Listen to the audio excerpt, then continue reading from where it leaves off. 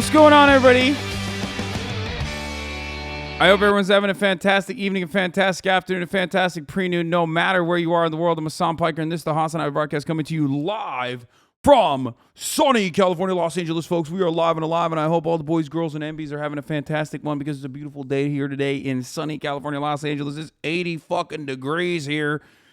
Woo! It is 80 degrees here and sunny in California, Los Angeles, folks. I'm live and alive, and I hope all the boys, girls, and MBs are having a fantastic fucking one. Because it's a beautiful day. It's a pretty day. It's Flat Fuck Friday, sure. It is Flat Fuck Friday, you know.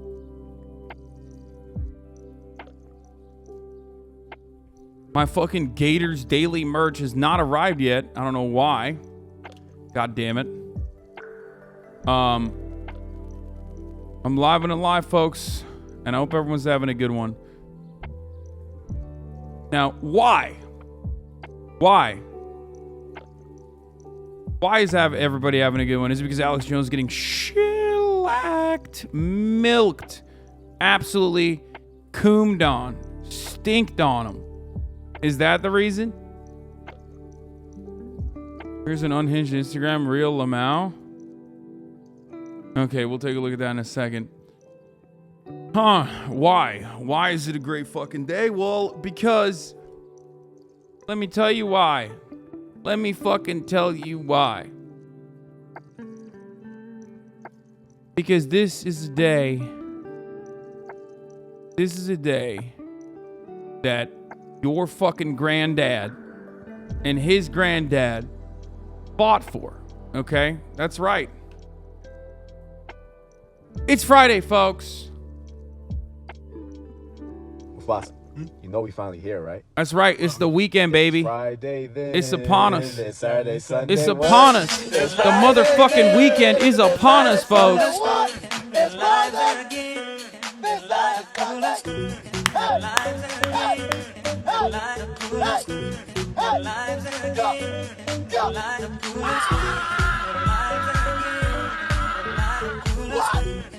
It's Friday then, motherfucker.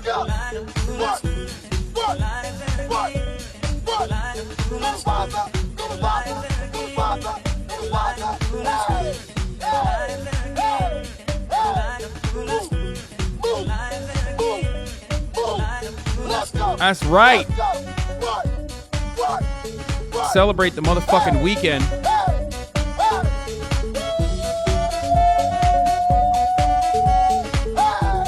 And honestly, I hope everyone's having a great one, okay? That's right. Cat lives in a truck. Thank you for the 5 gifted subs. Annalena, thank you for the 20 gifted subs total. Don't know what the fuck's going on there, but let me tell you something. It's Friday. You did it. Give yourself a little bit of a congratulations, okay? Give yourself a congratulations for a little pat on the back for making it, you know, through another goddamn week. Let's take a look. What is this? Anime with my southern accent. Let's see this unhinged ass fucking video. This is part of the broadcast where I tell you a little bit about my personal news, which I'm gonna do in a brief moment. But here, this is what's happening. Val with Tarek when, bro, I'll do it. You know, I'm the worst with content. You guys want to know why? Like, I really don't have content brain. You know, Tarek asked me like months ago to do like a Valo commentary with him. Like, he was like, bro, I want you to do a watch party with me. Like months ago. And I was just like, but I don't know anything about Valorant. So I was like scared, you know what I mean? No, it's not that I didn't reply. I love Tarek. He's the man, you know? He's fucking putting Turkey on a map. Felix says that's his favorite you know, favorite CS:GO guy / favorite Valorant guy, you know? Names in my southern accent. Sasuke. When she says it, it sounds like a new racial slur for Japanese people. These goddamn Sasuke's need to go back to their own country. True. That's pretty good. Also, her accent's not even real. I'm gaslighting Valo TikTok with your gameplay, lol.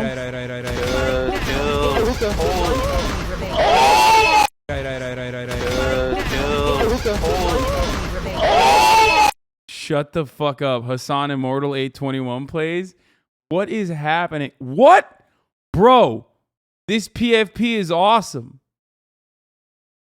Did you make this? I want to use this PFP. I love this shit.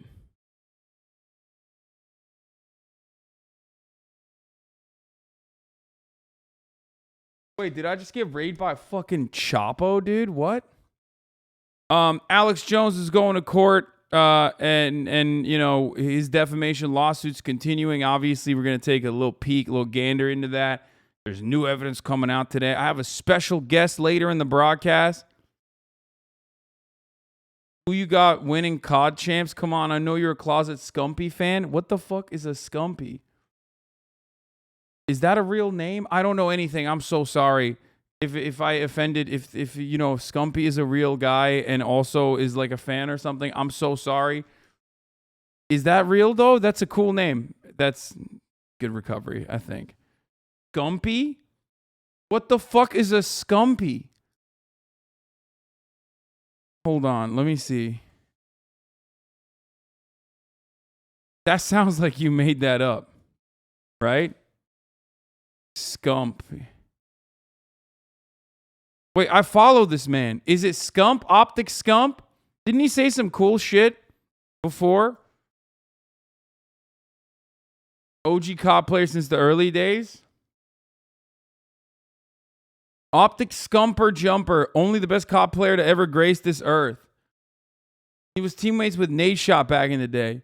Man, the only reason why I know Nade Shot is because like I know him in person. You know what I mean? Like it's not like I would have known Nade Shot from his COD days, you know? Like you guys forget that I don't know anything about the esports side of this world, you know?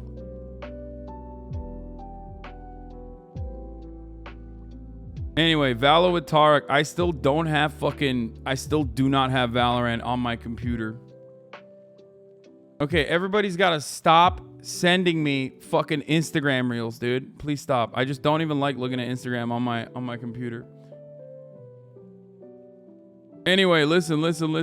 Folks, this is part of the broadcast where I tell you a little bit about my personal news. First of all, my alt got doxxed. Okay? And the person who did that, I can't believe him. Like, you know, I can't believe he would do this to me. Yeah. No, I've been keeping it a very good secret for a very long time, obviously. And you know, these Hollywood types, man. You know, I foolishly talked about Simu Liu last night or yesterday, and he just doxed my secret alt, dude. That's crazy.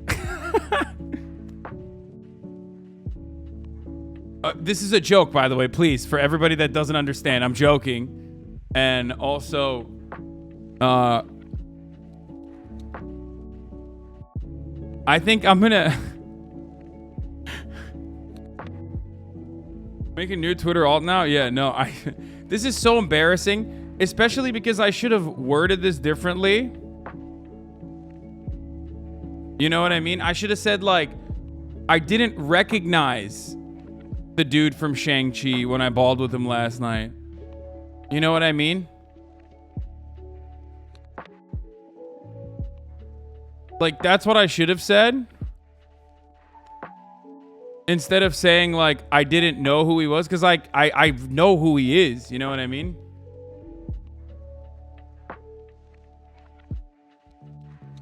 But you sound like my overthinking ass again. Dude, I am overthinking. Yeah, for sure. But yeah, no, he's, like I said, he's cool as fuck. We were destroying. Can you please accept my follow request on there? It's been pending for a while. My friend, it's literally open. It's no longer closed. I went private for a little bit. Your TikTok on my For You page is getting hella views. What is abortion? Bro, let me tell you something about this, okay? When we started off with the HasanAbi TikTok industrial complex, okay, I didn't realize that what was going to end up happening is that I'm not going to get my fucking TikToks to pop off on my original account, and that TikTok is only going to fucking highlight literally everyone else's TikToks. Will straight up sent me, Will was like, bro, check my TikTok out. It's popping. Will has a TikTok from our fucking podcast, okay? Will has a TikTok up from our podcast that has 4.4 million views, okay? I've never gotten a TikTok with 4.4 million views on it. I've just never gotten one, okay? Not only that, but HasanAbi Productions also absolutely destroying the game, which, by the way, I'm happy for.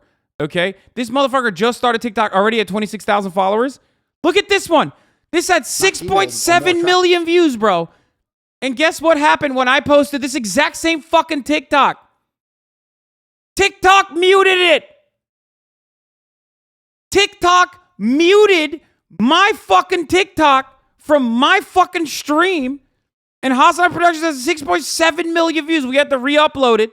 Of course, when you re-upload it, it's not gonna bang. You know what I mean? How fucking insane is this? You deserve it. I mean, listen, I want everyone to thrive, okay? Ultimately, it's good. It's a good thing. It's not a bad thing. But it is wild that, like, my own fucking TikTok was muted, so we had to re-upload it, which only got 145,000 views. The same fucking TikTok. Same TikTok. 6.7 million views. So basically what I'm saying is the only thing that pops off, first of all, basically what I'm saying is, like, Top G, what's going on? You know, I love you. And you know, you're out here fucking me over. That's not cool, okay? I love Top G. Like, okay?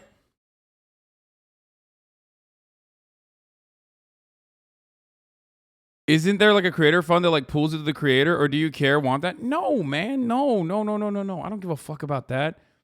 No, not at all.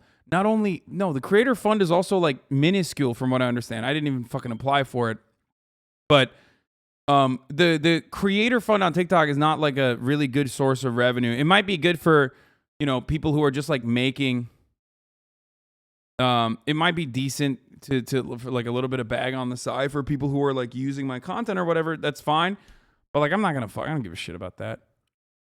No, the only reason why I'm the thing that I want is exposure on TikTok. Like, I want to fucking grow my TikTok account so I can reach new audiences that I have not been able to reach, which is the reason why I don't really mind when other people's TikToks are popping off. You know what I mean? HasanAbi Productions is popping off. Like, it's good. It's good for me. As long as you literally, unlike this motherfucker, link it back to the stream, as I've always said, HasanAbi Productions, and not to just your own fucking account. This man says he's an editor for me.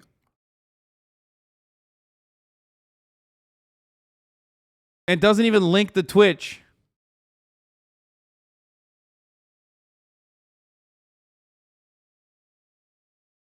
Since when do you say link it back? No, I've always told the HasanAbi Clips Industrial Complex, like, look, as long as you expressly mention that this is a fan channel, you know what I mean, that I don't have any control over, whatsoever, because I mean, it's the truth, because I don't want people to fucking get up my asshole, right? I don't want people to fucking get mad at me because like HasanAbi Productions is wilding out on the timeline, you know what I mean, and I have no control over that. Which I think is like a pretty reasonable demand. And because like, a lot of people literally think, because people then think like it's my channel, you know what I mean, when it's not. And I don't want that.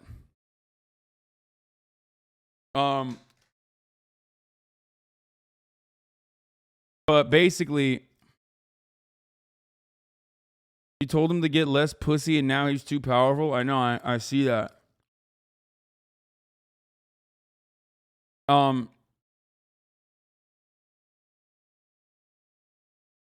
What I was saying is,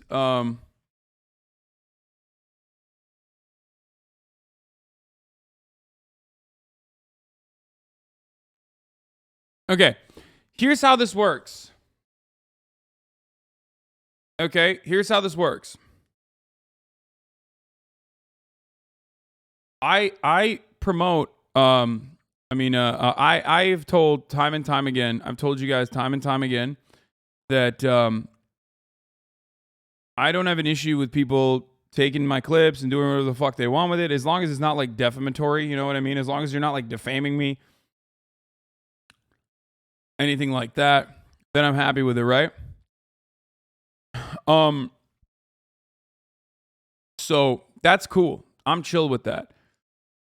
I also don't mind, you using it for your own good. I don't even mind you monetizing it. You know what I mean? I've talked about that many times over as well. Yeah, it's fair use, right? This is fucking. Wait, what is this? This is Michael Pillow. All right, anyway, we'll look at CPAC in a little bit.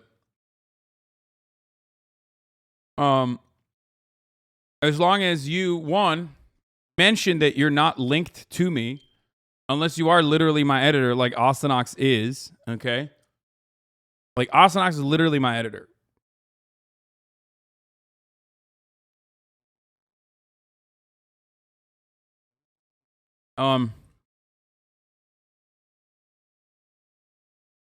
Yeah, you can make your money on it all you want. You can do whatever you want, as long as you openly show that it's a fan channel, and also link it back to either my TikTok or link it back to my Twitch. You know what I mean? That's it. That's the only thing I ask for. You can do whatever the fuck you want with it after that. But I just don't want people to hire me. Bitch, what do you mean hire me? I already have two editors that are doing my TikToks, okay? Like if you want to throw your hat in the ring, you can. And that's fine, but also fucking change your account to regardless, link it back to the Twitch stream or fucking or the TikTok. Straight pride flag, lol. Where?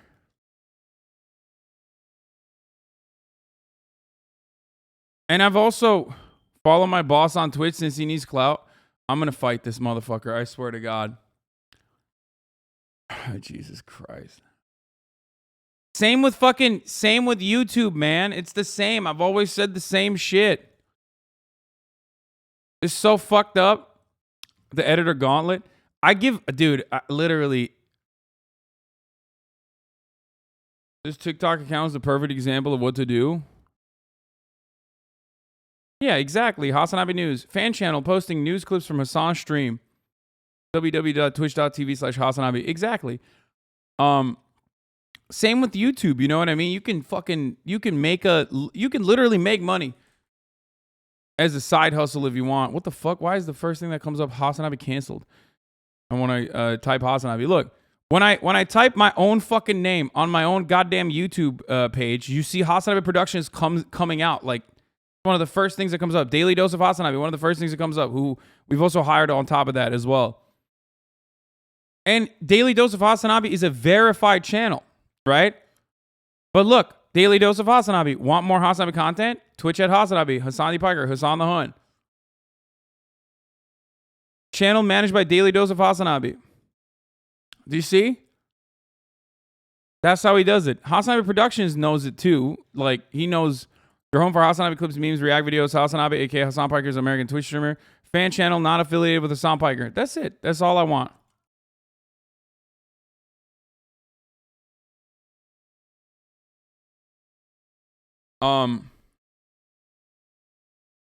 HasanAbi Prod updated his bio on TikTok. Yeah, I saw already. I saw this motherfucker.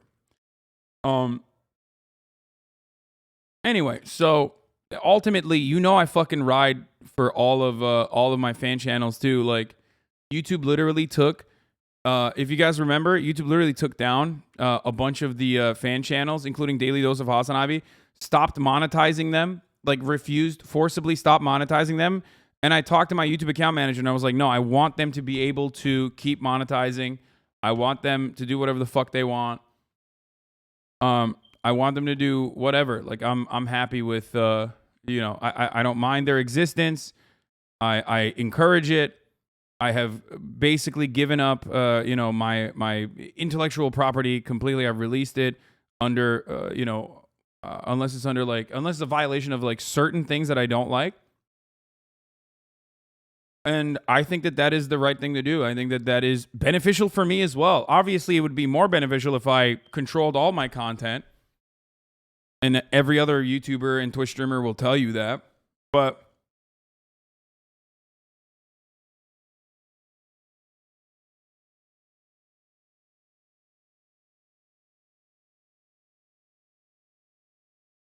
Do you think Twitch would take down the waiting room streams? I don't think Twitch would take them down. And I also don't mind the waiting room either. So,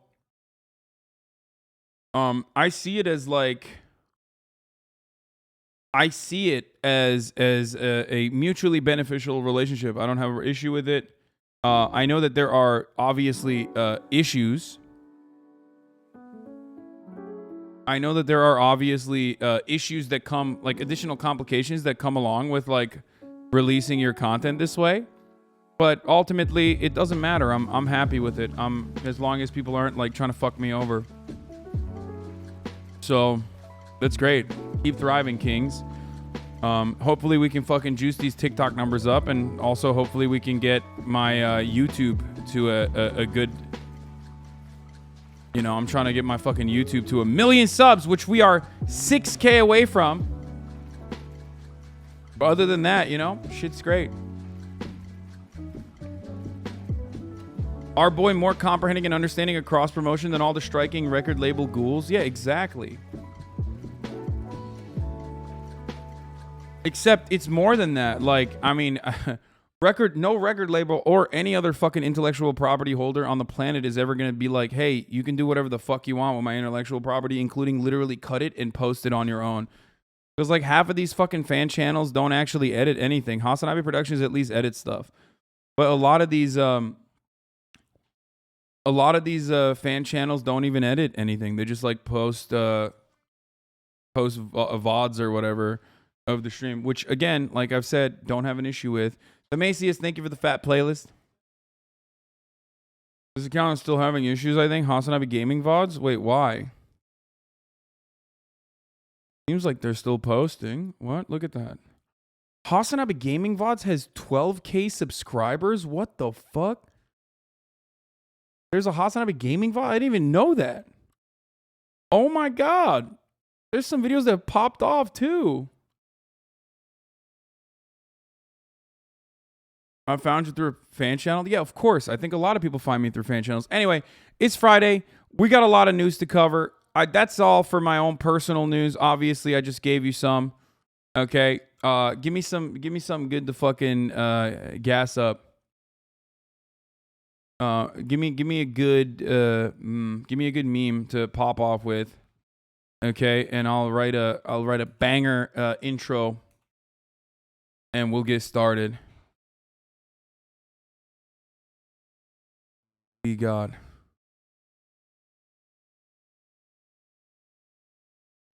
content. Gators Daily.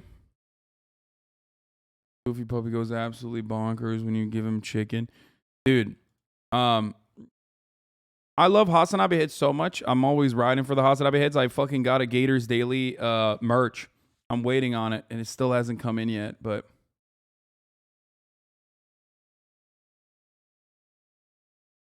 I heard so many people watched you for Subnautica. I was shocked. It's because I have a legitimate fear of water and the sea and fish. And that's part of the reason why I had to stop playing it. Oh my god, that's so good. I love that. Okay, that's part of the reason why. I think that's like, people love seeing something unique. Everyone has played fucking video games a million times over. But I think one of the most unique experiences is watching a fucking 6'5", 250 pound hairy ass dude fucking shriek like a fucking cat over pixelated jump scares. So I think that's part of the reason. Did I say 6'5", 6'4"? Why do I keep doing? That's the second time I like almost accidentally slipped. I'm not 6'5".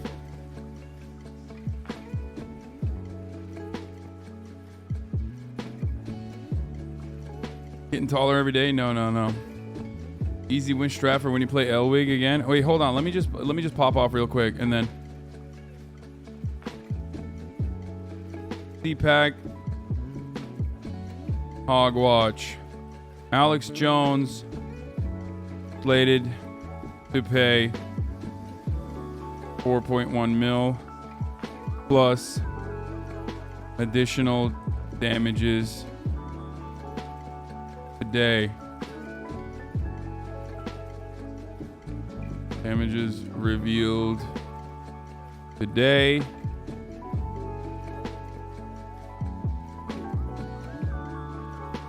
Was in this insane booth? A CPAC? Yeah, I have. We're gonna look at that. Don't worry.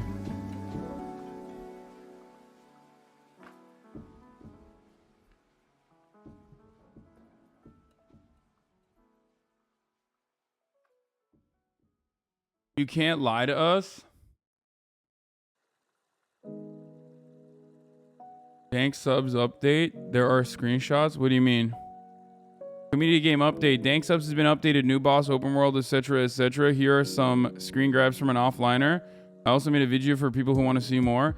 This is a HasanAbi head who made a fucking Souls-like game, and I still haven't played it yet. Hasan, you have a cape equipped and roll as soon as you land to avoid fall damage. Marjorie Titan Green? Are you serious? Oh my god.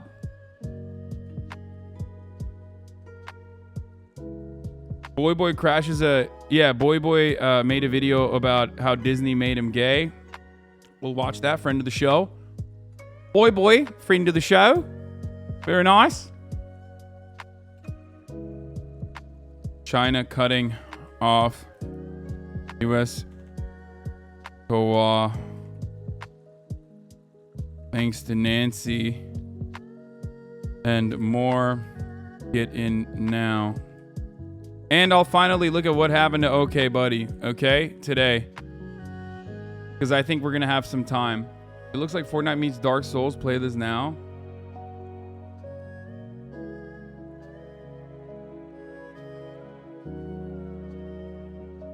All right, here we go. Here we go. Juice it, boys. Juice it. We're 38 minutes in and only 20K people are in here. People need to know that we're live. You know what I mean? Juice it. Gas this fucking tweet. And then we'll get right into it. Cat game zoomer edit. What is this? Oh, what is that? Stop. Stop playing with me, dude. No shot. Oh, with his little paws. Are you serious? Oh my god. Wait, what is this? Oh! It doesn't go straight anymore because it's on my head. Oh no! Oh, thank God. Oh my God, that was devastating. That was so scary. Oh my God, the Lord gave us a new cut. Oh my God. Oh my God. Folks, we got a new cut video. Oh, Jesus Christ. Oh, the content gods have delivered for us on this wonderful day. What is happening, dude? Oh my fucking God, dude. I'm losing my mind. Okay. I can't stop myself from fucking putting my head. Save me. Fuck.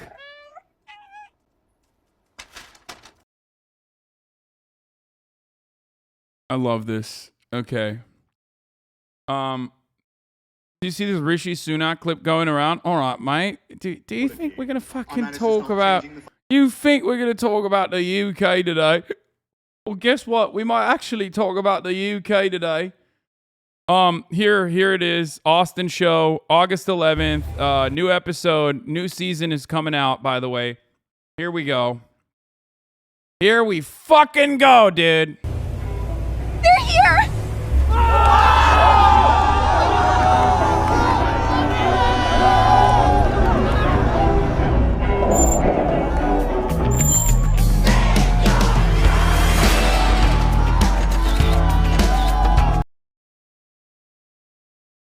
Name Your Price, Season 2.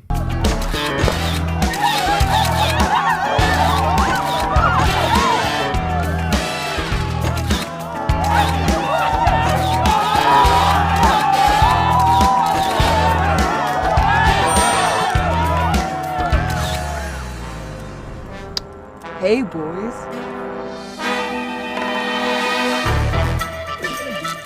I'm tired of this! I'm the star! I'm the star! Oh, it pisses me off! It pisses... Oh,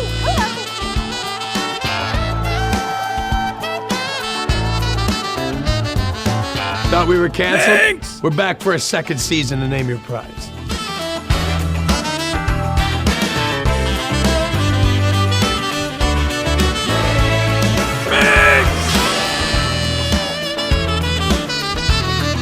Name Your Prize! How much is that toaster? $16. Minx, we got a show to do. Get out of the trash. We got a turtle with an accordion. $69.99. What's the taxidermy budget on this show? It's dead art, much like the accordion. We've got this can of asparagus. $11. Hey, that's my lunch. What the hell is wrong with you? I think Minx is choking. Now that's one powerful throat. Someone please just get rid of her. How much did we pay for this Alf lunchbox? $4. $106 million. What is an Alf? Listen, son, I'll tell you what an Alf is. Aren't you glad everybody's in studio, Will? I just hope no one gets hurt. What the fuck is that, Austin? Yeah, and it's gonna be in person this time. Man's laughing at his own lines. Me too. Shut the fuck up. Why are you Ford talking? Because I don't know. They wanted me to react to the Chainsaw Man. No, stop, bro. Stop. HasanAbi heads on their way to the new cut drop. Yeah, we'll watch the fuck out of that. Don't worry about that. We will watch the shit out of that. Okay. Have you seen the new Second Thought vid? No, of course not, but we'll watch that as well. Oh my God, I'm dying. What is happening right now? Ford talking is what? Is Ford talking when I do the, hey, all right. I was trying to channel my inner, listen, I was trying to channel my inner fucking, what do you call it? My inner Matthew McConaughey. Dazed and confused. Are we going to get mogul money live type event for Name Your Price? No, I think they're just doing it inside of the studio, but they're not actually like, they're not actually doing it in any meaningful, like they're not doing it in front of an audience. Yeah, I might be dead. Yeah, I'm literally dead. He can do that from center. He can kill you from center stage off of a single move. So this character is like Omega broken right now. Yeah, I might be dead. Yeah, I'm literally dead. He can do that from center. He can kill you from center stage off of a single move. So this. That's awesome. I can't wait to do that. What a fucking thirst trap that video clip was. Yeah, dude, we're fucking nasty with it, dude. What do you expect? Bro, juice this. Let the people know that we're live, dude. I don't know why my fucking noties are not going out or some shit. Okay. All right.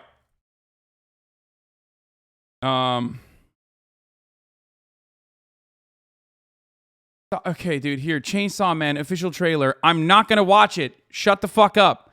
I have not seen Chainsaw Man. I have not watched Chainsaw Man. I will watch Chainsaw Man eventually. Shut the fuck up. Stop linking me the goddamn trailer. I'm not going to watch the fucking trailer. I saw parts of the trailer and it looked cool, so I'm already hooked. I'm already into watching it. But now, see, you know what you fucking nerds are going to do? You know what you weebs are going to end up doing? You're going to end up getting me to not watch this fucking show. Because you're being annoying. Stop being annoying. Stop. Weebs. You're constantly your own fucking enemy. I want to watch it. Okay? I want to watch it. But you're being so fucking annoying that it's like almost making me not want to watch it. Typical fucking weebs. I already read Chainsaw Man. Okay, sick, dude. You're so cool. What does abortion take away? It takes away the right to life. But the thing about slavery is that you still have a right to life. Mm-hmm. You are at least alive. Huh? What is abortion? Okay, a good clip. Yes. I'm quitting politics to be Simu's best friend, okay? We're done. That saga is over. We're just going to live our fucking basketball diaries. We're going to ball out. We're going to ball the fuck out, okay? We're ballers now. Sorry, everybody. I'm done. I'm done with politics. Rejoice. I'm a baller now. Fuck it. Tonight we ball. Are you and Toast confirmed from Shang-Chi 2? Reading is offensive to me as a Southerner. Don't talk to me about mangas. I'll never enjoy. Nice MTG article. Georgia U.S. Rep. Green among 20 House Republicans voting no on anti-human trafficking bill. Congresswoman says Democrats seek to inject Marxist policies. I haven't looked into this, but a lot of fucking... Listen. A lot of the anti-sex trafficking bills oftentimes just end up being anti-sex work bills. They just like code it as anti-sex trafficking. That doesn't mean that like these people are right. I need to look into the details of this before I cover it, okay? But I love the idea that like any kind of bill that Marjorie Titan Green doesn't like, is just magically declared to be fucking pro-Marxist or something. They just use it. Okay. No, I'm not gonna react. I'm not gonna react to the cut video yet. We'll do it later. Okay. You see that fucked up car crash in Los Angeles? Drunk driver going 80 plus on a main road. Some people passed away. Yeah, I did. Okay. Jesus Christ, bro. I can't even get through a goddamn fucking just intro to the broadcast. I know that MTG is supposed to speak today. We're excited and we're waiting on that, okay? But not yet. All right.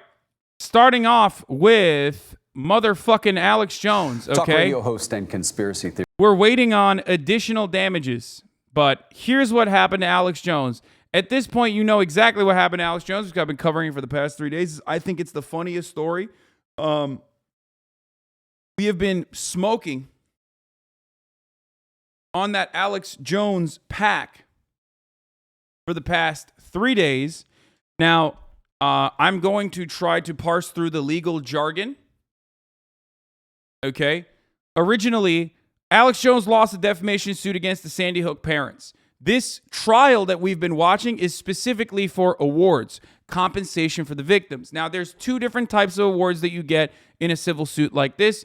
You have the punitive damages, and you have another type of damage that's like the punitive damages are multipliers, basically. Yesterday's revelation on the awards that Alex Jones, on what compensatory and punitive, right? Yesterday's damages that we found out were compensatory.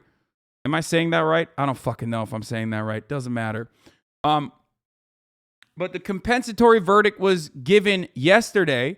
Okay, obviously it varies state by state. Some states will add on like a max cap. Some states will say you can only go up to 10x of the compensatory damages as far as like the punitive damages goes. So you get two different types of payout in a situation like this.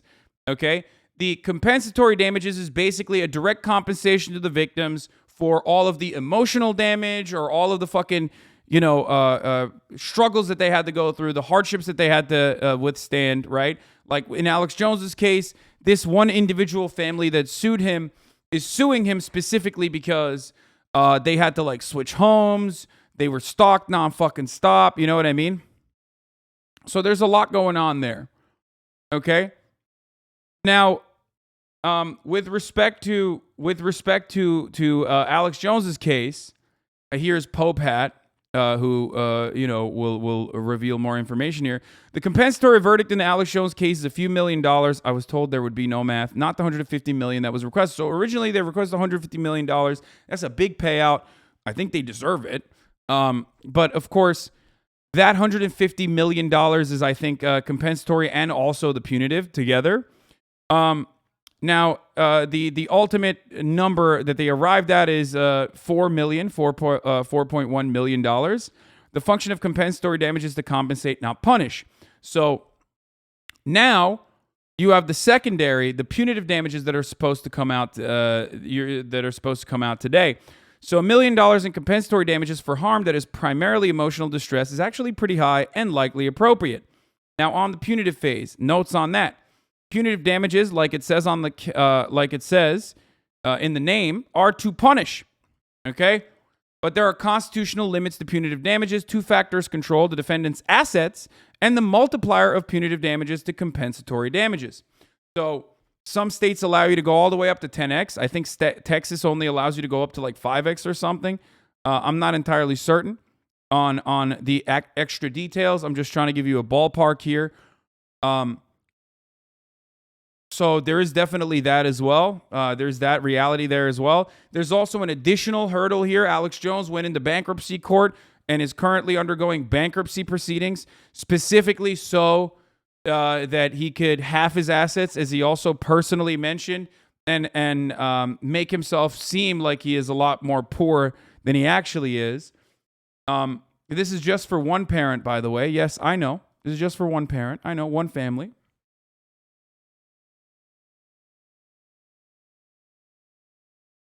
As to the assets, the punitive award can't reach an excessive percentage of the defendant's net worth. What percentage? Ask a Texas lawyer.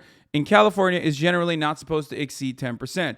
Also, the net worth on top of that can be massaged, as Alex Jones has done already, right? And is that illegal? Well, it's immoral, but everything Alex Jones has done is immoral, so who the fuck cares? And also, our legal... our laws, our legal system, and our criminal justice system, and even our civil litigation system specifically revolves around defending the wealthy and defending their assets and sheltering them as adequately as possible in situations like this. So, of course, technically, it's, you know, this is the way that the system is designed. So Alex Jones is taking advantage of that because he's a piece of shit. That's not surprising. Remember, he's literally in a court case specifically for defaming the parents of Sandy Hook victims, like parents whose children were fucking murdered in a school shooting, and he just shamelessly said it was fake and sent the most psychotic wingnuts, right-wing nut jobs up these parents' asses for years on end, including people shooting at their cars and shooting at their homes and shit. So, you know. He is also a complete and total utter piece of shit, okay? As we have seen through the court case, even in the awards trial, he literally, in a defamation suit that he lost, during the awards trial, when the proceedings were ongoing, he refused to show up to court, said he had a medical reason for not showing up to court, and then fucking turned around and defamed the judge, claiming that the judge was a pedophile. So, you know. As to the compensatory to punitives ratio, Texas seemed to follow the general trend that the ratio has to be single digit, maybe low single digit in most cases. Here's an example of the elaborate analysis of whether the ratio is excessive. You might get away with a higher ratio if compensatory damages are very small for some reason and the conduct is very bad. But when you have a big compensatory verdict, it's going to be very hard to get it way more than 9-1 and challenging above 5-1. So if I'm right that the compensatory damages are around $4 million, don't expect punitive damages award above, say, $36 million to be upheld by appellate courts. Was the plaintiff's $150 million ask ever plausible? Not really. That would require super high compensatory damages, and jurors don't actually hand out big bucks like that. That's the other thing. There were 12 jurors. 2 of them did not sign off on it. Did they not sign off on it because they were fucking info warriors and thought Alex Jones deserves to pay $0 because he's a brave truth teller? Or did they refuse to sign off on it because they decided to, did they refuse to sign off on it because they thought he deserved, the parents deserve more? Okay?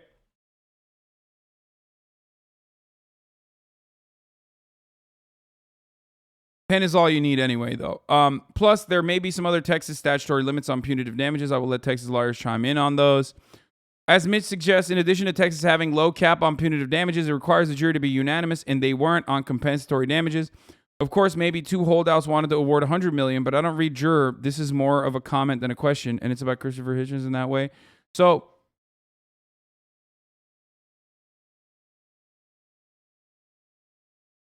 bro, what the fuck is wrong with him that he thought defaming the judge on a defamation case was a good idea? He didn't just defame the judge and call her, infer that she was a pedophile.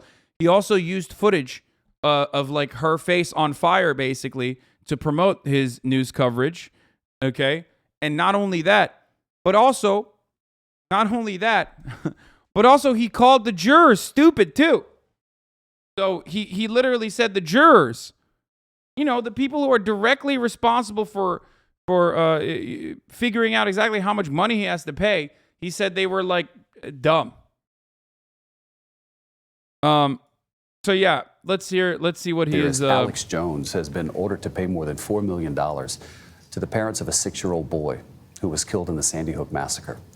This follows the dramatic trial where Jones admitted that the massacre happened after years of telling his listeners. Yeah, I mean, maybe he's mentally ill. I mean, if you ask Alex Jones, he has said that he's a little bit of silly Billy himself on numerous occasions. So we'll see. As Nancy Chin reports, that's only part of what he may eventually have to pay. I will accept this as a verdict of the jury. Marking the first time Alex Jones will be held financially responsible for repeatedly claiming the 2012 Sandy Hook shooting was a hoax. The radio show host must pay more than $4 million to Neil Heslin and Scarlett Lewis, the parents of Jesse Lewis, a 6-year-old who died in the massacre. Jesse was real.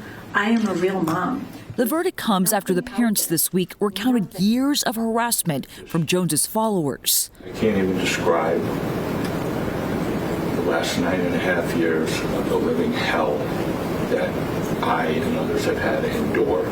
In Jones' own testimony Wednesday, he conceded under oath the shooting actually happened. It's 100% real. And was caught off guard when lawyers for the family said Jones's attorneys had mistakenly shared years' worth of his texts that showed he withheld evidence. I mean, if I was mistaken, I was mistaken, but you got the messages right there. After the verdict, he called it a oopsie moment, which his lawyers also had one of those. There's a lot of oopsie moments in the Alex Jones saga. On the first hand, he's like, oh, it was an honest mistake. Who amongst us, ladies and gentlemen of this jury, who amongst us is not went on a mass harassment campaign against victims of a mass shooting, a school shooting? I mean, who hasn't done that? That's like a Monday for me, which is precisely why I also continued to defame the judge proceeding over the case and call her a pedophile. But that was another Monday. You know what I mean? It's just like, oh, I got a case of the scaries on Sunday, and then this is how I act out on Monday, folks. Sometimes I black out and words just come out of my mouth. Okay. So you're leaving out the demon part a lot. This is true. I apologize, Seal Puncher, and to the brave info warriors in this community. He also called her a goblin witch and a demon pedophile too. Yeah. So you know how it is. It's just January 6th. Also another case of the Sunday scaries came in, kicked in. All of a sudden, before you know it, I'm telling everybody to storm the Capitol.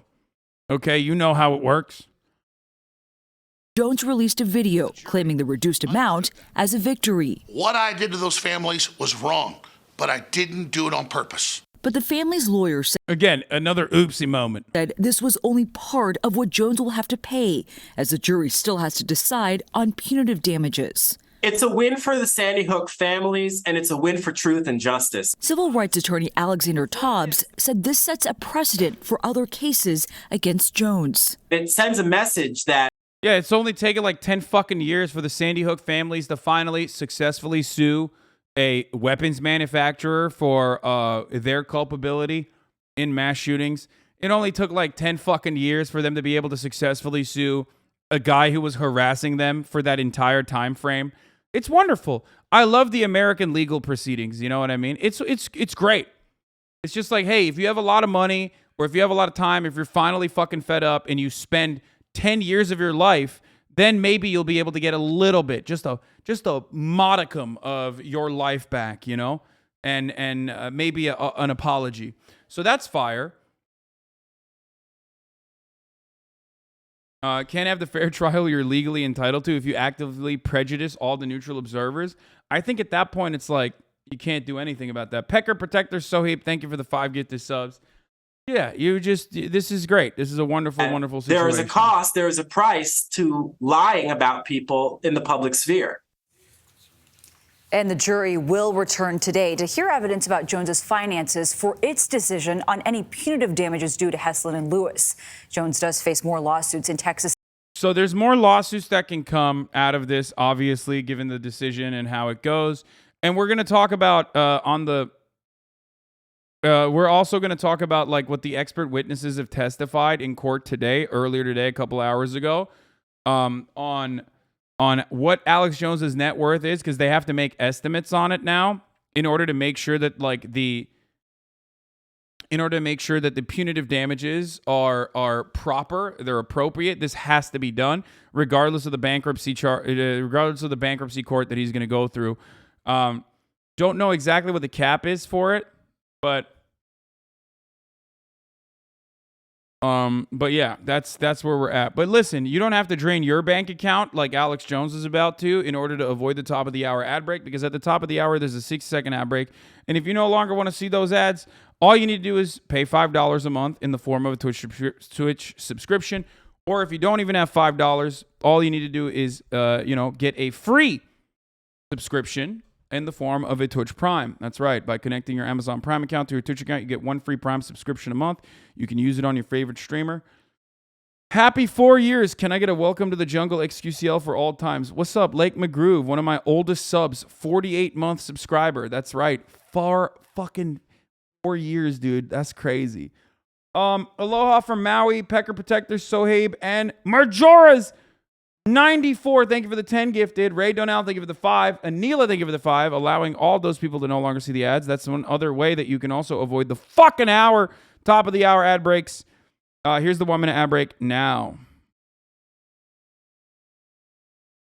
Ray Donnell, thank you for the 5 gifted as well. Old heads, rise up. I've been following since 2014. How come no gift subs? Says Afro Black Sicano. It's really cool that you say that. I can see when you started following here. And also, I was not on this platform in 2014. Okay. Hasan is so close to 1 million YouTube subs. Holy shit. Yeah, I know.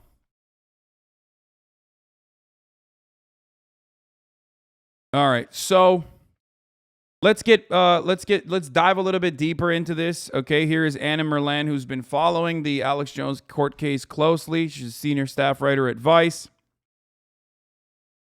So here are some guesstimates on how much money Alex Jones is actually making. Okay. I want to make it clear I'm watching the live stream. Live stream just clicked, which tends. Jury has been brought in. We're about to hear the forensic economist, Bernard Pettingill, horrific DPS. Thank you for the 5 gifted. A forensic economist is going to look at, Alex Jones's assets and try to analyze what it is. Let's take a look. Pettingill says his role in the case is to value Alex Jones's companies and his net worth. On InfoWars, meanwhile, Jones is showing a clip of the courtroom scene from the movie Idiocracy as a commentary on, the actual courtroom proceedings on his financial assets. Pettingill says Jones is the manager or agent for about 9 private companies that he could track, meaning companies that aren't publicly traded. It's hard to figure out how to value private companies because so much less info about them is available, which is why he's here. Remember that Alex Jones is already using every trick in the book, considering that he's a 100 millionaire. Of course, he's going to take advantage of America's incredible vast array of corporate structure to hide his assets, shelter his income, create a bunch of different safeguards basically for himself. That is, of course, if he hasn't already parked his assets somewhere else as well, but part of the reason why Americans don't really park their assets overseas is because America internally allows such assets to be hidden domestically. So you don't really need to send them off to the Caymans in the way that we think people do. Okay, so we're going to talk about the IRA and Kirsten Sinema in a little bit. Okay, Pettingill used a spreadsheet to track his funds information and money that trickled in from September 2015 to December 2018. And it averages out, by the way, from September 2015 to December 2018, his yearly revenue averages out to $53 million a year. In testimony, Pettingill adds, Jones said he could do $70 million, and there's also been a nice, healthy increase since 2018. Because once Alex Jones was banned, deplatformed, or whatever, but because he was like Trump's very own loyal soldier, you know, he still fucking popped off. But Jones has also been paying himself a salary about $18 million over a 3-year period, roughly $6 million a year.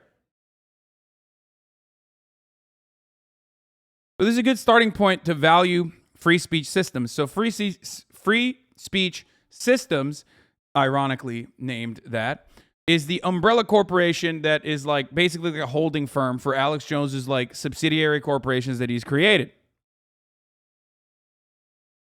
Okay. Pettingill also tried to position Jones's companies in a standard industrial classification code, taking into account all the stuff he sells and all the ways he makes his money. We can't really put a finger on what Jones does for a living, Pettingill says, calling him a maverick like Genghis Khan.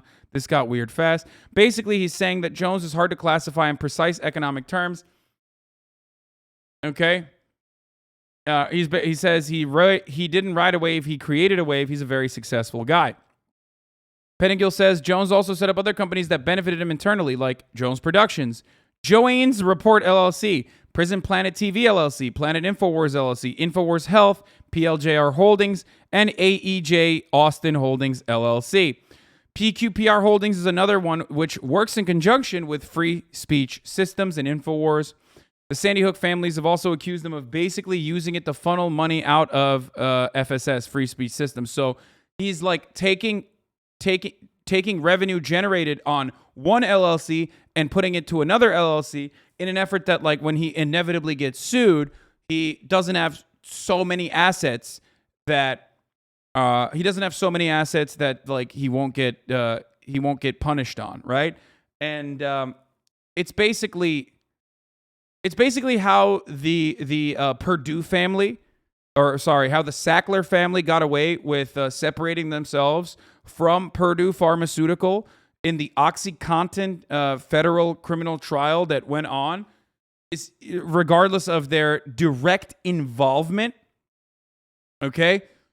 Like, the Sackler family literally was able to get away with sheltering billions of dollars in assets as their personal wealth, and then you know, having Purdue Pharmaceutical shoulder most of the fucking costs, because they were able to judge shop and find one judge that was favorable to them that would allow them to do that. Rich people do shit like this all the time, and that's how they did that.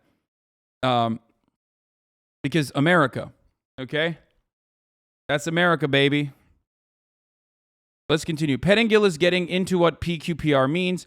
We've got our first use of the term shell company, which will be relevant. The numbers don't add up, Pettingill says, partly because Jones's side didn't turn over what they needed for discovery, so we had to piece things together. 2 notes signed that benefited Jones for years, 2 loans for $53 million total, with very low interest on payback.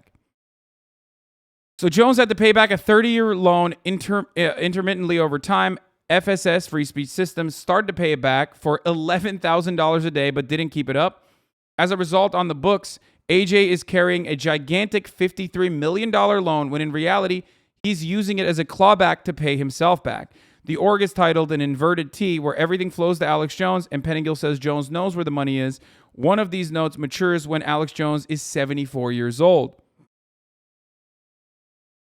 So I don't know if that is personally allowed. Wait, why are people saying XQC sussy?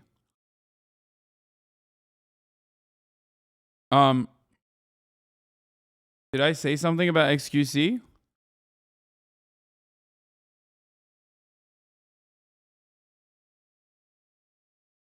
What is happening?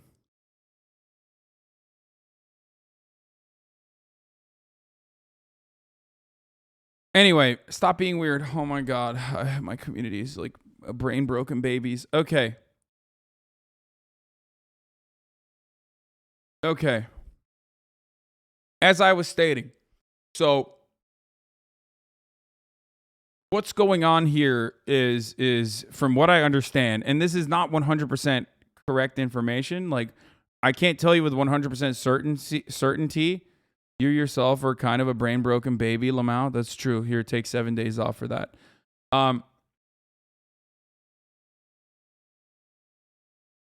Okay. Anyway, here's what I was saying before I got interrupted. So, what's going on here is, from what I understand, Alex Jones is generating revenue, okay? He's generating revenue. He has supplements that he's selling. He has, AM radio contracts that he gets, probably, as well.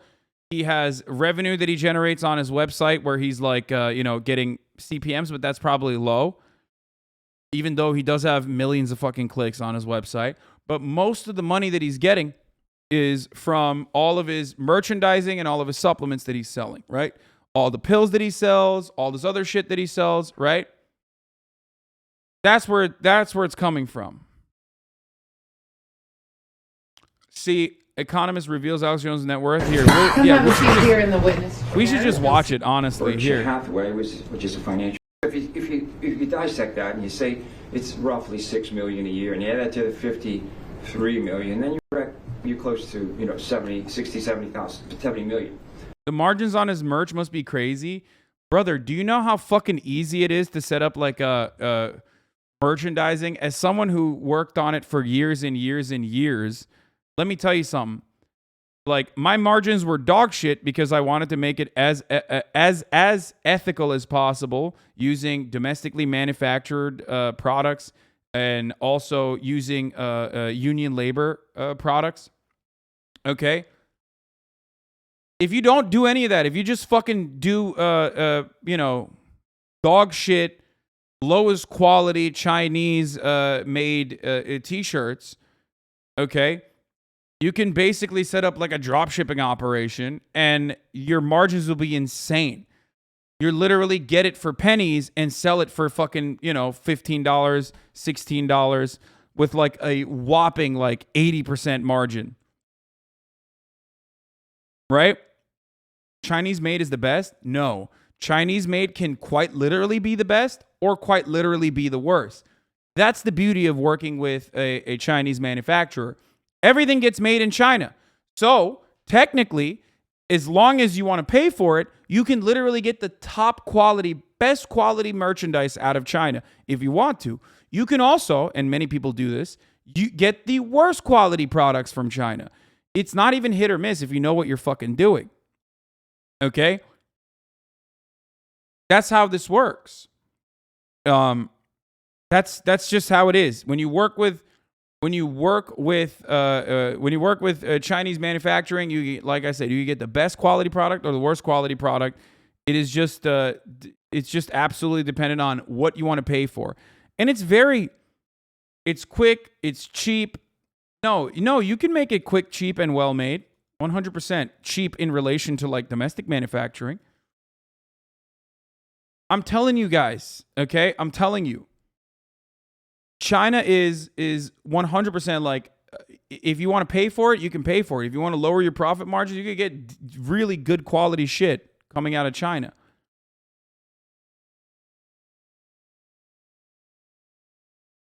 Okay? Shut your greedy, lying ass up, 4chan streamers. What?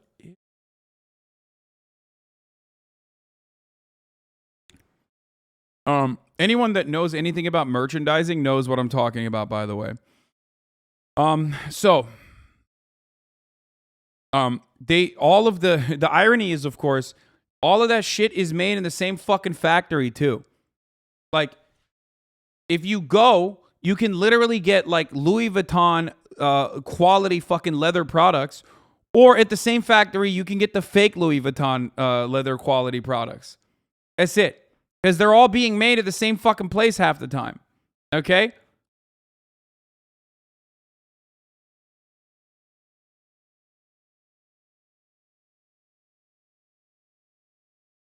Yeah, night shift products. Louis Vuitton's a bad example. Their leather sucks. I'm just saying, quality Louis Vuitton is made in Italy. I know. I'm just using it as an example, okay? All right. Both my favorite and least favorite hoodies are made in China. Anyone who doesn't understand this is just a Red Scare or a Maribarian. So,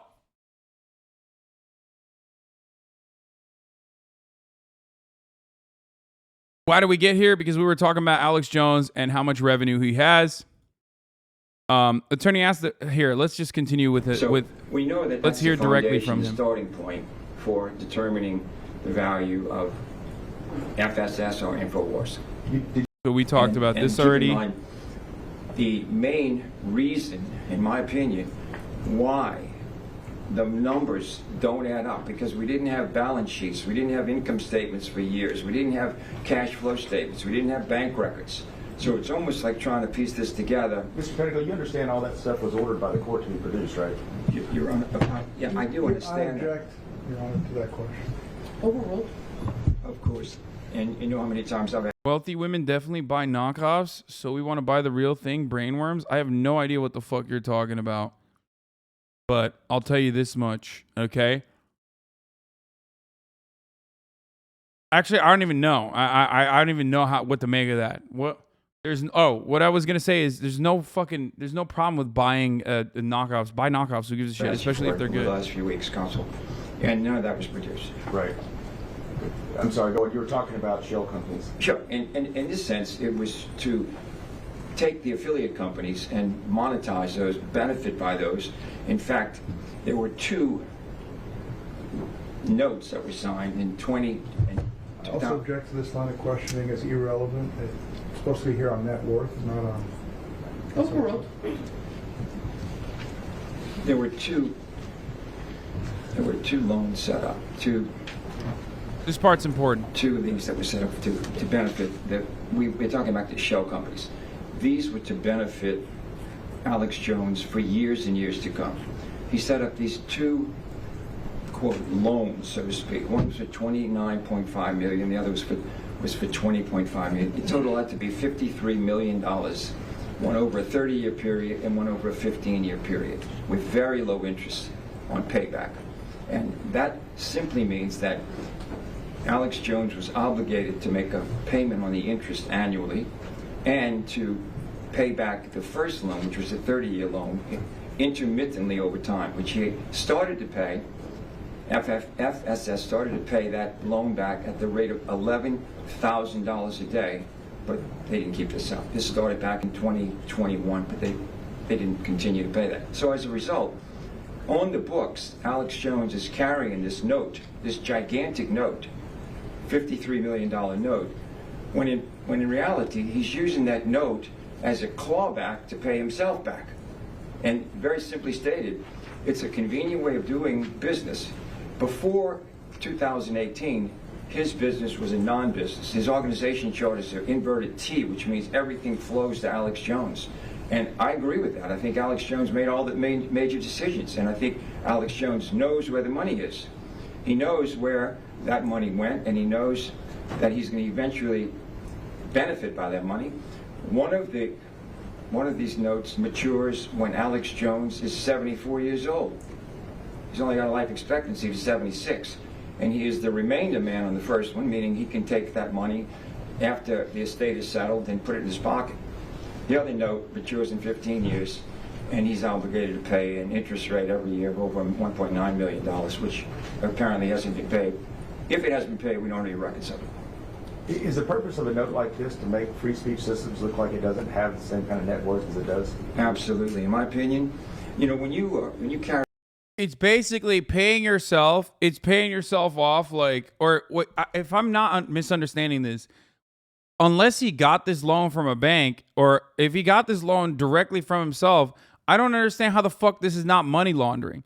Because then the purpose of it is to make it seem like he's in tremendous amounts of debt, to make one of the companies, the forward-facing one, look like it's constantly in like a tremendous amount of debt that he's supposed to fucking pay off. In which case, no matter what happens, you can always be like, well, you know, I just have to, I have to pay this debt. Like, oh, you think I'm making $150 million a year? Well, guess what? Like, I have a $53 million debt. It is a loan from her merchant business to his vendor business.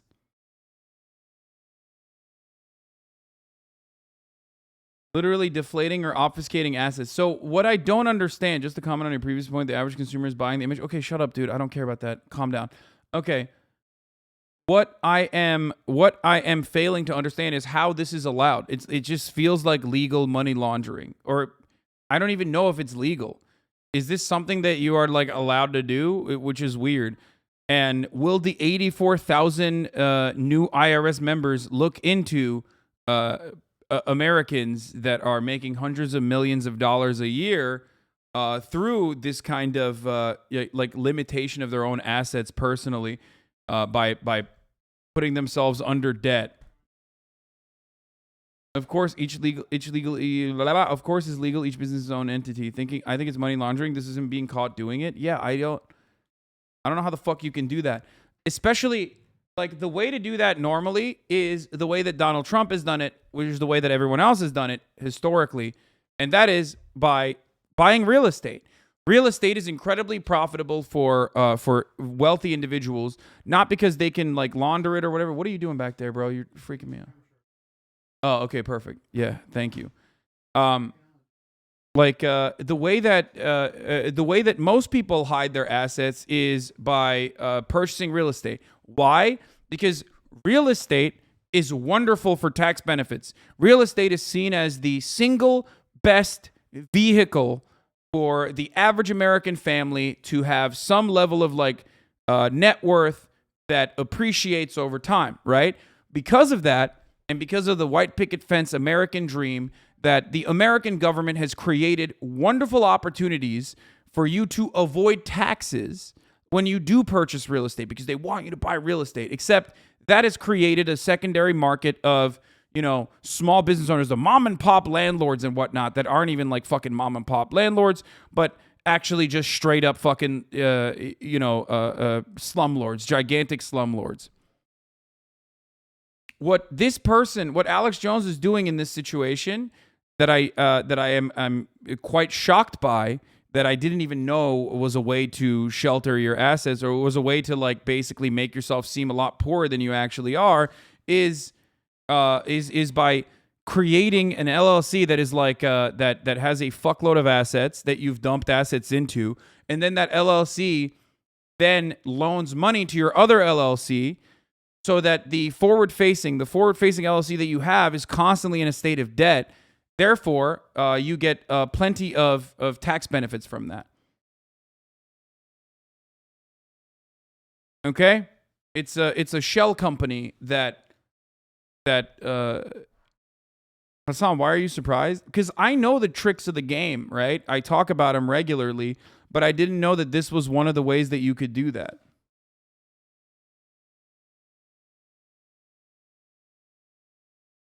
He's doing it on hard mode. You usually just make a charity.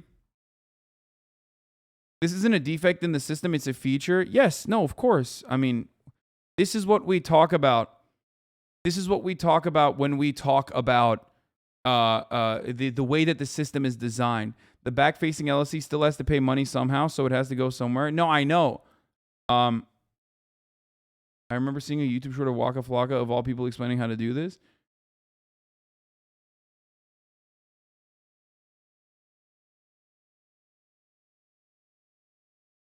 This is corporate money laundering, yes. It's what makes offshoring possible. My old man does it for a small company instead of a bank loans for vehicles. It's legal, but it can be abused easily through shells. You take a loan out of a company value rather than from the bank. It's common corporate practice.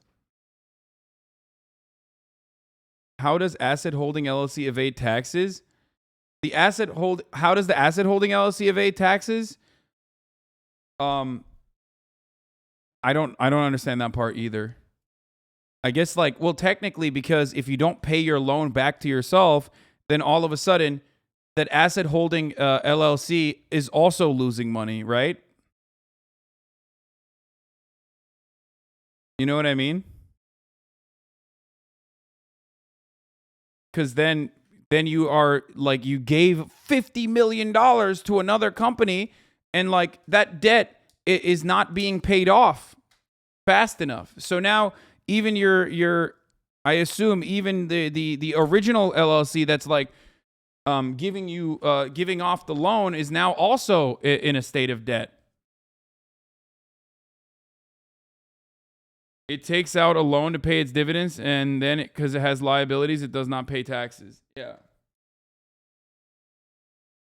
Waka Flocka short explaining this. Putting everything in your name, create a business, an LLC, put everything in your LLC. And open up a C Corp, and if you don't know these, you need to figure these out.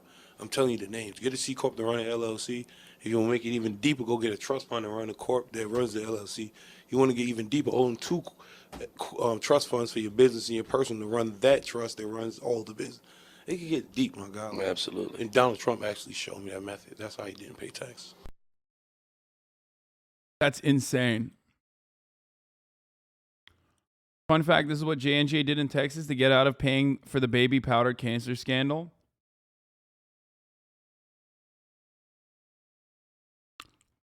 I don't understand why this stuff is not made illegal, for the record.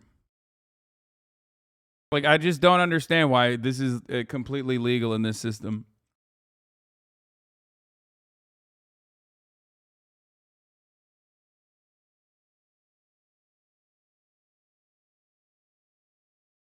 You know, you set up a business like this to buy Gucci shirts? Yeah. Yeah. It's a Gucci shirt. It's a GucciShirt.com.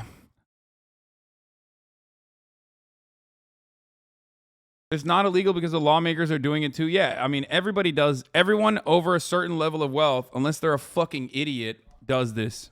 Unless they're a fucking dumbass.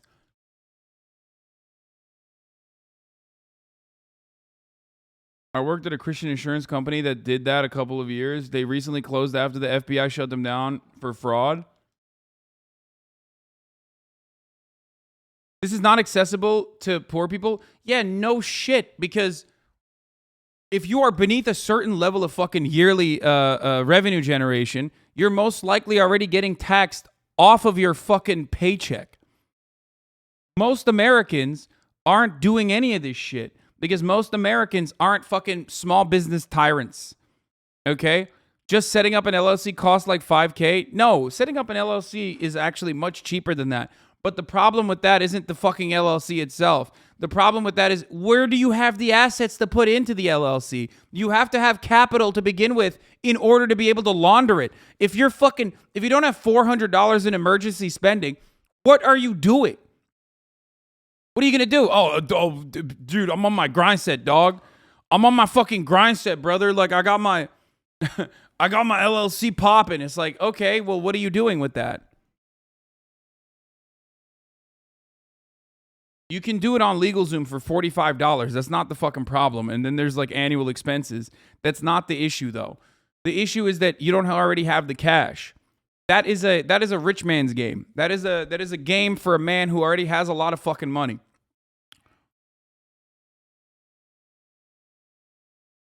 Okay?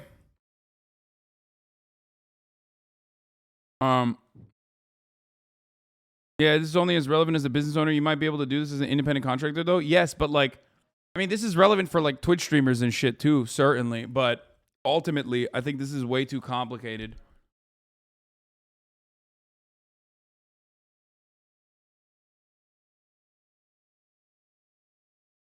The funniest part about this, though, is that so many fucking people look at this sort of stuff and think, oh, I can do that too. No, you can't. It's not designed for you to do that. Every single rich person does it. It's a stupid network of fucking people that literally give no fucks about their workers. What pisses me off more than anything is that they can do, but give no fucks about their workers. Yeah.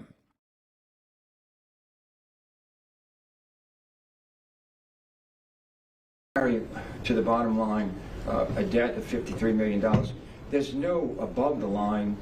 You're saying if you're smart, you do this. Would you assign you have the capital? No, I'm a fucking idiot. I already mentioned that. And line item expenses that even come close to that. Even if you add up all of his indirect ways of paying himself, salary and advances and administrative fees and consulting fees, all that is bundled into the cash flow and profit and loss.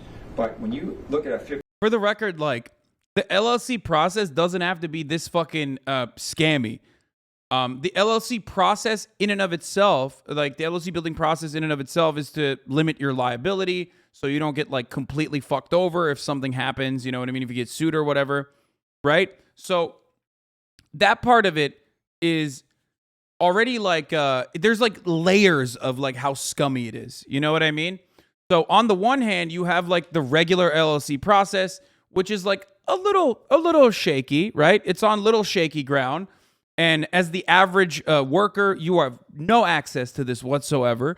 Most people that even get the LLC or start an LLC that are like trying to put some of their like a little bit of their fucking income into it, or independent contractors and things like that has like an LLC, they are already doing it. They're already doing it, but then they also have to pay like a corporate tax rate or whatever. So they're basically massaging numbers between like 13% versus whatever the fucking corporate tax rate would look like, right? So you're not getting that big of a tax advantage if you're just a normie, right? Some people do it because they want to get a fucking car, and then they want to get a fat tax break for their car. That's why you see a lot of motherfuckers with G-Wagons and shit, because it's over the legal limit, because there's some random tax break you get because for farm equipment that Americans use for their fucking SUVs. So there's benefits like that you can utilize. There's benefits like that you can use if you're like a middle class Andy, upper middle class Andy, right? So there's that. However,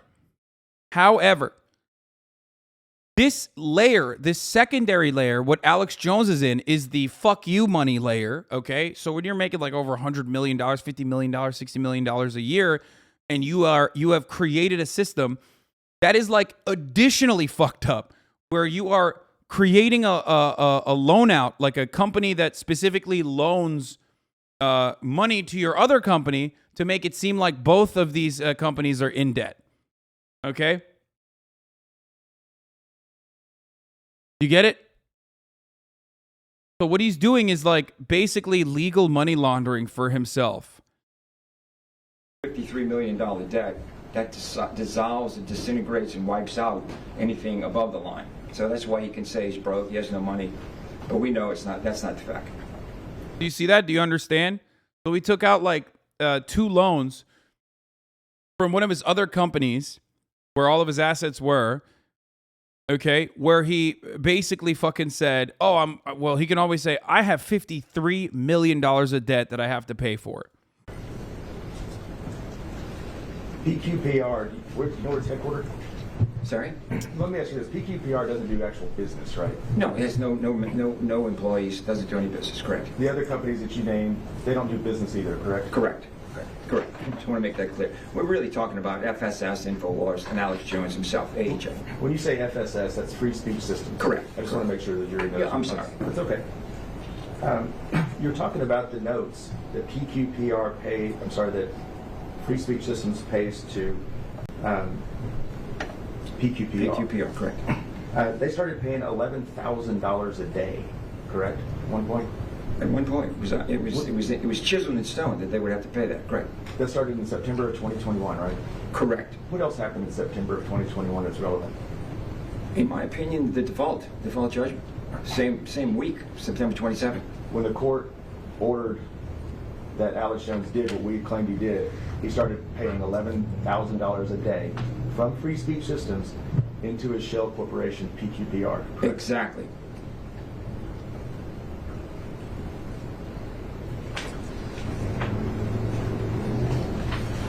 From the information that you do have, the limited information you do have, were you able to determine an annual revenue? How much money was coming into Free Speech Systems? Yes, sir. How much in 2021? 70 million. If we talk, let me back up.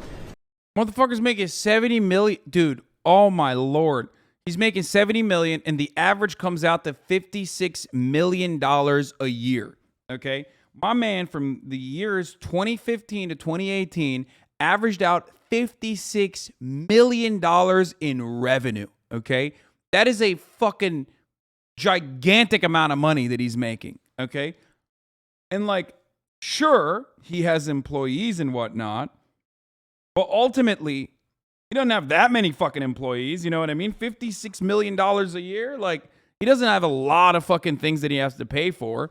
But once he pays for himself, his gigantic salary of $18 million or $6 million a year, and then he pays off his employees,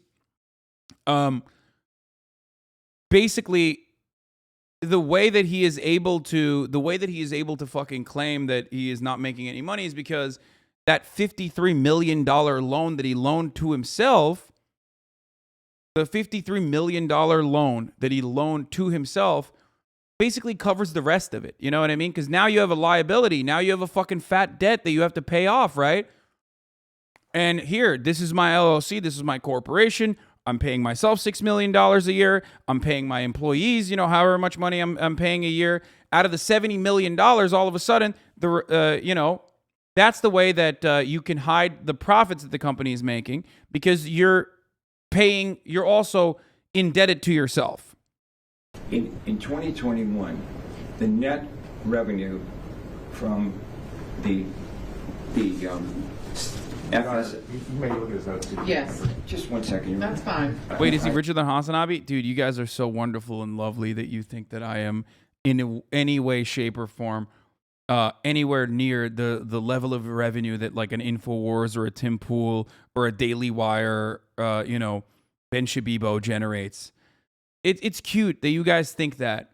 You guys think that your favorite streamer who fucking refuses to take on marketing campaigns that pay insane amounts of money, or who literally fucking takes shittier deals on purpose so he runs less ads, like you think that streamer is making that kind of money.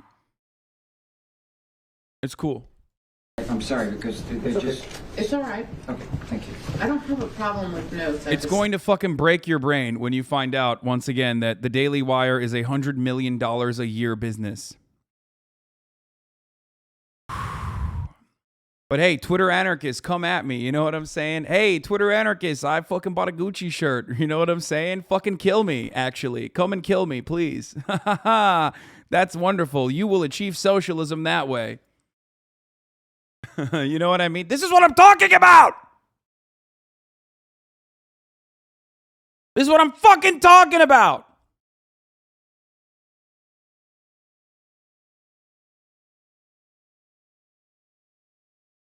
Well, Ben Shapiro's not saying he's a socialist. Okay, yeah, exactly. That's why he's making $100 million a year, you fucking idiot.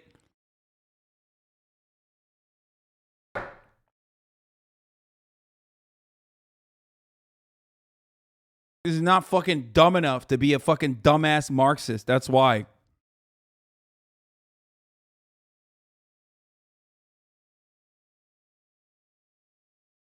Laughable. Jealousy looks bad on God. Yeah, no, I know.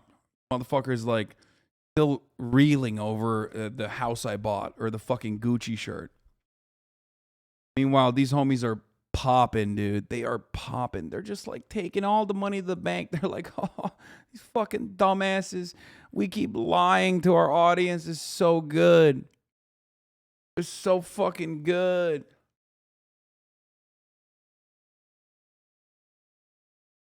Anyway.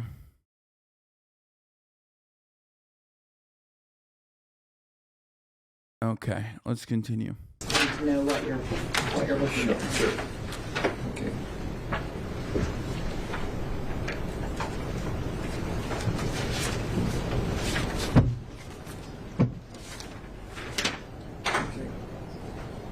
I think the question was, in 2021, what were the... Can you phrase the question again? What was Free Speech Systems revenue? How much money did they take in 2021? I have to look again, I'm sorry.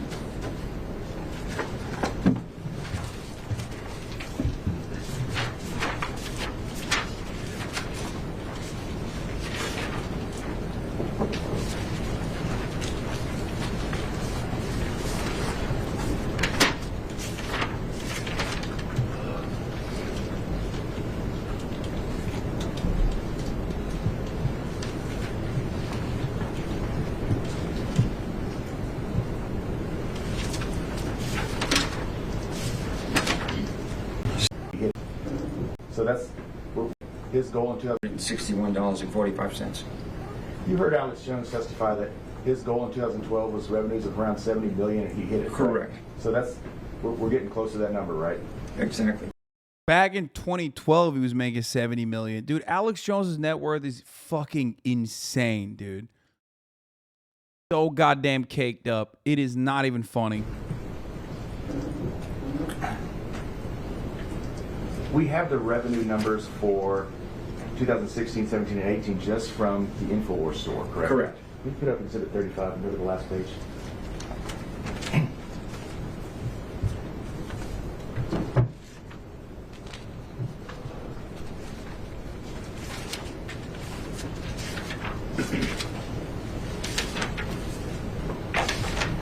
And that number's on the screen there in front of you, Dr. Pettingill. Is $165,230,14.62, correct? Correct. And that doesn't include sales on like Amazon. Alex Jones fans be like, why are you pocket watching? Yo, why this dude pocket watching A. Jones, dude? What the fuck? Yo, quit with the dick riding, dude. Quit with the pocket watching, bro. Damn, dude, you are fucking, you're Alex Jones' biggest fan, bro. You're his biggest fan. Dude's a fan. He's a fan. Stop pocket watching. Or eBay and things like that, right? No. Amazon, eBay, other sources doesn't Just include donations? Donations, correct. That was another, from last year, $8 million. So my point is, in 2015, 16, 17, 18, his revenue is pretty consistent with what it was in 2021, right? Correct, even though we don't have records. Past 18. You've heard of... Holy fuck, $165,230,000 in what? 230,000 for what the fuck? Wait, am I $165 million, dude.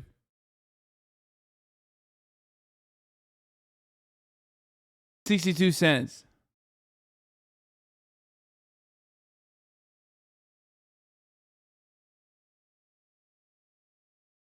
Alex Jones say he was deplatformed in 2018, right? Correct. And that was some sort of financial punishment. He lost millions. You remember that testimony? Bro, that is literally just from the fucking... That is just from the store. This is revenue from the store. The records don't reflect that. Right. In fact, he actually is making more money after 2018, right? Correct. And his deplatforming wasn't because of Sandy Hook. It was because of other reasons, as you know. Did you do research into that? I did. Why was he deplatformed? Your Honor. This is not part of this. Oh, cool. Sure. I was able to locate an article that discussed in great detail why he was deplatformed. Why was Object to the hearsay, Your Honor, from his article. From your research. Okay. Let me ask the question. All right, yeah, ask a different question. From your research, Dr. Pettingill, in 2018, why was Alex Jones deplatformed? He was deplatformed for the following reason. Can you speak up just a little bit? Sure. He was deplatformed for the following reason. I want to just read it into the record. No. I'm sorry. I object, Your Honor, to him reading into the record from some news article we got. It's the quotes from the actual people that deplatformed tell why he was deplatformed from the different social media sites. But what is the hearsay? Dude, it's awesome because like dude, you're seeing how much money how much revenue he generated off of his fucking dumbass idiotic fan base.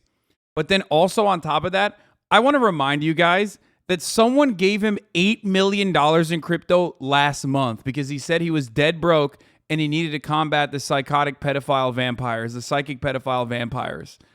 Okay? Someone just straight up dumped him $2 million, and then the same person gave him another $6 million donation last month, ultimately giving him $8 million total in crypto.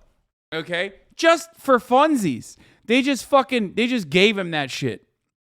Okay? Because, they were like, oh, poor Alex, he needs this. The exception that allows this to come in. He's an expert and allow it. He's not going to put it into evidence. He's just going to read it as under. And did Mr.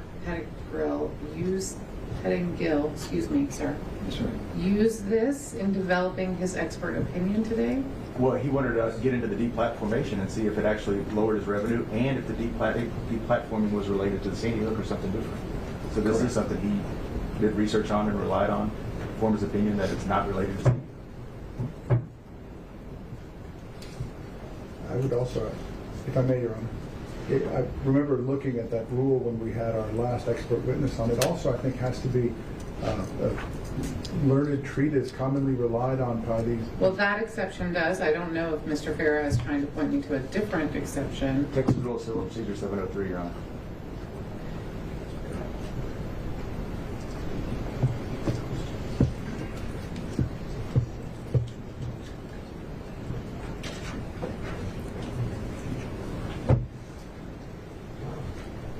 All right. So he certainly can base his opinion on the information, but this is about reading out loud in a quote to the jury. Is there an exception? Dog, you're already fucked. Why are you doing the shittiest objections possible? Okay, you're already shafted. You're already fucked. Okay, it's done. It's over.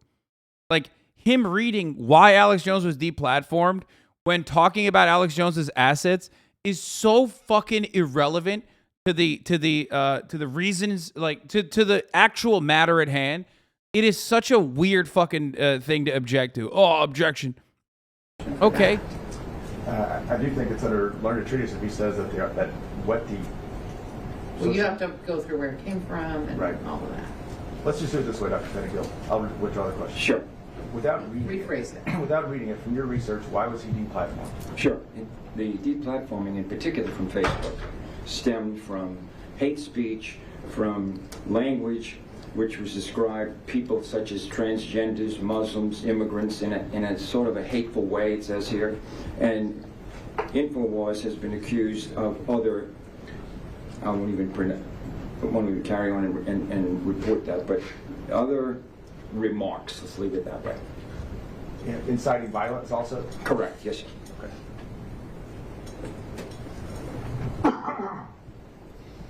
If we look at the revenue number of, let's call it 65 million, 64.9 million. Yes, sir. Why is revenue important to determine the net value or net worth of a company? Because if we are trying to sell a company, there are rules of thumb for selling companies that are privately held. It's usually 1 to 2 times revenue.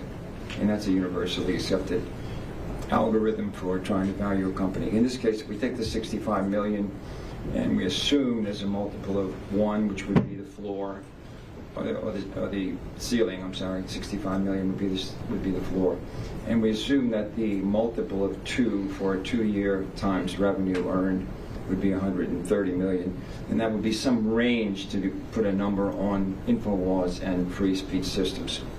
Now, in your expertise, would you lean more towards the 1 or the 2 times evaluation? You know, the government and the way that the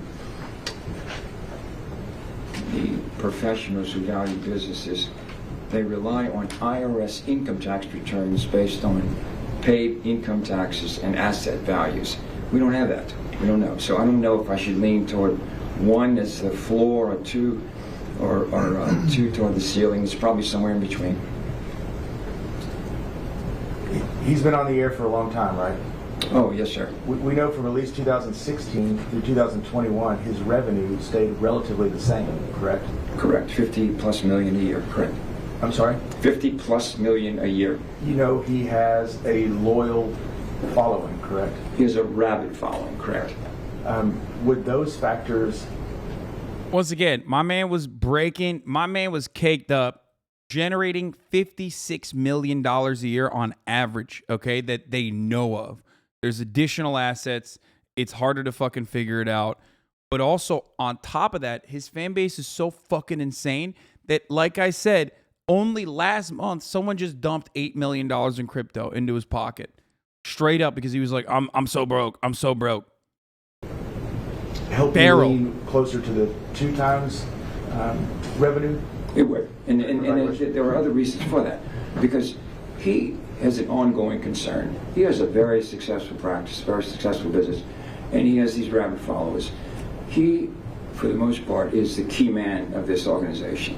If he had to buy insurance on himself, I don't even know what value he would put on himself. It would be in billions, probably. So I think for that reason, we can assume it's closer to 2.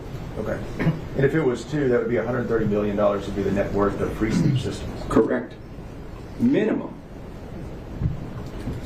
You say minimum because we don't know all the revenue streams.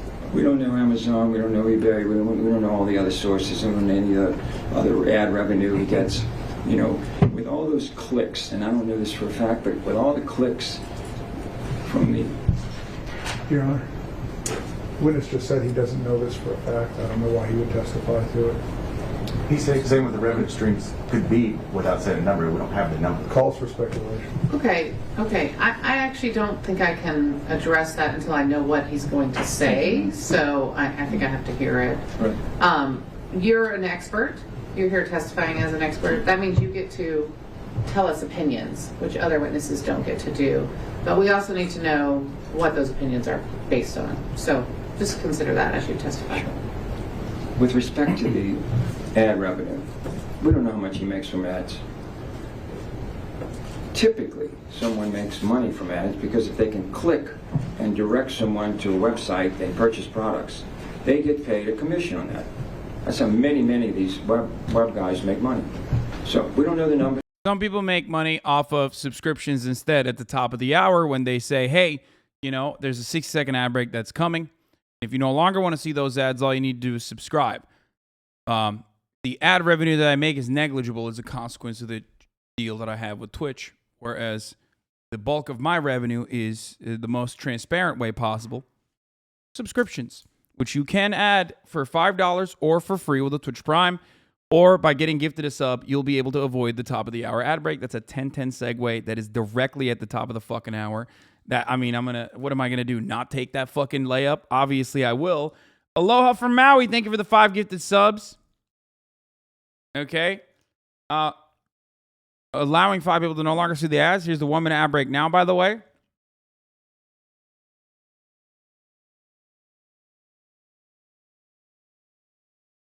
If you had to estimate how much you make a month in ads, I have no fucking clue. I don't know.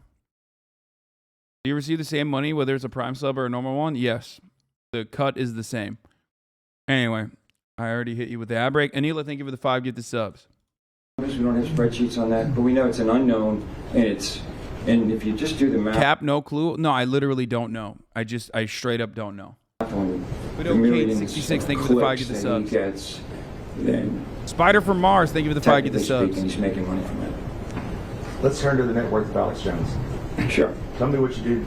I'm sorry. Excuse me. Tell me what you did to try to determine the net worth of Alex Jones. Sure.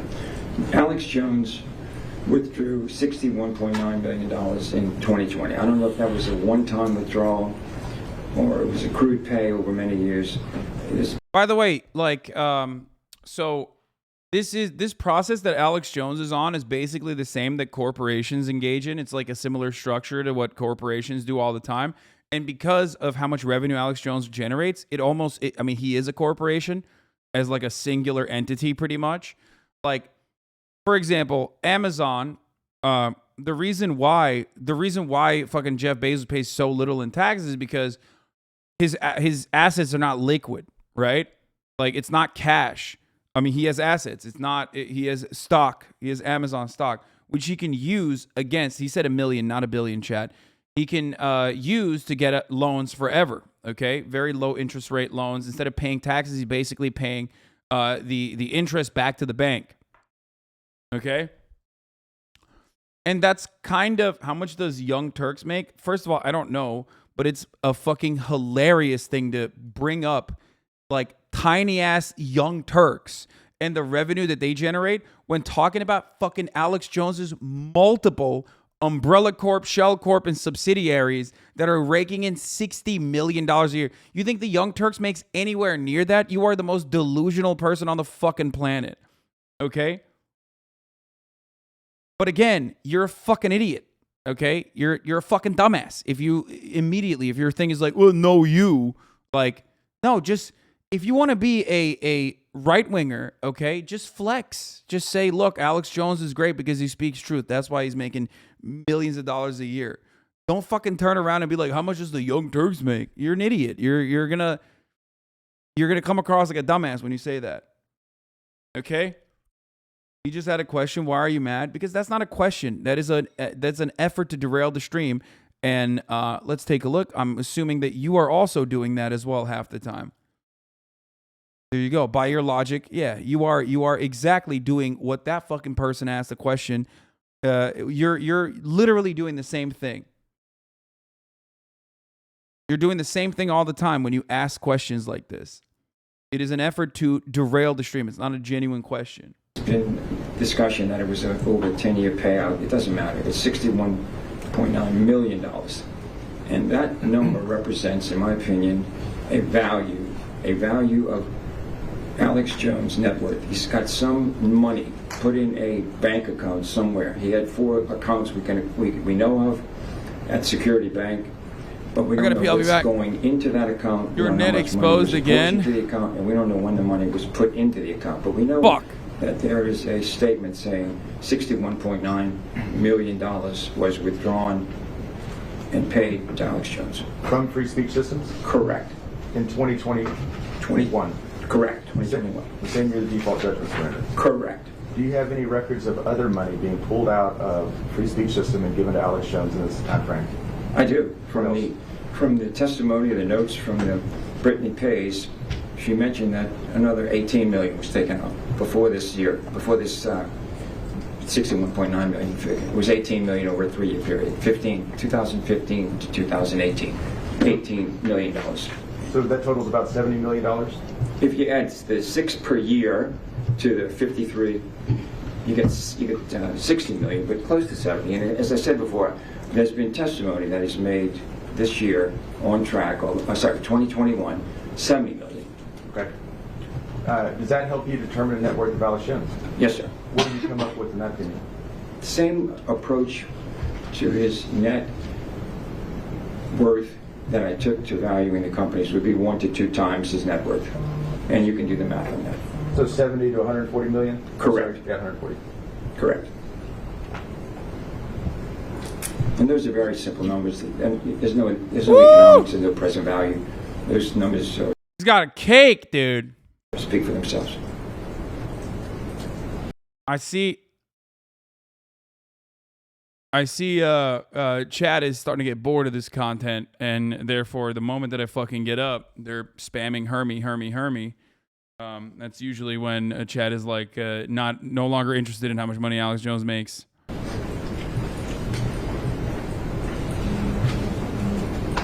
So if we look at the final number on the high end, that is about $270 million for the net worth of Alex Jones and Free Speech Systems. Correct.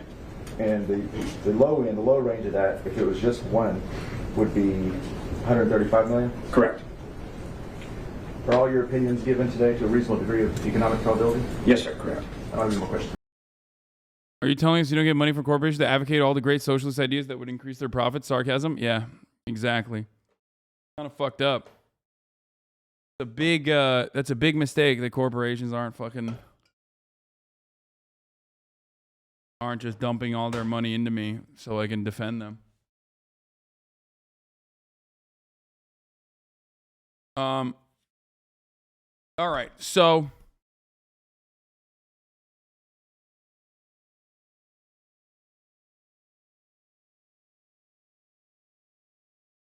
we will watch the new Second Thought.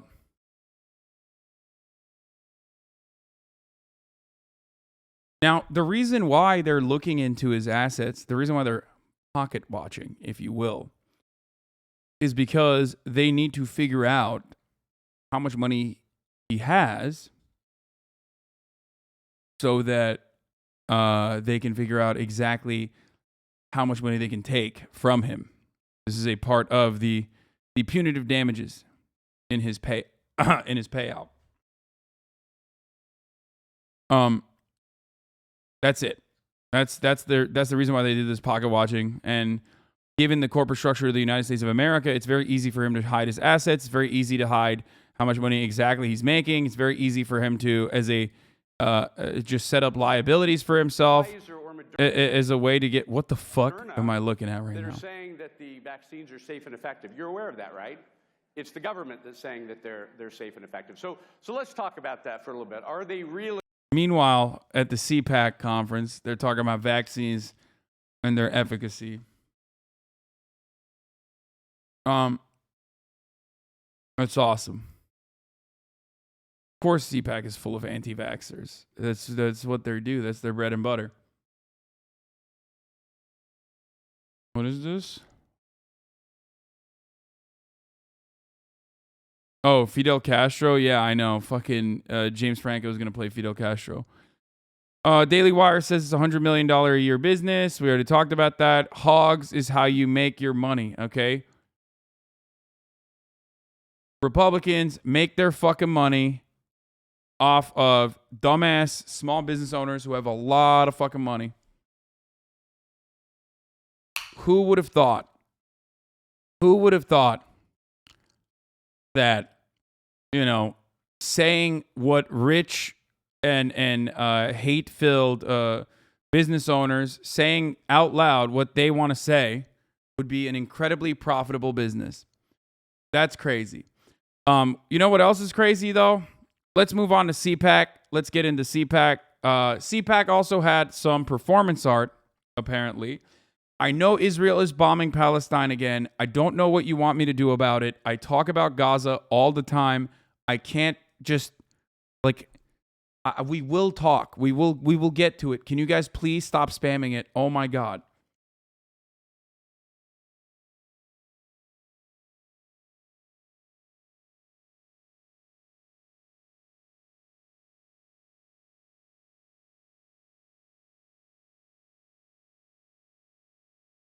Anyway, here is a CPAC performance art piece from the CPAC, where at the CPAC booth you receive a silent disco headset that plays a harrowing testimony from people arrested for participating in J6. Instead of dancing, you stand around and watch this guy cry. And apparently, this guy's been crying non-fucking stop, like 24/7.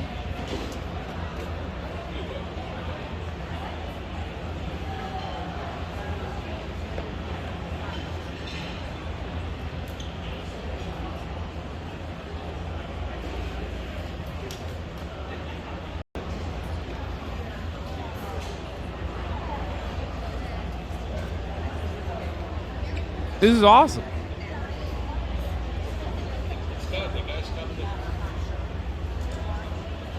Conservatives are so good at content, bro. I swear to God.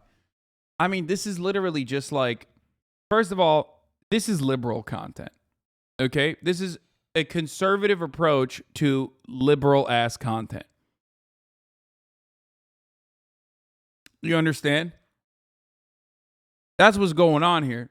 So, you know, when SNL or like liberals do this, it's not as funny because they're like so serious about it. Conservatives are super serious about it too. But I think the irony of like the most reactionary people on the planet advocating for prison abolition through probably the most like emotional and most like lib ass way of doing performance art is so great. I love that. What you described is the concept of camp. Yeah, oh no, this is campy as fuck, and I love it.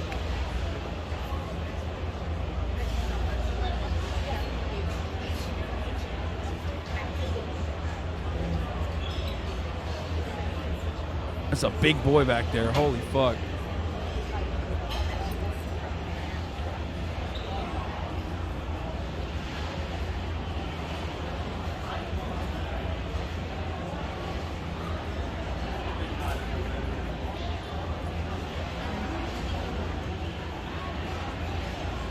Wonderful that the government allowed him to bring his MAGA hat into prison, though. That's cool.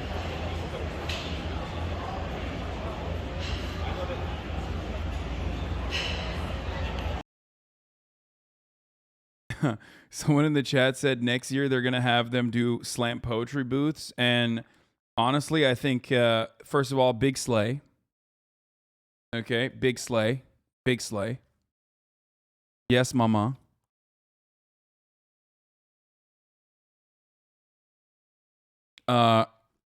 Also, secondly, god damn, I love conservatives, dude. Look at this. Can you look at this fucking hog for a second? Jeezum, Lord mercy. Look at this beautiful hog. January 6th rioter who wore his jacket with his last name and phone number on it pleads guilty.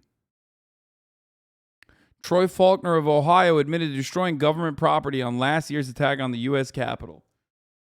Whoa, what the fuck? What is happening? Sky Autumn, thank you for the 10 gifted. Tuna Talika, thank you for the 5 gifted. And Anila, thank you for the 5 gifted. How fucking awesome is this, dude?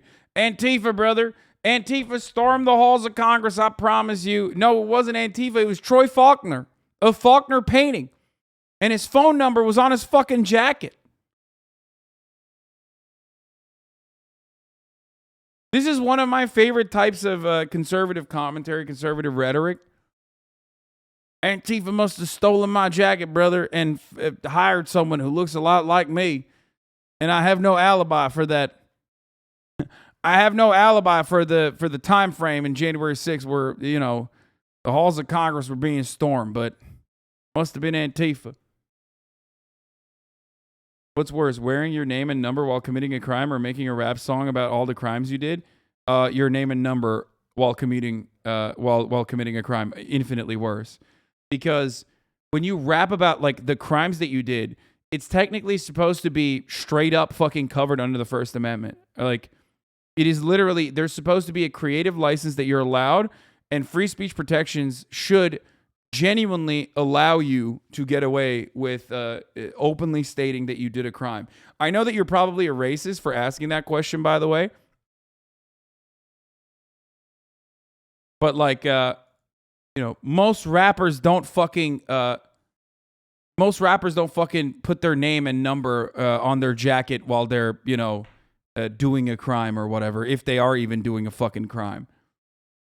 But thank you for the racist question. We all know exactly what you meant, and you know, that's great. What I need you to understand is that I stood here for about half an hour yesterday, and this guy never broke character. He wept sitting on the bench. He wept sitting on the floor. He tallied days on a chalkboard set for the purpose. I love that. Can we watch the absolute fire joke from Ted motherfucking Cruz at CPAC? Folks! Trigger warning, Ted Cruz. Well, my name is Ted Cruz, and my pronouns are kiss my ass. That's so good. Fucking so good, dude. He owns so hard.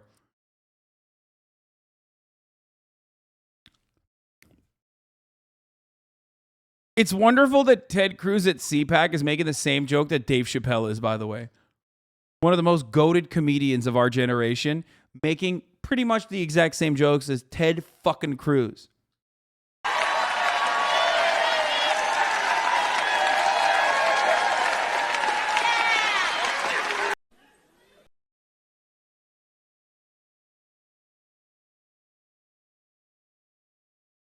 That's awesome. Ted tries so hard to be a tough guy. Yeah. Okay. Where were we? Marjorie Titan Green talked at CPAC, by the way, as well. I don't know if we should even watch it. Should we even watch it? I feel like it's just going to be dumb as fuck. Or we can move on to Nancy Pelosi. China is targeting Pelosi and her family with sanctions. China has also decided to no longer cooperate with the United States on certain issues. Marjorie Titan Green, trigger warning. Big's talking about defunding agencies like the FBI and DOJ. That's awesome. Wonderful conservative ideas. We'll do this in a second. Here, let's watch what happened with Nancy Pelosi. Where she has defended her tour, including the controversial stop to Taiwan. But China has further protested that visit with a new show of force. Taiwan says that several Chinese warships and jets have crossed the median line of the Taiwan Strait, and that a large number of planes have entered its identification zone. Beijing also displayed its anger by announcing sanctions against Nancy Pelosi and suspending some cooperation with Washington. The U.S. says that China is overreacting. Let's get more now from Selena Wang in Beijing and Natasha Bertrand in Washington. Selena, let me start with you, because China is sanctioning House Speaker Nancy Pelosi and her family, and they're also refusing to cooperate with the U.S. on a whole host of issues, including defense, drug smuggling, and even climate change. What more can you tell us? Oh, here it is, by the way. How the Taiwan lobby helped pave the way for Pelosi's trip. Apparently, they gave over $3 million in lobbying money to Pelosi just in the last few years. So we can sell more weapons. That's all this has been about. I've talked about this already. Taiwan is a great place to just dump a bunch of surplus weapons that are fucking old and ancient and antiquated. And that's precisely what we've been doing. We've been offloading like billions of dollars worth of old ass weapons that are just sitting around. You know what I mean? And when I said this last time, people got kind of mad at me, but that is precisely what it is.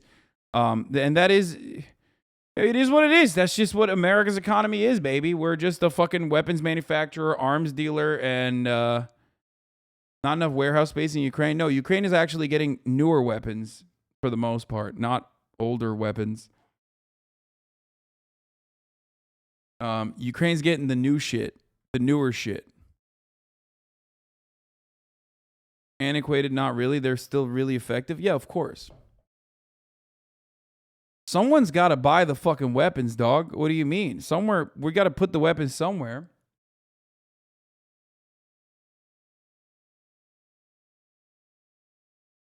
But yeah, $3.1 million the Taiwanese government has spent on lobbying Nancy Pelosi from 2018 to 2022.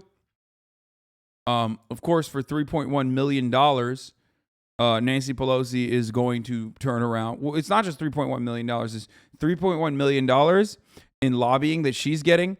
But then also on top of that, it is the weapons manufacturers that are benefiting from the offloading of their old surplus shit. Okay? You ever go to the Army auction sites and almost buy a tank or an old Army Humvee? Yeah, me either. Well, Zane, we're seeing China come full force with a whole array of retaliation and backlash diplomatically, economically, and militarily, of course. And now it is sinking U.S.-China relations to a new low. As you mentioned, they are sanctioning House Speaker Nancy Pelosi and her immediate family. They have not shared any information or details about what that will entail, but it is a highly symbolic move. And now, critically, they are announcing that they're cutting off dialogue with the U.S. in a wide array of areas. I'm hearing critically, myself. as you say, in climate change. This is a really big deal because climate change is one of the... No, it's cool. No. It's fine to... Dude, saber rattling with the most significant country in our already fragile supply chain that basically has like a universal grip on manufacturing. That's actually the smart thing to do and the right thing to do, really.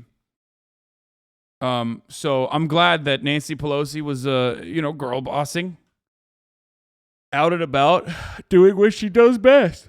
Okay. Well, what's the problem? Y'all are just hating. Y'all are just hating on a queen. Okay. Boss bitch, boss lady.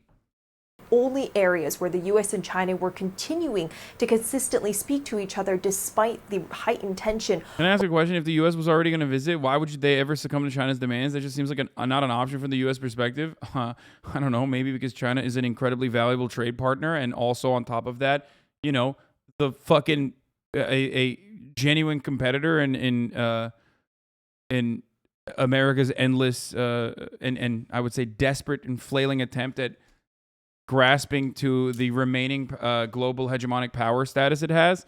China is going to overtake America.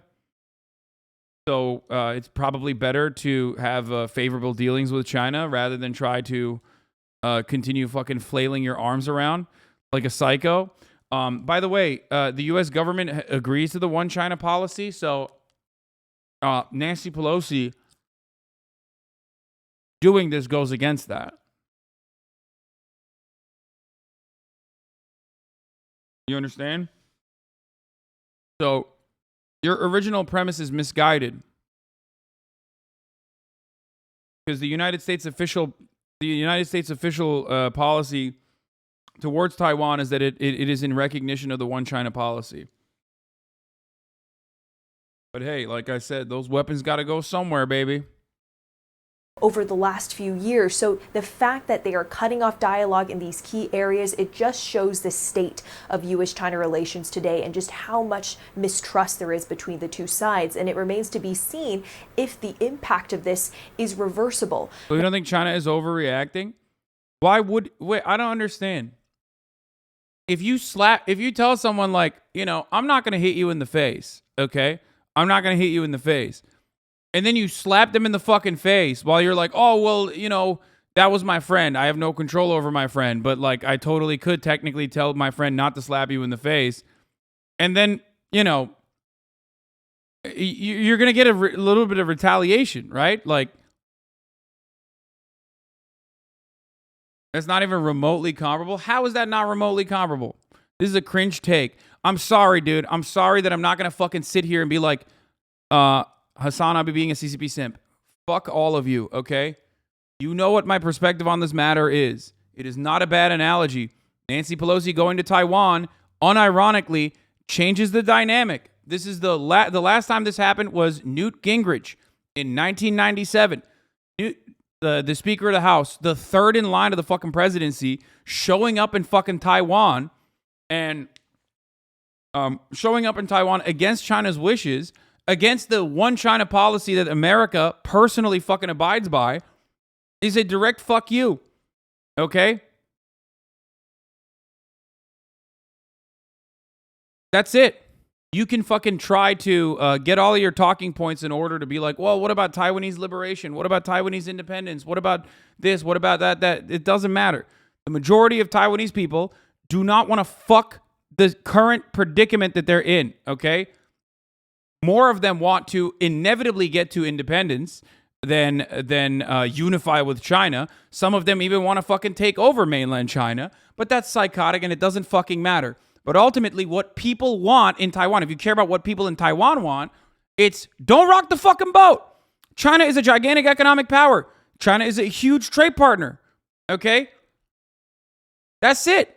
That's what the Taiwanese people are saying. If you look at the fucking numbers, that's what they're saying. If you look at CNN, you would think every single Taiwanese person wants to fucking do an international call to arms to go over, take over fucking China.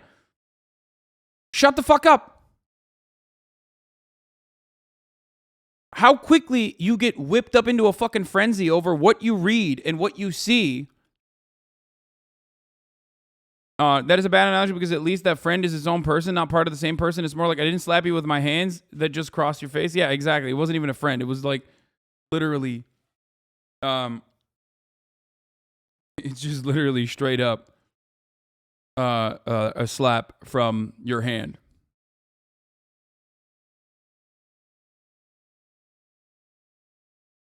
And also, you guys understand, domestically speaking, Nancy Pelosi is a fucking demon. So what happens all of a sudden when it's China, you forget that this is literally a demon? This is what I don't understand with leftist chats. Like, what, you think she like genuinely and earnestly cares about fucking the liberation of Taiwanese people? Is that what you think?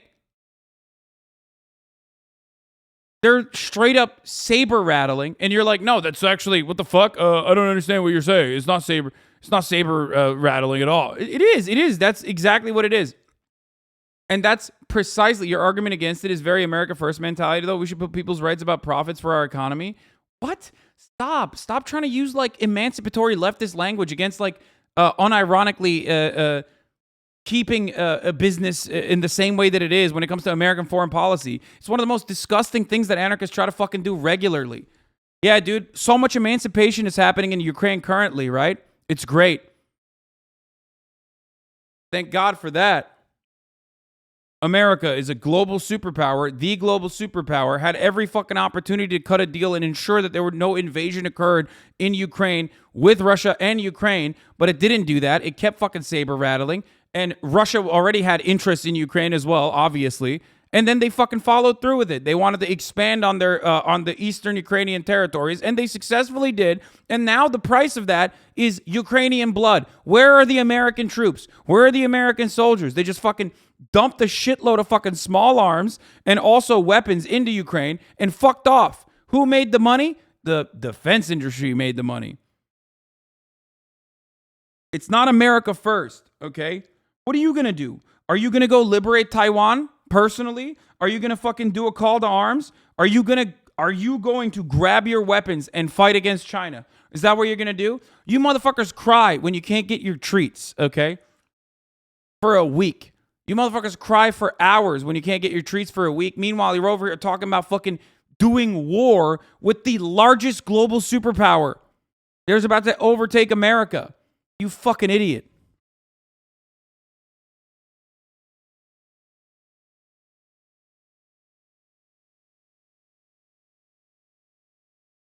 This is like chat defends NATO 2.0. Yeah, I know.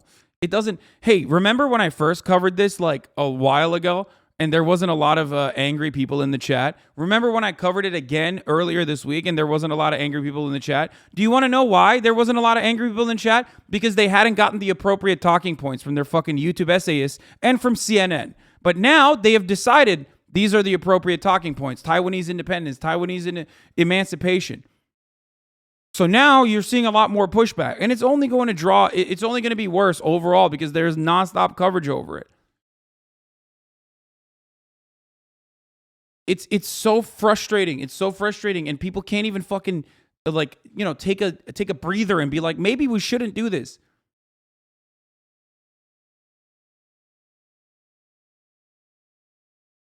Law, when it's the communists that are reactionary, you still attack America? Yeah, dude, I know.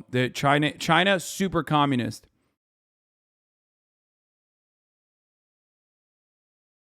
Just like, I mean, China is at least more of a transitional socialist state than fucking Russia is. Even though there's plenty of not socialist elements within China. Holy fuck. But the idea that we are not the most reactionary country on the fucking planet is ridiculous. Oh.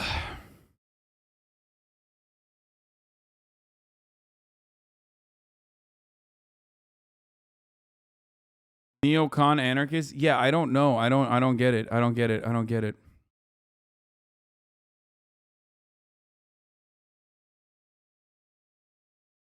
Crazy that people are getting outraged now, but this shit has been going on for a while. But the second they see CNN and Nancy Pelosi, they want to get their AR-15s. No, they don't. They don't want to get their AR-15s. They don't want anything. They just want to fucking yell on the internet. If they truly wanted to fucking... First of all, us having this back and forth in this Twitch chat is completely negligible because, let's be real, the average American has no say over American foreign policy, okay? Lockheed Martin has say over American foreign policy, and that's just the way it is. So all these people that are fucking writing essays on YouTube or in essays in fucking Twitch chat, repeating talking points they got from their favorite BreadTube essayists or repeating talking points they got from fucking CNN, MSNBC, it doesn't matter.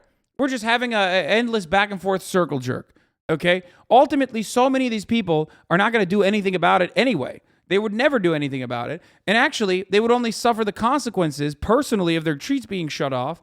And then the L taking would be associated with the Democratic Party. If they genuinely care about like, I don't know, the Democratic Party's involvement in politics and whatever the fuck, and if that's like the end all be all of like political action, then guess what? You're cucking yourself. Okay?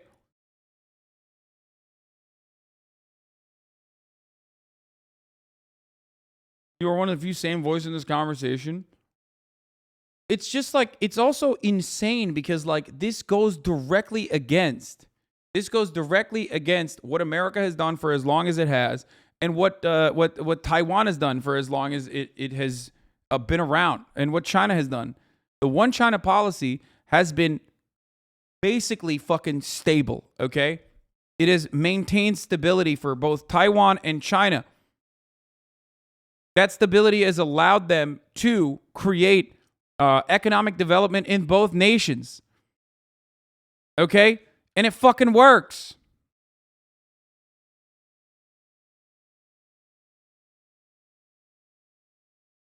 It feels real disingenuous to see people use emancipatory language to talk about Taiwan or Ukraine, but then will refuse to engage in full-blown war with said nation. People should stand by what they preach. Your coverage of these issues have been the most honest conversation of foreign affairs. Yeah, it's just so fucking stupid.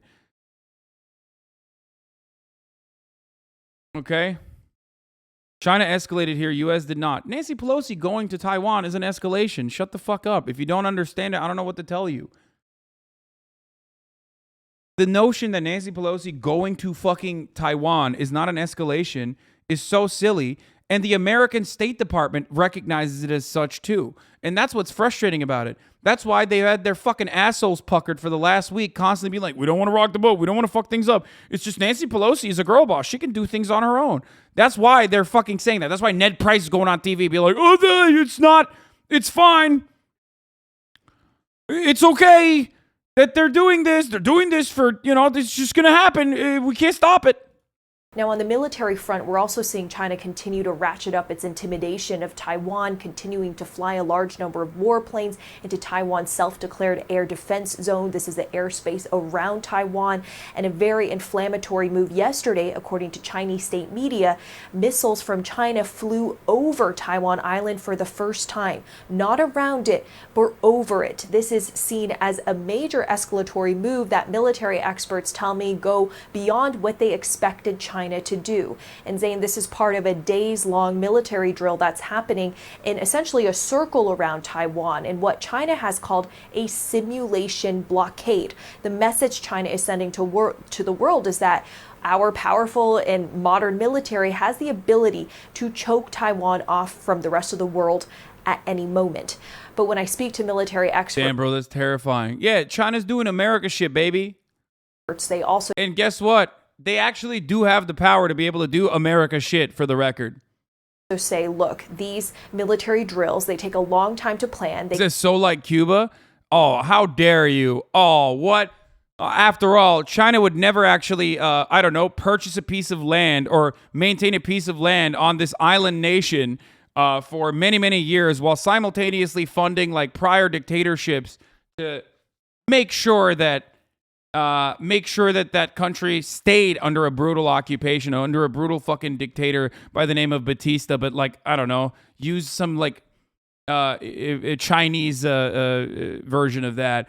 And then, I don't know, just maintain complete blockade and stop them from trading with international partners for many, many, many fucking years. They would never do that. They would never cut them off with sanctions. Oh, wait, that's right. We did do that to Cuba, and we're still doing that to Cuba. Meanwhile, we're fucking complaining about how China has dealt with Taiwan. They couldn't have planned all of this just when they found out Pelosi might have been visiting Taiwan. Some of this had probably been a year in the making, and then they probably made some tweaks to their old outline when they found out about Pelosi's potential visit. But by pegging all of this military activity to House Speaker Nancy Pelosi's visit, it's creating a lot of patriotism and nationalism at home from people in China who said this was a direct threat to our sovereignty, and we wanted to see a big response, that there's a price to be paid for provoking China. So it is a welcome distraction as well to Chinese leader Xi Jinping for the home audience at a time when the economy here is struggling under the weight of China's continuing zero COVID policy. Let me bring in Natasha now. So Natasha, obviously it's impossible to generalize the thoughts, feelings and opinions of 330 million people, but has the way Americans perceive Nancy Pelosi, has that changed in the wake of her visit to Taipei? It's really hard to say, but look, this was very widely recognized as kind of a legacy trip by Nancy Pelosi. This is likely her last term in Congress, and she wanted to convey to the world that she is tough on China. That is a reputation that she has had for many decades, showing the world that she is willing to stand up to the Chinese. And this is something that she wanted to do on one of her potential last major foreign trips, especially as the House Speaker.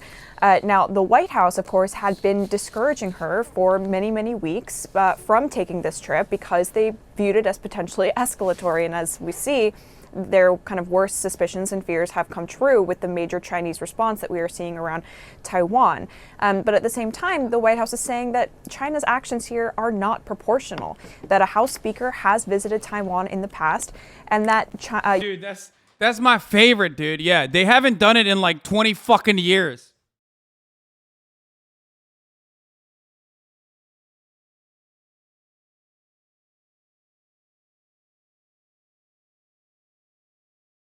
In like almost 30 years, they haven't done it. I wonder why.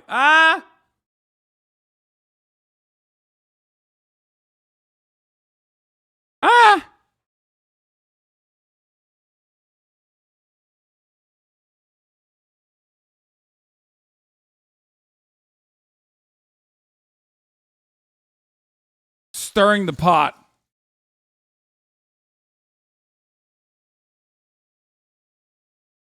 Guangzhou Bay? Fucking Christ.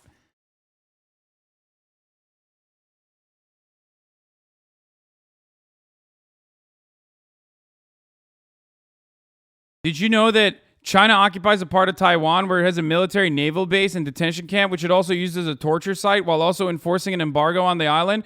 Oh, wait, that's the U.S. and Cuba. Yup. China also tried to assassinate the leader of Taiwan over 600 times. Oh, wait, that's also Cuba.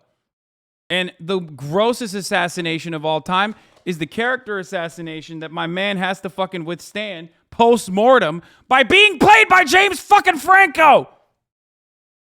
Yeah, I saw the news.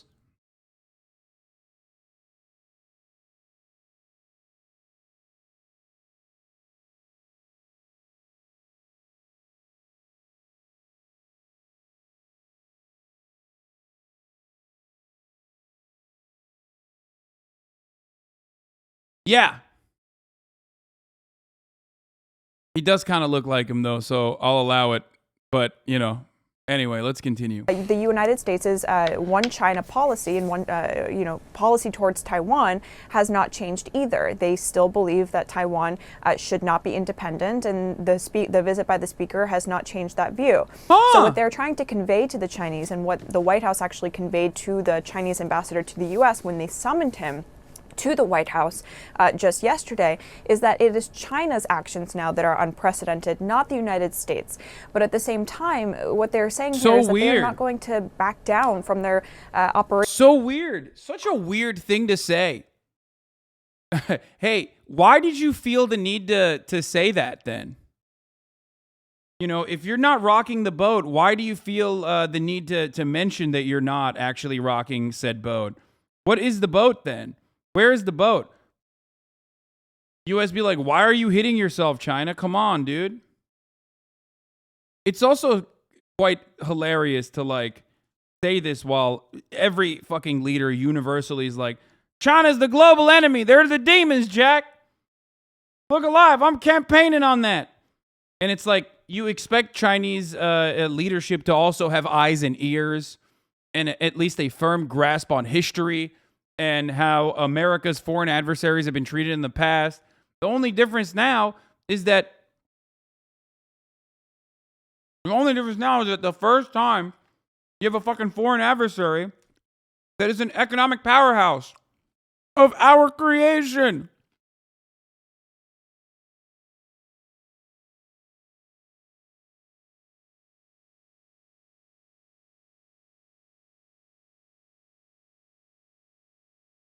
So it's fun. It's fun to have these combos.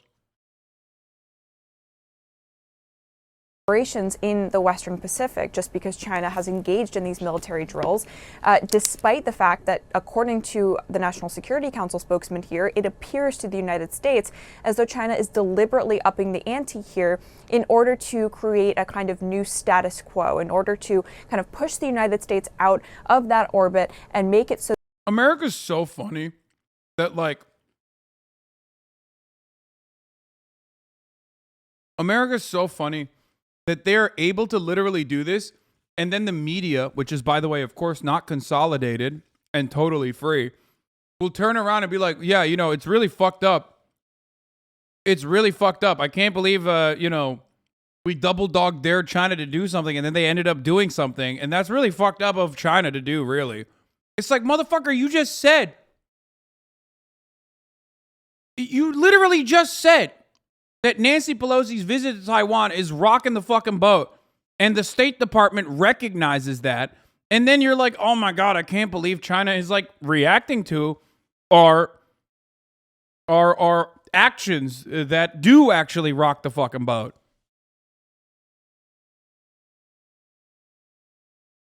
Man, that's so crazy. So that this is normalized. And the worst part is there are so many fucking idiotic, brain-broken liberals, even in this fucking community, that take that propaganda hook, line, and sinker immediately. You have such fucking soft spots, dude. You have such, both in your skull and also in your hearts, that, like, it is so easy to dupe you. Sprinkle on a little bit of fucking SJW talking points, and motherfuckers are like, yeah, what the fuck? Like, it's true. Like, the people of Taiwan deserve independence, and Nancy Pelosi is gonna fucking give it to them.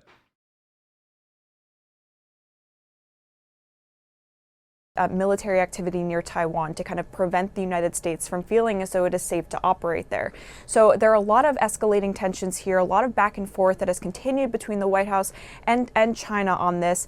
It remains to be seen, of course, whether China continues to escalate in the coming days. The White I was informed, right? Hasan does insult this community. It's true, I do. Account created 2 hours ago, following 2 hours ago. I'm sure this is the first time you've encountered this. White House says they believe that is entirely possible. Zane. All right, Natasha Bertrand, live for us there. Selena Wang, thank you both. Question, are you saying Taiwan shouldn't be independent? No, I'm not saying that. I'm not saying that at all.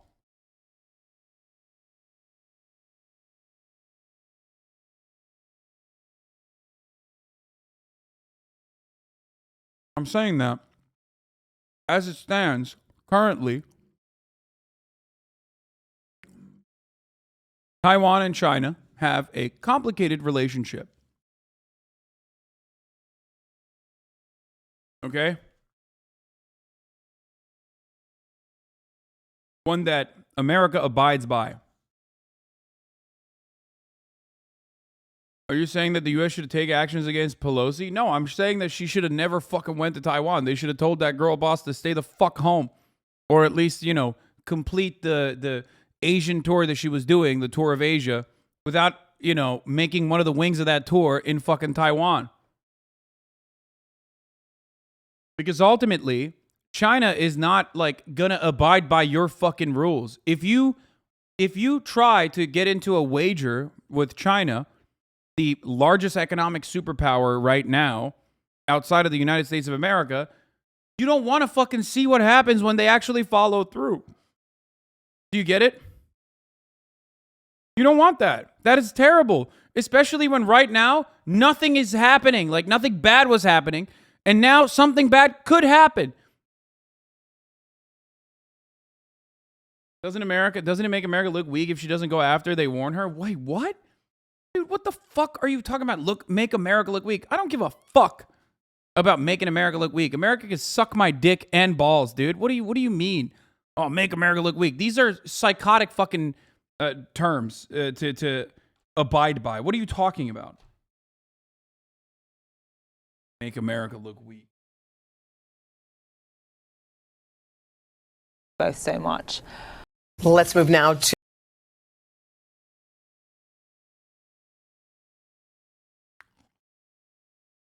Anyway.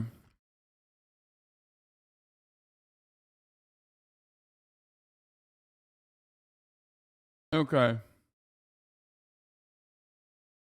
Have you commented on Kansas abortion? Yeah, of course.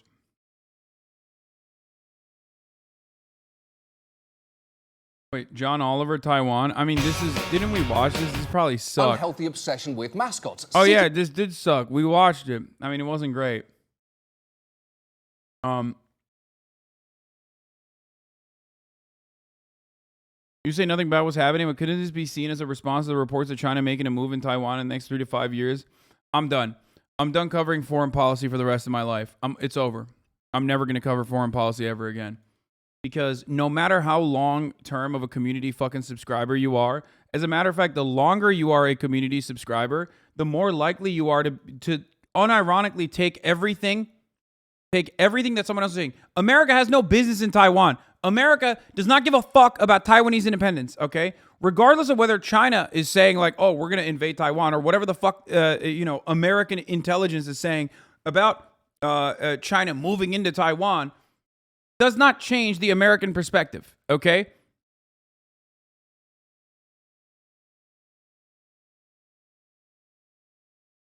It's just like, I don't know what to tell you. I'm an American, okay? I have no business and I have no say in what China can and can't do.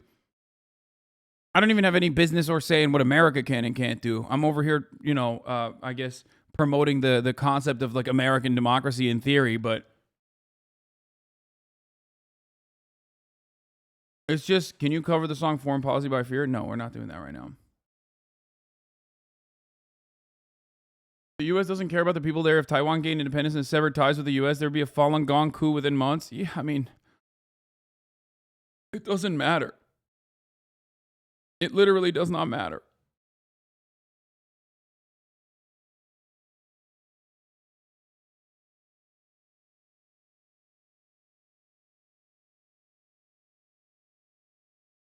USA should not be policing this. I mean, they're not even doing a good job policing it.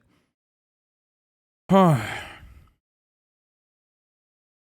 don't understand how you can think that America, given how much it's done and what it continues to do around the world, legitimately cares about what the Taiwanese, like, how can you feel like America is legitimately trying to do what's right by the Taiwanese people? I don't understand it. Okay? Especially as, like, America has demonstrated once again that it doesn't give a fuck about how many Ukrainian people die in the process in Ukraine after Russia invaded. America is the world's largest superpower, had every opportunity in the buildup to the tensions to solidify a relationship with Ukraine and make that relationship permanent and ensure that Ukraine was not, and you know, consider talking to Russia, not as a foreign adversary, but as also a trade partner in Europe. But of course, European trade partnership with Russia implies that they're competing with American gas providers. So that was already a problem to begin with. And they didn't do that. They used Ukraine as a cudgel, and they continue to use Ukraine as a weapon, and no diplomatic avenues could be reached. And why couldn't it be reached? Because Russia always wanted to invade Ukraine. Russia always wanted to invade Ukraine. Russia always wanted to invade Ukraine. And now you're doing that same thing with China and Taiwan. Okay?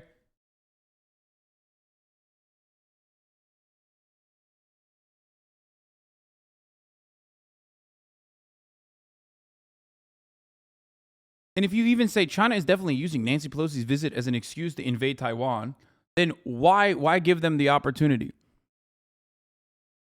If that's the case, why give them the fucking opportunity? And then people turn around and say American exceptionalism is a hell of a drug. And I can't tell if Faustini agrees with me or not. Especially because, and that is why we don't put you in charge of any foreign relations or national security, because you would get the bank. What? Sorry, I know. My brain is too stupid to understand that, like, America actually does have like a legitimate reason here and a legitimate security concern here. Yeah, and all those security concerns are whittled down to, we can't let China fucking thrive too hard because they're going to become the global hegemonic superpower.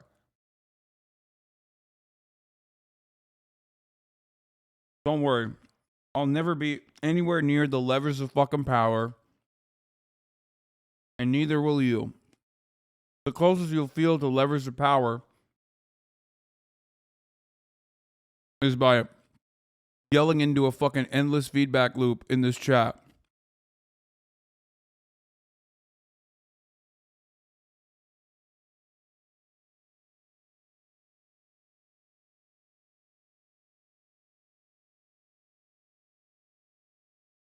Why not ask Ukrainians if they think Russia will always want to invade? What difference does it make what Ukrainians think when neither you nor I, especially as it pertains to our American status, give a fuck? If Americans cared about what fucking Ukrainians think about the Ukrainian invasion in the hands of brutal Russian occupiers, then they would have fucking done World War III and potentially started a nuclear holocaust. Okay? But they didn't do that, did they? And if that was always going to be the fucking, if that was always going to be the threat on the other side of that, then why the fuck did they allow this to get to the point that it did? Without exhausting diplomatic avenues. It's so incredibly fucking frustrating to have this conversation.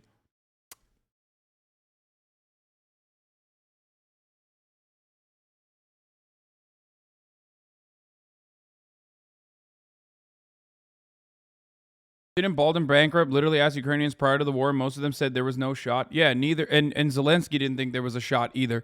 So many Ukrainians also did not think that this was going to happen. And now, for some fucking weird reason, everyone's acting like every Ukrainian universally was like, Russia's definitely going to invade. No, you watch CNN say that. And then Russia was psychotic enough to actually pull through. I don't know what you guys do. Like, I don't know where your brain goes.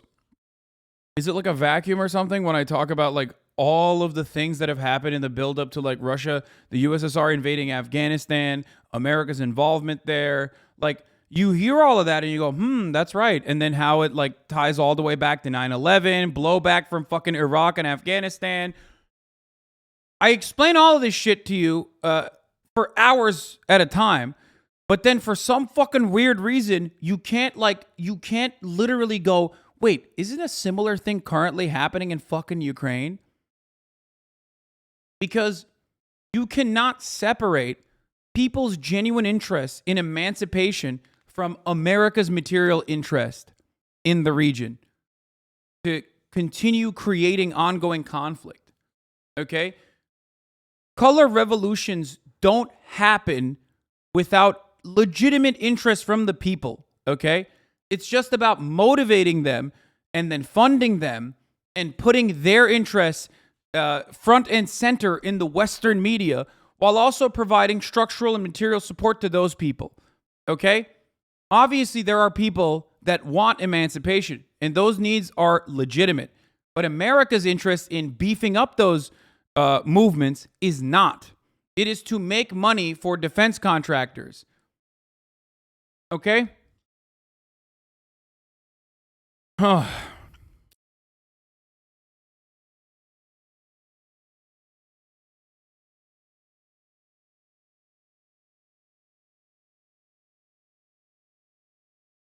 It's crazy. And this personally, like this move by Nancy Pelosi was an instigation. And China absolutely fucking used it as a way to say fuck you back.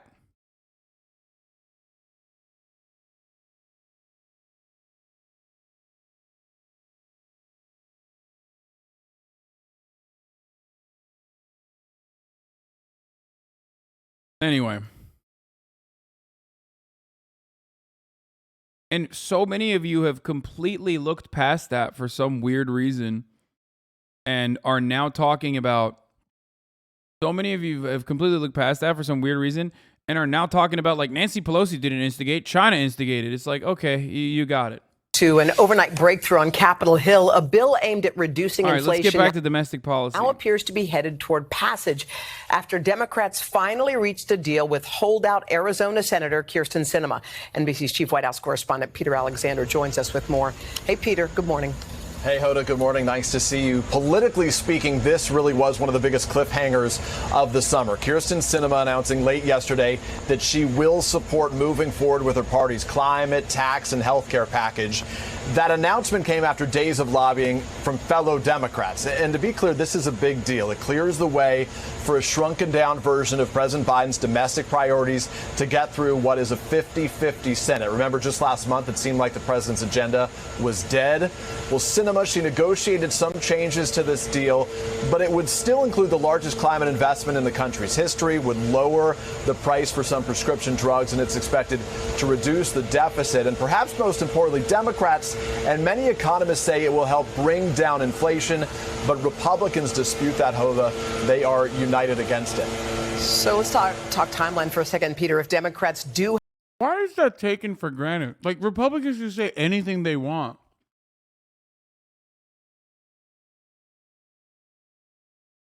Republicans can say whatever the fuck they want. They can say this bill murders the innocent. Why is it that, like, the job of mainstream media is to be like, well, the Republicans are saying, they're disputing it by saying this bill murders the innocent. Okay. Like, who gives a fuck what Republicans are saying?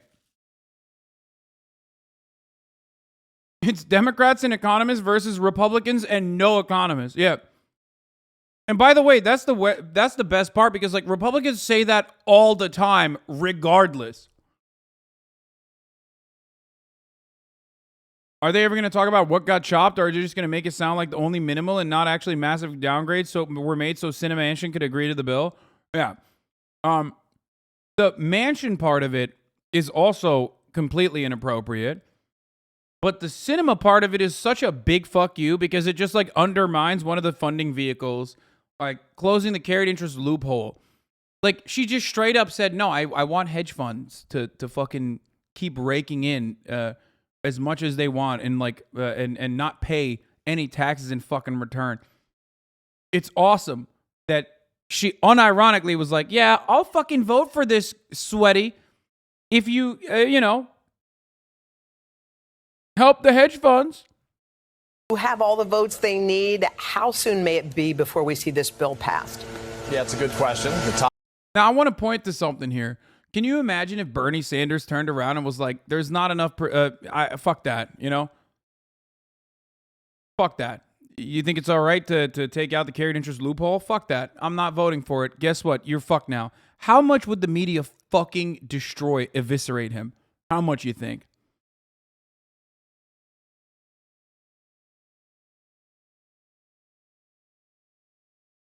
What is this? Kristen Right, Cinema asked, caught. What is this, bro? This is 200 and... Bro, chatters, stop sending me your own personal videos with like 200 views on it in the middle of my fucking commentary, please.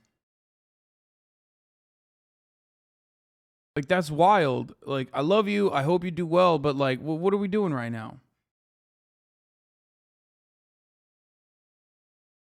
Top Senate Democrat is Chuck Schumer. He said that he would move forward with the bill tomorrow. He wants to get this passed next week. I think simply speaking for Democrats, this would be another huge legislative win going into the midterms this fall. To be clear, they are still facing plenty of political headwinds, historic inflation, high gas prices, even though those are starting to come down. Of course, the president's bad poll numbers. But it really would give Democrats something to run on with a series of popular policies. Hoda. All right, Peter Alexander Force here at the White House. Peter, thanks.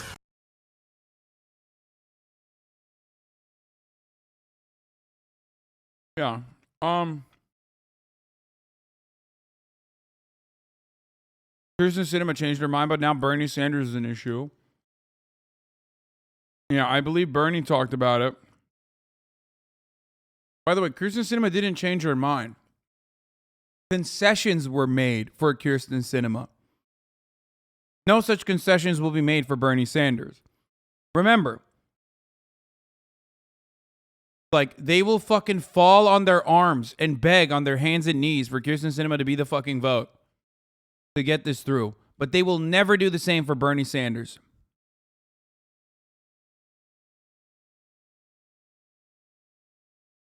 Senate parliamentarian Elizabeth McDonough finishes the scrub of legislation in the process known as the bird bath. Oh, that's great. Similarly, the reconciliation process requires a vote-a-rama wherein Senate votes at least 15 times in one day. But it's not just Republicans who might try and amend it. Earlier this week, Senate Budget Committee Chairman Bernie Sanders decried the legislation for leaving out many parts of the proposed Build Back Better bill that Manchin ultimately killed. Now it's time for every member of the Senate to study this bill thoroughly, Vermont Senator said, and to come up with amendments and suggestions as to how we can improve it.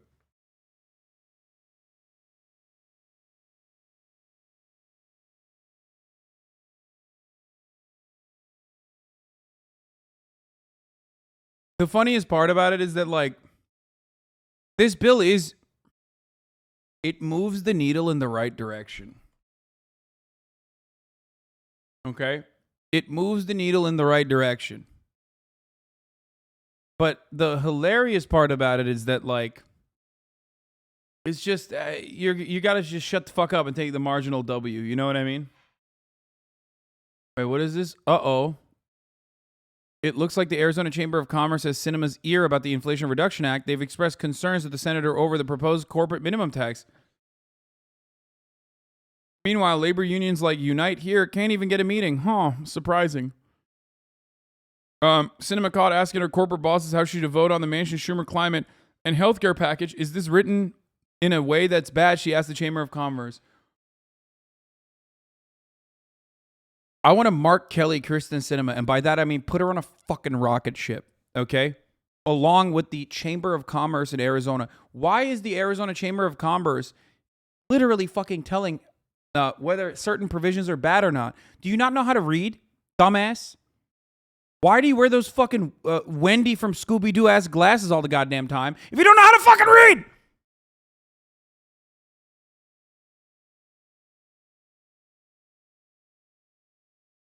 Wendy, Velma. Shut up! Shut the fuck up! That's not the point. Fucking idiots. God damn it. Remind chat that Chamber of Commerce is not a government agency, but a bunch of business assholes being business assholes. Yeah. Oh, Chamber of Commerce is personally, titled in a way that makes it seem as though they're like a legitimate government agency. They're not. For those of you who don't know that, it's actually a private organization. It's not, has nothing to do with the government. Maybe some of you didn't even know that until this very moment. So yeah, it does sound legit though. It does sound like a fucking arm of the government, right? Nope, it's not. Don't be fucking fooled into thinking that that is the case.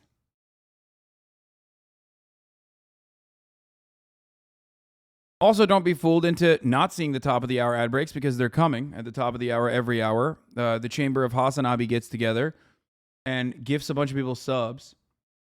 Okay?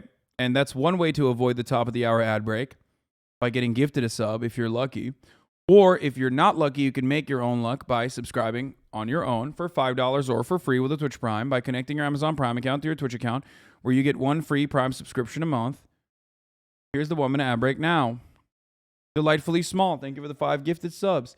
La La La Keisha, thank you for the 5 gifted subs, allowing 5 people to no longer see the ads as well. Aloha from Maui, thank you for the 5 gifted subs. Critic Slam with mixed messages on Pelosi's trip. Dude, I love this. I love this because like Fox News hates China. Fox News hates China, but they hate Nancy Pelosi too. So I wonder how they're taking it over there. Mr. Radical, thank you for the 5 gifted. Majora's94, thank you for the 5 gifted. Razik is Slice, thank you for the 5 gifted. And Ray Donnell, thank you for the 5 gifted subs. Gates, thank you for the 5 gifted as well. Okay, fuck Kristen Cinema.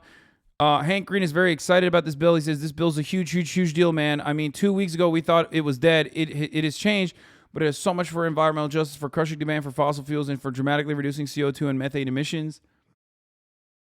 People have linked a bunch of analysis of this bill and the replies to the tweet that are from, I'm sorry, a bunch of people who have forgotten how to be happy. I need to make a video about how good this bill is because we've been conditioned to think that nothing can be good. Here it is. 2030 goals are so funny because we're dead. You know what I mean? And this just affects this legislation. States, agencies, technological advances, cities, 50% by 2030 has always seemed unachievable to me until this very moment. America's finally showing up.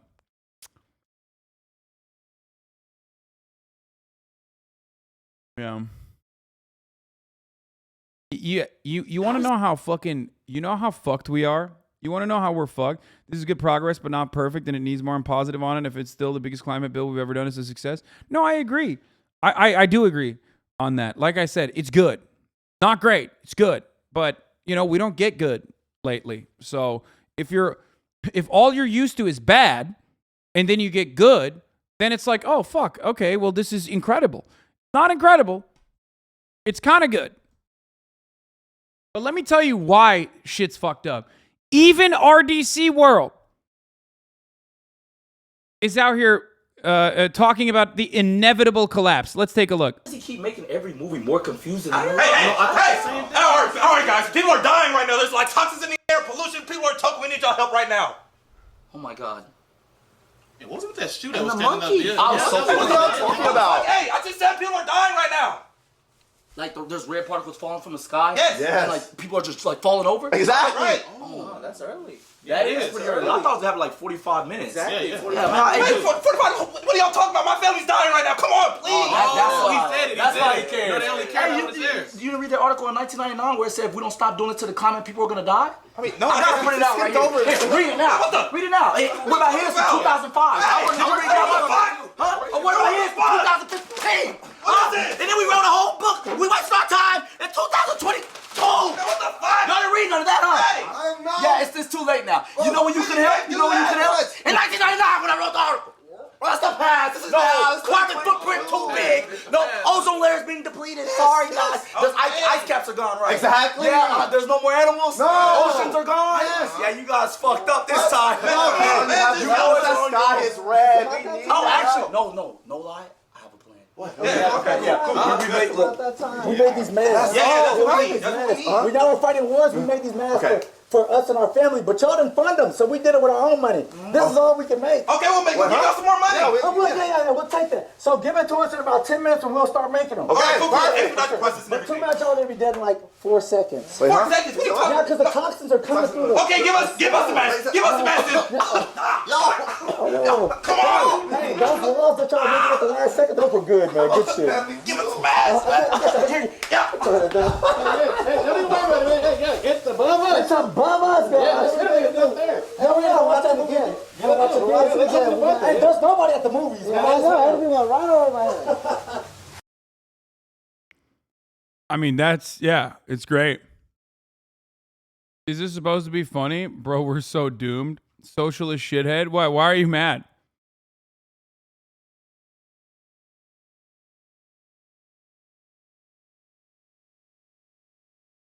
It's not lost to me that you have a few chatters in here who think this is trash comedy, but never say that when white people make the same skits. Wait, what? Are there people who don't like this? What the fuck? RDC is great. They're goated.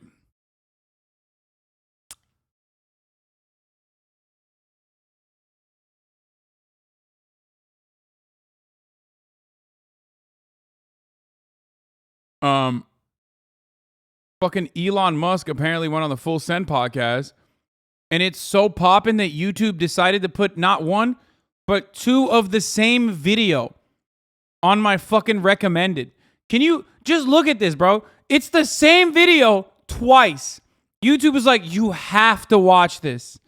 Like, you have to watch it before we make all of the recommended the same video. YouTube be like, we're full sending, actually, as a matter of fact. We're full sending the fucking Elon Musk Nelk Boys podcast to you. And we don't have control of the government right now. We sit there, I'm in a minority of the minority. We have to get the House back, we have to get the Senate back. And then we have to bring them in, and there are things you can do. You can do the Holman Rule. And that's what you do is you start defunding some of these bad agencies, the FBI, the DOJ. You use the Holman Rule to defund people who have abused their power. You bring impeachment articles against the judges who have violated due process. Bro, they're just literally talking about fascism. By the way, remember, you're caught up in the whole, defund the FBI, which, fuck yeah, I'm on board with. But, they're saying, lock up judges. Which is pretty funny because it's like, are you going to be able to find a liberal judge to lock up at this point?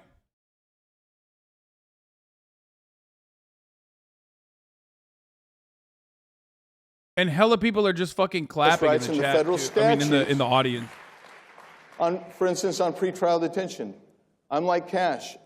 I've gone through a lot of these files. I don't see any basis for pretrial detention.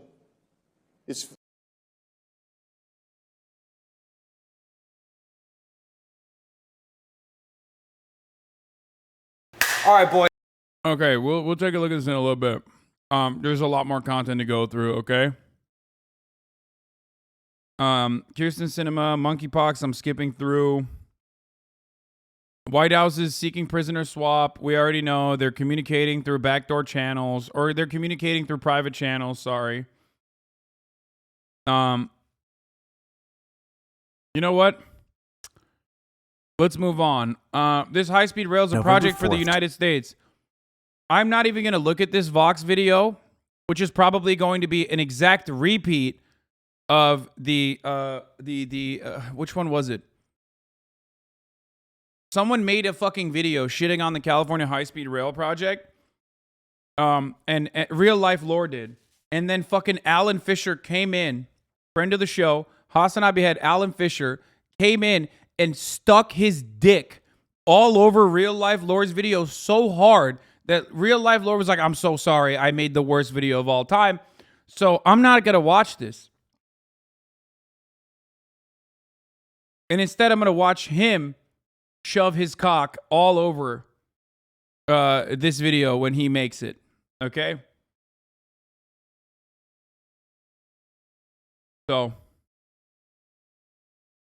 we'll wait for HasanAbi head friend of the show, Alan Fisher, to just absolutely fucking, dagger dick this video. More about the politics than the engineering, so it's a bit better than the other one. Okay, well, then we'll take a look at it. On Never November mind. 4th, 2008, the people of California voted to fund this. I do hate California politics. A high-speed rail line. Many countries around the world have had high-speed trains for decades, and this would be the U.S.'s attempt to finally catch up. The train would whisk passengers from LA to San Francisco in under 3 hours, and it was all set to open in 2020. Today, it's 2022, and California's high-speed rail project is famous for being a disaster. Will be the most expensive project in state history. A train that's going to nowhere. Train to nowhere. All that's there today is this one section, still under control. I mean, right off the jump, this is just reactionary framing against government projects. Like, certainly, in a lot of instances, big budget government projects end up creating fucking handouts for a lot of, nepotism beneficiaries, right? Nepotism recipients. But the idea that, like, a high-speed rail that goes across this gigantic fucking state is not going to be expensive is a silly one. Construction from Bakersfield to Merced. But the failure of this rail line isn't just California's problem. It's an ominous sign for big projects all over the U.S. We see other advanced economies all around the world that are able to do this. So they can do it, so why can't we? In other words, what is it about the U.S. that made California's high-speed rail line so hard to build? Just to be clear, this was a pretty good idea. A lot of people travel between San Francisco and LA, but the trip takes at least 6 hours by car. It's less than an hour by plane, but that's not counting time in two of the country's busiest airports. So a 2-hour and 40-minute trip by high-speed rail made sense. California just needed to design a route that connected its big... Also, how much emissions it would cut and how much traffic it would reduce literally around the fucking metropolitan areas. Cities efficiently. It's really about population density and how quickly you can serve areas of high population density. This is Ethan Elkind, director for the climate program at UC Berkeley Law School and host of the local State of the Bay radio show. You really want those centers where there's a lot of people working and living within a few kilometer range of the station. If you don't have that, then it's not worth a high-speed rail stop. But that's easier said than done. In the early 2000s, the California High-Speed Rail Authority considered two routes in Southern California. This one went straight up the I-5 highway, while this one looped eastward and stopped in Palmdale. It was 34 miles longer, and studies estimated it would be 12 minutes slower. Yet, ultimately, this was the route they chose. So what happened? So the Palmdale stop was really added at the behest of the Los Angeles County Board of Supervisors that wanted to see a stop for high-speed rail in Palmdale. If you have the county that the high-speed rail line is going through opposing it, that can create real political problems, can create litigation problems, can create permitting problems. Palmdale politicians understandably wanted the train's riders and business opportunities to come to their district. The problem was that they had the power to hold up the entire project to do so. They have this power because the US government gives it to them. The US is a federal system, meaning power is divided between the federal government and state governments, which in turn grants some power to local governments. When it comes to infrastructure, a lot of the power and responsibility is often on this local level. That's a compromise that we make here in the United States. We believe in local control to some extent, representative democracy. The downside of that is when you're trying to get a project at this scale built, it does take. I mean, unless they fucking unironically advocate for, one-party communist development as an example of successful high-speed rail being built all around a vast and almost equally populous fucking state like China, I don't want to hear it. Yeah, oh shit, dude, I can't believe Palmdale has the capacity to hold up this fucking infrastructure development. Okay, steamroll them. Go to the houses of every fucking executive and be, go to the house of every local politician and be like, okay, sick. Well, you don't like this? Okay, you're going to jail. Take a lot of compromise. And in order to build a 1,300-kilometer high-speed rail line, the State High-Speed Rail Authority had to compromise with a lot of local governments. No, this video is not debunking this. This video is the older video that we watched already. Okay, and Alan Fisher also recognizes and admits that that bureaucracy does play a role in this, but on the contractor side especially. In the Bay Area, politicians pushed for this route instead of this one, even though it was much more expensive and slower for travelers coming from San Francisco. And in the Central Valley, the route stops. Oh, this part was actually addressed in the Alan's video. Technically, there's already pre-existing routes there that is easier to fucking build on. It also goes through like there's terrain considerations that videos like this don't actually pay attention to. In all these cities, instead of going up this faster route, in order to ensure support from the politicians here. All of these little compromises. Wait, what the fuck? Isn't there? Wait, I don't want to get all crazy with it, but I'm pretty sure there's literally fucking mountains. Like, he's describing mountains right now. Like, yeah, I know this is a direct line. But, like, has anyone ever asked why there are so many population-dense areas right here and here and here, and not here and here and here and here? That's mountains. He's describing mountains. Have you heard of tunnels? Kappa? Wait, yeah. Oh, man, you're so right. Yeah. No, you're right. It's actually much better to do a high-speed rail by literally digging into fucking mountains.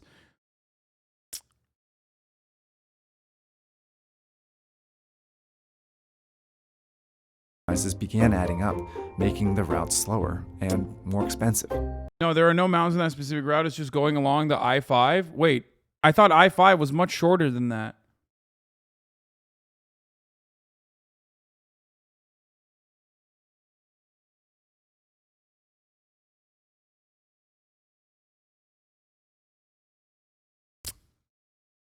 Or, like, it goes through this area? Hold on.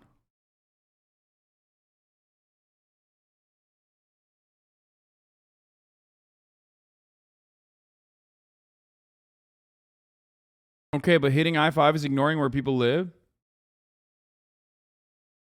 I read that digging a tunnel costs $1 billion per mile. I don't know how long it costs. I don't know how much it I don't know how much it costs. I know it's more costly than just doing it on top of pre-existing railroads. But even doing it on top of pre-existing railways is still difficult, especially because some of those lines are not easy to immediately modernize, and it could be even more costly. People live in LA and San Francisco, not the Central Valley. No, there's still people that live there.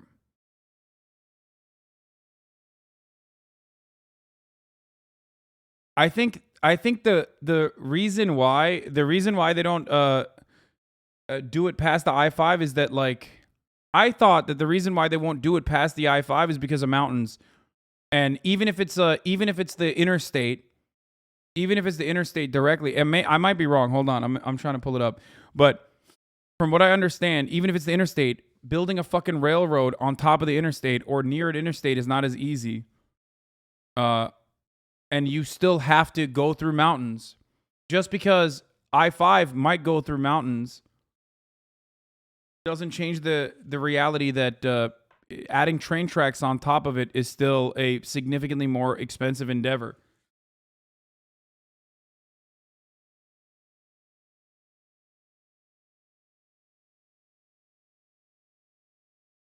This isn't it.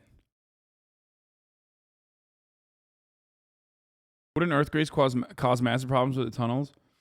I don't know what the counters to that are. I don't know. I'm sure if Japan can do it, we can too. This is a topography map of California, by the way.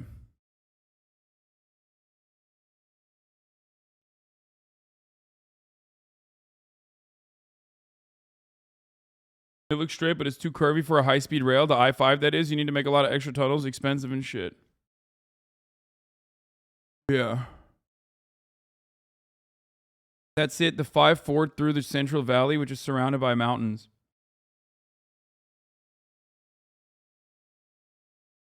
Alan Fisher says, I'm aware of the Vox HSR video. It is better than the real-life lore video, but still has lame takes and incredibly short-sighted views in it without providing any solutions. Nice.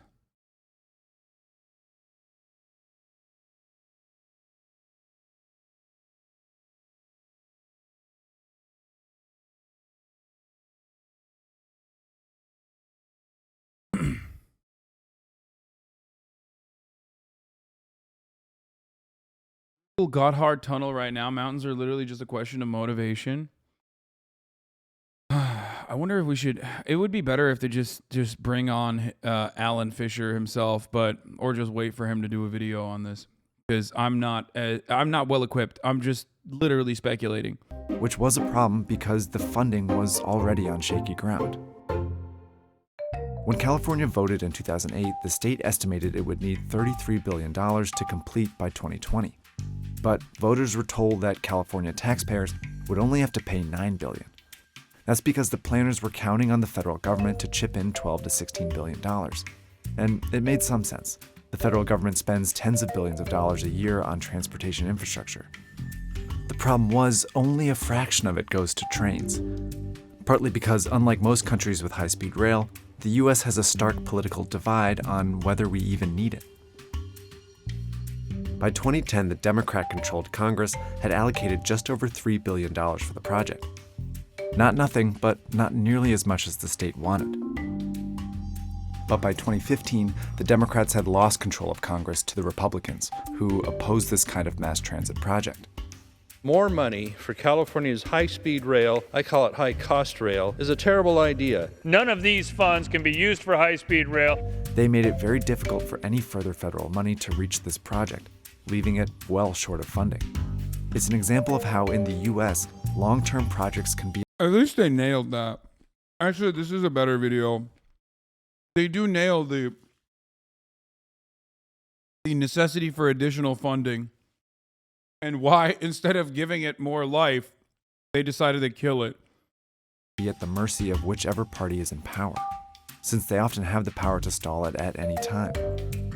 And it's not just the federal government. I hate this, dude. I think infrastructure projects like this should be completely...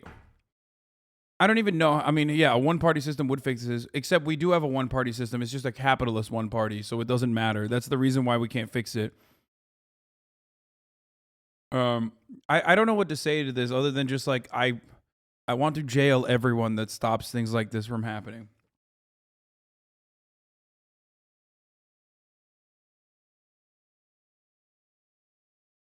Sometimes you just gotta forcibly make this, okay? Sometimes you just gotta forcibly make it at the threat of, just at gunpoint.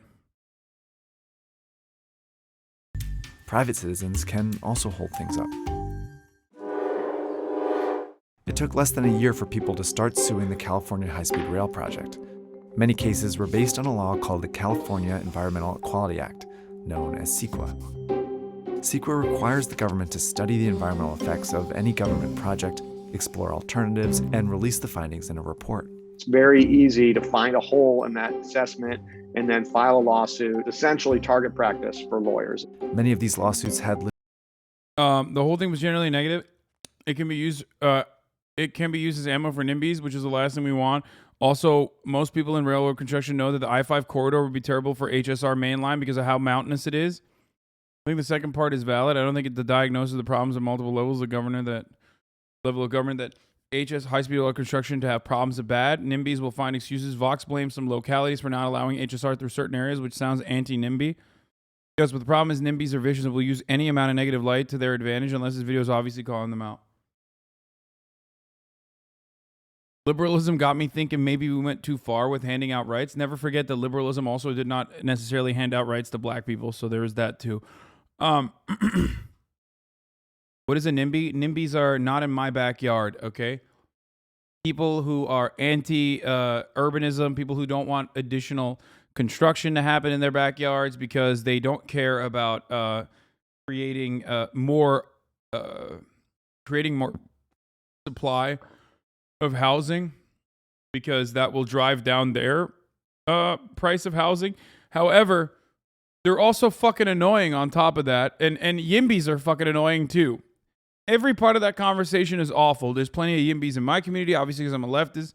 YIMBYs are yes in my backyarders who are like who range from leftist socialists who want public housing all the way to ANCAPs who are like Larry Elder. Larry Elder is literally a YIMBY, okay? Or claims he's a YIMBY at the very least. And that's what's really frustrating about the YIMBY side of the conversation, because the YIMBY side of the conversation, like I said, is massive. It goes all the way from like leftists and socialists all the way to fucking anarcho-capitalists. Because the difference is what kind of housing is important. We have to talk about what kind of housing we're building. And most YIMBYs will turn around and say, wow, you're being a NIMBY right now. You're being a NIMBY right now by saying what kind of housing needs to be built. Doesn't matter what kind of housing needs to be built. What we need is more supply. Well, guess what? We are adding supply. It doesn't even fucking matter, because half the time, if it's a luxury high rise with a little bit of fucking with a couple like affordable units attached to it, then you're not solving the problem.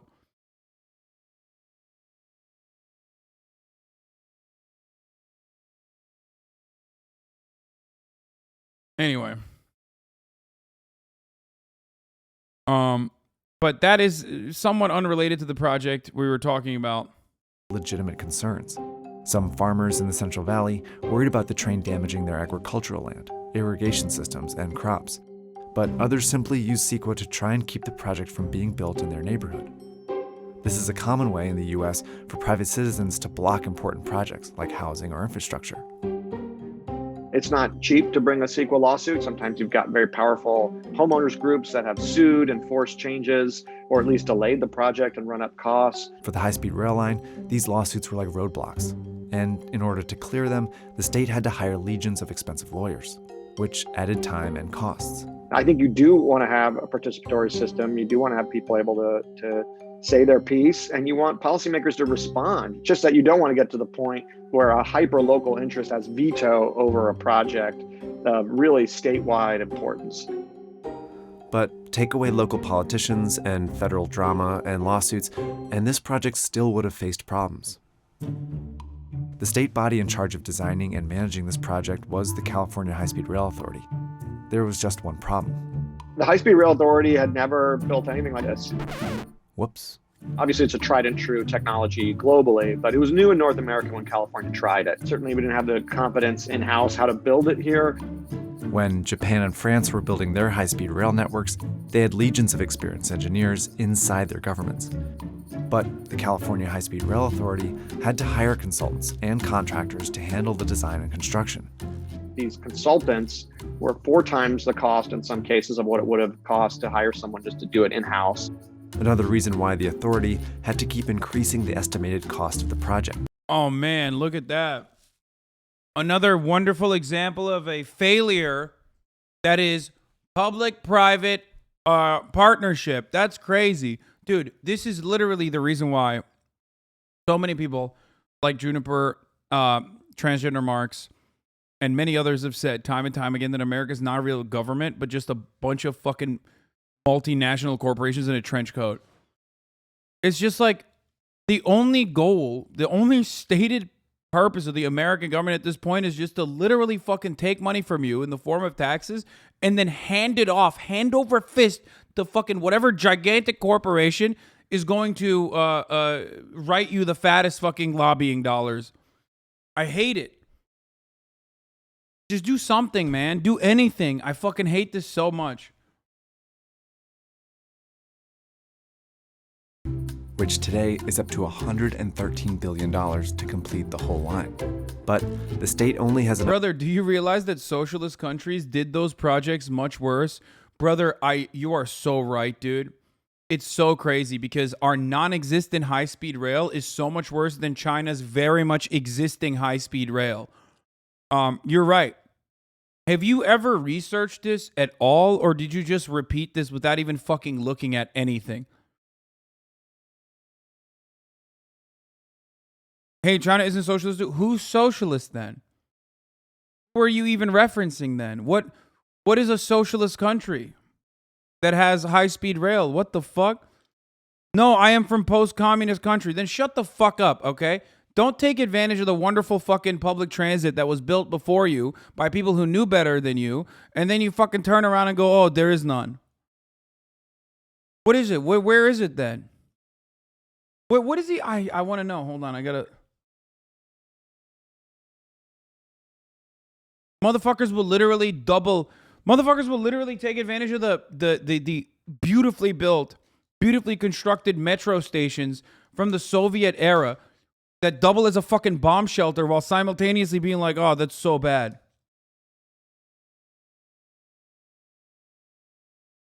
Two things that benefited post-Soviet countries: incredibly high rates of home ownership, like personal home ownership, and adequate public transit in comparison to having nothing beforehand.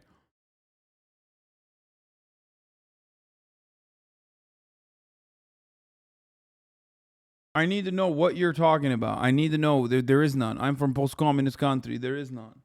Oh, literacy rates too.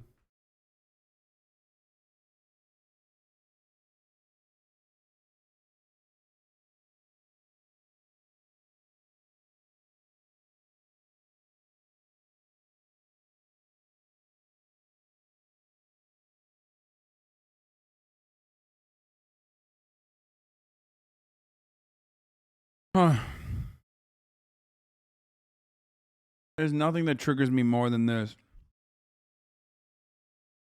Here. There you go, dude. There you go. Chinese railway map, 2008 versus 2020. Impressive growth. By 2021, the high-speed rail network in China stretches to 37,900 kilometers, while its entire rail track length runs for 141,000 kilometers. By 2035, the high-speed network will have increased to 70,000 kilometers. And even then, motherfucker goes, the problem is only to Beijing, the China railways has profit. All others have deficit. Thank you, Jerry. Thank you, Jerry, for your fucking feedback. Someone dial up. Hold up. Someone call Xi Jinping, boys. Jerry's got it figured out.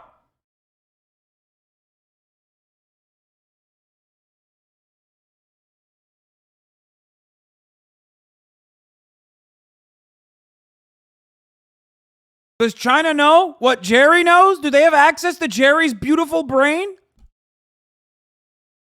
Billions of motherfuckers, not one Jerry, dude. That's crazy.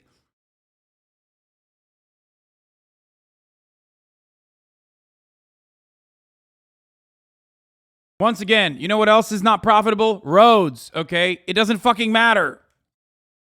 It doesn't matter. And also, the economic improvement of railways like this, if you think about the prosperity of a country and economic development and just development in general of a country, then this is significantly better than anything else that you could do with that money. Constantly engaging in profit-seeking attitudes and profit-seeking methods is literally the reason why America has nothing. We have dog shit infrastructure. We have nothing. That's the reason why we're a fucking third world country with a Gucci belt. Dumbass Jerry, shut the fuck up. Bro, you are not a corporation. What do you mean? The worst part is this is just a regular American, okay? This is just a regular old American dumbass. That's the worst part about this. A regular old American dumbass who's like, well, what about the fucking profit margins for these lines? Like, what? Dude, why do you care? What are you doing? Why are you saying this? Enough money to build this section in the rural Central Valley. Oh, I saw this. This was wonderful. I saw that. I retweeted this. Feel like Spain got a little too good at building trains and started going for some routes to places where nobody lives. That's what this motherfucker said, okay? Not as smart as you thought you were in the first place. So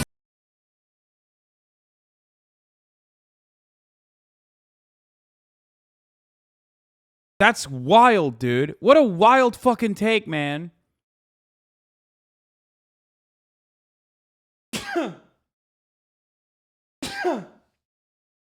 Why are we such fucking pieces of shit that we literally look at other countries that are successful in their fucking public transit initiatives and go, nah, not good enough. Shut up, potato head. The fuck do you know? Sit the fuck down and contribute to your fucking diabetes by eating McDonald's every day. Why the fuck do you involve yourself in business that does not involve you?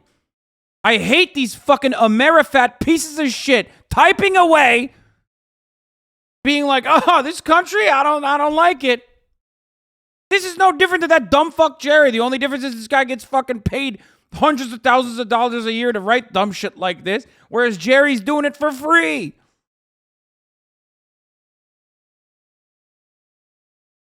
Eat your fucking burger.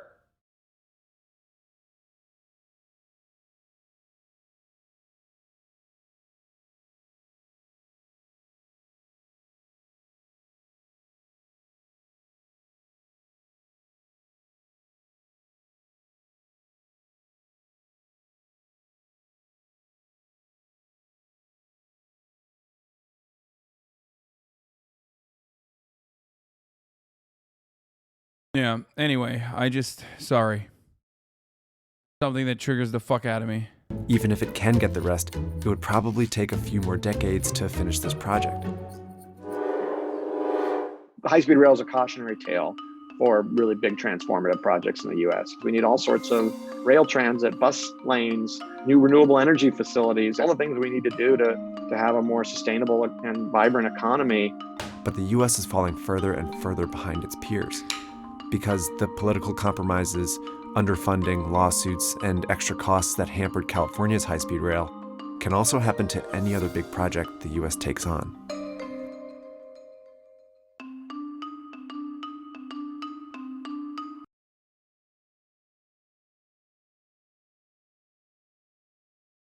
Alex Jones verdict incoming. Actually, does anyone have a link? I respect him for not deleting one of the worst tweets ever, so he's brave.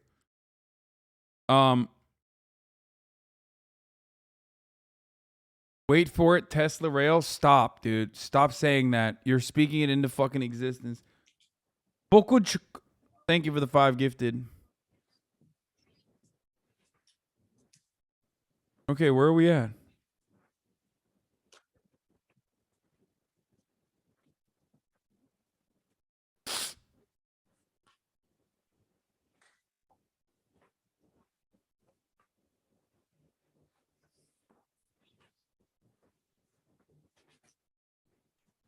It's just like, I really don't understand the audacity of being an American. I can't get over it.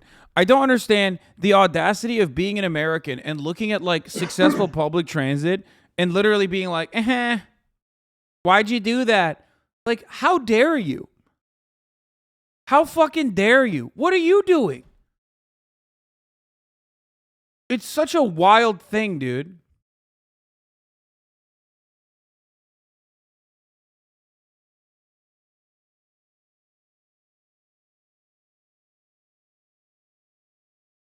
Bro, please, bro. Just have a hot bog and hand burger. I don't think you understand, bro. This cloth literally saved my life, bro. Once you taste the hot bug and hamburger, you will get it, bro. The troops, bro. You support them troops by eating the hurt dogs and hamburgers. Please don't let the terrorists win, bro. Just one bite of the hot bug, you'll see. Greatest country ever.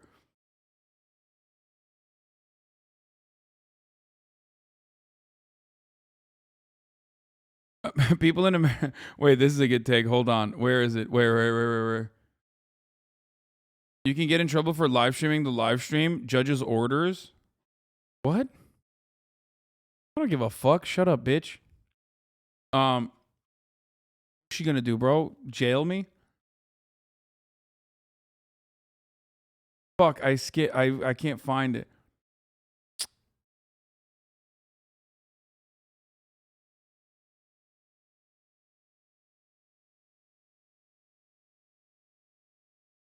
Okay.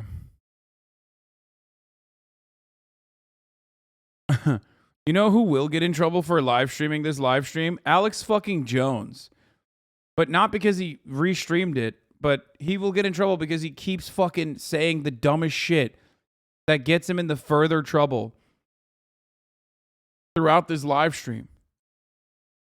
Trucker trying to get revenge on John. Jon Stewart? The famous Jon Stewart looks like a homeless mental patient. He's shrieking and disheveled and very short, really short, too short to date. Was he always that short? What happened? Where's he been the last 7 years? Damn, bro, he's so bitter. Yo, wear a bow tie again, bitch. Like, as much as Jon Stewart is one thing and he's a lib and yada, yada, yada, ultimately, you're no longer wearing a bow tie after speaking to this man. You know what I'm saying?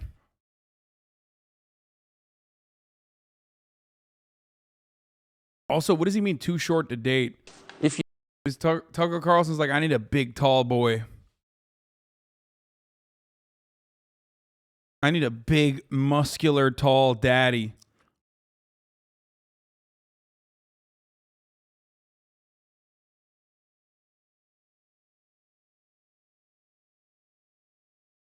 If you know, let us know. We want answers. That's Jon Stewart?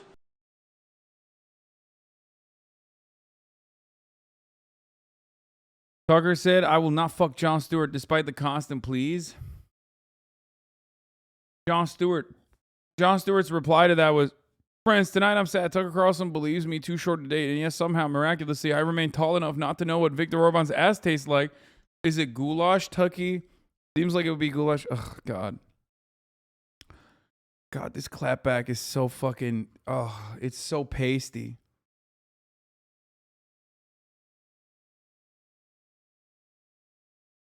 I don't know. Maybe I'm too black-pilled. See this about the Indiana Republican who died in a car crash? Wait, what? Why is there a Keck W next to that, bro? What the fuck?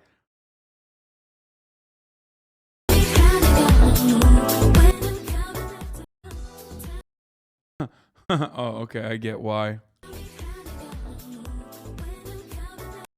That's brutal, dude.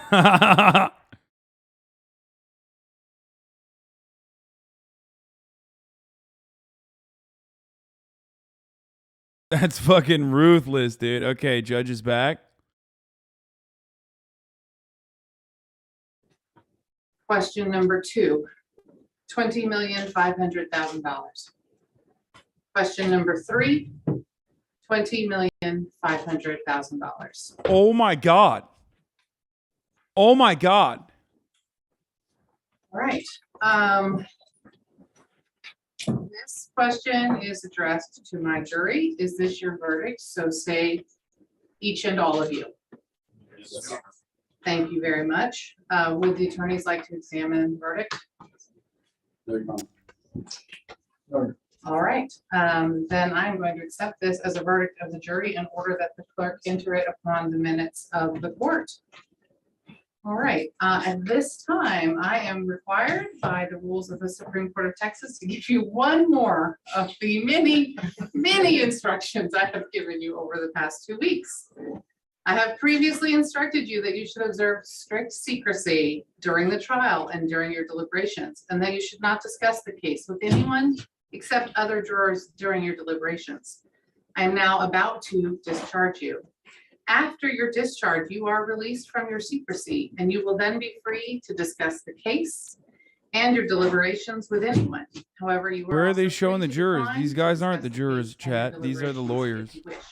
You mean these guys over here? It is lawful for the attorneys or other persons to question you. Bro, they also dox the jurors whether too. Any of the standards for jury conduct that I have given you in the course of this trial were violated, and to ask you to give an affidavit to that effect. You are free to discuss or not discuss these matters and to give or not give an affidavit. Ladies and gentlemen, I want to thank you again for your jury service. Without it, our system of justice could not exist. I hit it. I hope that you have benefited. They didn't dox them, but they did talk about their names. They read their names out loud.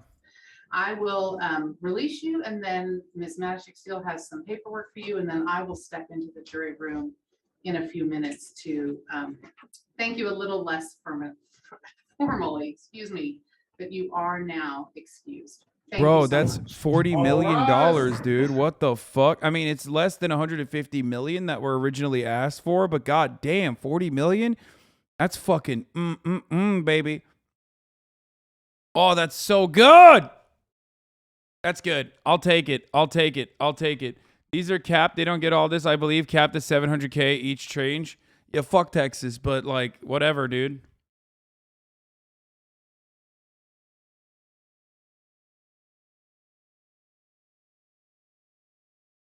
Plus the 4.5 million-ish yesterday.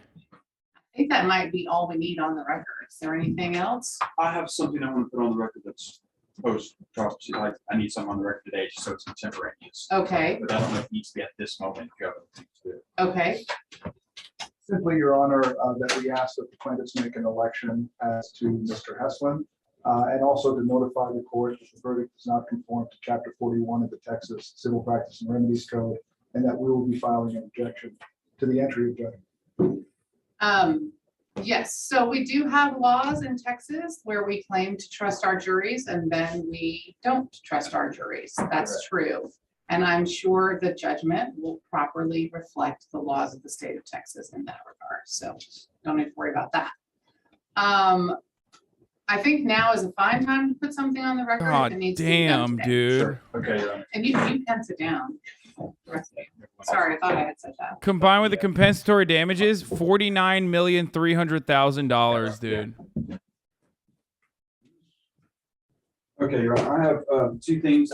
This is the first of 3 trials for damages against Mr. Jones. 2 or more are scheduled for next month, 1 in Texas and 1 brought by the families of 8 victims in Connecticut, where laws governing damages favor the plaintiffs more than in Texas. And of course, Connecticut is where the shooting occurred. Oh my God, I'm so excited. The only issue is that Alex fucking Jones has like, oh, get fucked, you fucking fuck. Oh God. So I want to do that just in a brief summary fashion now so I can have those points out. So does this money go to the families? Yes, this money goes to one Obviously, family, having one individual already family. secured millions of dollars for Mr. Jones before the jury went back for Peter, the damages certainly didn't want a mistrial. But some things came up that I believe are sanctionable. Dealing with us parties for the past, since 2021 we were remanded. I know you've seen a cavalcade of lawyers come in and out and sanctionable conduct, and it doesn't stop. The 3 things I want to bring up first is that Mr. Reynolds constantly relying on the expression to the jury of that there were 27 hours of video of Sandy Hook coverage. I want you to think back to the first objection in this case. You've heard so many objections in this case, but the very first one was Mr. Reynolds' board that was over here with the 27 hours. There have been at least, since that was ruled to be not an appropriate statement to make to the jury, there have been, by my count, at least 10 times where that has occurred, and objections have been raised on that. And in fact, your words to Mr. Reynolds were crystal clear. Mr. Reynolds, you cannot do that. Mr. Reynolds didn't care. He got up in the closing statement and did it. But this time it was even worse. Do you think other families are He suing didn't already? just say that 27 hours were the total, which is bad enough. Because he had said, we've devoted more time to Sandy Hook than Alex Jones ever did. When Mr. Reynolds made that statement, he knew it was false. He knew that was a false statement. But it's worse because he started to say that we either could have or should have brought evidence of the additional videos and claimed that it was our fault for not putting more videos in front of the jury. Dude, he's just fucking doing a touchdown. He's doing an end zone dance right now. That's what he's doing. For those of you wondering, like, what's this lawyer doing right now? He's just doing a fucking celebration dance. He's going after the lawyer now. He absolutely ass-fucked Alex Jones out of almost $50 million. And now he's just teabagging the defense attorney. That we were behind the 8 ball, that people have testified repeatedly in this case, that videos have been destroyed and God knows where they are. And that we requested. He's doing the Fortnite L dance right now. And transcripts that we never got, that we inadvertently got later, that there were some transcripts prepared by a court reporter of those videos in 2019. And we still don't have them, which means they were in counsel's possession because they were sent to a court reporter for transcription. We believe that is so outrageous that we will be seeking sanctions of the highest caliber for all of that. The second is that this court has, in this entire district, has a standing order in limine regarding the social cost of the jury.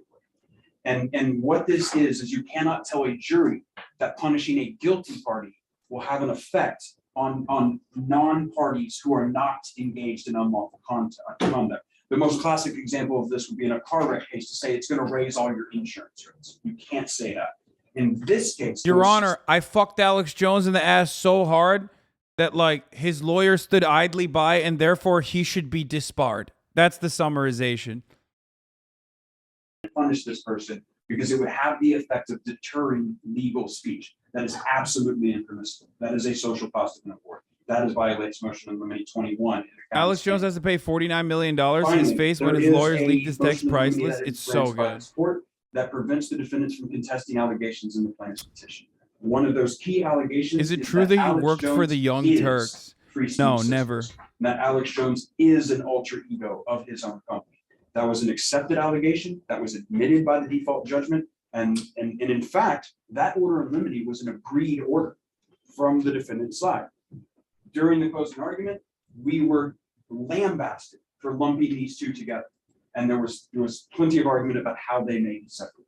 So we have 3 different grounds that we need to raise at this time for a contemporary objection that will be added to basically every single day. We're going to have something we're going to bring in that sections. So we needed to bring that to you now. The second thing I wanted to talk to you about, and maybe you want to talk about it separately, or I don't know what we can do about it, but I have not been given any confidential designations about that phone. I'm ready to hand it over right now. I thought you already had. Yeah, I'm prepared right now to hand it over to whoever wants it because nothing about it's confidential. And I did get just don't knowingly transfer other people's private medical information. Exactly. And I believe there might be some other private information. I mean, bro, he is. He's literally just like he's ass blasting him. But there was a privilege log filed this morning. It is not compliant for many reasons. One, it's just not a compliant privilege log. Doesn't identify any documents, doesn't provide dates, doesn't provide a description of the subject matter, none of that. It's just every single communication I have with this person's privilege.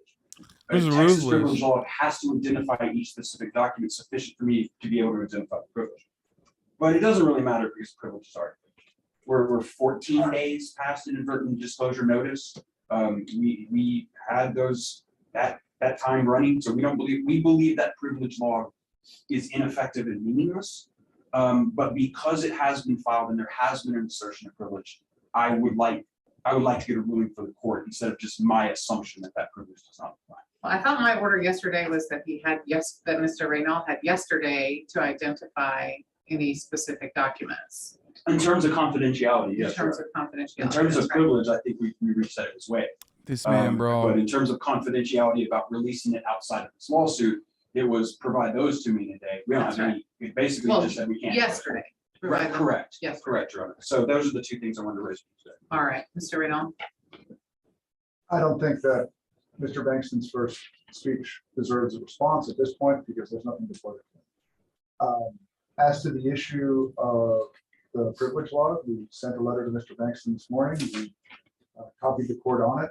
There are core attorney-client privilege communications in there. We identified them by document. It's a PDF. We said, these are his communications with his lawyer. Bro, you have nothing. You have nothing. Just take it. Lick your wounds, bro. Go home and lick your wounds, homie. You're fucked. Not passed because we became aware of the inadvertent disclosure while Mr. Jones was testifying. Dude, that's not true. Well, that is our position, Your Honor. Oh, okay. You're the one who gave me the email that showed me that you had known about it 12 days earlier. Mr. Bankston represented in that email that he was not going to download the documents. That is not true. That is our position, Your Honor. I mean, you have the email, so it's. That's right. I have it and I read it and I saw what it said and it didn't say what you just tried to tell me. Well, if Your Honor disagrees, that's her prerogative. I disagree with the written word in front of me. Yes, that's right. Bro, what the fuck? I will review the motions for sanctions when you file them. Bro, when the judge starts laughing at you for saying that like what you are seeing in front of you and what you read is not what we intended to say, you're fucking done, dude. Already Ether. responded to any request. It's like, Your Honor, I know I said certain things on an email, but you know, I thought something different. than what I said. I'm not going to do that. All right. There's the phone. It's not even a phone. The text I don't- messages from 2019. They have Okay. nothing to do with Congress. I'm not getting in the middle of that. Nothing is properly before me to get in the middle of that fight. Atlas Bunny says, the judge laughed at my dad in divorce court. It's a sign of amazing fucking to come. Oh, God. Is your dad reactionary as fuck now? Very much, and for the court staff service as well. Thank you. Nothing to do with that. All right, we can go off the record. I've already told you that you have to prepare the judgment, and I would like that preferably by next week if possible. We can get that. I do go and speak with the jury, and it is my practice to invite attorneys to come and speak with them if you would like to. Given the hour, 5 o'clock, there's not going to be a lot of time, but if you're interested in that, I will send someone out to come and get you. Attorneys only, not parties. That's how I do it in every case. Now, when the jury leaves, of course, that's, you know, I'm not in charge at that point. And we have made space available for both teams this week. I would like to, if Your you have Honor, not I was in already, goblin mode. ask you to go and make sure that both spaces are clean and put away. You haven't left anything behind. And when those judges reclaim their spaces, they will be happy to have lent them to you. So if you'll take care of that right now as well, please. We'll do. Thank you. All right, thank you. I Oh, one wonder- more thing. Sorry, me too. We're set for pretrial September, okay, 19 is a Monday, so He's like, I didn't get enough. Let's do this again sometime, Your Honor. 16, 17, 16, the 14th of September in Posner. At this point, My dad is a transphobic piece of shit whose sole news source are Drudge Report and Breitbart. Ooh, old school Republican. She laughed in his face after he claimed to be living out of his car despite making $160K a year. He can suck my ass. God damn. God damn. Okay, well, speaking of ass sucking, I gotta show you. We're moving on from this incredible sequence of L's that Alex Jones took to another L, Marjorie Taylor Greene, aka Marjorie Titan Greene. First of all, we found out that the guy in the cage crying all day is Brandon Straka. If you remember who Brandon Straka is, he was the gay guy who was like, oh, I left the Democratic Party. Do you remember he like tried to unsuccessfully do that? Like, I'm gay, but I'm no longer a lib. That guy, the walkaway guy. But you can't walk away from the top of the hour ad break, but you certainly can avoid it. At the top of the hour, there's a 6-second ad break. Unless you want to be in a jail that is the ad break jail, like Brandon Straka is, you can subscribe for $5 or for free with a Twitch Prime, that is, of course. By connecting your Amazon Prime account to your Twitch account, you get 1 free Prime subscription a month. Oh my God, this is so funny. Him crying makes this so much funnier. You like moments like this and you want it to be uninterrupted, then, like I said, you can subscribe for $5 or for free, or get gifted a sub if you're lucky by being a good boy. And otherwise, you're going to ad break jail right now for 60 seconds. Here's the woman ad break now.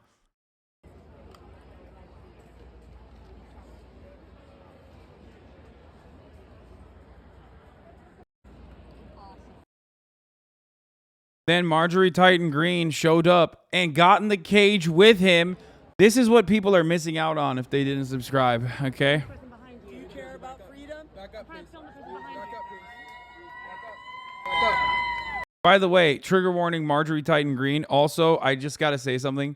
If you're surrounded by people who go, woo, when they see Marjorie Titan Greene and not scream in agony or scream to like ensure that everyone can get away from that area as quickly as possible as a Titan is now amongst them, you're not in a good crowd. I'll just say it like that. Like, babies start crying when they see this fucking woman, okay? Back up, please.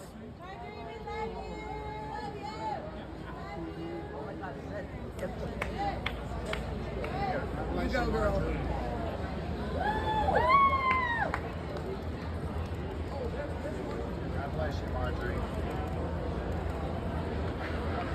Bro, conservatives, literally, including Marjorie Titan Green, didn't they all laugh at AOC for crying at the fucking actual detention center? I am reminded of the fact that conservatives were laughing at AOC crying at the fucking immigrant detention center. This is not even a real fucking prison. Why is she like looking solemn and shit?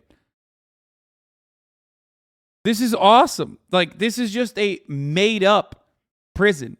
A prison where he can just walk out from. This is a perfect image of conservative oppression seeking, victimhood seeking, dude.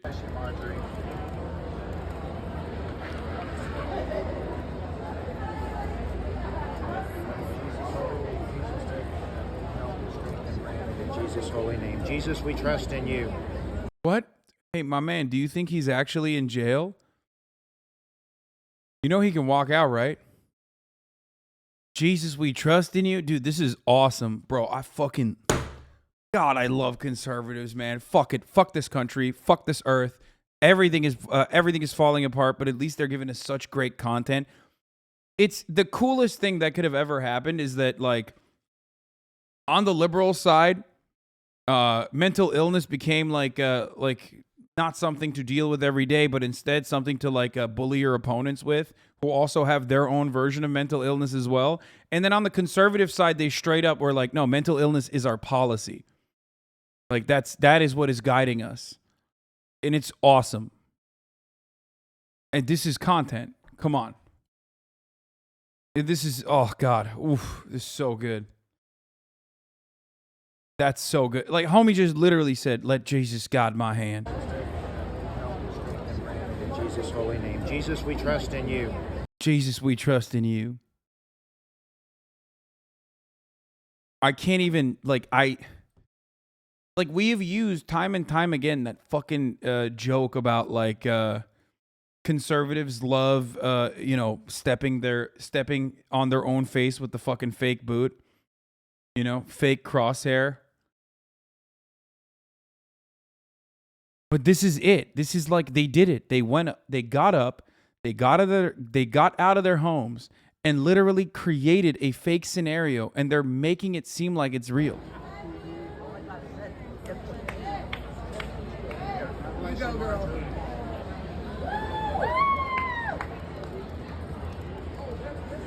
God bless you, Marjorie. What is that Kathy Griffin? What was it? No. It wasn't Kathy Griffin. What was it? What was that fucking demon? That British demon? The classic tweet about her? Oh, Katie Hopkins. This is how it feels to be a white conservative. I actually love this metaphor because it's a fake target and you put it there yourself. This is exactly what's going on, dude.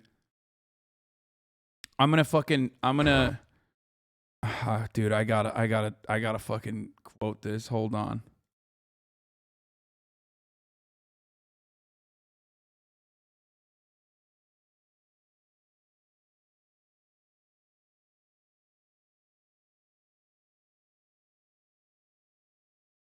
You mean Thatcher?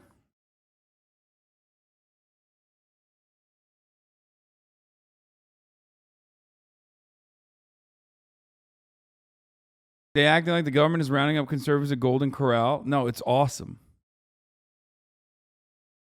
On.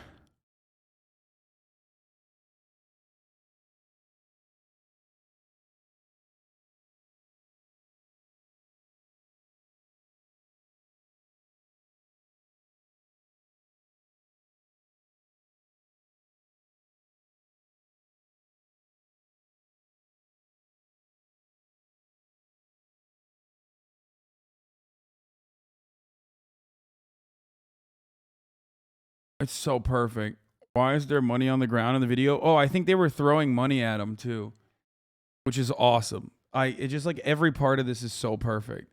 Every part of this is so perfect. Oh, also, speaking of weak ass conservatives, I just want to point to this as well. This interaction I saw unfold on the timeline. Love that someone else also caught it. Men, what's the hardest thing for you about your wife's pregnancy? Let's get our stories out there. Go. Matt Walsh. The maternity wards at hospitals provide basically no accommodation for fathers. I was forced to nap on a chair, which was made even more difficult by all the noises and commotion during the delivery. Extremely inconsiderate. Now, I can't tell if this is written in a way where he's being sarcastic or, I mean, it's Matt Wall. If it was anyone else that wrote this, I'd be like, that's funny. That's like a funny joke. Like, your wife is literally having her pussy opened up, okay, inside, and you're like complaining about not having, adequate adequate area to sleep, okay? And normally I would say, like, that's pretty funny. Like, haha, the juxtaposition, like, oh man, it's so crazy, like, but it's Matt Walsh. So I don't think this is a joke.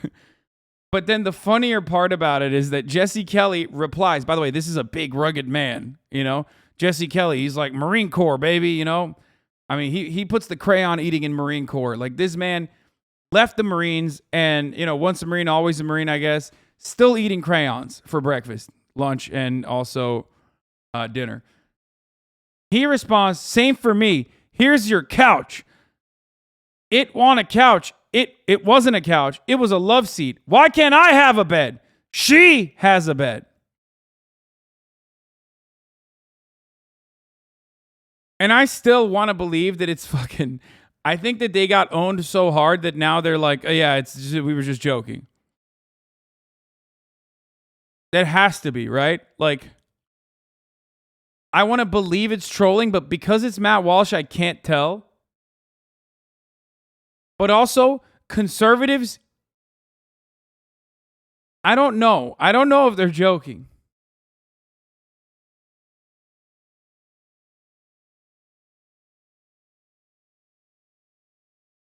Bro, sometimes it'll be patients with broken fucking legs that don't get beds. Holy fuck. Yeah, I mean, it's not unusual for conservatives to expect their wives to be silent during pregnancy.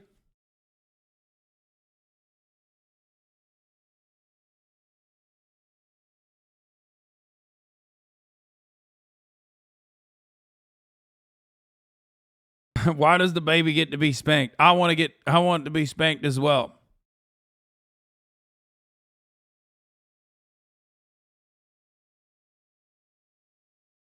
Matt Walsh fucked up making being a total piece of shit without a trace of humor as his online persona. Matt Walsh is every bit the same, like, humorless cuck. 90% of like, oh, I'm neurodivergent on Twitter. DNI Andes are, you know what I mean? So it's very difficult to ever think that he is making a joke or even attempting at humor. The only thing that makes this man laugh is the thought of like trans teenagers killing themselves. So I don't think that he has ever made a joke. So I don't know.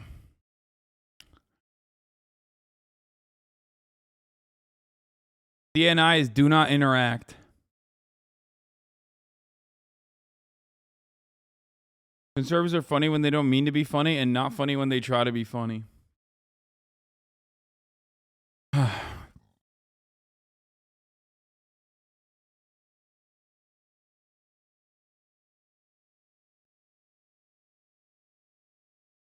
Matt Walsh reminds me of the Tradcath dads who would meet up in the steam room at Lifetime Fitness while I worked overnights there. Love those guys. Happy to clean up their loads. I can't believe you cleaned up the loads of, what's his fucking face? The one that got recently divorced? Shit. Rod? Was it Rob? Rod? Wasn't it? What the fuck was his name? God damn it. Rod Dreher. Yeah.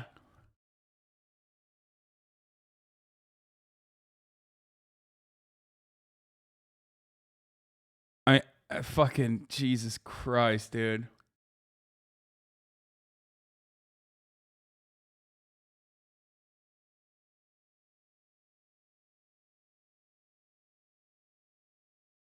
That's a Catholic convert, baby.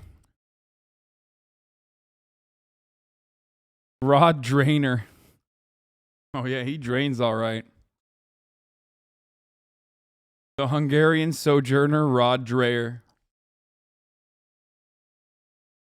This op-ed is even funnier knowing Rod is getting divorced.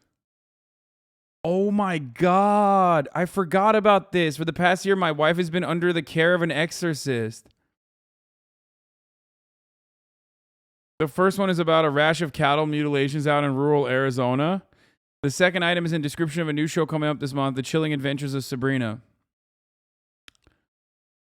The mainstreaming of Satanism in pop culture, whether you believe that this has to do with spiritual realities or is merely symbolic, it is undeniably culturally significant. Now, this is a setup for me to tell you about a strange telephone call I received yesterday. I've hesitated about whether or not to blog about it. Oh, no, dude. I forgot about this.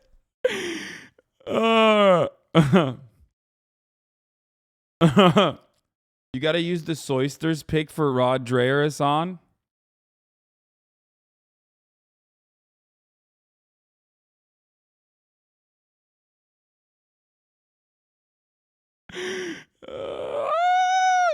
Yep, article heads. Dude, that's the funniest thing that Felix always shits on. We always love shitting on ourselves, okay? If there is an article head out there, it's the Chapo franchise, okay? They literally read articles on their podcast. I, on the other hand, never read, okay? That's all I'm going to say. Next time you hear one of these motherfuckers talk about article heads, remember, they quite literally read articles on their fucking... Yeah, call me Pol Pot, baby. No reading, no glasses.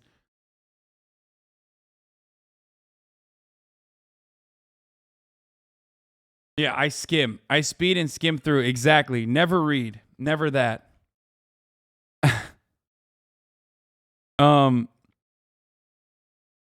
Catholic exorcist. Nathan started his story with a jaw-dropping line. For the past year, my wife has been under the care of an exorcist. I don't Nathan's wife as well as I know him, but I can tell you that she is worldly and sophisticated, even as she is devout.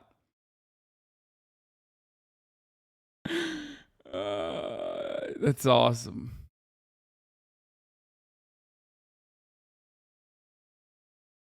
Anyway. I already ran the top of the hour, chatters. Stop trying to get me with that.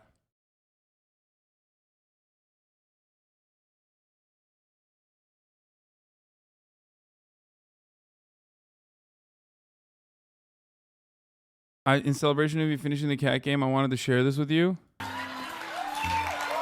What? Lord, I see what you have done for others. What the fuck is this? When we come... when we...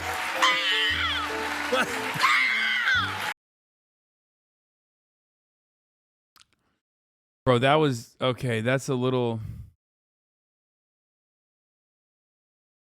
That's... Okay. I'm conflicted about that because, you know, I say no to furries. Oh my God, it got worse! Dude! Dude! They all got together and said the Lord's Prayer, dude. Against us, and lead us not into temptation, but deliver us from evil. For thine is the kingdom, the power, and the glory, and yours, now and forever. Jesus, we trust in you. Saint Michael the Archangel, defend us in battle. Be our protection against the wickedness and the snares of the devil. May God rebuke him, we humbly pray. I mean, this is just disqualifying, right? Like, anyone that does this, they're praying his gay away, didn't take for Brandon, okay? I don't know what to say about this. This is, wow. And do thou, Prince, a heavenly host, by the power of God, cast into hell Satan and all the evil spirits, release this bondage that's going on in our country and upon Brandon. Wait, upon Brandon? Oh, he doesn't mean like, let's go, Brandon. He means Brandon In Strong. Jesus' name we pray. Amen. Amen. Amen. Thank you. Bro, how is this any different than like fucking witch talk? at least Witch Talk has like, you know, at least some of the girls on Witch Talk and some of the MPs on Witch Talk are very attractive and also have like, you know, crystals, like fun crystals and cool shit. These guys are just doing like the Lord's Prayer. They look like shit and they got 0 fucking crystals. You know what I mean?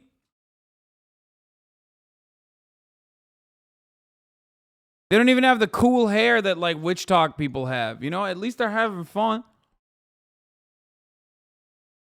The archangel, defend us in battle, be our protection against the wickedness and the snares of the devil. May God rebuke him, we humbly pray. And do thou, Prince of heavenly host, by the power of God, cast into hell Satan and all evil spirits. Release this bondage that's going on in our country and upon Brandon. In Jesus' name we pray. Amen. Amen. Amen. Thank you, Jesus. Thank you, Lord Jesus. Those who trespass. I can't. I don't understand. Witch Talk has more power than all these false God worshippers. Against us, and lead us not into temptation, but deliver us from evil. For thine is the kingdom, the power, and the glory are yours, now and forever. Jesus, we trust. No. I thought he was saying Brandon as a substitute term for Biden, like they're as brain broken as I am because I only call Biden Brandon now. But I realized no, they're talking about Brandon Straka, the political prisoner that's currently in jail. Bro, I love this shit, dude. This is so awesome. Matt Walsh retweeted this banger of a rap song.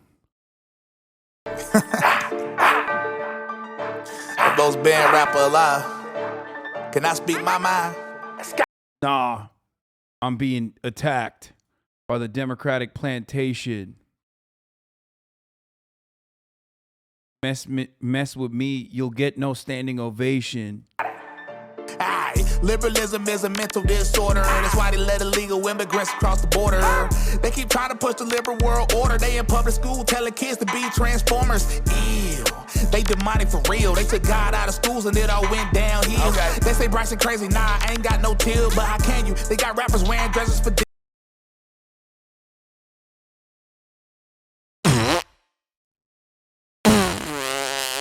Damn, this part goes crazy. What the fuck? That's real experimental shit right there, dude. What? That's wild, dude. Yo, turn that shit up, dude. What the fuck? Banger. Schools got your daughters to be transformers. Ew, they demonic for real. They took God out of schools and it all went downhill. Okay. They say Bryson crazy. Nah, I ain't got no till, but how can you? They got rappers wearing dresses for deals. There's no God there. They got rappers wearing dresses for real. First of all, you do not have half the bars, my friend, of Young Thug. Okay? You can't be talking shit about much better rappers who are political prisoners, much like Brittany Griner, except they are political prisoners in the same country that we are in. Okay? Free Slime. Absolutely unacceptable.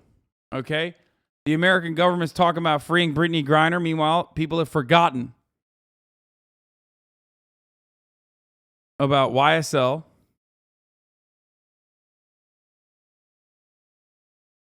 Anyway. Chaos, not go look at the news. Teaching your kids that they can change genders in schools. Got your daughters on TikTok, half naked for views. But it's Satan's job to make everybody confused. Drag queen story time out, that was they plan. That was normal to say a woman can go. I love rapping about drag queen story time. Be a man and say only women can get pregnant. Well, that's transphobic, and dudes that cut the thing off get called heroic. Liberalism is a mental disorder. That's why they let illegal immigrants across the border. They keep trying to push this liberal world order. They in public school telling kids to be transformers. Ew, and they demonic for real. They took God out of schools and it all went downhill. They say Bryson crazy. Nah, I ain't got no till, but how can you? They got rappers wearing dresses for deals, and you think your votes matter? They just took the election, and they coming for your guns. You think your voice matters? They just took the election.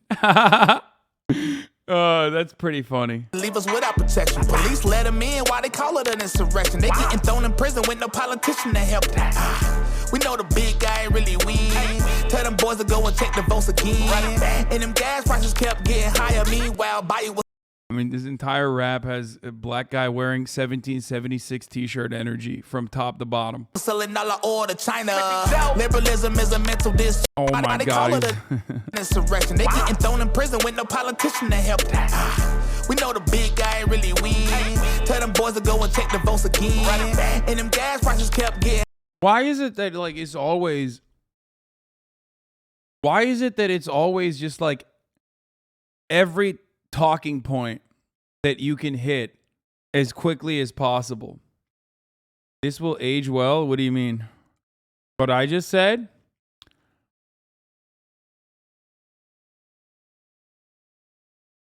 This rap song, you mean? He has negative drip. Oh yeah. My favorite genre of rap is the type hardcore Christian moms play in their SUV. First of all, that's the funniest part about conservative rappers. One, like a lot of the target demographic is not willing to overlook the fact that you're black. Okay, like the oh, he's one of the good ones only goes so far. Okay, and two, you're still making like rap music, right? So a lot of those people still will, one, because you're black, and two, because you're making rap music, will literally just say like, yeah, no, I'm not listening to that shit.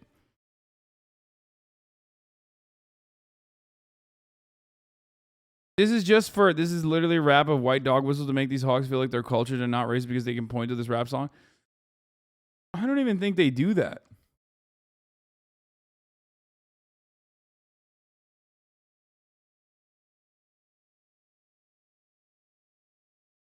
Meanwhile, BoyBoy was selling all the oil to China. Liberalism is a mental disorder. That's why they let illegal immigrants across the border. They keep trying to push the liberal world order. They in public school telling kids to be transformers. Ew. Hey, they demonic for real. They took God out of schools and it all went downhill. And they say Bryson crazy. Nah, I ain't got no chill, but how can you? They got rappers wearing dresses for deals. I mean, Matt Walsh is literally retweeting this as an old white guy. You think Matt Walsh actually listens to this? No, they're just like supporting it because it's like saying the right things. That's it. Yeah, no, this is for like the fucking groiper, the young groiper crowd that's like actually now in their 30s but haven't given up on the glory days when they used to be able to publicly do online harassment and had like more momentum behind them. Who won? Who's next? Epic rap battles of victory. It does, dude. It does have that energy. You're right. Oh, that's funny. Good job, dude. Really enjoy that Donda 2 leak. Thanks. Okay, dude. Come on. Don't disrespect Kanye West like that. Wait, why does he have a phone?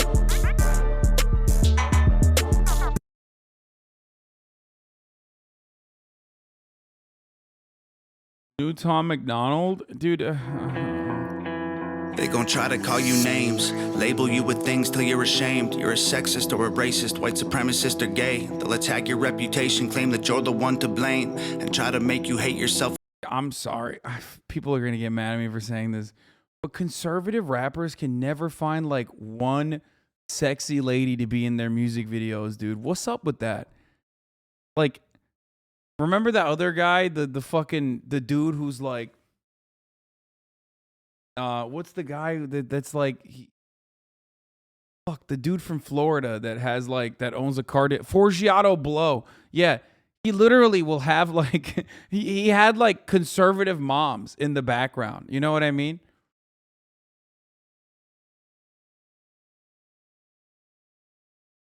I don't understand why people just want to hear Tom McDonald say the exact same thing with like a different beat, like a marginally different beat every single time.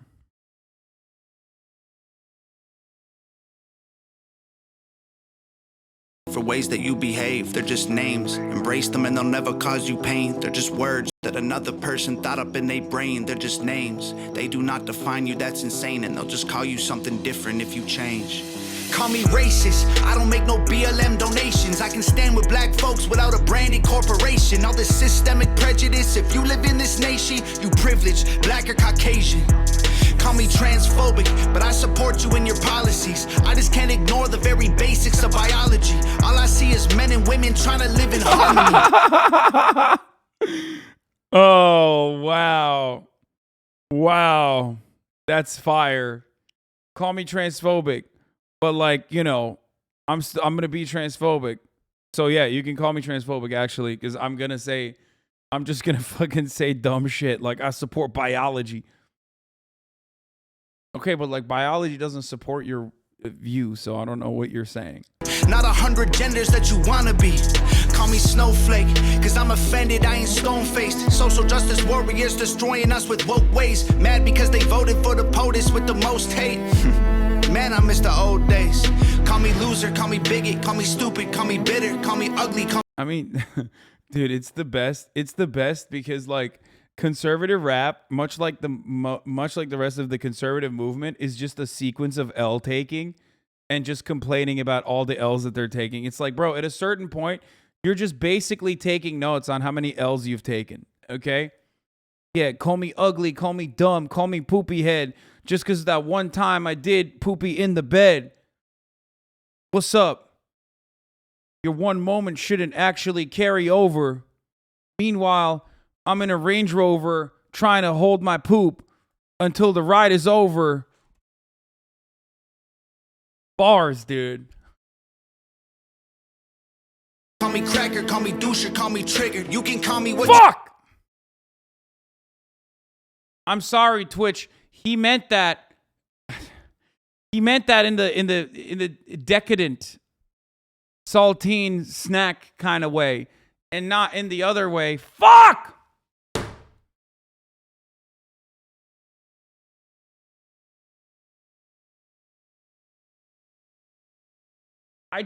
Why, dude?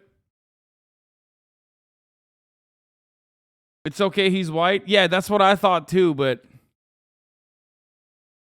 You want, cause at the end of the day, man, they're just names. Go ahead and call us names, dog. Do your thing. We ain't tripping cause we heard it all before. Give a damn about the names, dog. We feel no pain. Your words ain't gonna hurt us anymore. Go ahead and call us names, dog. Do your thing. Y'all are tripping, but I hope you find the Lord. Give a damn about the names, dog. We feel no. I do love that they went from like, y'all are being triggered to straight up crying.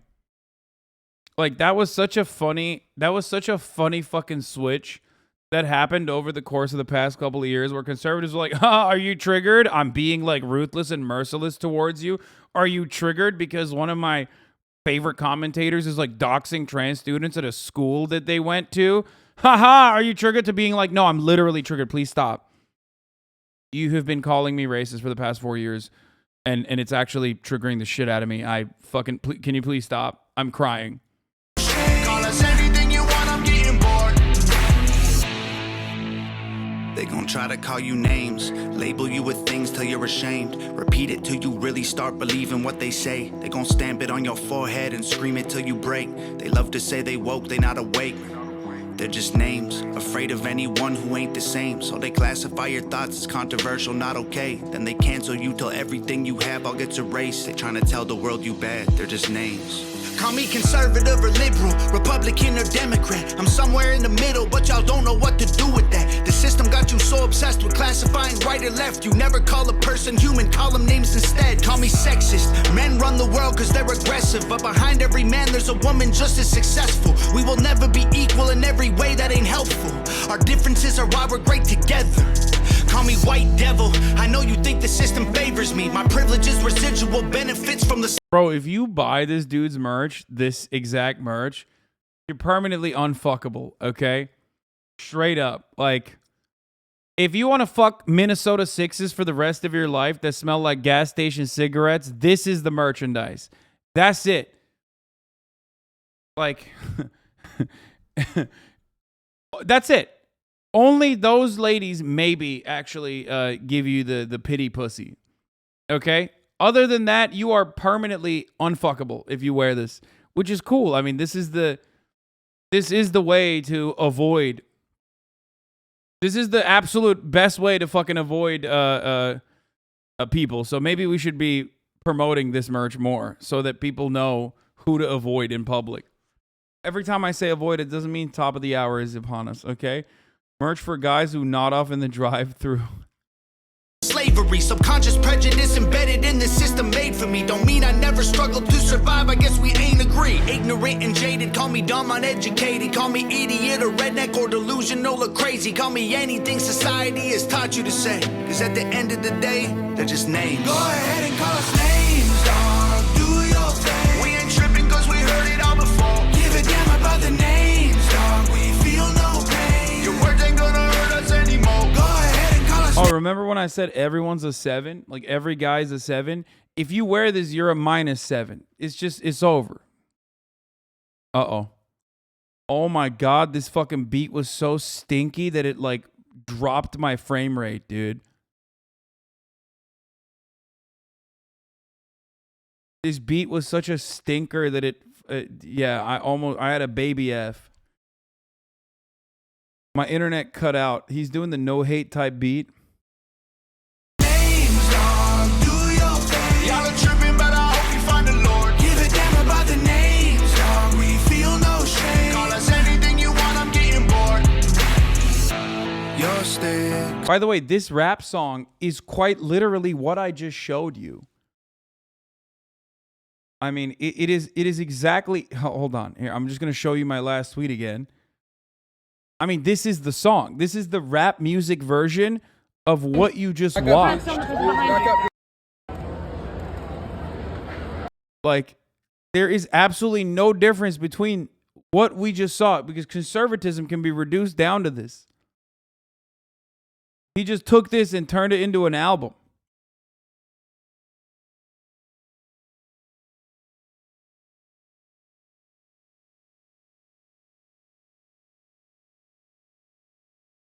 I love that. Basically, his entire album, new banger. Hey, yeah, skirt, yeah. I hate people who have different skin color from me. Times 32. Didn't this just happen? What the fuck? Question number 2, $20,500,000. Question number 3, $20,500,000. Oh my God. Oh my God. Combined with the compensatory damages, $49,300,000, dude. Oh, get you fucking. Oh God. Question number. Yeah, it did just happen because my fucking editors are fast with it. They're quick with it. They're nice with it, baby. Let's go. Juice it, juice it, juice it, juice it, juice it, juice it, juice it, juice it. I'm actually gonna post this on immediately on my fucking Instagram too. Go. Let's fucking go, dude.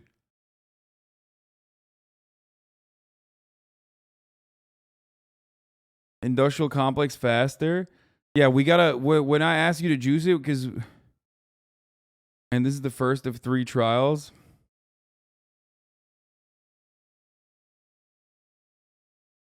Bro, these editors are so fucking fast. Yeah. Let's go. Let's fucking go. TikTok dominance. Literal base UK rap complete opposite of McDonald. No, we're not doing that. We're not doing that. See, someone in the chat just said, "Oh, this just came up on my For You page timeline, and I wondered if you were live." Guess what, chatters? That is the reason why we do these TikToks, okay?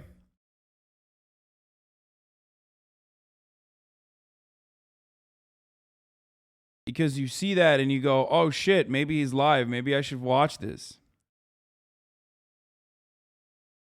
Does he even have 50 million? Yes, he does.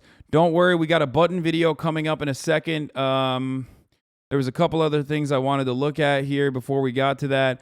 I don't know if we should watch. Okay. I don't care about the UK politics. Disney made us gay. Maybe that's for a different day. You know what I mean? But cut button content is upon us. Last thing we're going to watch before we get to the cut button content, which is coming up in a second. Last thing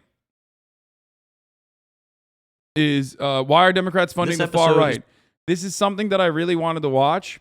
Part of the reason why I really wanted to watch this is because No. This is a really good video. Remember what I talked to you guys about the Pied Piper strategy?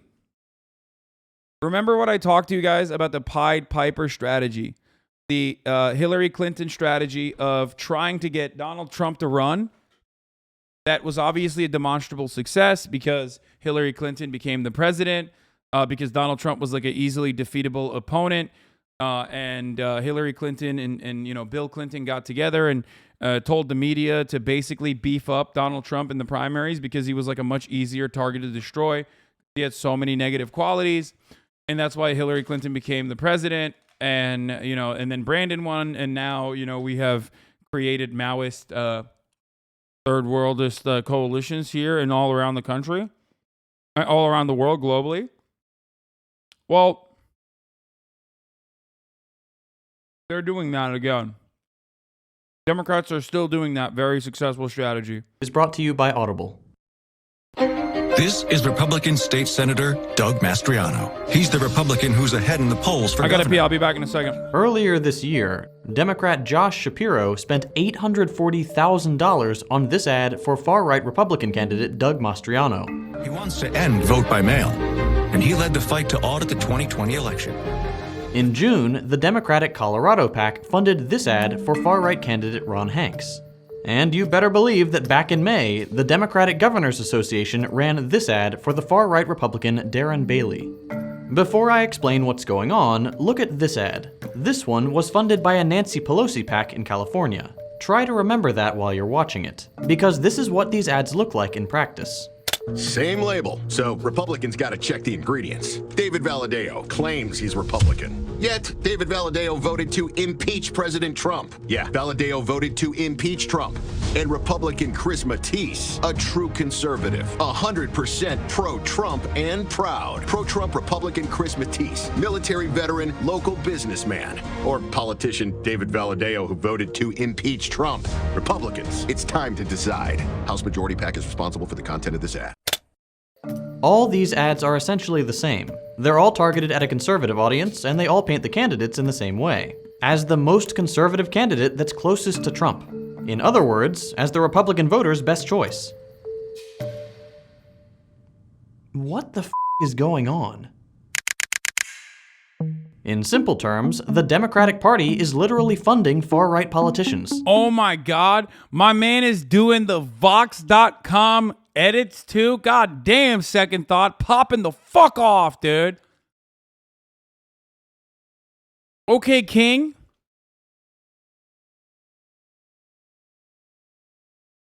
But yeah, this is definitely a really good strategy. They should keep doing this. Fuck it. Democrats are now the party of accelerationism, okay? Not just the opposition, not just any Republican, but the extreme wing of the GOP.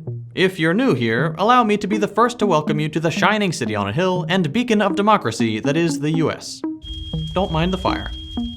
These ads are really, really weird. Not just because one party is funding another, that's already insane. It's the specific kinds of candidates being funded. The kind of candidates Democrats say they hate. It's just cool because, like, if this was a successful strategy, the Republicans would implement it.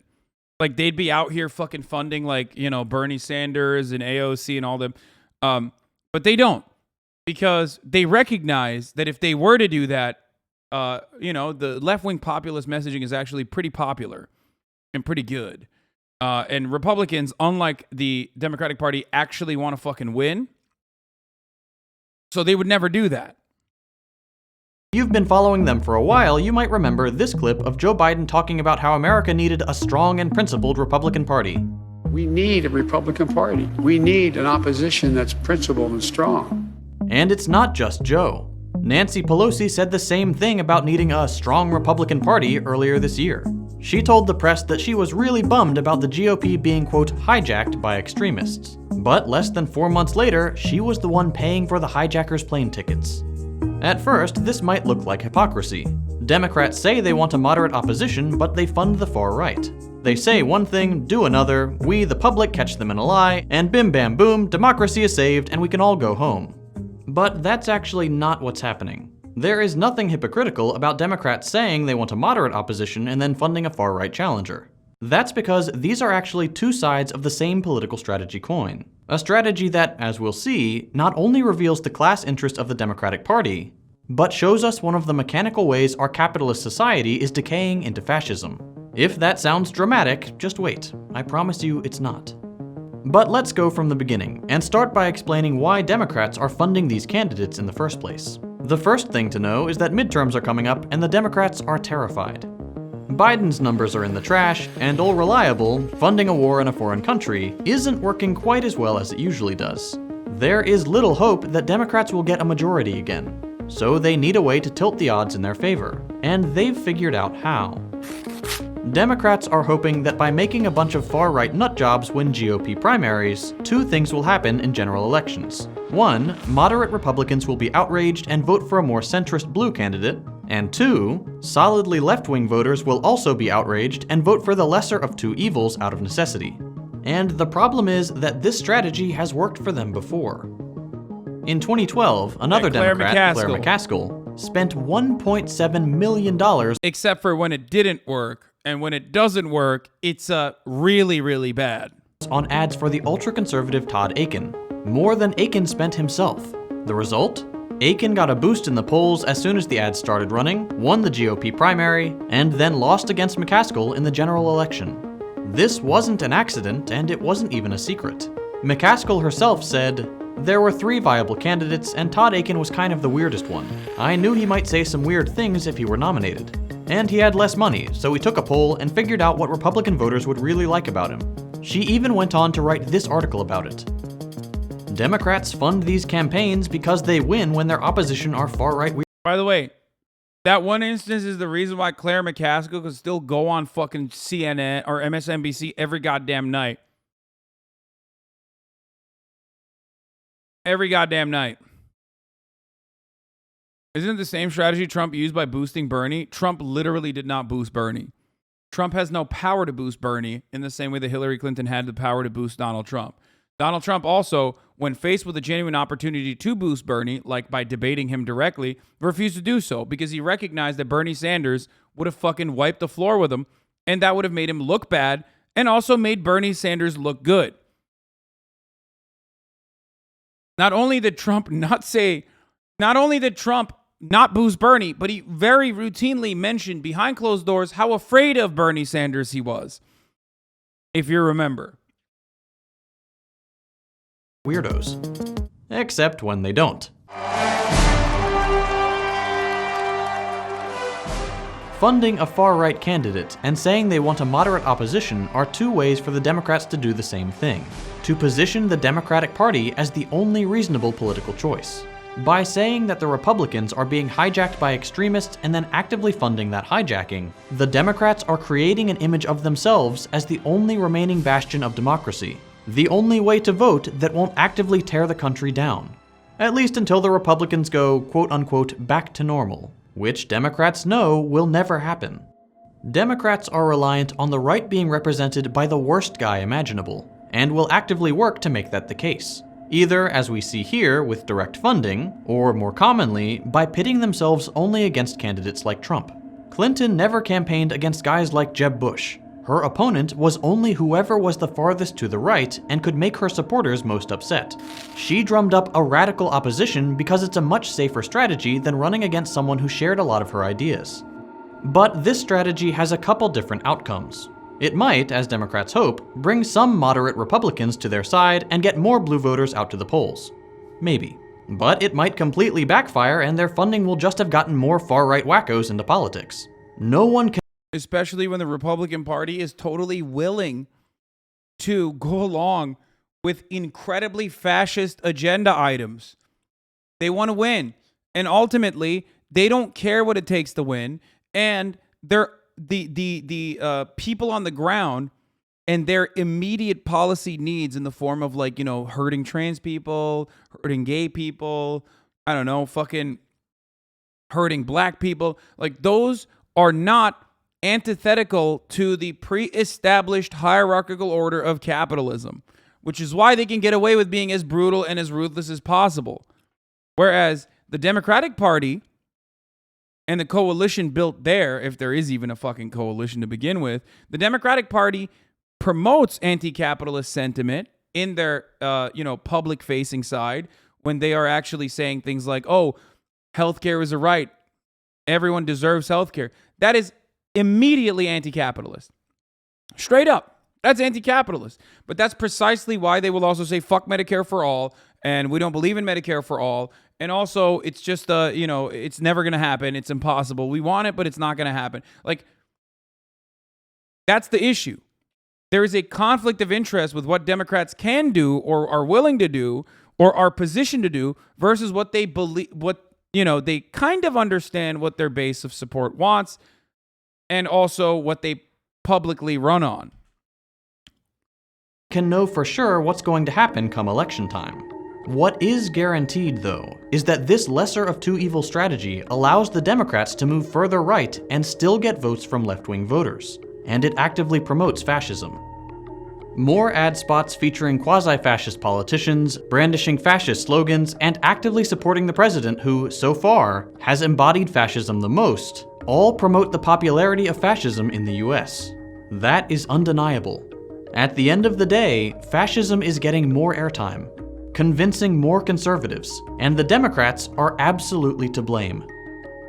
With not the best odds of winning, and with the knowledge that this strategy promotes ultra-conservative politics in America, I'm sure the let's not grow our base but scare moderate strategy is super sustainable.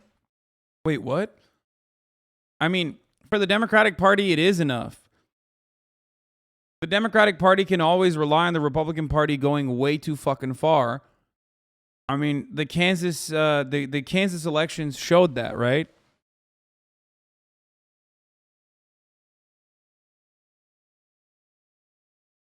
That's the point. That's their entire strategy. But of course, as a consequence of their strategy, people are getting fucked over by the millions. Why would the Democrats run these ads? After all, Democrats aren't fascists. They're liberals. There is a difference. Why are they going with a risky strategy that, even in its best case scenario, actively makes society worse? There are two explanations. One, mechanical, at the party level. This strategy is a direct product of the way the Democratic Party is organized. Another, at the societal level. This strategy is the product of how our entire economy is organized. Let's start with that second one. You may have heard the phrase, fascism is capitalism in decay. That sentence is used to say that as capitalism starts failing the people it usually benefits, starts decaying, it concedes strategic ground to fascism in order to survive. Doesn't promoting their nut job op make it seem like they're a legit voice of the people? No, because the people are nut jobs, dude.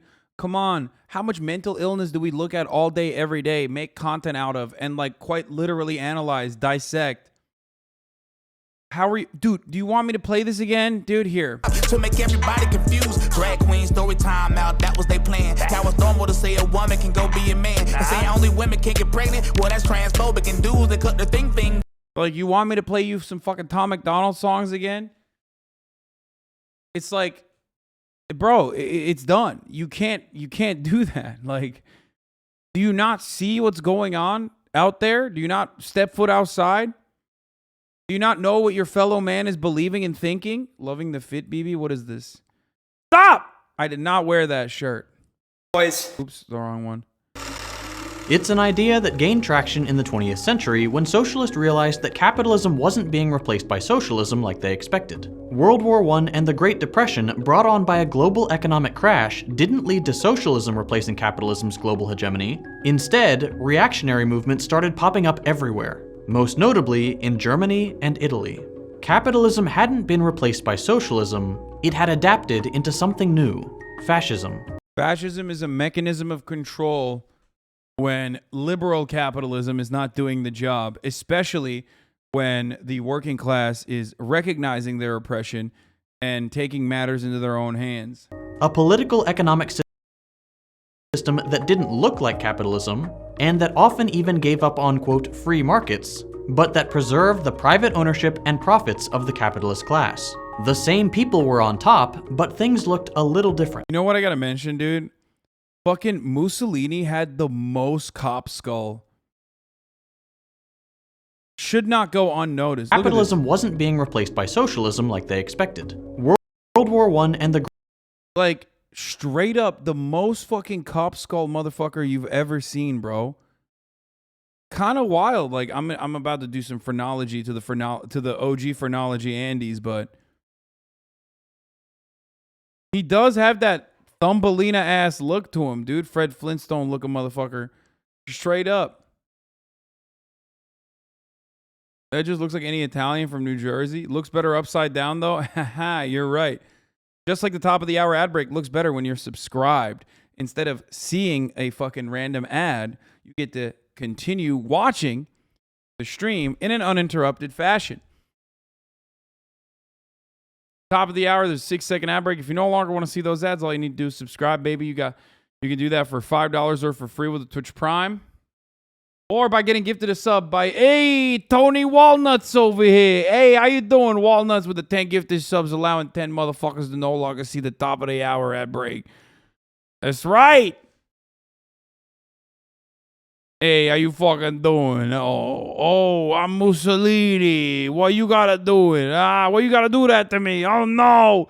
Do not hang me upside down. Oh, I'm walking here. Yabba dabba fucking do over here. You know what I'm saying? Forget about it. $5 for fucking free by connecting your Amazon Prime account to your Twitch account. Hey, forget about it. Here's the ad break now. Opazzi92, thank you for the $5. Thank you for the fucking $5 over here. I haven't done anti-Italian racism in a long time. Profits of the capitalist class. The same people were on top, but things looked a little different. Here's how socialists explain something like this happening. As capital concentrates into fewer and more powerful monopolies, as the rate of profit falls, as more and more people are kicked into poverty and those remaining in the workforce are increasingly overworked, the conditions that produce fascism begin to appear. Monopoly capitalism, the inevitable outcome of winner-take-all competition, leads to economic stagnation and crashes. The first victims of this stagnation and these crashes are, of course, the working class, as we saw in the Great Depression, 2008, and with the COVID recession. Millions of people are suddenly thrust into poverty and can't make ends meet. The thing is that within this context, governments are no longer able to rule as they usually do. They have to resort to more direct violence to keep their hold on power. People's demands are no longer brushed away by politicians in assemblies. They're actively resisted with cops on the street. For example, when people start demanding to defund the police or for a price freeze on basic necessities. Political stagnation is just no longer an option for capitalist governments now that tens of millions of people's immediate needs aren't being met. So to preserve that political gridlock that is so stable and profitable, governments get used to scaling up the violence. But when people need to vote you in to govern, governments need to find a justification for this sudden growth in state violence. And this is where fascism comes in. Fascists usually explain the decay of capitalism not by the inherent flaws of the system, but by its corruption by a small minority. A minority usually separated out from the rest of society along arbitrary lines, like race, ethnicity, or place of birth. Fascists assert that it is these minorities, not the natural tendency for wealth to accumulate into fewer hands under capitalism, that has pushed the masses into misery, and therefore that state violence is legitimate in order to punish those minorities and anyone who defends them or advocates for systemic change. After all, the system is perfect. It's those people that are the problem. Fascists explain away the failure of the system and its sudden uptick in violence with scapegoating. It's as simple as that. Because this kind of narrative is beneficial to established capitalist governments, this struggle for power gets mirrored at the national level. Governments that benefit from capitalism would rather concede to fascism and keep their benefits, rather than allow for socialism to grow in popularity and upset their power and private interests. This is why we say fascism is a mechanism of control, as I just described earlier, right before we got here, before the top of the hour ad break.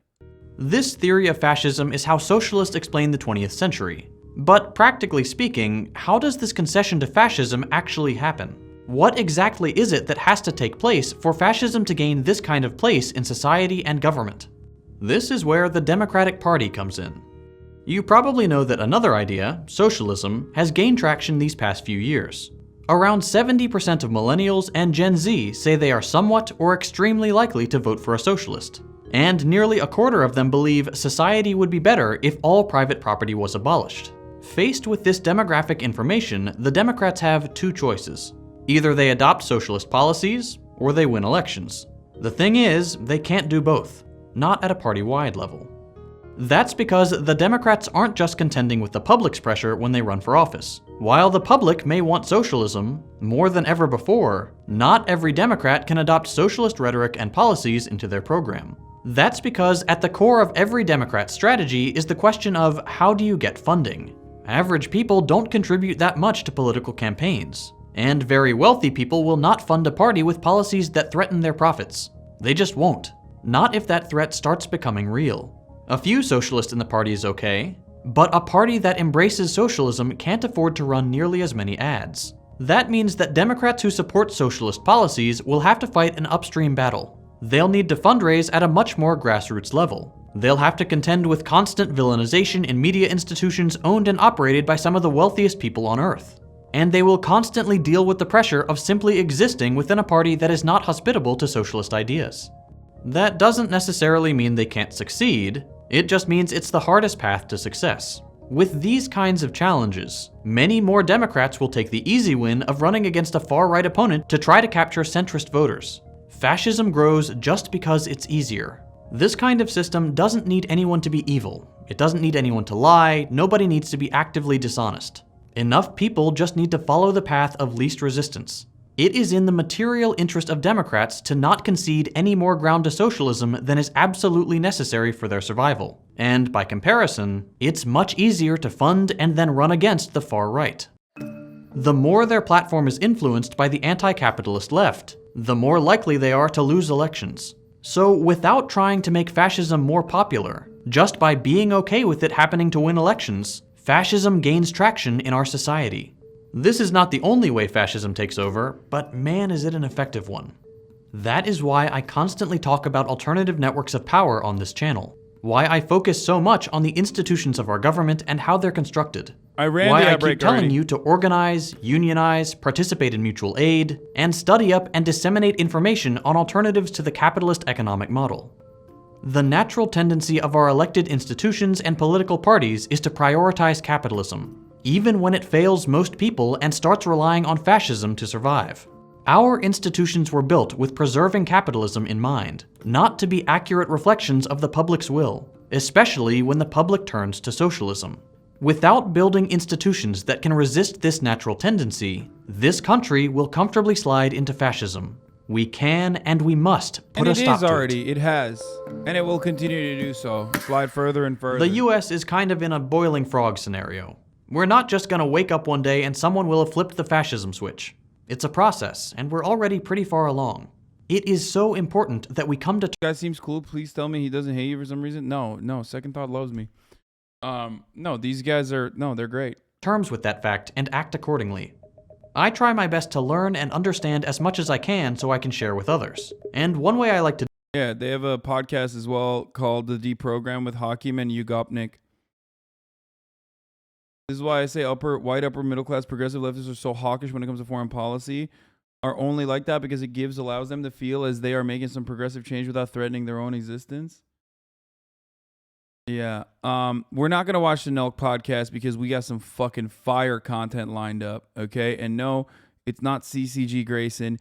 We're back. The button's back. The fucking button is back, dude. Oh my God. What an incredible moment. What an incredible, glorious moment. Cut button content. The Lord, the content God delivered to us. Another button video. Oh my fucking God. Heelys. Yeah. What are Heelys? Heelys are shoes that have wheels in them. So would you consider yourself a— Wait, what the fuck? Why is I did a thing in this video? Damn, I did a thing? When he came out to America, he was working hard, dude. That's crazy.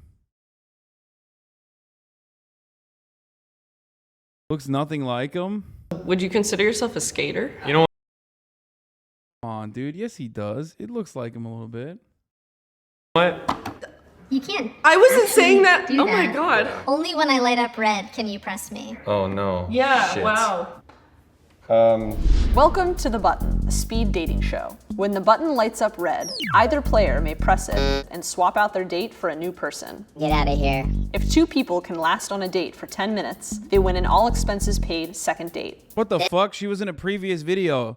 I guess she didn't find love after all. What the fuck kind of fake bullshit is this? This is the button. Hello. The date has begun. How about you introduce yourselves? I was just working on that button. My name's Evan. My name's Hannah. Hannah doesn't wash her bed sheets. Okay, Evan is quite literally ready to fucking put the finger on the trigger. Look at him. Look at him inching towards it. My name's Evan. My name's Hannah. Hannah doesn't wash her bed sheets very often. It's kind of off topic. Thanks, button. That's so gross. Also, why would you let the button know that? Are we talking like 2 weeks? Maybe like a month. What? Are you fucking kidding me, dude? No, that's unacceptable. That's a button. Hit the button, King. Evan, you better fucking quick draw McGraw on that ass, dude. That's nasty as fuck. People saying that's normal? Okay, bro. Okay, stinky asses. Y'all about to get fucking acne out the wazoo. Be like, oh, I wonder why. You know bed sheets get gross, right? 2 weeks max. I would say a week. A week. Once a week. And if you can't do once a week, 2 weeks. Maximum. Maximum. Y'all are fucking crazy. 1 month? 1 month, dude? Your bed sheets are probably fucking crispy, dude. Shit probably feels like fucking frosted snowflakes. What are you doing? Bed sheet equals acne? Yes. You know your fucking skin sheds, right? You're sweating in there when you're dreaming about fucking, I don't know, whatever the fuck you're dreaming about. I don't want to come up with anything. It's just full of, it's full of dander, full of skin.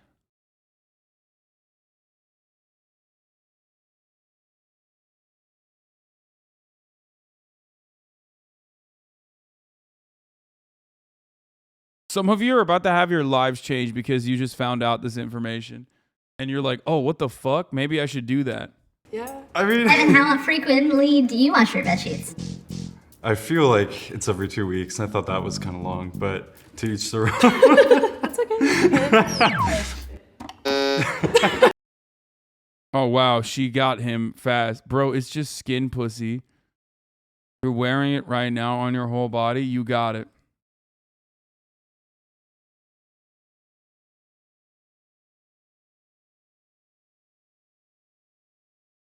I hate to do this because it's friendly fire, but she's a cat owner 100%.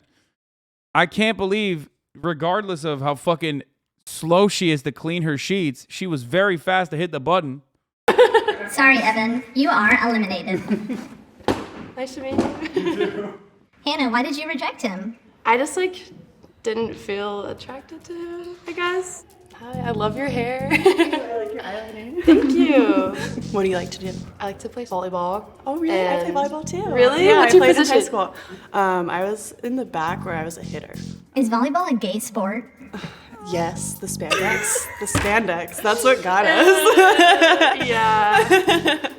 Are you attracted to each other? Yeah. I'm not gonna lie, I can't get over the fucking the bed sheet thing. It's like permanently, it occupies permanent space in my brain. Like once I hear something about a human being like that is incredibly valuable information. It's gonna be very hard for me to not think about that. Like incredibly hard for me to not think about that. I think you're cute. Do you think Stop. I'm cute? I think you're hot. Thank you. Which is intimidating me. Oh, it's okay. What are you two looking for in a partner? Friend first and someone you can lean on, definitely more emotional side of things first. Yeah, no, I totally agree. I'm actually a sex worker, so I am a sexual person. So I can, if I wanted to just have sex with someone, I could, but I want Sorry, Sapphire. Dude, one of the worst parts about this, I'm sorry, but one of the worst parts about the fucking button, which makes it great content also, is how maddening it is. They are applying the classic fucking cutter technique, okay, of elevating someone who should not be there now and putting her in front of more interesting individuals, only for her to arrive at the button first, and literally cut out like more interesting individuals, making me so angry. It's making me so mad. And I can't get enough of it, okay? It fucks me up, but I just, it's making me so mad. Fire. It's okay. Hannah, why'd you do that? It kind of caught me off guard that she was a sex worker, and she kind of like intimidated me, and that was. She intimidated me too. Yeah. Bro, I just like, I hate that like this is the wave now. Like, there's so much spillover in society always. Like, we gotta fucking always go to the maximum extreme. Like, the Tumblr era sexual liberation created some fucking weirdos for sure, okay? And then that got to a point where the pendulum swung way too fucking far. So now we got homies who were just like, yeah, actually the real cool thing is being a tradcath anti-sex work person. Ah! Okay. I'm glad we're together. Hello. How's it going? So, when was the last time you two had sex? A week ago? Damn. It's just like a hookup? No, somebody that I've been seeing casually for a little while. Patrick, are you poly? I am, yes. Oh. Yes. She's gonna hit Have the you, like, button, been on Patrick. polyamory? She's gonna hit the button, Patrick. She got a stinky ass fucking bedsheet waiting at home for you, Patrick. Don't do it. Hit that fucking button, dude. Relationship before? This is my first. Stop! This is your last. Bye, Patrick. Why did you reject him? The polyamorous kind of like put me off, I guess. Stop! She has no redeeming qualities. She literally distracted Patrick so she could fucking slam the button. Ah, I hate her. I'm mad. How are you doing? I'm good. How are you? Good. I love your eyeliner. Thank you. I love your makeup too. Thank you. The green, favorite color. It's my favorite. It's my You're favorite color. kidding. Yeah, I love the color green. So, Yeah. so anyway, why are you up here? I go to school here. What do you study? Graphic design. So do I. You're kidding. I study graphic design. You both have so much in common. I mean, yes, green and graphic design, my two personality traits, right here. Let's go! Sorry, Hannah. Nobody's gonna hit the buzzer because her hands have made the buttons. Okay, stop. Finally, dude. Let's switch it up a little bit. By the way, she went for it anyway. Bro, who does she like? Not everyone wants to date a sex worker or someone who's polyamorous, but that doesn't mean they're against sex work or hate polyamorous people, says Isabeau the Red. Yeah, I don't really care about her personal preferences. I just wanted her out, okay? I just like I want to, you know, make the content different. You're so nice. Loved. I also can't personally get over the fact that she said she didn't clean her fucking bed sheets. Meeting you. You're amazing. You had so much in common. I know. I just wasn't feeling the spark. And then also, if I'm being honest, some of the people before were just like, she buzzed them out really fast. And I don't know about that vibe. I don't know. I feel that. Right? Do you think I'm That's cute? right. I mean, yeah. I mean, my gender, I see myself as like a green orb in my mind. So I feel like a button works just as good. I love that. But I do fear AI a lot. Okay, rude. Oh my Let's bring in the next. Bro, I swear to God, Seattle is an autonomous zone already.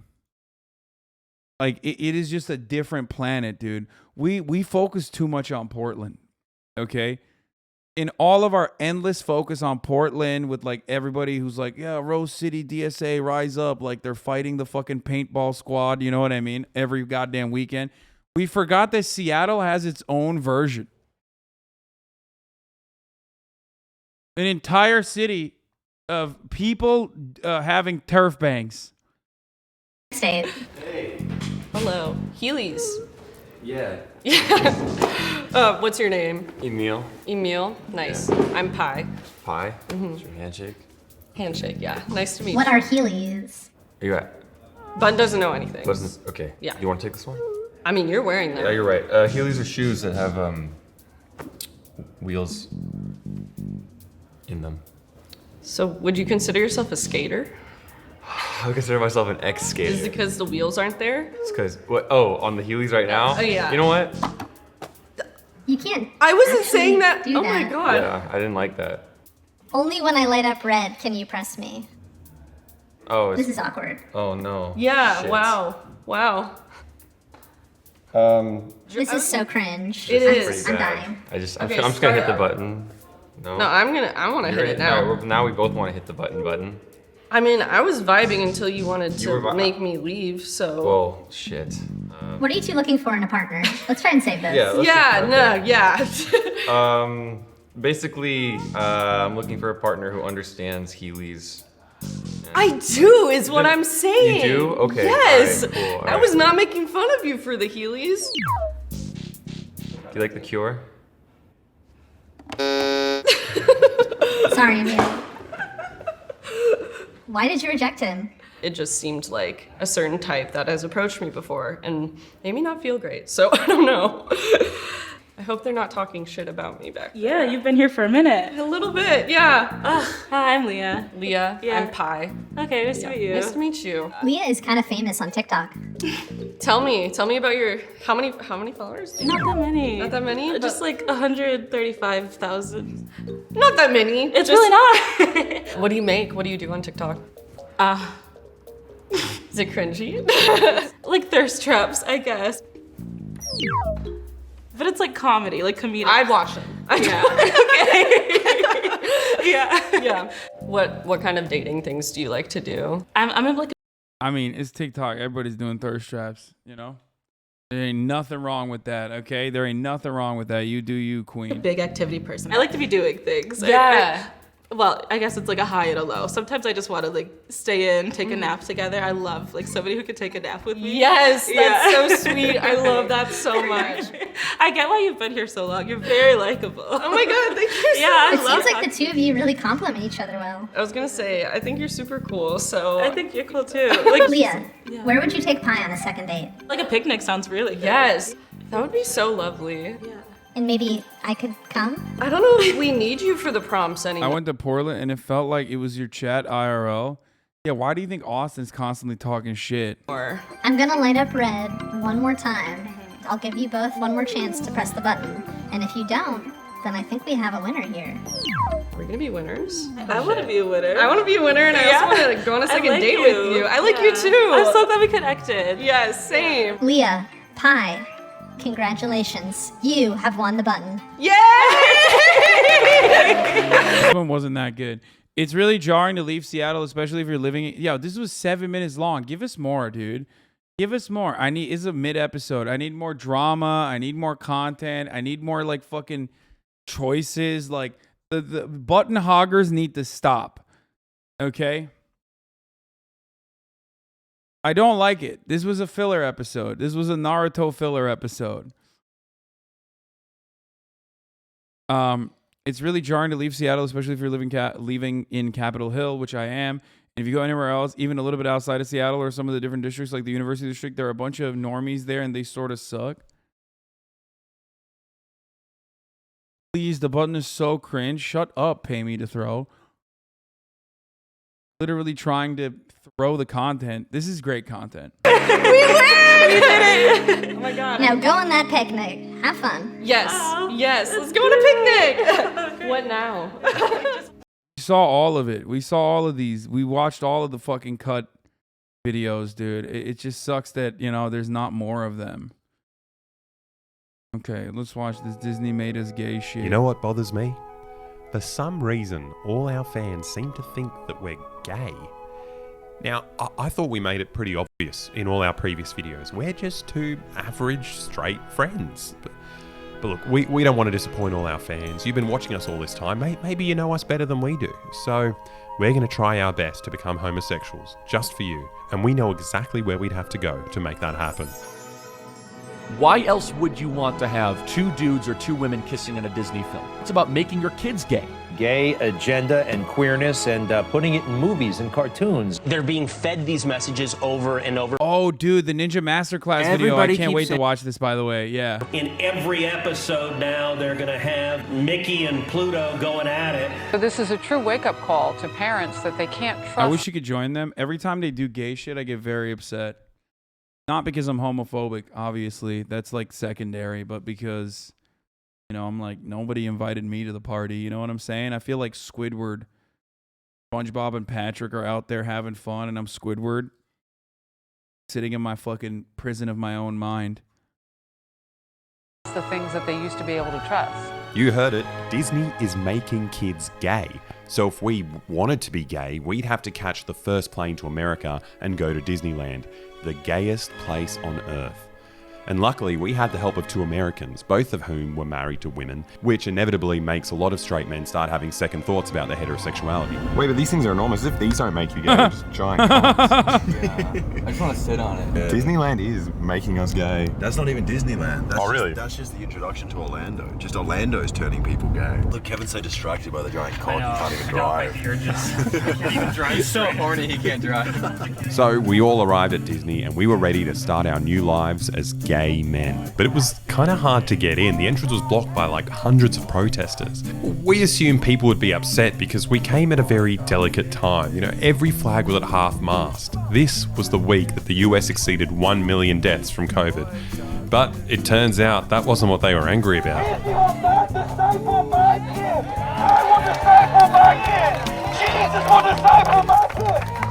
So what's... Bro, that's awesome. I didn't even realize they were that fucking bent. You know what I mean? Like that they, like people really do take the time out of their day to fucking go out and yell at Disney for being gay, which is funny because it's like Disney's been gay since day one, obviously. So where the fuck was this protest then? And when I mean bent, I don't mean it in the fucking oi bruv way. Okay, bent as in America, when you say bent, you mean like bent out of shape, okay? Angry, frustrated, fuck. What seems to be happening is that Disney has made these people's kids gay and they're not happy about it. And they all came to Disney World to cast some kind of anti-gay spell on Mickey Mouse. And I want us to lift up our hands, and we're going to do this Old Testament stuff. I love that. 1, 2, 3,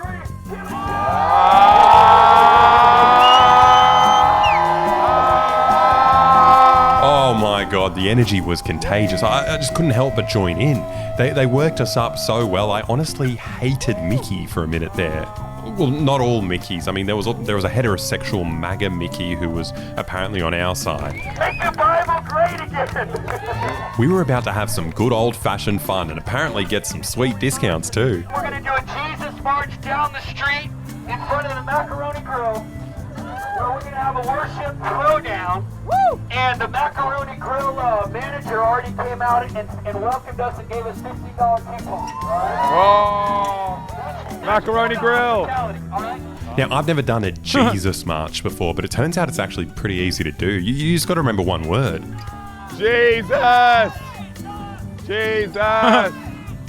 Jesus! To the untrained eye, this looks a bit silly, maybe even delusional, but I quickly became convinced of the magical power of the Jesus March. You see, last year during the BLM protests, the governor of Florida made a law that made it legal to run protesters over if they obstruct traffic. But these people were clearly protected by God, like no car could stop them. And we thought the Jesus Walk was a perfect... Oh, silly boy. Don't you know that anti-protest law is only designed against black people? Silly Billy. You think that anti-protest law would work against God-fearing white Christian men and women? No sweaty. Time to start talking to people. What do you think of the event so far? I think it's amazing. Absolutely amazing. I'm glad I drove from Myrtle Beach. I live in Atlanta, outside of Atlanta, and I was at the Great Awakening in Myrtle Beach when he spoke, and I was like, I gotta be there.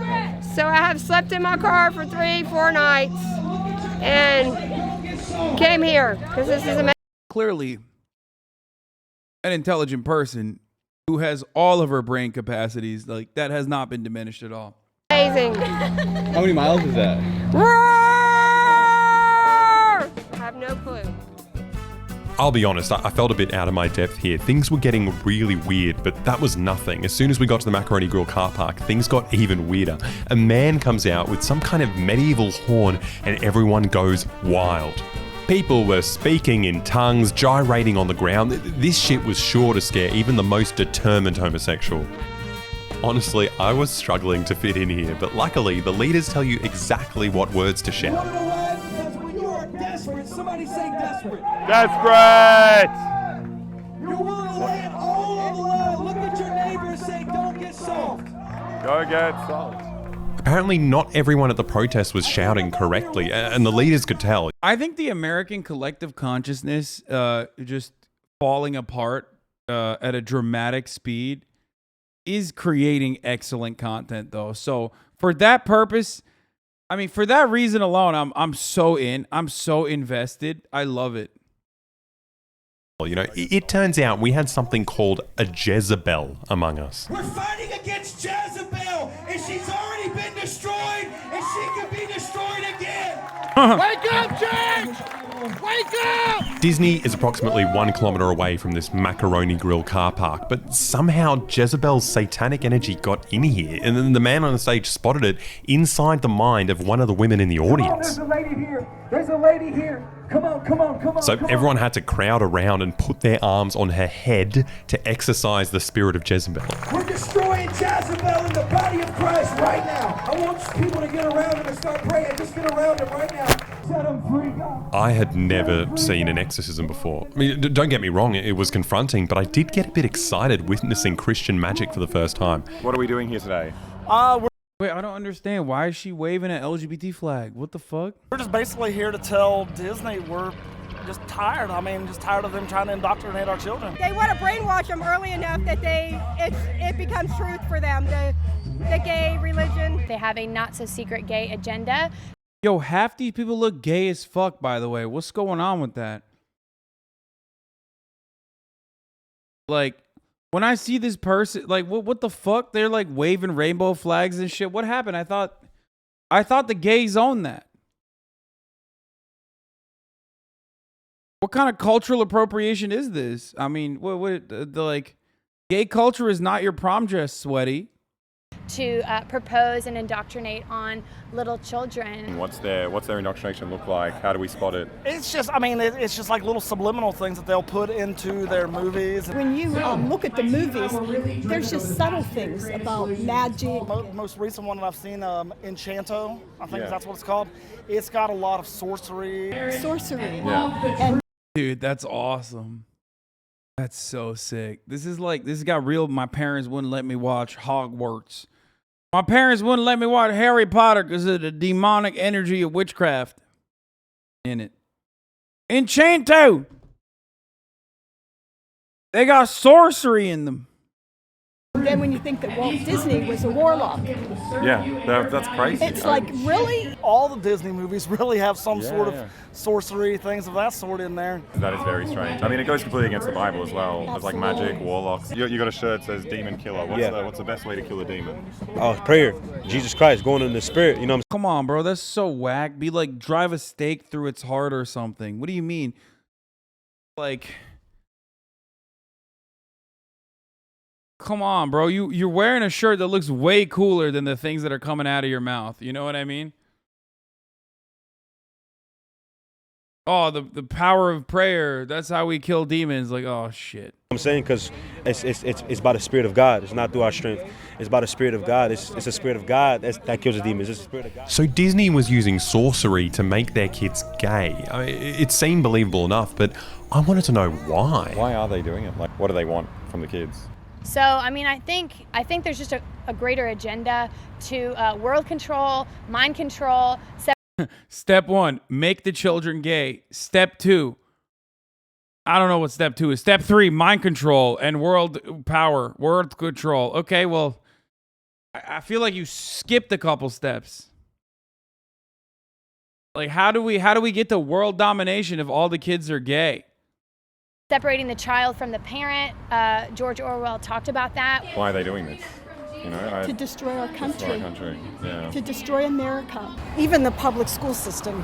I swear to God, if I could go back in time, I would have fucking burned every copy of George Orwell's book. I don't care that he was like, he was based or whatever. I don't give a shit. It's just like, the permanent damage it has done to the collective consciousness of conservatives is too much.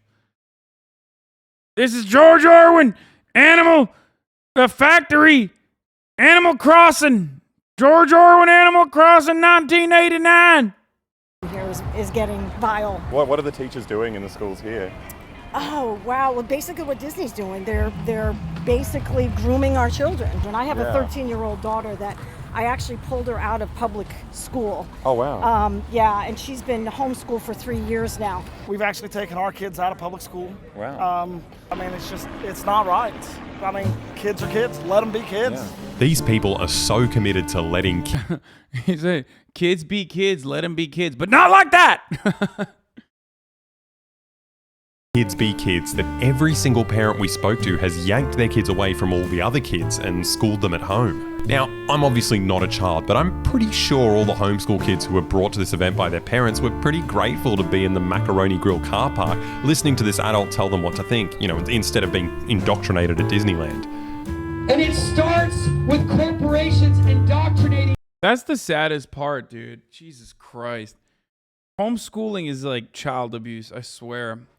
I know this is the worst chat to say this in because I know a lot of you are products of homeschooling. Some of you recognize how permanently damaging that was. But the rest of you are going to chime in and be like, I was homeschooled because of reasons and it's all right, actually. But like, no, I swear to God, like, it is so bad. Kids at an early age. Which is also kind of funny because, like, you know, half of these motherfuckers were at the lockdown protest because they were like, we need to open up the schools again so we can bring our children back. And it's like, well, bro, you're saying that, but you're also simultaneously fucking homeschooling your children now.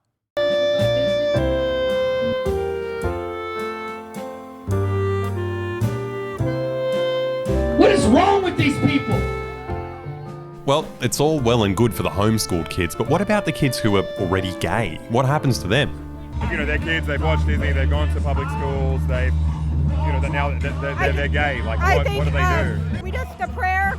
God's going to come down and deal with these people. People would talk about God dealing with the homosexuals, but it's hard to imagine what they meant by that. The fire of the Holy Spirit will come right now like a mighty rush of fire and will destroy any agenda, any demonic agenda. Fire! Fire! Fuego! Fuego! It turns out this is their... Dude, what hole do these motherfuckers crawl out of? Like, actually. Whenever I watch it like this, I'm so shocked that people like this exist. Even though I watch people like this for a living, basically, I still haven't figured out where the fuck these psychos come from. I guess Florida? Yeah, sure. Florida, that's a good answer, but...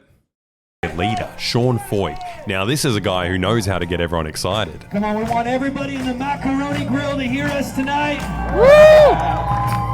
He's the straightest man in the entire protest. There's not a gay bone in this man's body. He's just a heterosexual man who has heterosexual sex with his blonde wife and makes blonde children.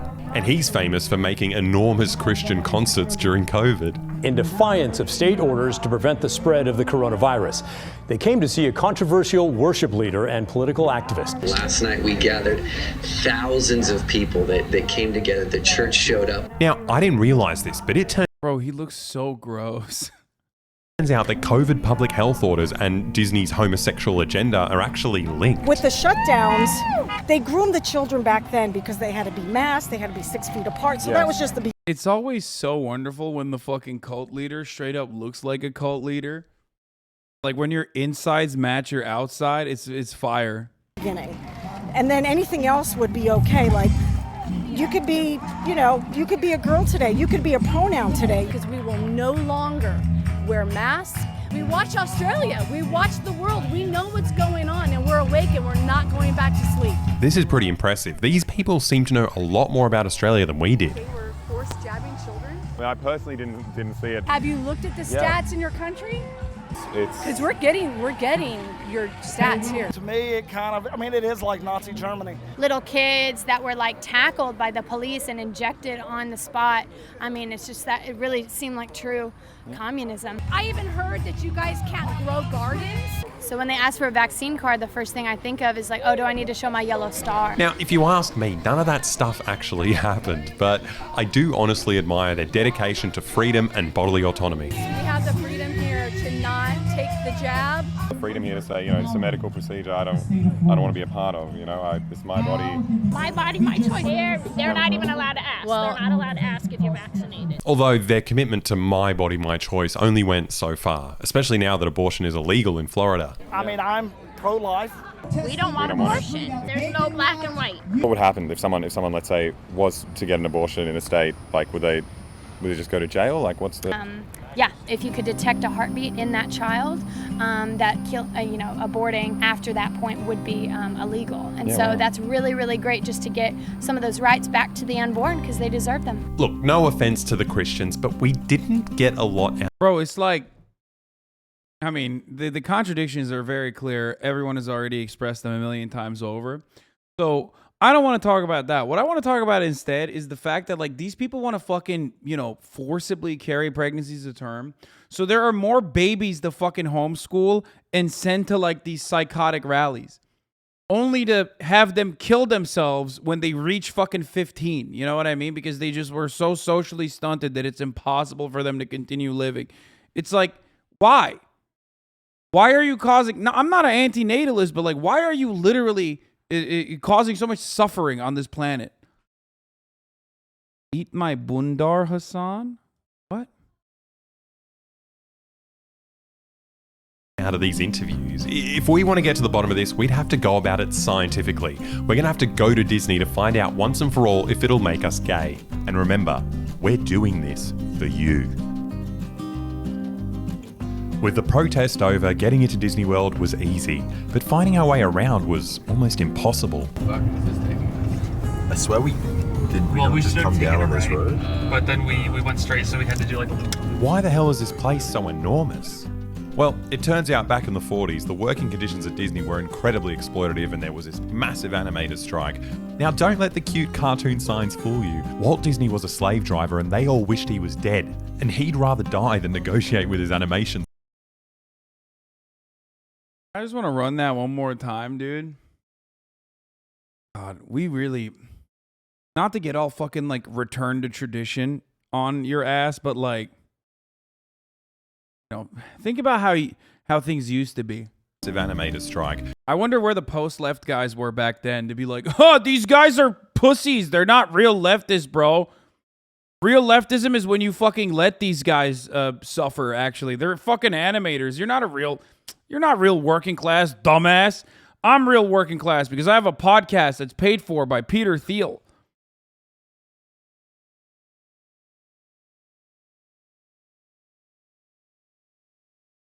Now, don't let the cute cartoon signs fool you. Walt Disney was a slave driver and they all wished he was dead. This is pretty cool. And he'd rather die than negotiate with his animation slaves. But the US government stepped in and said, come on, Walt, you're causing a scene here. You're going to have to negotiate with your employees. And Walt gave up and negotiated a better deal for his workers. Yeah, this time he was beaten. But Walt thought to himself, if I had my own country, no one could tell me how I had to treat my workers. And that's when he came up with Epcot.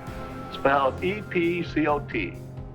Experimental Prototype Community of Tomorrow. He wanted to build a giant corporate-controlled society with mass surveillance, no unions, no voting, no retirement, and run solely by Walt Disney. So he bought up 25,000 acres of land in Florida and struck a deal with the government, essentially giving Disney full control of his own tiny country within the USA. Now, I know what you're thinking.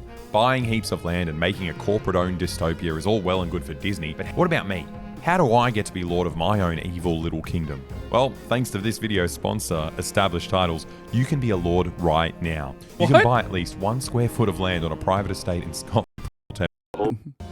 So go become a lord now. In fact, if you buy 1,089 million of these plots, you could be as powerful as Walt Disney himself. There's enough land here to hold all the ideas and plans we could possibly imagine. Now, luckily for us, Walt Disney died, and his successors scrapped the creepy future city but kept Disney World's bizarre status as one of the world's only corporate-owned countries. They pay no taxes, they have their own laws, their own private fire and electricity services, even their own private police force. Yeah, no, they got an actual prison. That is If you find yourself here, it's because you did something real naughty. And it's not just prisons, we even had to pass Disney Migration and Customs to get in. We just got stopped by Disney police, and now we're going to get, I guess, Disney strip search. I mean, I hope they make it fun. It's going to be the funnest strip search on earth. Can I record the process, please? Oh, sorry. Always you two who get secondary screening. Why? No, it's because we don't look gay enough. I presume just because I have a gun in my back.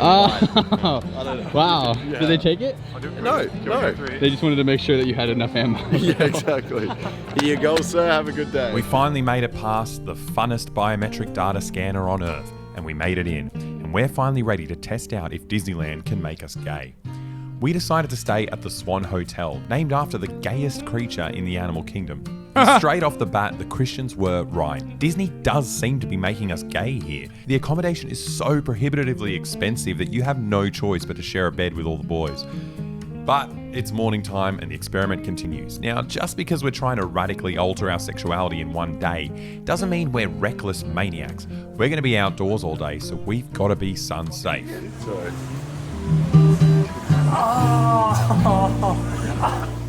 Now, we were only Disney for about half an hour at this point, and things were getting a lot woker than.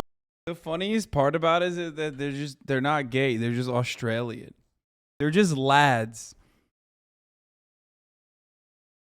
That's it. So they engage in the gayest shit possible. It's just the most average Aussie boy-on-boy experience that you can ever see. We expected. How impressive is this, guys? It's like the only city in America that has a mass public transport system. That's true. But I mean, that's practically communism, right? That's one step towards making everyone gay. We call it the commie gondola. Hi guys. The commie dola. I reckon that guy's coming on to me. Oh my God, I never thought about it like that. Epcot is literally a walkable city with mass transit. Oh my God, the only way you can fucking get public transit in a walkable city is if like some psychotic ANCAP purchases the land while simultaneously funding all of the other industries that make it impossible for other places to have that similar structure. I fucking hate America so much. Everyone just says hello to you. Every man and they says don't say hello, they go, hello. They get reprimanded if they don't. Hello. Now, I thought these brightly dressed flamboyant men were obviously flirting with us, but it turns out they might not actually be gay. They just get fired if they don't smile at park visitors. See, every part of their lives is controlled here. You can't take any photos or talk about your job on social media. They have mandated haircut laws. They control your fingernail length, the underwear you wear. They even choose a new name for you. And it's one of the most surveilled areas on Earth, so the mouse will know if you snuck your own underpants into work.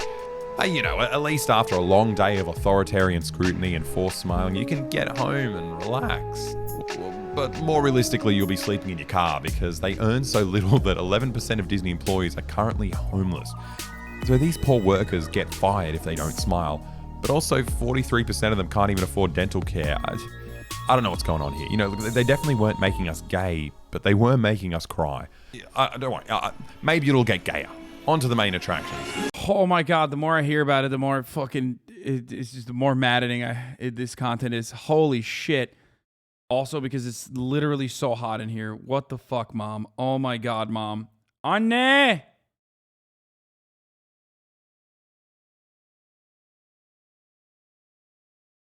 Wonderful. It's wonderful to have my mom staying here and just constantly and consistently change the temperature in the house. Wait, dude, I understand what they're talking about. They're literally promoting bestiality here. Yeah, this is way too radical for my taste. The spectacle was pretty weird and confronting, but there wasn't anything particularly gay about it, so we decided to take matters into our own hands. Wait, do you want to kiss in front of the Disney castle? Of course. Is that Walt Disney? Yeah. I like how this man turned around like he was like, yes. Yes, I am. So, we're getting ready for our first kiss, and it has to be perfectly framed to make sure Disney can work its magic. And I think we got it. I'll be honest, kissing Alex wasn't that bad, but it also wasn't particularly arousing either. We're going to need much more evidence for this to be conclusive. Yeah, what are you doing? I think we've got to test to see if the food's gay here. Yeah. I mean, it doesn't look very gay. Mine doesn't look gay either.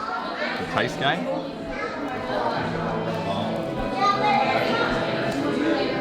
It doesn't taste very gay. Should we try kissing? How was that? I didn't like that. It was better than when we did it in the sun. But no, I don't think the food's very gay here. If anything, the food at Disney was aggressively straight. That's what a vagina looks like, William.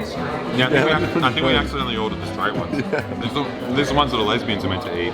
I'm starting to feel like Disneyland isn't making us any gayer, but we're not quitters. We don't give up so easily. Look, we were told that Disney grooves kids, right? So I'm sure if we go on a kids ride, we'll see it for ourselves. So we chose Small World. Did I miss it? Did I miss them kissing each other? Hold on.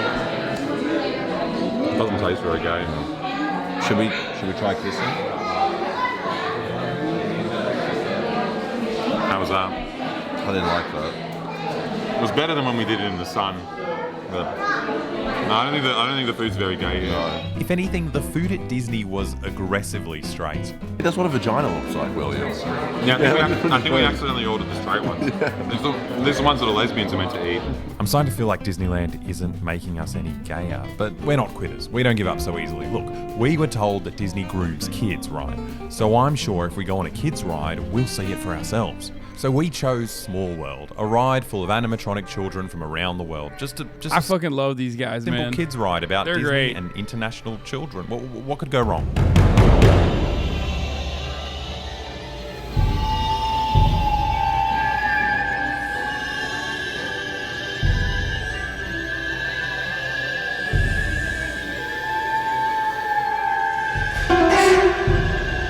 Tanya Red? Yeah, because it's 1,000,000 degrees in my fucking house right now.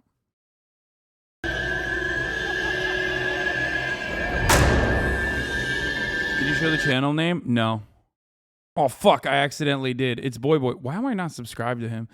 BoyBoy. Friend of the show, BoyBoy. And I did a thing. And also, other people in the video are, I forget the other dude, but Willie Mosman. Let's not talk about Small World ever again, okay? Luckily, there are so many other exotic parts of Disneyland to take our minds off it. I think we're in mystical Syria or Iraq or something. What's this place called? You got it. It's Iraq. It says here this is counterinsurgency land. Counterinsurgency land, sick. Sick. You get to kill Osama bin Laden at the end of the ride. Go blow up some weddings. Yeah, do it. Honestly, at this point, we were running out of hope that we'd ever become gay, but we realized we somehow missed the sexiest part of the map. We had to go to Squirt Mountain. Okay, let's go to Squirt Mountain. Squirt Mountain. Oh, by the way, you know what's funny about this? All you motherfuckers would make fun of me if I did an IRL stream and make these exact same jokes from top to bottom. Meanwhile, we're over here sitting, laughing, and appreciating the content. But if I did an IRL stream at Disney, this would be the exact same thing. I would do this in the exact same way, which is why I realized after the last sequence of IRL streams that after the last sequence of IRL streams, that like I shouldn't fucking cave to the weird chat. Yeah, but they're actually funny. Shut the fuck up, chat. You don't know anything about being funny. We saw your fucking TikToks. I realized like I should just do what I do best, which is make political jokes when I'm, you know, when I'm doing my IRL streams as well. Kevin, have you ever been on Squirt Mountain? We're at Squirt Mountain. Oh, this is Squirt. Oh my god, what the hell was that? Did you catch that on camera? It got all over the camera. That was so sexual. The camera just spat in my mouth. Squirt Mountain, Squirt Mountain, Squirt Mountain, Squirt Mountain. Oh, it's wet. Surely, if we kiss on the big drop on Squirt Mountain, we will feel Disney's satanic gay sorcery. The problem is that we could never really tell when the big drop was coming, so we just ended up kissing on all the drops, and this is where Disney's gay spell actually started. Now that I imagine you making those jokes, I have an urge to complain. Oh yeah, 100%. Working.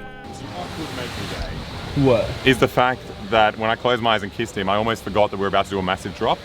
It made me feel more comfortable. Yeah, it made me feel a bit more comfortable as well. Maybe there is some truth to this. Maybe... Oh, now I'm scared again. I don't like it. Now this kiss was different.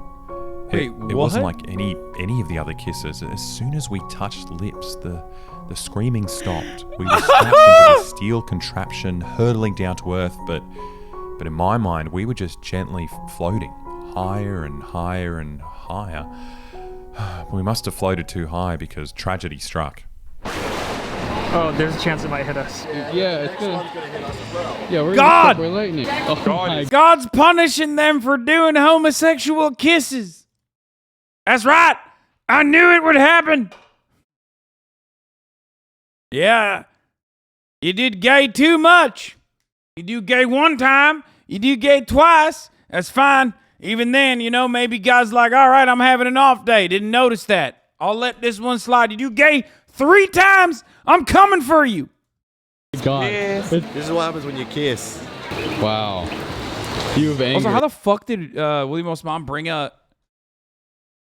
How the fuck did William bring a bong with him to... Is that added in to the photo? Very much.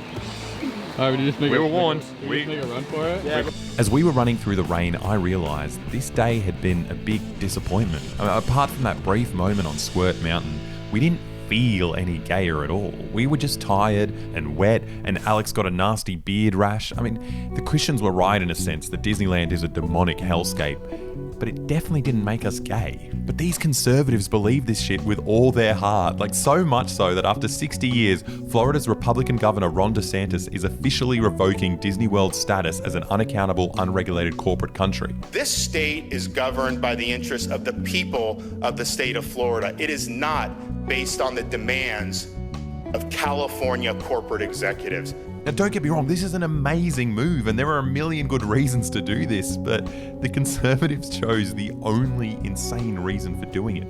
I don't get it. Like, do we cheer for DeSantis? Do we defend Disney? There's only really one thing I know I want to do right now. All right, get nice and close together. Yep. And then go a little bit this way, friend. Which way? Go a little bit this way, friend. Right there. You're exhausted. 1, 2, 3.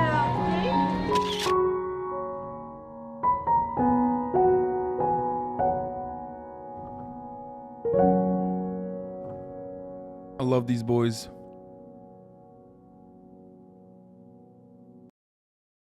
Wonderful, wonderful content creators. BoyBoy, I did a thing. You know, they're great. All the fucked up things about the park interest me as much as the tech stuff. I mean, they put out bangers like this. Unfortunately, the irony, of course, is that how much free stuff can a fake politician get is like probably his worst video, in my opinion. But it got like incredibly high views. Like, it's his simplest video out of all of the really like complicated stuff that he puts out there. You know what I mean? I guess like North Korea haircut, 1.4 million. That's fire and deserved. But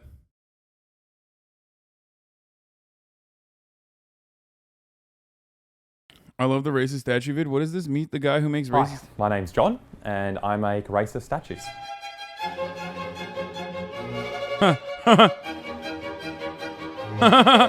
My great-granddad made racist statues, his dad made racist statues. I'm continuing a proud family tradition. Why do you make racist statues? Because not a lot of work in statue making, you know. As soon as you put up a statue, you can't really put up any more statues in that same area. You know, it gets too crowded. It's just a nightmare, really. So our business model, we've been making racist statues. So the idea is that someone's going to want to tear it down because it's racist, and then we get commissioned to make a whole new statue. Pretty good. Yeah, we've done all the big ones. We did Captain Cook, pretty proud of that one. We did the Warlord, Lachlan Macquarie. He's the guy who hung all those Aboriginal people off trees. We did the drug dealer, Queen Victoria. She just kept killing Chinese people until they'd buy her opium. These are all the things we look for when we're trying to make racist statues. You know, right now, we got commissioned to make 3 I wanted the TikTok like pedophile it. statues for the Vatican. should be good. Hi, my He name. said drug dealer. Oh, what a fucking dumbass, dude. The drug dealer. Ay, ay, ay. You have to watch the Ukraine one? No, I'm not gonna watch that right now, dude. We're having different vibes. I want to watch. Andrew, you can't I took Ninja's Masterclass, baby. restock your merch. You don't know how. Sandwich. Hey guys, welcome back to another episode. That's right, dude. Drew Gooden fucks up his life and yours. I've been waiting for this fucking video because I'm too cheap to go and buy the Ninja Masterclass myself. Also because I can't disrespect Ninja like that, you know what I mean? I personally would never be able to watch the Ninja Masterclass because what if I learn his secrets? His deepest, darkest secrets. Instead, I'm going to watch Drew watch the Ninja Masterclass because I will like stealing. That's the other reason. That's the real reason, actually. I just like theft. And this way I get to steal from both Drew by watching his video and steal from Ninja by watching his Masterclass and steal from Masterclass in general. Let's watch. Episode of my braless wife bringing me a sandwich I didn't ask for. So I made a Twitch account in 2018 with the intention of streaming regularly. And in the 4 years since, I have streamed. Let's see if this person I keep is telling ever written myself in here. I'll go back to it, but as with everything else in life, I remember it's just so much easier not. Now that that's an argument I can get behind, 427, Captain, 621. He should live in a beautiful jail cell, 7/16/2021. Drew Gooden has not been in this chat since 2021. Okay? Let me tell you something about that, Drew. You want to be fucking Masterclass, dude? How about you start writing in the chat and watching me again? Okay? Maybe because I steal his videos. That's why he's like no longer in here. Okay? Anyway, let's keep going. Not to, so I don't. But today, that all changes. Thanks to the help of one man, Tyler Ninja Blevins. If you don't know who Ninja is, he's sort of the Michael Jordan of having blue hair. If you do know who Ninja is, you probably expected me to say he's the Michael Jordan of... To be fair, I only found about Drew, Curtis, and Danny because of you. Wait, really? That's funny. Twitch streaming, but that would imply that he's one of the very best at it. I don't know if that's true. I think at this point, there are tons of people doing an equal or better job of representing how fun and exciting Twitch can be. Ninja might just be the only... Wow, I wasn't even in that compilation, but Daph was. Okay. That's cool. It's fine. I'm not upset about that. It's fine.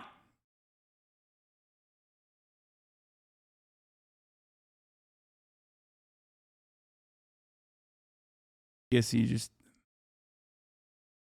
I don't know. It's okay. Only streamer that like your grandma has heard of because she saw him on Ellen. Since there's such a large portion of the general population that had no idea what a Fortnite stream was when their kids told them it was their new favorite thing to watch, I think someone had to be anointed as like the face of it. And Ninja is a high energy guy. He's very good at video games. He made himself super marketable and he used to stream all the time, which made him constantly accessible. He was the right dude in the right moment playing the right game, and to his credit, he totally embraced it. Not everyone in that position would have said yes to as many Check his logs in Dav's chat. I can't.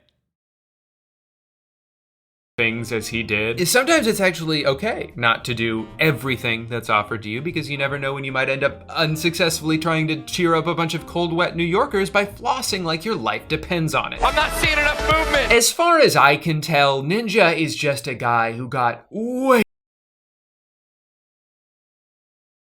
Dav didn't mod. I'm taking my sub back. Sorry.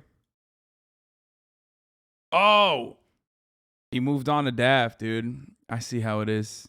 Daff is a better streamer. I'll take the L. I'll hold it. I'll hold it. Way It's more fine. famous than he ever needed to be. And apart from his weird creator beefs and notoriously bizarre tweets, I don't really have too strong of an opinion about him at this point in my life. Anyway, all of that brings us up to a few months ago, March 2022. Ninja launches his exclusive masterclass. With years of clicking and yelling now under his belt, Tyler is finally ready to share the secrets that led him to the top for the low, low price of one annual membership to masterclass.com. For the record, that's the wildest thing about this entire process is like, who the fuck wants to learn about how to be a better Twitch streamer from Ninja while simultaneously learning how to be a fucking, like learning how to be a better politician from Hillary Clinton? You know what I mean? Meanwhile, for the cheapest price of $5 a month, you can literally just avoid the ads at the top of the hour here at the HasanAbi broadcast. That's right. Because at the top of the hour, every hour, there's a 6-second ad break. And if you no longer want to see those ads, if you're like, fuck, man, I really love this broadcast. I want it to be uninterrupted. I think it's worth it to give us on $5. Then you can do that. You can subscribe for $5. If you're like, I don't have $5, you can do it for free with the Twitch Prime or by getting gifted a sub. If you're lucky, that is, of course. If you're a good boy, girl, or MB. That's it. Here's the 1 minute ad break now.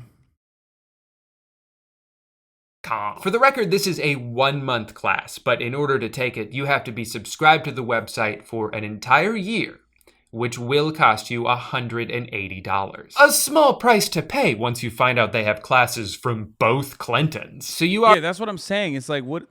Who the fuck's like, oh man, $180 that just dropped in here to watch Ninja and Hill and Billary Clinton. Why did I say it like that? Actually, it sounds better that way. Okay, let's go. Already know the drill. I'm going to sign up for this class. Thank you, Velvet. And I'm going Lovecraft to for the regret. 5 gifted.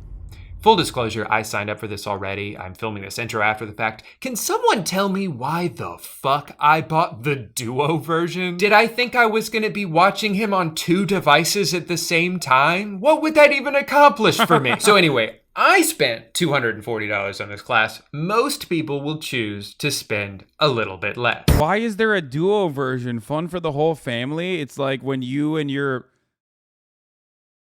Why is that even an availability? That makes no fucking sense. Okay. One of the first things he gives you at the start of the class is a PDF document with all sorts of gaming and streaming lingo. I cannot overstate how helpful this glossary is. There are some extremely advanced terms on here that would have thrown me for a loop had I heard them casually used throughout one of the courses. You know, things like... Bro, if this fucking shit doesn't show me how to have a braless wife deliver me a sandwich that I did not ask for while I'm in the middle of carrying a league game, I will fucking lose it, okay?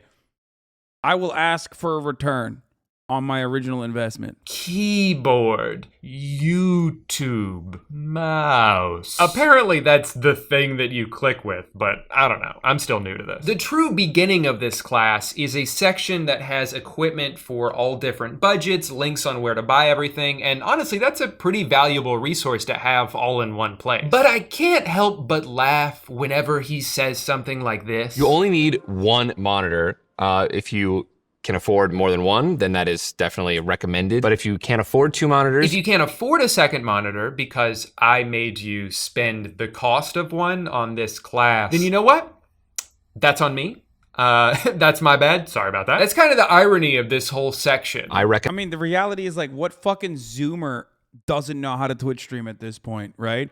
So this is literally designed for boomers to watch, but also what boomer is going to watch the Ninja Masterclass and be like, I'm going to be a Twitch streamer. That's why it's describing terms like mouse.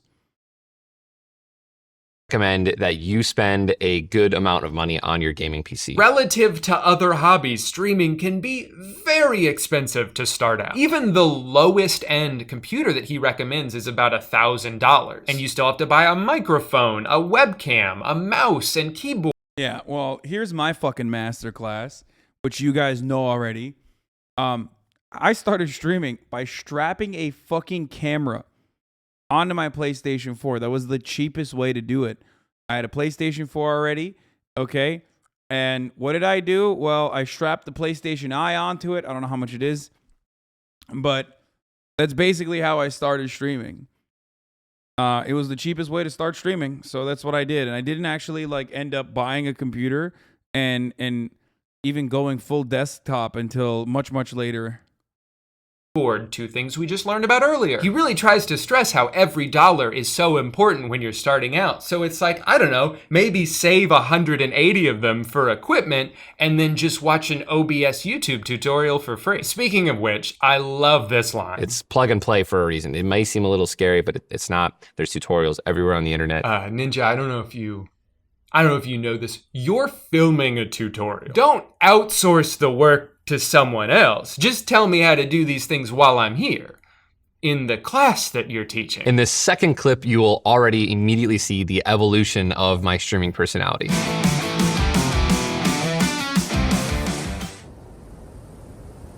What's going on, guys? It's so funny to hear him describe the things that he does well in like an analytical way. Okay, here we go. See, now it's okay. We're on a good lead. See, I'm wearing my hat. I'm clearly doing a funny voice. And obviously you probably noticed as well that I will often make silly faces. So sometimes I'll do one of these, you know, or maybe. That's fucking nuts, dude. This is awesome.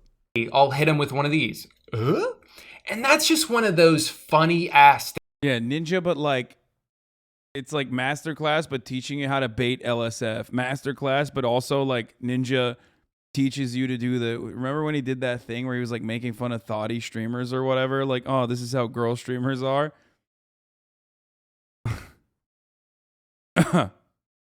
Things you can do. God, I fucking hate you guys. Oh my God, I hate every fucking spammer. And, you know, of course, it's entertaining to watch. This makes me laugh.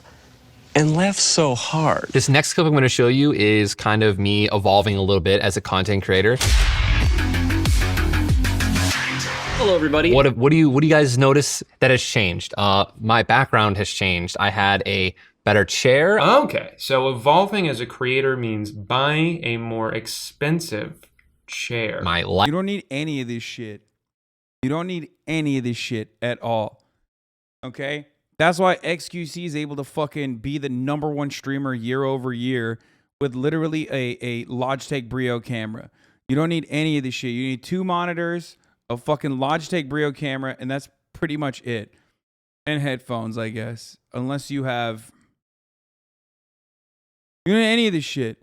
I have all this fucking new shit because, you know, holy crap. Like, I wanted to maximize the house I bought, you know what I mean? But like, I don't need any of it. You don't even need to speak. You don't even need to know how to speak English. Again, XQC can't speak English properly.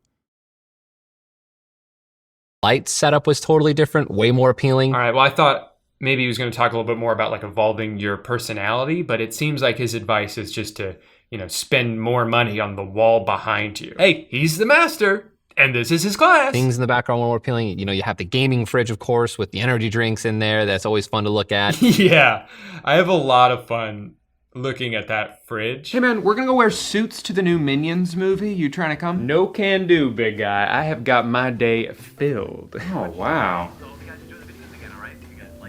That fridge is really fun to look at. I know. In the very first one, it was just my full screen webcam. The next one, I was reacting to a clip that I had, and you know, I was wearing a hat. All right, there we go. If you want to get better at streaming, put on a hat. You know, that's probably why my friend Chris is so good at streaming. That dude has so many hats. My headphones were upgraded. The my hair was blue. Now we're getting somewhere. These are actionable steps. Wear a funny hat and dye your hair. If you're like me and you're not exactly sure why that matters so much, he does actually have some pretty insightful commentary about it. This is so funny. It's literally here's the line, right?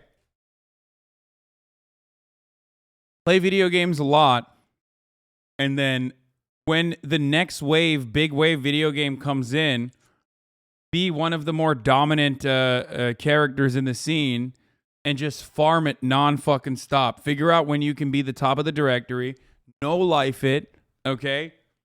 And always try to figure out at first, like, what hours, what time zones you could be the top directory at or close to the top of the directory, and that will try to elevate you as much as possible. If you get in, if you're lucky and you get in before the meta, you can be one of the top fucking creators, except also you have to quite literally get, again, lucky and also have a life-changing, meta-changing, platform-changing, world-changing video game like Fortnite. That's it.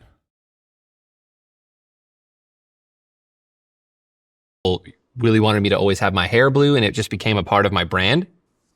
There are a couple of What game did you have? No, I'm an anomaly. I'm not going to fucking sit here and act like what I'm doing is in any way, shape, or form similar to a lot of these other content creators. My meta is called politics, okay? It pops off every 4 years, especially with Donald Trump as president. Categories. Oh. And also, on top of that, you know, I was able to network effectively as a consequence of already having prior clout coming onto the platform. So there's that too.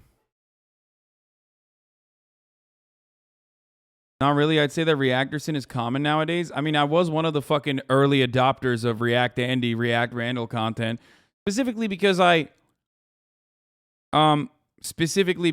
you know, didn't have anything else to play. I didn't like playing video games on stream.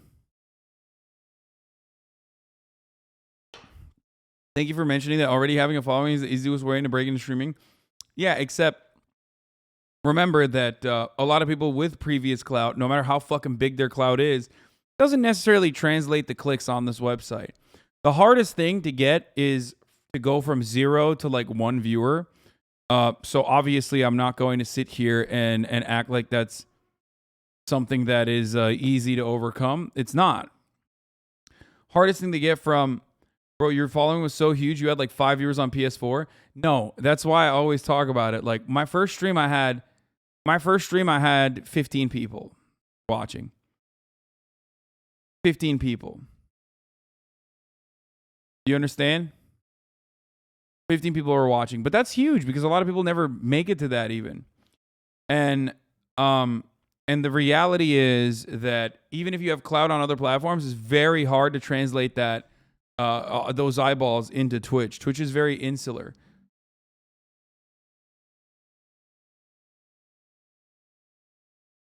That's massive, Lamau. Yeah, but not every fucking 15 viewer Andy becomes a 31,000 viewer Andy, obviously. There was a lot more luck that helped me out along the way. That's my point. 15 viewers, 0 to 15 is incredibly hard to achieve. One of them was my cousin, okay. Yes, I had 15 viewers and one of them was my cousin. So technically I had 14 viewers. Are you happy? Why are you trying to undermine my accomplishments? That's literally true. I had 15 viewers and like probably 2 of them were the people that were on my stream. And then one of them was my cousin, okay. You got to do what you got to do. Fuck you.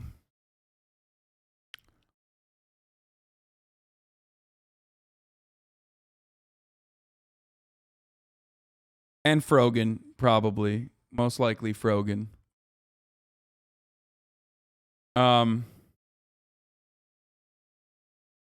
Anyway, the point is the real reason why my like prior social media clout helped me was because it allowed people like the person who's actually about to walk in here right now. Literally right now. Austin, come in here. Quick. He just walked into my house. But straight up, Austin, it like genuinely helped me reach a much, much larger platform at the time. I think he had like 10K people watching him, which was huge for the moment. You know, his shows were popping. And it was a mutually beneficial relationship, but like that was a huge deal. Bye-bye, Anne.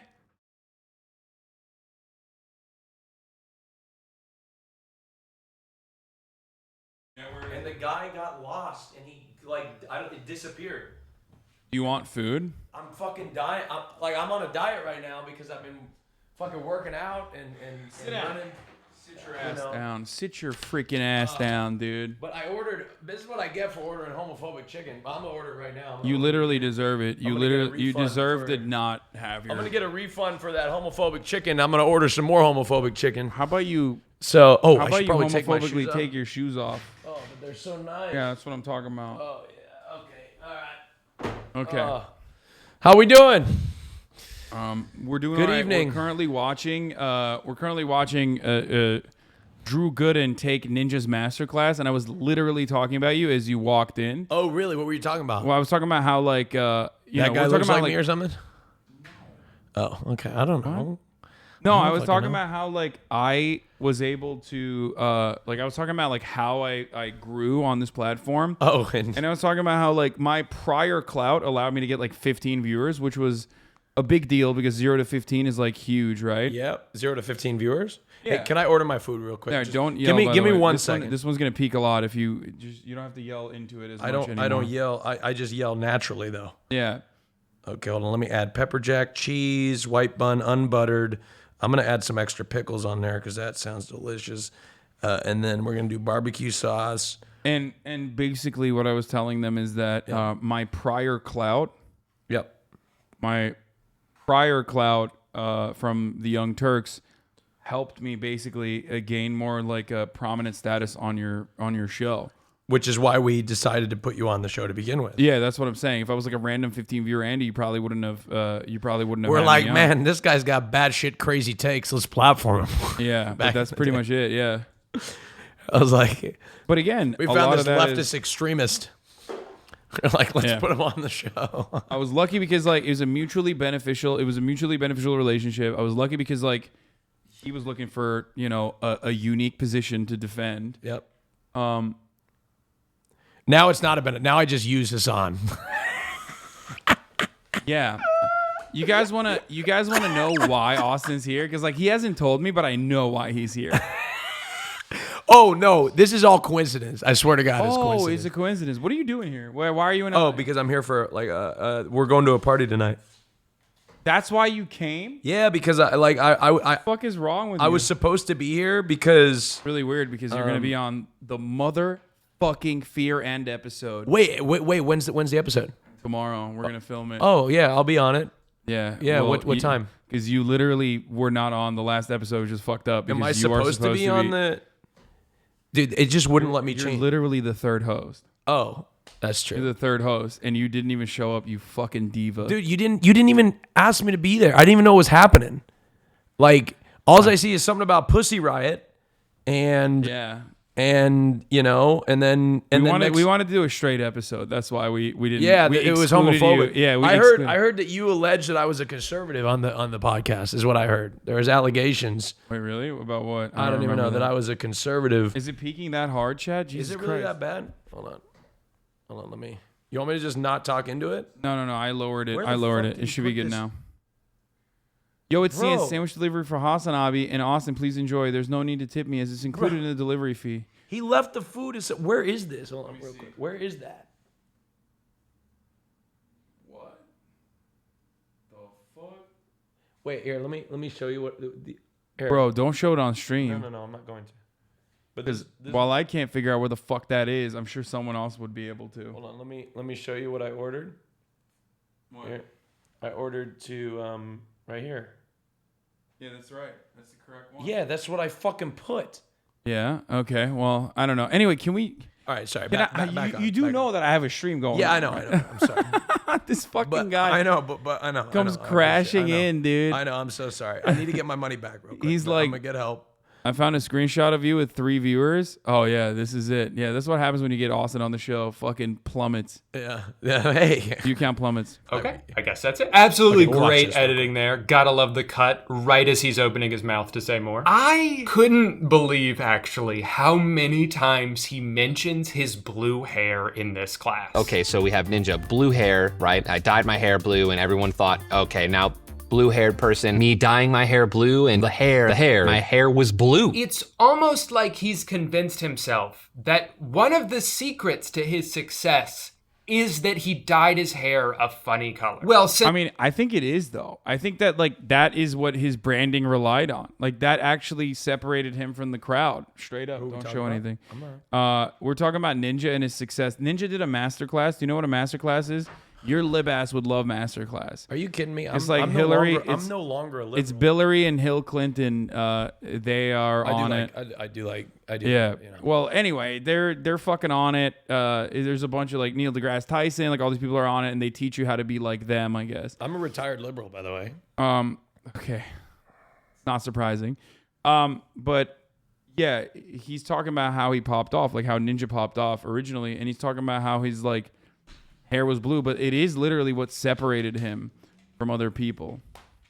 I think it was the Drake collaboration. I mean, yeah. Since it seems to be such an integral part of his brand, maybe we should check in on a stream now and see how it looks. Listen, just know that I will set my alarm at 5 a.m. so I can see all of your guys' morning wood. I forgot to look at his hair. I think most people's experience with this class will be that it's very front-loaded with content. He's got a little over an hour about the basics of what you need to just hit the go live button. And then the next section is 23 minutes. Everybody caught that. What, me looking at myself? Yeah. Oh, I don't care. I mean, yeah, I do that. And it's long. He starts flying through these short lessons that are like, practice the game that you like. And also don't stream too much, but don't not stream too much. Good luck. He even spends 2 of these very crucial minutes just rambling on about one specific Dead by Daylight trick he saw once. And it's like, dude, could you have written something down for this? It's called like a 360. Why does it seem like half the class is him going, oh shit, what else? And then you just do it. No scopes. No scopes are cool. So, you know, you could do one of those. Before you even have time to process anything that he said in section 2, we're already breezing right into section 3, which is less than 23 minutes long. It's so visibly short at first glance that they had to pad it out by copying and pasting 2 lessons from the previous section. Share your streams with the community and engage with each other. And now, do it again. Listen to your chat. The next time they come in, if they say something about their dog, maybe their dog isn't feeling well, and they come in the next day and you're just like, hey Jack, what's up buddy? How's your dog, man? The real Mascot series is also such a joke. Tony Hawk's skateboarding is one of the worst pieces of content I've ever seen. Yeah, I mean, this is not surprising at all. Do you listen to your chat? What? Do you listen to your chat? Yes, a little too much.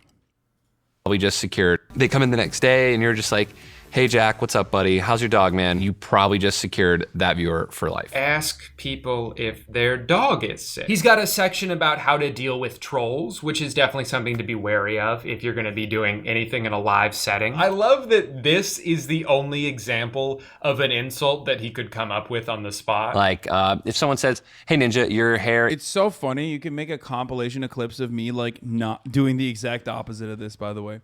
Oh, yeah, listen to your chat. And it's just like a rage compilation of me being like, oh, fucking video game you. You fucking piece of shit. Fuck yourself. Is insult that he could come up with on the spot. Like, if someone says, hey Ninja, your hair is looking really blue today. He's a content creator. Also, this is the most tame troll, dude. He had to really reduce it for Masterclass. Right. Kind of weird. I'd be like, yeah, that is kind of weird. Dude had one thing on his mind that day. Blue hair. I really liked when he went on this long explanation of how to ban people and specifically described each and everything to do. This guy doesn't really seem like a fan of But they never Ninja. showed his screen. I mean, you can kind of see it in this shot, but it's a little blurry. Oh, here, now they're gonna show us. So this user, I'm going to demonstrate how to ban and unban them. It is literally as simple as pressing 2 buttons. So you have their username, you click ban, Ninja, and you simply just unban. I can't see what you're doing, buddy. This happens multiple times. It kind of makes me think that they just forgot to record his screen while he was doing this section, and instead of attempting to recreate that B-roll, they just gave up and put nothing there. It's so bad. That's not even Tyler's fault, you know, but it does show a general lack of caring from everyone involved. There are times where the crew is either pranking Tyler with the editing or they just don't give a shit. This is a real clip from... Yeah, for free 99, you get to see me ban the living fuck out of people daily, like 1,000 a day. You know what I mean? The Masterclass. Talkies. Gaming is intense, but talkies are seriously intense. And that's not the original commercial. He doesn't shit and fart in the actual ad. Call out your regulars and loyal viewers. They'll keep coming back. What up, this? How you doing, bro? Fufo, I think the tier 1 sub. Make sure to always talk to your chat. After all, they're your friends. Welcome back, Dick Lord. Thanks for the 6 months. How's your dog doing, by the way? You don't have a then get one so I can talk to you. you now have a lot of pressure on you to set good examples. It is going to be up to you to instill good morals, or the morals that you have, into your audience. You know, not promote harassment and not promote, you know, being negative. You can make a fucking copy of him not doing that. That's for sure. You're trash. You're awful. You're so stupid. You know, and just when I thought some of his advice was starting to dip. Okay, he went really nice with that one. There is significantly worse things that he could have shown of Ninja. He was being real nice. Quality. He drops this banger. I have a Fortnite skin. It is no surprise that the best titles can grab potential viewers who are scrolling through channels. Bro, yeah, just become like literally the most popular Fortnite streamer on the planet so you can get a Fortnite skin before almost anybody else pretty much, and then promote it on your YouTube. That's awesome. Yeah, so, you know, if you want to get a lot of views on a video, just get Fortnite to make you a skin and put you in the item shop. And then just tell people about it. Guaranteed millions of views, dude, and it works every time. You gotta try it. Actually, a lot of the final section of this class is about these like completely unattainable things you could do to get bigger. I always express my personality in gaming, but wanted to break out and do other forms of media and entertainment to expand my audience. Welcome to the Daily Show. Thank you for having me. Don't just be Bro, that's crazy. Bro, that's a crazy piece of advice to get. Dude, just get on the Daily Show. Motherfucker, I've been a political commentator for 10 years, okay? For 10 fucking years. I'm the largest leftist content creator on the planet. If you would just de-radicalize just a little bit, I think. I can't get on the Daily Show. What do you mean just get on the Daily Show? Just a little bit. What the fuck? All I can get on is fucking Name Your Price, dude. You kidding me? That shit sucks. Hasan Biker is a big. Are you kidding me? You love Name Your Price. It's your favorite show. Yeah, the only time I am able to get in front of mainstream audiences is when I say America deserved 9/11. Be a streamer, go on TV. I wanted to be known in Hollywood, so I went on shows like Ellen and The Tonight Show and The Masked Singer. How? I want to know how. How do you do it? What the fuck? I paid $180. Well, you know, here's the deal. I want to know how you do it. How do you do it? Well, why am I asking you? You don't fucking know either. Wait, you kidding me? I'm gonna be. I just don't want to go on The Masked Singer because I think it's fucking stupid. That's why. Oh, okay. Yeah. What about The Daily Show or Ellen? Would you go on Ellen? Oh yeah. Hell yeah. Well, exactly. I'd go on both of those. Hold this L, motherfucker. I'm sorry. I've never. The only L you're holding is not Ellen. Okay. I've never enjoyed The Masked Singer. What? Shoot me. I mean, you know, I've never enjoyed it. Wait, it's homophobic? I don't know. Yeah, it's a very gay show. all the people under the mask are gay people. Yeah, singing is pretty gay. I mean, and was eventually cast in movies like Free Guy. Come on, get your name out there. Be in a movie. I know it sounds crazy, but it makes a big difference. Collaborations are a great way to get more people to your stream, and it's very exciting for your viewers. Bro, just collaborate with Drake, dude. Hey, you want to pop off? Just do a collabo with fucking Drake. Hey, hold on. What the fuck, dude? Are you joking? Are you out of your fucking mind? I mean, he's got a point. Yeah, that will help you. That will help you pop the fuck off. That's for sure. Okay, straight up. And of course, you gotta play Fortnite with Drake. You may think, I don't need to do that, but don't underestimate how big that could be for your career. Starting out, you might not get to game with a celebrity. Dude, I'm literally always like, Drake's always hitting my line. I'm like, nah, I don't want to do that with you, bro. But he is right. Chill. You do need to collaborate. That's correct. It's true.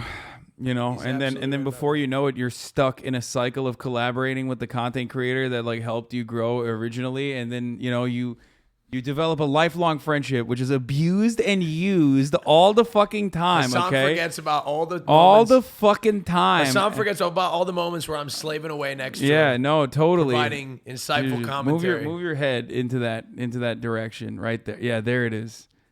Yeah, you. I'm always here. I'm slaving away, providing insightful commentary. You're literally only here because and I don't you want to agree promote. I don't agree with some- most. No, actually, I didn't even think about that. Such a Trailer's lie. popping off. Such a fucking liar. I texted him this morning. I was like, "Yo, the trailer dropped." Like, Yeah. low key. Hey, but you know what? I already watched it. I'm already taking a lot of sacrifices. I'm a man of God, as you can see right here. Yeah, what's up with that? What's I don't going know. on? I just decided to put it on today. You know what it feels like? To me, it feels like camouflage.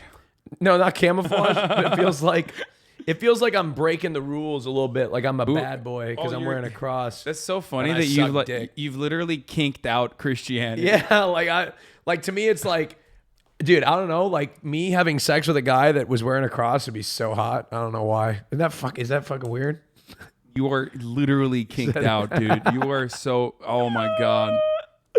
But Ninja, you just said I could. Where he could have at least stuck the landing a little bit with some Wait, please solid be careful. marketing. Oh shit, they're gonna fucking.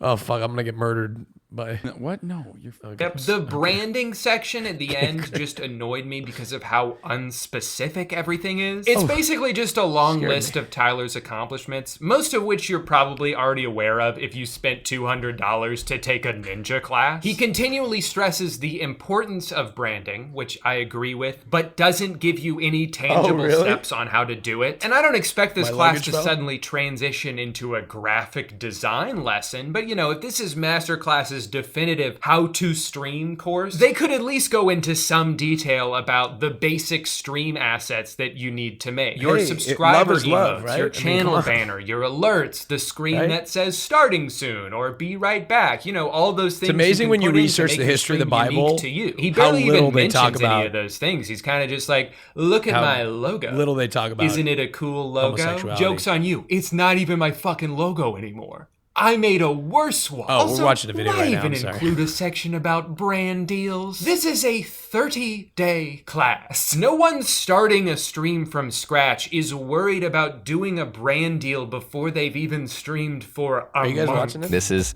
something that's going to be online forever and hopefully teaching people how to become amazing professional streamers for decades, for a millennia to come. Yeah, dude. 1,000 years from now.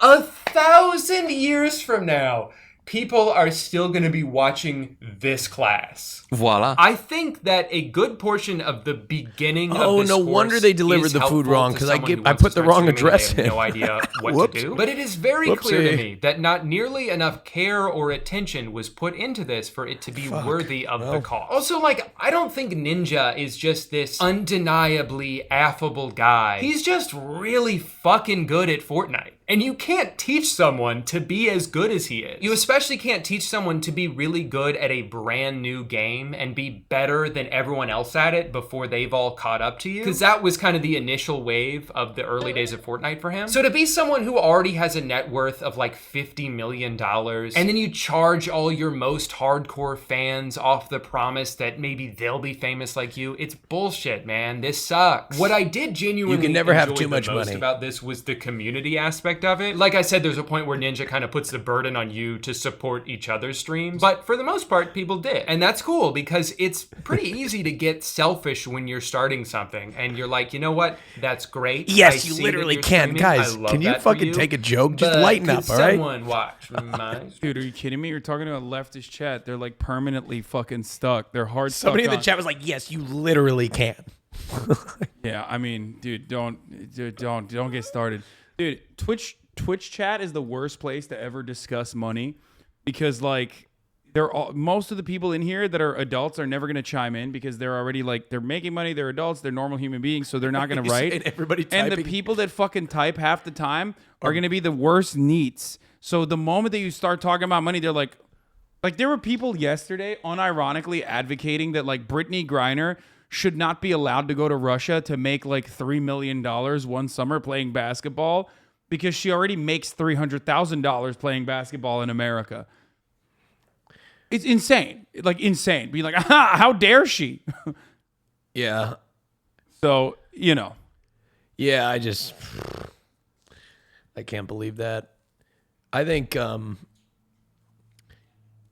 think there's limit. Oh, one thing I'm against, though, is adding 87,000 IRS agents. That's what I'm against. Okay, dude, let's not get into that, please. So it was cool to see people go out of their way to compliment someone's setup or answer a question that someone had. But it's funny to me that potentially the most valuable part of the class is the one part that Ninja has no involvement in. There's so many cool people taking this class with all different kinds of content. I saw a Lego building stream. I saw a couple that streams at Disneyland. But my favorite streamer by far was this kid, Plushy Orca. If we don't get this dub,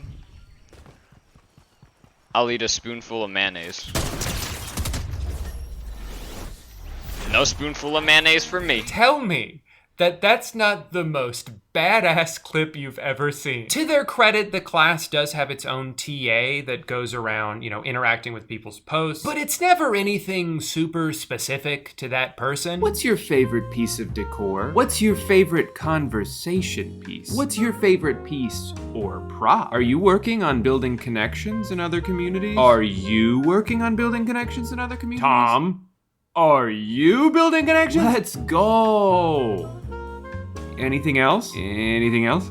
Anything else? And before you ask, the TA is not Ninja himself. Not that I would expect him to be, although it would be really funny if he was commenting on these in third person. No, the TA is a mysterious and unknown entity. It's AI, one who's right? really only there to make the community section seem more valuable than it actually is. The one silver lining with this course, if you spent... Bro, this is literally OnlyFans.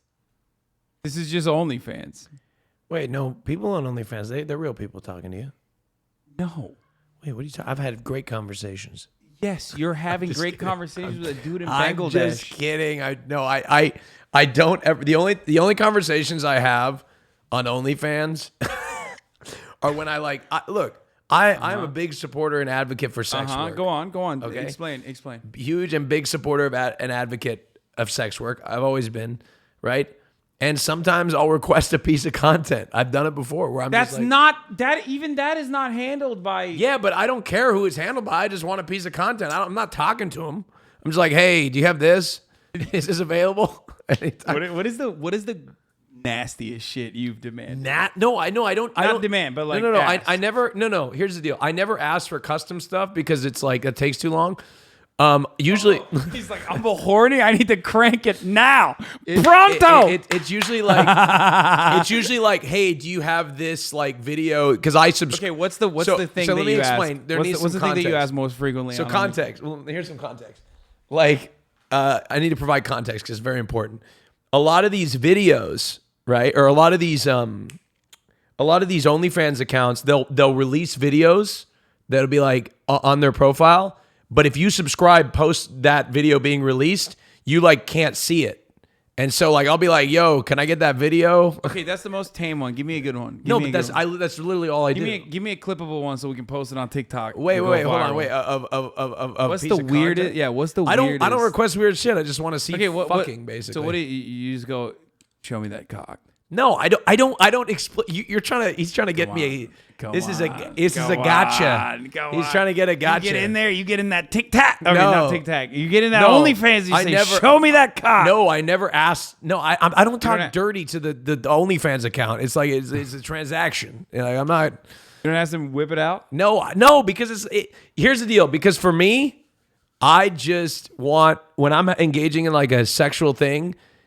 I'm just jerking off. That's just for me. I don't want like it's purely transactional. So you're like, hello, sir. Yeah, well, I would like to see butthole. Like I know they don't want. Like I'm just a blank profile with a fake name. I'm not. They don't give a damn about me. You know. It's like I'm not gonna show. You know. It's like going to a. It's like not. And there's nothing there's nothing wrong with them, but it's their job, right? You're like ordering a burger with a side of fries. Yeah, be like, one butthole, please. Can I please get it's usually like sex videos. Like I want the whole. Show me your fucking messages. No. Come on. Let me read one. No. Come on. It'd be so No. good. Are you kidding me? It's content. You motherfucker. Fuck no. Am I giving you my you're cut messages? You're cut from the podcast. You're cut from the podcast. Fuck no. Come on. Just no. one. I have to read them. Okay, he's gonna literally let me read it on the podcast next episode. All right, yeah, next episode of the podcast. Yeah. Okay, fine. I'll look through it, but I'll select the conversation. I would never fucking expose. No, come on, bro. If it was like something fucking insane, I would ask. Well, but I don't ever type insane shit. It's like, yo, do you have any videos of the? It's literally very professional. Yeah, I want to see. Oh, come on. No, okay, we'll save it for the pod. Because I have to log in. You're gonna see a lot of dicks. We'll save it for the pod. Yeah, I mean, I don't give a fuck. Wait, do you ever pay for stuff like that? I don't know why. I just enjoy it sometimes. No.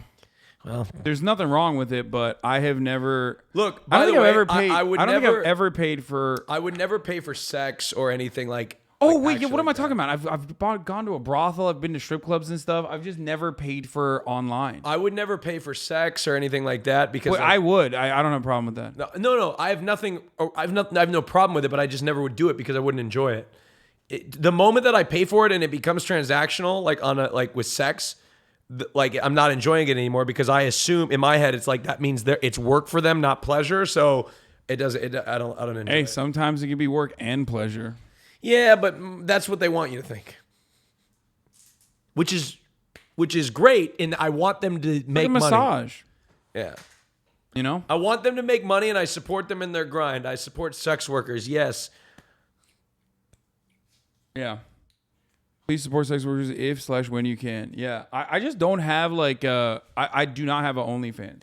I don't have an account. And I'm not saying sex workers don't enjoy their job, right? But I also think that some may not enjoy certain clients, I imagine. And I just don't want to risk that.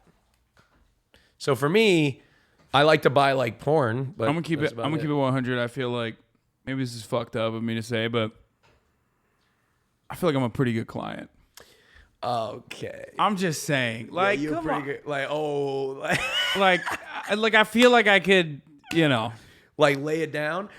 Well, it's not even just that, for sure, but also like I'm just saying in general, like I feel like he'd be the type of guy to go buy pay for go to Amsterdam, pay for a couple hours or an hour or whatever, and then just to prove that you could I don't know. I mean, for me, no. Hasan thinks he's doing them a favor. They're gonna fall. No, I've done it in the past for the experience. You know what I mean? Just to see what it's like, just the experience it and whatnot. But I mean, I don't know. I mean, I've had plenty of sex with sex workers for free. You know what I mean? Your my food is right here. Your homophobic food is here. Go grab it. Can I grab it real quick? Yeah, go Keep grab talking it. about this. This is a great conversation. Okay, well.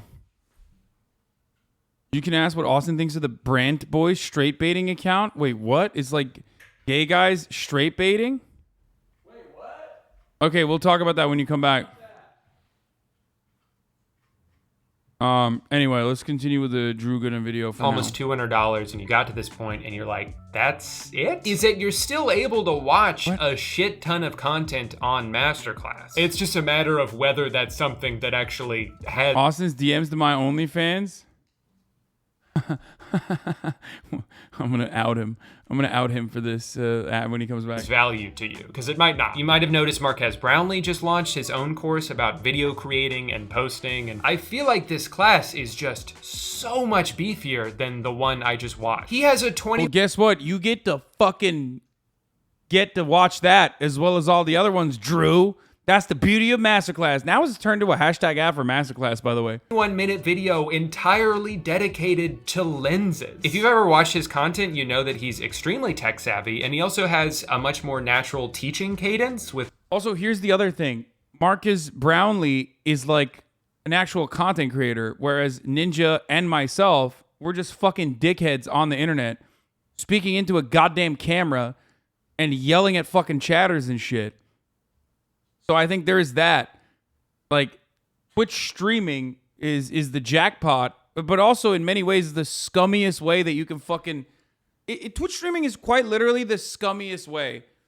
And I don't mean that in like we're scumbags or whatever, but it's just the grimiest fucking way that you can earn a living as an entertainer. Wait, you aren't a content creator? No, we are, but the type of content that we create for the most part, like if I wasn't doing something that is genuinely fulfilling and compelling for me, like talking about politics, I don't know. I would feel really fucking shitty.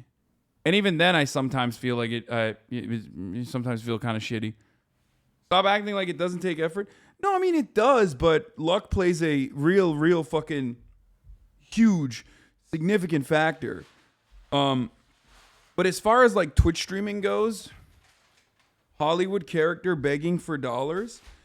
I mean, that's a I've got a correction to make in your statement. kind of gross way to put it, but I'll just say it like this, okay? YouTube is TV, Twitch is radio. Yeah, I think it's kind of like that. I'm having deja vu. Did we already cover this masterclass? I mean, I made jokes about it. I made jokes about the masterclass when it first came out. The fact that you're saying this at all, you're the fucking man. I mean, I am very... I mean, I've talked about this before. Like, I think that we create a sense of, you know, shared perspective, a community. No, I didn't want to get one. I told him I don't want it. I tried to order him. Yeah, he asked. I was like, no, I don't want to fuck it up. This is how nice of a friend I was. I texted him while I was at 37,000 feet. I was already planning my meal. Yeah. Oh. Nothing is stopping you from streaming less and doing scripted videos again, bro. Yeah, but I love what I do. I like what I do. I just got a text from Gideon is banned in my chat because his fan base was fucking constantly calling me racist for the longest time. That's why we auto banned it, but we can unban it now. So there's Go a ahead. correction. I heard from one of my friends who's an OnlyFans creator that the vast majority of messages that are sent are from the creators themselves on OnlyFans. Yeah, because we're talking depending on the percentage, right? If you're in the top 1% and signed to an agency, most of those people don't handle their own communication. I'm talking about like, and that's the top 1%, right? So the 99% of OnlyFans content creators are small content creators, which is why they probably deal with their own messages. Mm-hmm. You know? Anyway, I follow the mom and pop OnlyFans creator. That's me too, actually. Yeah, you're always out there looking for... Austin wearing a cross necklace and eating Chick-fil-A is literally the gayest thing he's ever done. Yeah, what a juxtaposition, dude. He just, like, he loves sucking cock, but also at the same time wearing a cross and eating Chick-fil-A. Respect. Just sucking down on this fucking chicken sandwich. I'm so hungry. I've been dieting for like 3 weeks. OnlyFans is lame. The minute I see a famous person naked, they're boring. What? They're boring. That's why I'll never get naked. All right, let's continue with this The video. way he lays out information. Whereas Tyler, I assume, was just riffing things off the top of his head, which is probably why he constantly trailed off into silence. Streaming just gave me the platform to, and I think that's how, you know, but I mean, my recommendation is, But you know what? It's not fair of me to just sit here and criticize Ninja without taking his tips and tricks into the real world. So for the next 3 weeks, I will be following his advice to a T as I create my own Twitch channel and try to build it from the ground up with no promotion whatsoever. Hey, I did it. Now, obviously, I don't want this Twitch account to link back to me in any way. If someone finds my channel, I want it to be entirely organic. You want to do I'm going to Bananappeals? try to create a persona that's both generic and yet You're still exposing me? true to my... God, man, Yeah. he's so good looking. Who? Those guys in there. Are you talking about BoyBoy and I Did a Thing? Bro, look at this man. No, but well, look. He literally was like, he was watching them fucking... No, not like... It's too You are ridiculous, dude. Keep it in your pants. Bro, you cannot talk. You'll be like watching like a serious documentary and a girl will walk across the screen. You'll be like... And you'll do this. You do like your big eyes and you'll... Facts. That's what you'll true. do, you know? It's true. Yeah, You okay. cannot talk. Shut up. Shut the fuck up. This is my stream. You're not talk at all. Okay, hold on. I'm exposing him and will do Bananappeals homophobic edition. Homophobic edition? Yeah, and I'm just saying that. Oh, okay. It's not going to be. That's good. There you go. Gas this chat. Juice it. Juice it.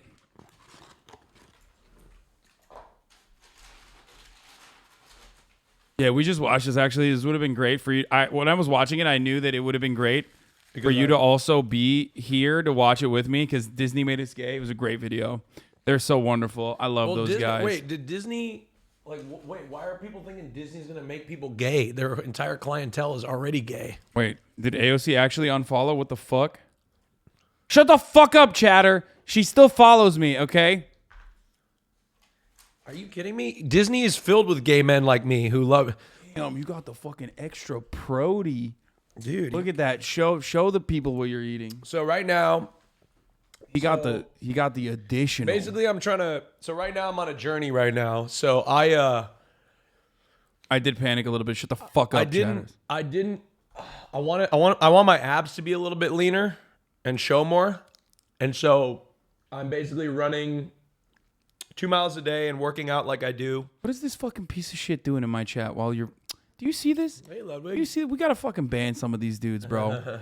We're over here talking about fucking abs and shit. You know what I mean? He's in here spamming subscribers. So, in order to achieve my ab goals, I have to... they didn't put a fork in here?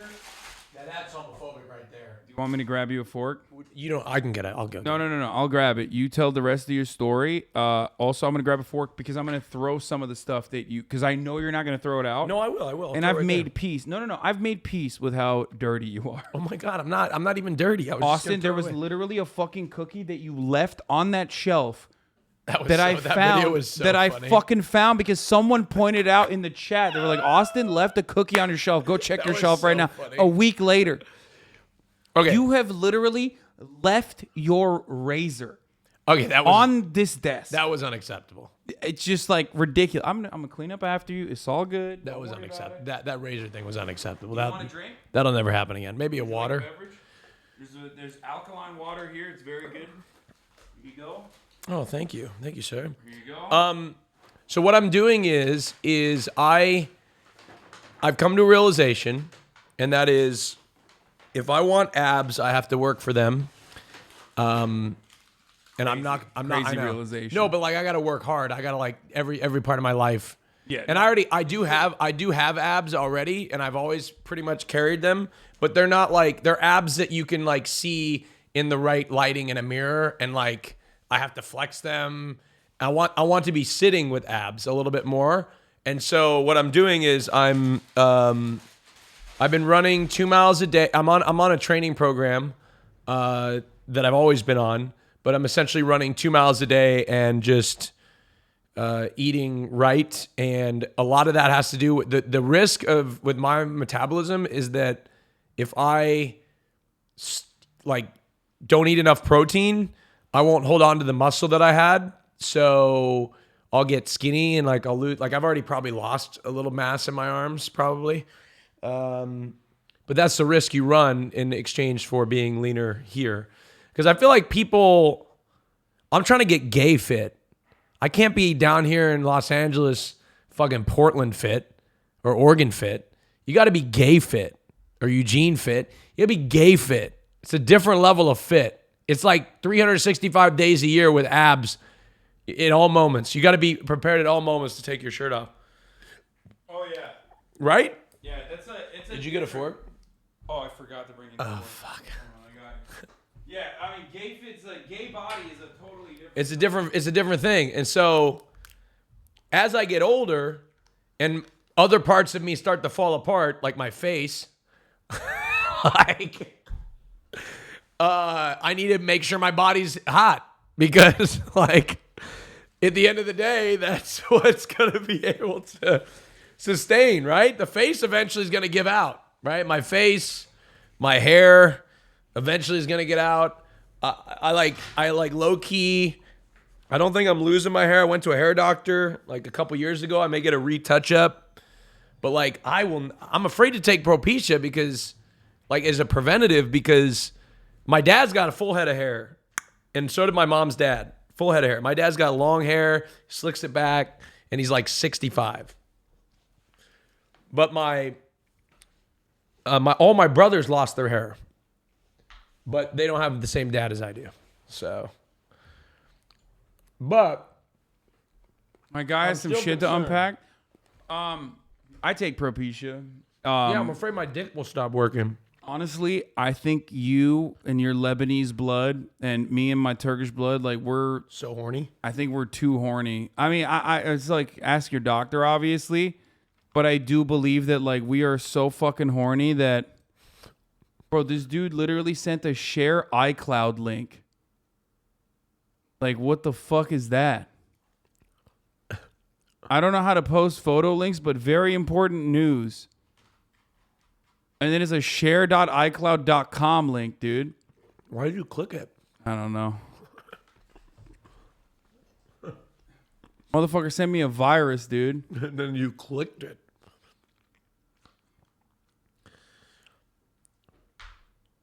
Download it and give him your SSN. Yeah, you got it.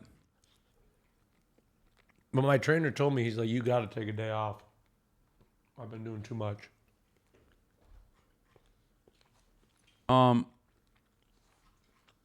Yeah, you can overtrain, but you gotta also make sure that you're you know, eating right, and I think you do that well. Wait, did you drop chicken? It's in your mid region. Wait, my nether regions? I just like. Are we doing Bananappeals? Not yet. We're gonna finish this video. I do want to watch the rest of Drew's video. I can't wait for the podcast tomorrow. What time are we recording?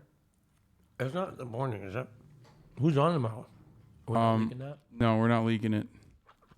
My own brand. I can't believe that name wasn't already taken. After some light branding and a little bit of finagling on OBS, I hit start on my very first stream ever. And I forgot to enable VODs beforehand, so there is no record of it. And of course I had one of the most insane Fortnite wins I've ever had. Wait, Ludwig said, hello, sweet prince, and he called me. Is he streaming? I'm gonna call him back. I didn't even see it. Hello? Hello, sweaty. Why are you calling me? I was reading an article about gambling, and then I was talking about how $1 million a month is a lot of money. And someone in my chat said Hasan makes $2 million a month, and I called him dumb. And then I was doing my investigative journalism. That's so nice. That's so nice of them to think that. I mean, you know how much money I make a month, especially because not only did you see my sub count, but also you've seen my contract. So that's very cute that chatter thinks that. Well, it's more like $3 million a month, but yeah, you know. no, it's actually that's what I'm saying, it's $10 million a month. That's how much I make. What's the deal with the butler not getting lunch anymore? Is that a new thing? No, I had that. It's called inflation. Okay. Yeah. Yeah. So you have to sorry, stop feeding we had them. to cut some. Yep. Yeah, no more healthcare either. If you want to get fucking treated, well, then you know you're gonna have to figure out how to do that on your He own. actually hires him as a contractor, so he doesn't have to pay, you know, those payroll tax. True. Okay, well, I actually do that, so. Oh, we all do, don't worry. I'm kidding. Article Ludwig is talking about Twitch gambling boom is luring gamers into crypto casinos. Overseas site partners with Twitch streamers to gamble with crypto, and their fans follow suit. Are you back? What do you Ludwig, mean? Are you in LA? Yeah. Oh, you are? Yeah, I just came back from the wedding today. Huh, interesting. Okay. Want to hang this weekend? Hey, what? Yeah. You want to hang out tonight? Maybe. Yeah. Are we allowed to? Yeah, he's already. Yeah, of course he's. I've already talked about it. Oh, okay. Wow, you thought I wasn't invited? No. bro? I'm just because it's like no. Hollywood these days. It's not up to me to invite other people to someone else's birthday. You know what I mean? That's like insane. I'm just shocked you thought I wasn't invited to a birthday Hasan, party. don't worry. I already forethought that. Earlier today, I was like, I want to hang out with Ludwig and Cutie, and I was like, And so I double checked already offline. And I was like, but Ludwig, to be clear, I was like, they're invited, right? Like, this is totally, of course. That's what I said. Yeah, no, I knew you were. Okay, well, it's I not. knew you were invited. You know what I mean? I'm not gonna like third party invite when I'm like a fourth party invite. You know what I'm saying? Like it's just. I'm not gonna do Either that. way, Anyway. we can hang out tonight. That's the moral of the story. Oh, are you gonna be here? I'll come hang. Ooh, Yeah. sheesh! Wow, dude, weddings changed you. What do you, I went to one wedding and now You went to one wedding and now you're like a good guy. I ended up. I gotta. Instead of a bad guy. Okay, Which you were my before. being a good guy or bad guy is not contingent on hanging out with you or not hanging out with you. No, it quite literally is. In also, the moral hanging out system I with just you- made up, it's quite literally that's all it is linked to. You could burn down an orphanage and then hang out with me and I'd be like, good guy. Blood, Okay, good that's guy. the cutie with Taylor Swift. Solid good. Yeah. Hanging out with Hasan offline is like this. He drinks maybe one drink the entire night. He stands there like a fucking U-Haul truck. Everybody walks around him. I grab his shoulders a lot because they're big and I like touching them. He eats about 4 nicotine gums and then he heads off at midnight because he's like, well, I got to work out in the morning. This is true. It's also And true. that's it. And then, No, I'm And then gonna he's I'm gonna gone. bring the energy tonight, okay? I'm gonna be dancing my freaking ass off, No, dude, okay? you're always tired. You put everything into your chat and you leave nothing for the friends. That is true. That is literally true. and I do. You forget about all the women in between that are just always just like trying to. You know what I mean? Yeah. Okay. And then he face palms them and then he says, Butler Jeeves. And then they carry them away. You know how many women I've had come up to me and be like, I just never do this, but like, please. I'm just like, I don't fucking know. Yeah, that's why They I had to asked hire for a Hasan from specific you? butler for that. Yeah. Yeah. Specifically for It's that tough reason. life. Tough life for you. But that's okay. That's cool. kidding, We're guys. gonna He be doesn't get it hanging out later. I like that. Yes, you also arrived at the truth that I do make 10 million. Wait, is this gonna be a mogul money? Are we gonna be in a Ludwig video? No, obviously I record those offline. It's a one-take Jake. I don't do any edits. Hey, Ludwig. That's a bummer. I was I doing a YouTube Subscribe thumbnail. to Ludwig. I was doing a We're not- thumbnail face for you too. I was like, Well, if you were in the video, Hasan, you definitely wouldn't be in the thumbnail. Okay? oh my You know that god, much. why did you do this? Bad guy again? Well, if Hasan's See? not in the thumbnail, I'm definitely not in the He's a thumbnail. bad guy again, by the way. Notice how he shifted. He switched so quickly from good guy to bad guy. I was like very excited to see him, and now bad guy again. See, bad guy Ludwig. Yeah. I'm excited Bad guy to see like Ludwig. the animated movie? Hey, if you're lucky, Ludwig, tonight you get a little kiss, huh? No. Cutie's gonna chop my balls off. Wait, hold on, hold on. You're switching up on me. We've had a couple of encounters. No, I will think never there's a kiss cap. a man ever again. That is gross. It's not June. I don't do it. Wait, did Cutie have a talk with you? Is this no longer allowed, or is this what's going on? I only have my eyes for one woman, and she's a queen. Yeah, I know she is, but come on, just a peck here or there. I mean, you know. I get 1 month. All right, to forget it. stay I'll Austin. drop it, Ludwig. Whatever. I get You 1 already month a had year. me. I don't need you anymore. There you go. You already had me. We'll What are stay you like? friends. What are you fucking catching We'll stay them? friends. You're Don't catching come them all running like to me. catching them all like Pokemon. What's happening? Yeah, it's the goal. She'll Wait. give you a hall pass. Don't look NFTs at the end. All right. All right. Well, you Bye, guys enjoy the Ludwig. rest of your stream. I'll see you all tonight. I also saw your text message. I have to check my calendar. Okay. We can talk Okay. about it later. All right. Because we'll hang Bye. out in person. Bye. Bye. He's gonna check his calendar to see if he's not scheduled to do a name your price. This fucking guy. It's true, literally. He's scheduled more Yeah, people. sorry. Than ever. My mom's I'm like, booked for hey. the next 3 My mom's months. like, hey, it's my birthday. Like, how are we celebrating? I'm like, I'm sorry, mom. I have to do name your price. I'm sorry. He asked me again. That's not that. Oh yeah. Damn, look at those fucking bazookas, dude. What? Yowza. What are those, dude? God damn. My man is fucking. Whoo, shit. been You got there. some big ones, dude. Oh, shit. God damn. If you want to see more of this sexy content at the top of the hour, you're going to have to subscribe, baby. Oh. You're going to have to Wait, pay for that. I gotta. Ooh, don't show it yet. Don't show it yet. I'm gonna paywall it. I'm gonna paywall it. I'm gonna paywall it. Okay. At the top of the hour, there's a 6-second ad break. If you no longer want to see those ads, all you need to do is subscribe, which you can do for $5 or for fucking free with a Twitch Prime. Yeah. Ooh, look at that. Or you get gifted a sub. Thank you, Gizmo Max, for the 5. Get the subs. There's a 1-minute ad break now. All right, you go. Oh shit. My triceps suck though. I need No. You got the fucking horseshoe, my man. No, but see, my arms just sitting. They don't look as Crazy Panda, thank you for the 10 gifted. La Keisha, thank you for the 5 gifted. Ray Donnell, thank you for the 5 gifted as well. Yeah, I'm Hasan exploits muscle twink on stream for all to see. It is what it is. Ice 9 Wolf, I thank would you for the love to 10. be- I'll be honest. My dream is to be objectified for my body. I love it. No, I'm the same. I fucking. That's what I'm talking that's about. my favorite. Look, you shouldn't do that to people, but do it to me. I give you permission to objectify. No, I love that shit. I I'm love like, being objectified. Yeah, whenever people say like, bro, you're only successful because you're fucking hot. I'm like, you think I'm hot? Yeah, that's what I'm saying. That's so sick. You know, remember how I talk about how people like when they call me a fuckboy? The implication of a fuckboy is that they're good looking with no other attributes. Yeah, no, I love that. And I love being called a fuckboy. I'm like, oh my God, that's the nicest thing anybody's ever said to me. Exactly. You're a fuckboy? Elon Musk 101. You preach against capitalism, yet suck from Bezos' teat by streaming on Twitch. I suck Bezos' dick too, bitch. What's up? That's right. Got him. Yep.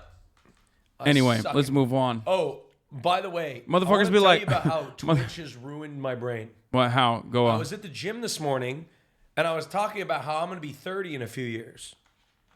Right? Oh, I know where the story's going. Go Right? on. I was in the gym, and I was like around people, and I was like, they're like, Austin, why you been in here working so hard? And I was like, because, I came to a realization I'm going to be 30 in a few years.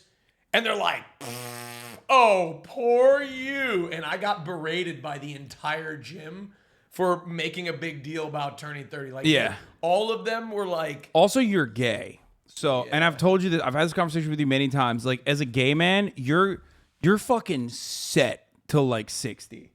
Because there's like different categories. You know what I mean? Like you're gonna be appealing to so many different. Like when you become a silver fox. Like look at Anderson Cooper. Yeah. Half Pint Streams. Thank you for the 5 the subs. Like it's really good. It's great for you. well, I mean, also like, there is a gay guy. The guy, one of the guys berating me was a gay guy in his 60s who was fucking jacked. That's what I'm saying. he's Oh yeah, jacked. as long as you're jacked. I Fucking- mean, if you go, he's jacked. if you turn fat, then death sentence. Well, yeah, for the gay community. Yeah, that's what I mean. I like, but as long as you're jacked, you're fine. This guy is fucking jacked. No legs, all upper body, but he's jacked. He's like, he comes in and he's like, ah! He like grunts really loud, and he's jacked. He's one of my favorite people at the gym. Yeah. But he does make a lot of loud noises. I mean, you can become a bear, I guess. If No, God, no. No, I too much laser hair removal for a bear. You do laser hair removal? From here to here, but I stopped doing it because the amount of chest hair that I like is good. It's sexy. But like it was too much. I'm Lebanese, man. I got a lot of, we got a lot of hair. You are so gay. Calm like a Tom. Thank you for the 5 the subs. Ice 9 Wolf. Thank you for the 10 the subs. You want to know my body hair trimming routine? Go ahead, tell me. Before you tell me that, have you ever? Such a big conversation starter. Have you ever? Yeah. Tried Nair? Yes. See? Yes. That's some menace shit. When you're desperate and you're like a teenager and you're like, I'm so hairy. I hate this. Like, I wish I wasn't hairy. Yeah, I've done that. I burned Fucking my ass awful. cheeks off from that. Woo, yeah, it There gets were into so many places where it's not bumps. supposed to. Smells so bad. Oh, it was awful. I tried that when I was, I tried it because I was like, this is a more efficient way to shave your pubes or whatever. I hate that word, by the way. I think that Fear and area. Malding episode 1. Oh yeah, I said that. Pubic is such a disgusting like word, but like hair down there trimmed and maintained is essential and sexy, but the word pubic is so fucking gross. I hate it. It's got such a terrible connotation. Can we just call it I don't even want to call it hair.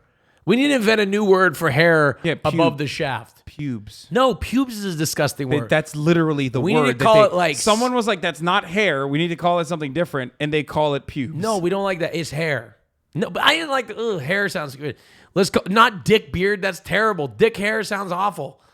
Oh God, peach fuzz sounds like. I think you're conflicted. I don't know. Forget it. Someone said dick fur. What's your manscaping routine?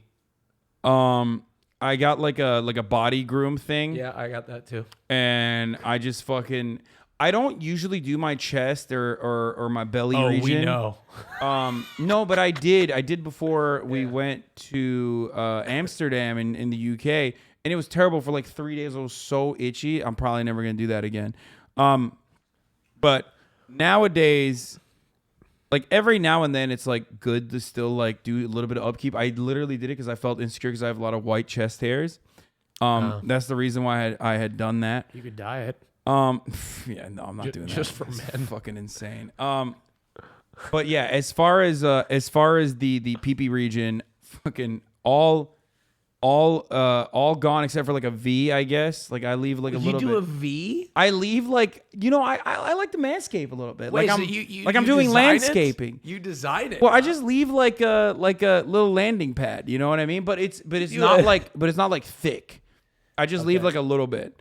Wait, so you're like bald with a V? Everything else is bald, gooch, butthole, everything. I just you shave fucking your butthole too. Yeah, 100%. Good for you.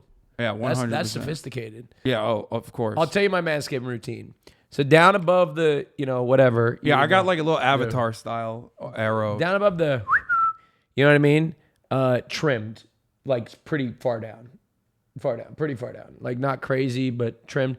No butt hair, no whole hair, no trimmed. Like there's definitely no hair in this region right here. No hair here for none of it. Can't have that.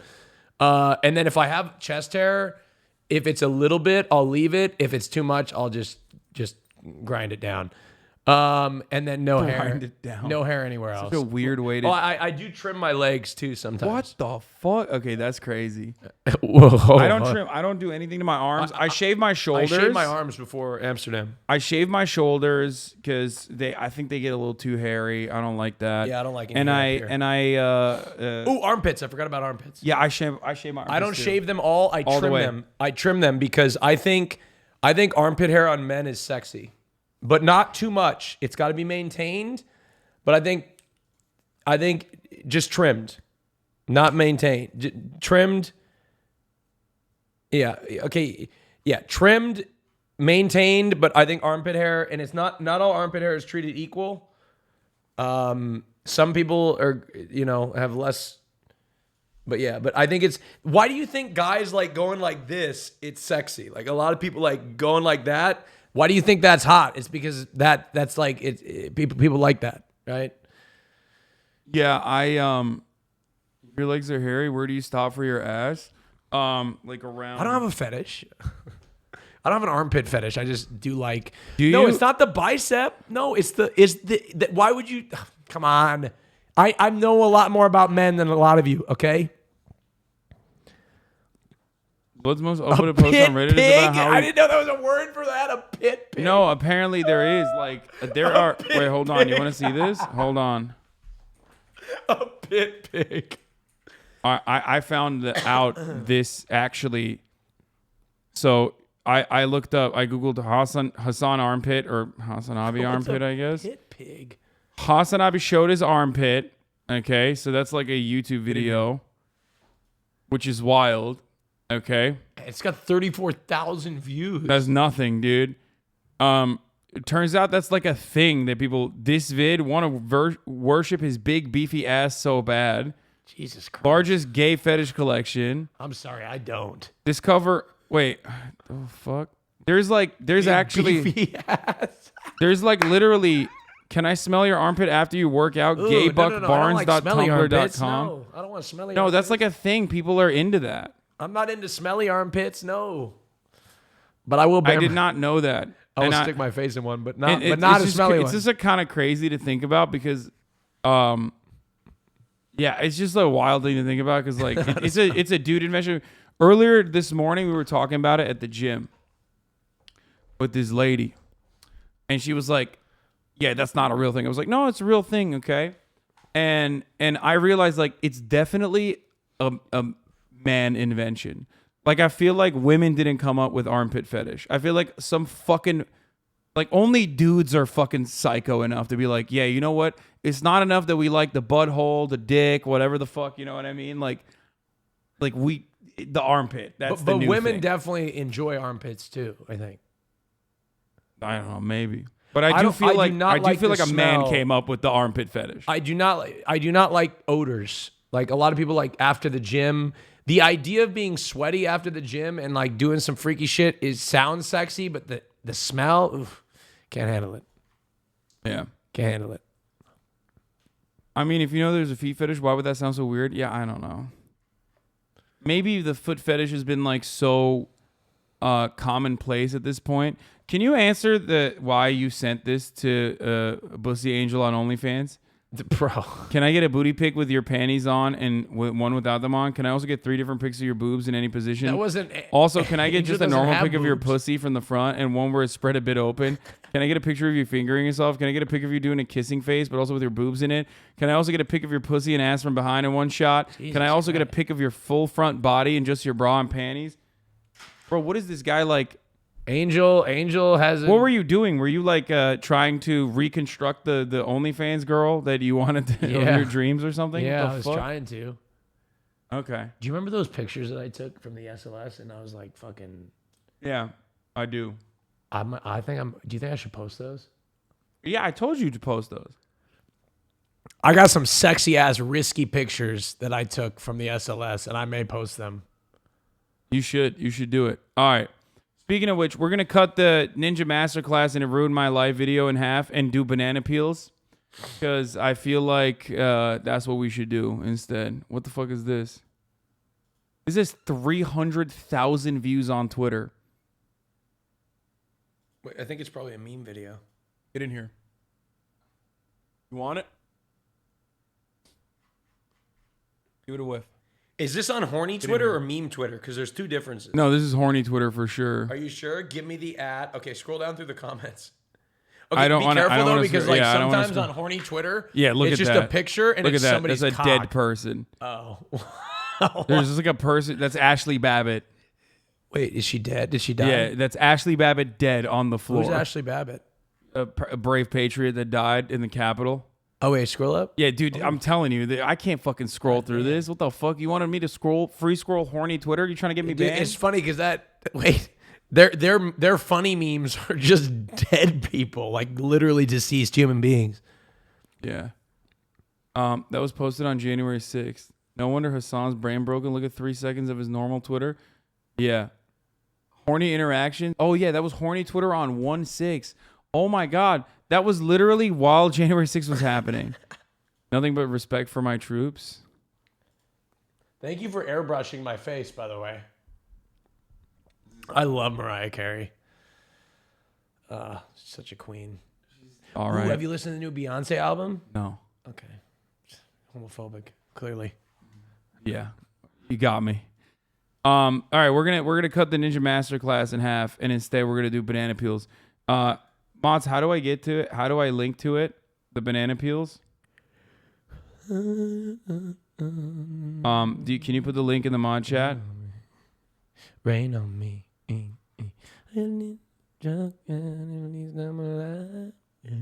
Thank you.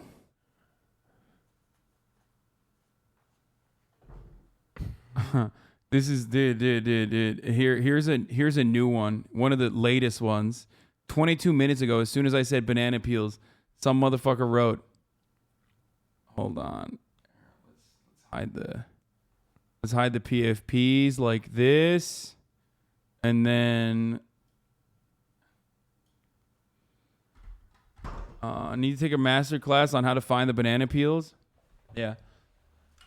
I think it should be fine if we do it like this. Yeah, whatever you want to do. Oh, I'm gonna try to hide the PFPs real quick as well. Hold on. Let's do the W fucking banner. Unshackle the W banner and put it up here.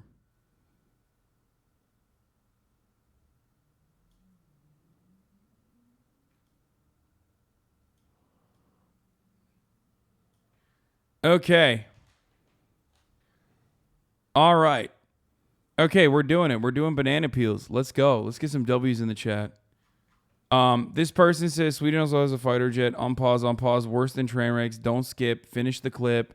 Monka W. Stand in shade. You are giving him too much attention. Reddit Pepe Live. Pepe Live Reddit. I got deja vu now. Ego hurt Sag. Lake McGroove banned Rapid. He says, I said his ego was hurt after XQ put him in B in the tier list. Didn't think it was that bad. What are we thinking?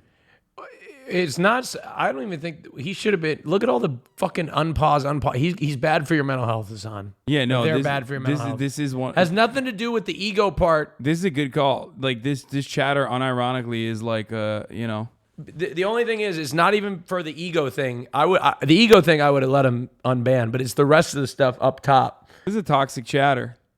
Still gonna unban him though. Right. That saved us an LSF clip.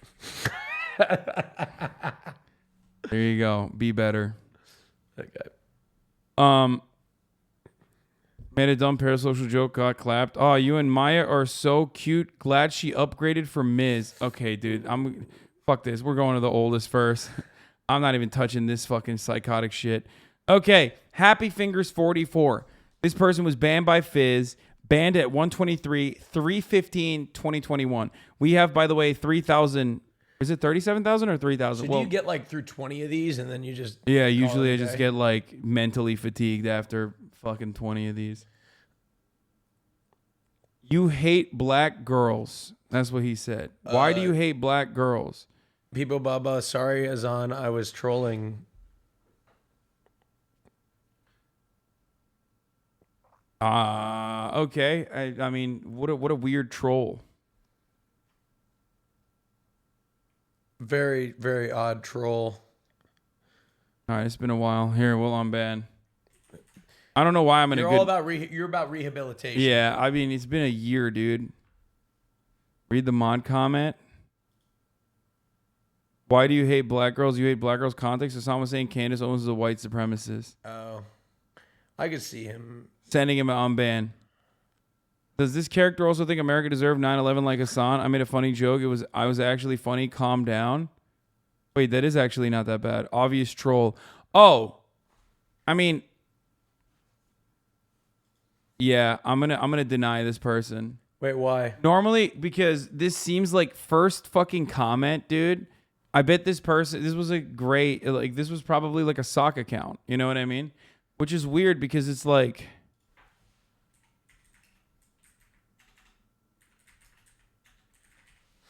make better jokes. Denied. Oh, this is in Turkish. Erdoğan'ın köpeği muhalefet HDP'ye destek veriyorsa ne olmuş? Abisini seviyorum, öleceğimi hissediyorum, helal et. Bananappeals in Turkish. No, I fucking banned him because he was, I don't want to say it. He was talking about video gaming himself in Turkish. Oh. Abi siniyorum, ABD'ye geleceğim, daha rahat ol adamsın. Vallahi ben de utanıyorum şu an, aynı sen 10 defa yazdığım için canın sağ olsun, banladığın iyi oldu. Para yok, bağış atamıyoruz, bizde dolar zaten burada görmüş. Amına koyayım trollerine inanma abi, ben de ölmem inşallah, sende çok hayalim var abi, sevgiler. No, he's just saying like, he said, I love you, I feel like I'm gonna die. There's a lot of trolls in here. And then he says, I didn't die, I'm alive. I'm going to come to the United States of America and I'm going to go find porn stars with you. You're the man. Which is why I banned him. Okay, I'm going to unban him. Salak şeyler yazma chatte amına koyayım. I said, don't write stupid things in the chat, you fucking idiot. Can I yalamak your yarrak? Which means, can I lick your penis? Orospu çocuğu, oyun oyna orospu çocuğu. You son of a whore, play a game. You son of a whore, play a game. Can I yalamak your yarrak is like the weirdest way to say that too. It's like half English. Abi kusura bakma, sol elle yazıyordum, copy paste rahatıma gitti, lütfen affet. I unbanned them. This person. No, he's saying he was jerking off while writing. That's why he was writing with his left hand. So I was just copying and pasting. That's what. Allah'a emanet ol. God, you need Jesus? I said, yeah, no, be with Allah. Be with Allah. Yemin ederim neden banladığımı bilmiyorum. Sanırım Türk var mı Are demek all these in yasak. Turkish? I don't know why these are so many Turks. What the fuck? ... Why did he get banned? Whispered me a screamer jump scare. Wait, what? He fucking... That's why you banned him? Wait, there's another one in Turkish. I'm gonna aç orospu. Open your pussy, you son of a whore. Okay. So many horny Turks. Trans rights omega lol. That's what he said. First log is transphobic. I just banned immediately. Deny. I can see how this can look bad. All right, so let me explain things. Oh, this guy's about to fucking rap, dude. Okay. All right, so let me explain things. I'm a trans myself, Pog. And what I meant by that is that trans deserve rights. And I used the omega lol emote rather than Pog because I think we can all agree that the new Pog champ is just of questionable quality. I don't mean that trans don't deserve rights. Being one of myself, I am really sorry about that mistake. What the fuck? Wait, so they tried to use Omega Lol Learn as a to substitute use for PogChamp? Better emotes. Cat a Bing as mom. Learn to use better emotes. You fucking normie. I mean, it's reaching, but could have been during the time they were testing the new PogChamps. Yeah, probably. My roommate wrote this message, and Hasan's mom would probably smoke me in 1v1. Your mom is a bitch, bro. Yeah, no, that's not happening. Wait, hold on. Wait, 1 second.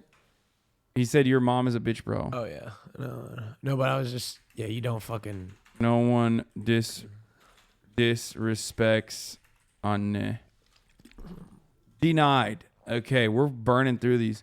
Abi senin DC'de Amerikan amcığı var mı? Yazdıklarım için pişman değilim. Hala yazmadıklarım. What did it say? You're the only one that bans this. What did it say? Okay, he's saying Kürt var mı? Abi senin DC'de Amerikan amcığı var mı? He says, yo, older brother, my friend, is there American pussy in DC?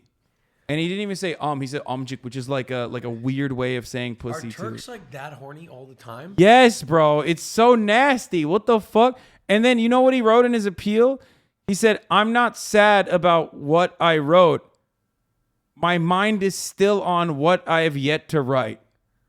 God damn. You're gonna. Oh fuck. No. Your Turkish Hayvan. reflex. I said Hayvan. Fuck Armenia. My bad, dogs. I wasn't expecting to get banned for this, to be honest, since it's basically just an F word, lol. Would really appreciate the unban, fellas. What the fuck? I don't.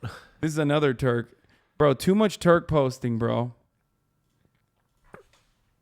Dial back the Turk posting. Okay. 911 ABD'nin 15 Temmuz'u. Damn, I can't even participate in it. Are you going to talk about the HOGWATCH case? Why don't you talk about the HOGWATCH case? It's about USA also. I'm sorry after that. I will just talk about politics. I unbanned him. No, he was just asking about like one specific Turkish fucking case that I'm not going to cover in the middle of like, you know. Why did I is this like Bananappeals, Turk appeals, dude? What the fuck happened? Send it to just in case. I was quoting Bill Hicks, bid on gays in the military. I don't want to stand next to the gays when I'm killing kids. It does sound like a quote of like. Yeah, it does. That's. I think that's fine. Weird as fuck logs. Well, P here. It is kind of. Look into my blue gem. Clip for PDV. Just clip aim press. No problemo. Chill out, dickwad. I don't even know if this person's on the. Sometimes we ban people. Sometimes we ban people for their own benefit. You know what I mean? It seems like it's one of those. Like, meow. This guy's not speaking Turkish. I'm going to deny it with no answer. That's how AW court works. He's defending his client. That's what he's doing wrong. That's how a court system works. What's your idea? Luckily, this isn't being decided by your opinion. Yep. Arguing with you about the case shouldn't be a ban. My only point is that even lawyers have to defend scumbag murderers. Okay, you know why we...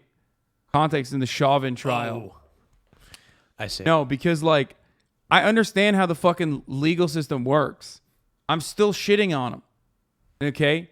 And the reason why we're not going to unban him, we're going to deny him, is because wannabe debate pervert lawyer edition. There you go. No debate lords. Turn your cam off. I'm tired of your dumbass face. Mods, his cam was destroying the RP immersion. I simply don't care for Piker's heart rate, but I understand the coarseness of my comment, and I'm able to refrain. Do we even unban this guy? He's probably... I'm going to unban him because he's... Wait, he's been banned one time. Okay. This is an RP frog. I'm going to unban him because I don't do RP anyways. Lamau. Yeah, let him go. Hayırlı kandiller. Did you see Emrant? She slept 8 hours on stream. What the fuck? Are you watching porn? Sea Türk var mı? Said, are you watching porn when Hasan was watching the Derek Chauvin trial but not showing it on stream? The Emrant shit is cringe. Okay, we'll unban him. He's Turkish. He can't help himself. Hayvan oğlu hayvan. And his ban appeal is Sea Türk var mı? Selamünaleyküm. Are there any Turks in the chat? Hasan abi bana $750 yollar mısın rica etsem? This guy just says give me $750. Abicim sen de şakadan hiç anlamıyorsun. Olsun yine de ülkemizde bizi çok iyi bir şekilde temsil ediyorsun. Seni seviyorum. İnşallah daha iyi yerlere gelirsin. Aww. He said he was just joking and it's all good because you represent our country very well. Oh. Okay, unban. Abi bana 100 TL. This guy's asking for 100 lira.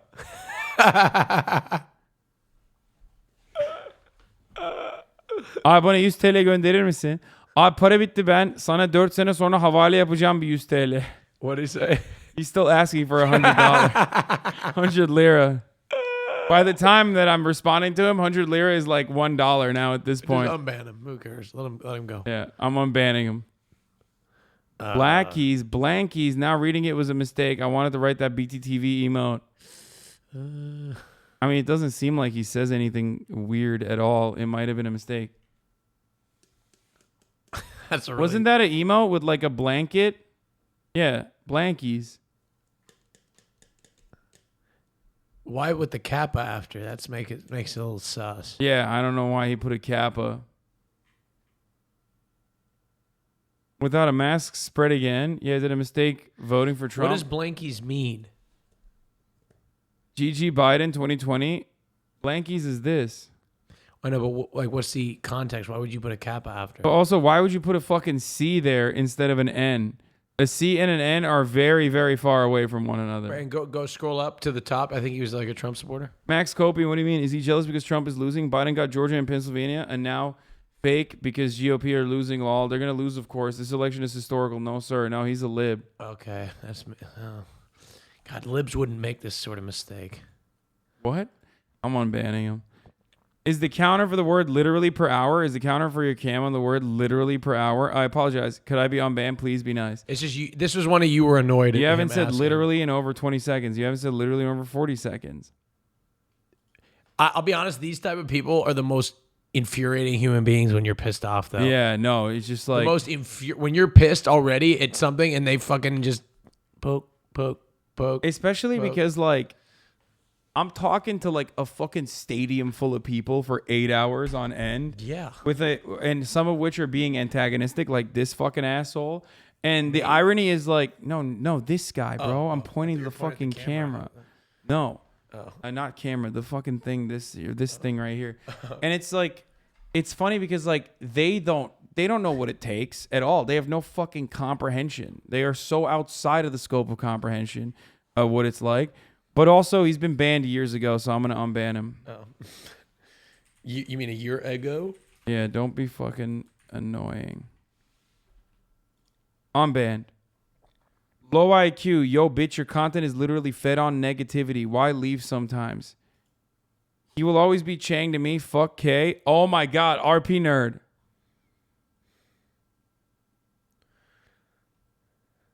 RP nerd. Your content is full of negativity and drama. Ex is CIA. Why he got banned the first time? Cry more, kid.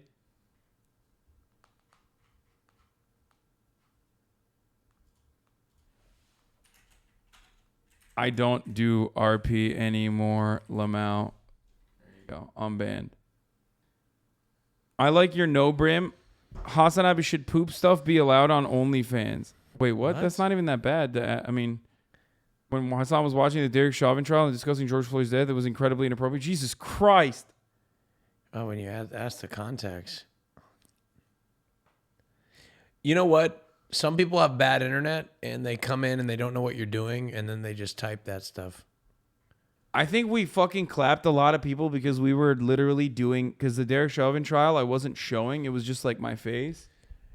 Well, that's what I'm saying. I come in sometimes and muted and I'll just type in the chat and completely like misread the room. Yeah, I think like I've done some. I've not said anything weird like that, but I've definitely come in and just like said some weird shit. Me during 9/11, but for real though, Hasan should put his OnlyFans butt. Yeah. Okay. I mean, here. This was during a very important trial. Do better. Oh wait, deny? No.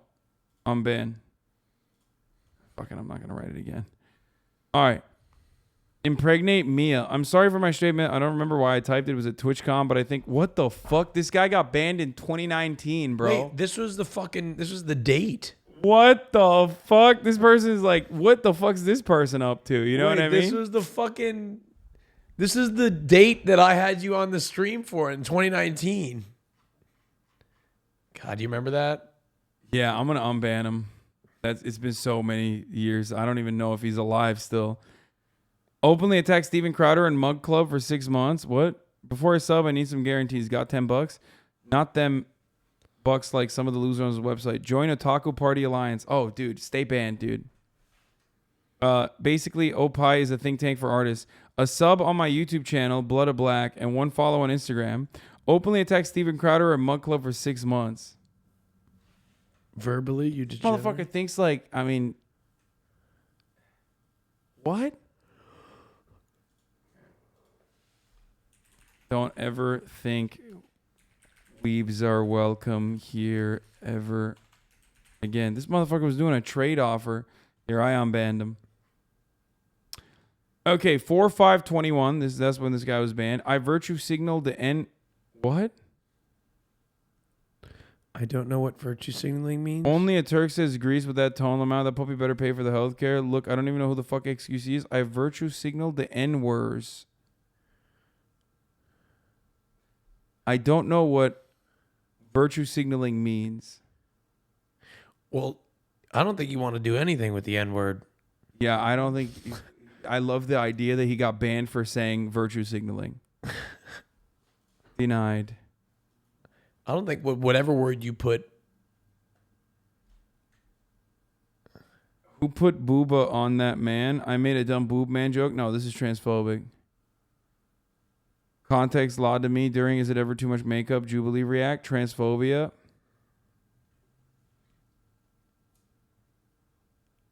I mean, what do we think? This guy made a transphobic joke, but he also made it literally fucking 4/5/2021.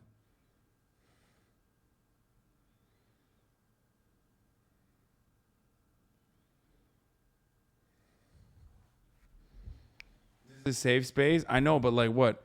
So the way I usually go about this, 2 bans on transphobia. No, 1 ban. Only 1 ban on transphobia. It's just context. Nice bathroom. There's 2 mod comments because they wrote the comments.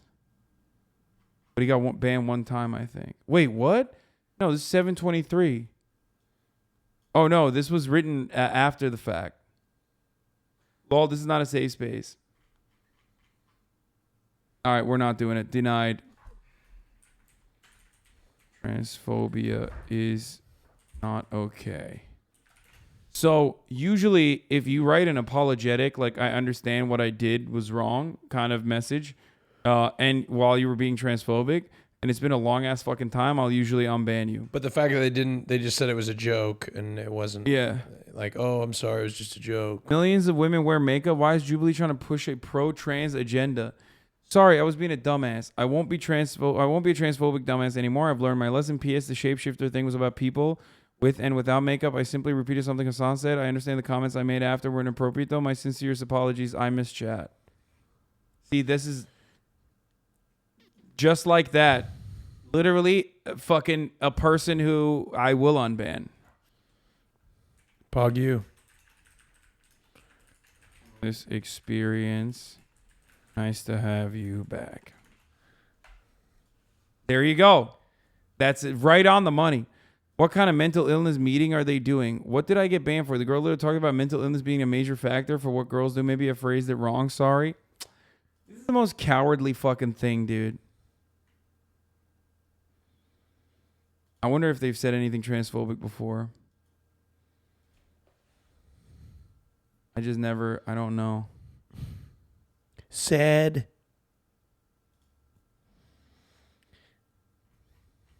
All right, well, just deny it. You were being transphobic. I can't tell if they were. Did you see the video of Trump getting berated as he was playing golf? Yes, it was awesome. Also, here's what we're gonna do. You're gonna take the. I thought it was. You're gonna fake. take the reins here, and I'm gonna give you full. This isn't fucking Turkish. No, it's not. Okay, all right, cool. I'm gonna give you the reins. I'm gonna go pee. Okay, all right. So I get to make a couple decisions. Yeah, there you go. I know you love that power. Son of a bitch. What the fuck is this? Why is there a piece of chicken right here, Austin? Oh fuck! I'm sorry. It's fine. I'm cleaning it up. Well, you can just eat it if you want. No, I don't want to fucking. It's good protein. Yeah, Thank you. I'm gonna eat the remaining chicken that I left behind. Okay. Here we go. Son of a bitch, Biden. Communism is a sick, like capitalism. Best system is German system. There isn't racism in USA. If you go to Europe, you will see the real racism. He's right about that. Putin's aide says, "Great Russia." This is a little over my head. What did he get banned for? Turkish troll that said "Free Chauvin," probably for attention. I was just kidding. I was acting like Republicans. Please unban me. I'm sorry. God damn. All right, chat. What do you think? It's my decision. I was acting like Republicans. I feel like he's Turkish, and it's like there's like a little bit of a barrier, you know? Like he's like, oh, I'm acting. I don't know why he's Russian, but that's the closest I can do to Turkish accent. So, I was just acting like Republican. No, yeah, that's all right. All right. Okay. She Pepela.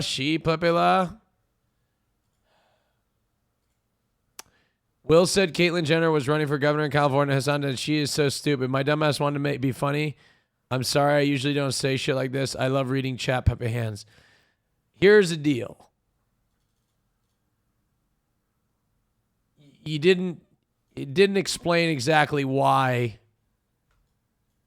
You know what I mean? Like you were clearly transphobic, okay? And you didn't talk about why you had learned your lesson. And therefore, I'm going to have to deny this appeal. Wait. Let me see. You're drunk with power. What? She, it was about Caitlyn Jenner. She, Pepe Lapi. And then he said, like, it was my dumbass wanted to be funny. It's not that bad. Get up. What? What you think? I'm banned? No, deny it if you want. Deny it. No. Do whatever your heart desires. No, now I feel bad. Now I gotta. No. Do whatever your heart desires. Well, I feel like You're such a fucking cuck. You have to. I don't even know. I'm just trying to. You can't go off the whims of chat. They're fucking bloodthirsty psychos half the goddamn time. Oh, okay. What's this one? Let me do a few more. Come on, let me do a few more. Come on. All right, here we go. More while Turkish. Wait, this is a Turkish one. You gotta do this one. Oh, okay. Anani siki sene Türk yarbetçi kabramne Oscar alvide sıktı kondu Türk. No, that's a psycho. He said. He said, "You're son of a whore. I will fucking turn you into a Turk by fucking your mom over and over again," and then said that, yeah. All right, here we go. She said, "I'll fuck your mom to death" or something. Okay. I love Brazilian logic. You lose a lot, though. Context. Toxic RP frog. You lose a lot, though. Scuff boys. Nah, keep him banned. Some of these fucking... Wait, I was going to... Oh, sorry. Go ahead. I didn't think that this was that bad. No. You lose a lot, though. Here's the thing. In a lot of instances, like what these guys are, they're so fucking toxic. They only come into my chat while I'm playing RP, only to be like dickheads. You know what I mean? Because like I'm like from an opposing faction or something. So they're like, I mean, they're never gonna come in anyway. Do whatever you want to do. I was gonna unban them because, like, I mean, it's just like, What are you gonna tell him? Yo, don't be toxic, please.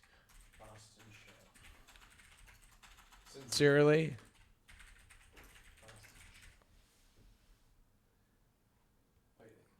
It's great. Fired off. Making an Instagram video? No. You have your Instagram video face. No, I'm texting. Oh, okay. Figuring out what we're doing. All right. after this. God, you just have you got some heavy Bananappeals here. Black fragility, Omega Lol. Black fragility, Omega Lol. I was being very edgy when you were talking about Ariana Grande's tan and whether it's cultural appropriation. I apologize if it offended anyone. Promise I won't do anything like this. The old, I apologize if I offended you. Oh, I hate that. Don't you hate that? Click on the mod comments. What are they saying? Mod comment says, someone's talking about racism and blackfishing. Black what? Blackfishing. It's a term used by Black Twitter to point out that white content creators oftentimes like get, you know, they adopt the aesthetics of being black only to cast it aside after they're done playing with it. Okay, you make this decision. Oh, what happened? Oh, I didn't realize. I thought this was You're in gonna the be hot like, seat, bitch. This is a political commentator. I'm gonna deny it. Here we go. Oh fuck. Watan Hai, he says I'm Watan Hai, like I'm a treacherous, like I've done treason to the Turks. Abi çok özür dilerim. Kardeşim yazmış. Aşırı sağcı bir kardeşim var ama ben komünistim. He says he's a communist. His brother wrote it. And that his brother is like right wing. Here, just unban it for the memes.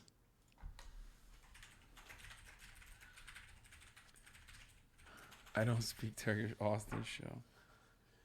All right. Lady boys.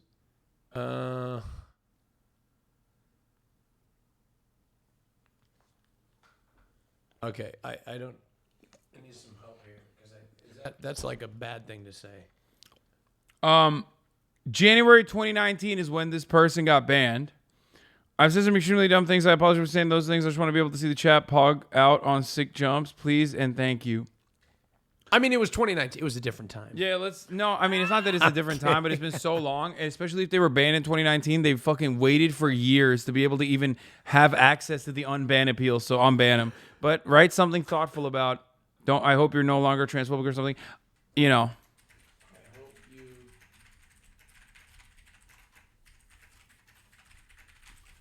Damn, I didn't realize how many transphobes were there in this room.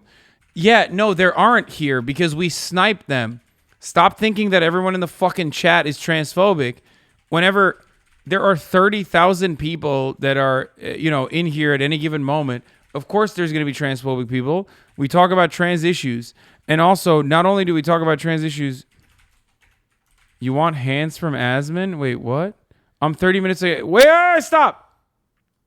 I'm 30 minutes away. I'll come jerk you off. Okay, no. Do not unban. Do not unban. You're the one that was telling me to. Do not unban, dude. Okay, deny. Okay. All right. Oh, Jesus Christ. Okay, get up. Let me fucking control this. It's like me giving you the controls of a plane. That's what's going on. That's what happened. Oh my God, I'm glad I saw that in time. What the fuck was that, bro? Good thing I was writing an crazy. essay. Science-based. I don't believe in science, K-Cone. Americans defending Nazis? Wait, what was the... Try to claim that Hasan was defending Nazis after he said Derek Black is a reformed Nazi. Okay. By the way, can I say something? What? Why is every time in the flight sim stream, why did I get put in the... Like, why was I flying the plane into the tower as well? Like, why was, every time? Because you did that. I did not do that. You fucking I was did like, that why did I get roped into that? Because Okay? you should own it. All the you did memes it. of, me, I was like, why did I get roped into that? So, Hasan, you F a trans? You'd F a trans. I was out of control during Trump control. I will be calmer. I'm sorry. I was out of control during Trump control? Megan Fox sexualized herself to the top. I hope celebrities rig the election our way. So many dumb people out here acting. It will actually follow Donald. Bro, this person is literally fucking... I just don't even understand what... It's 2 years ago. I don't know. 2 years ago. We'll do a mod comment. Okay. Second chance. But perma if he acts out.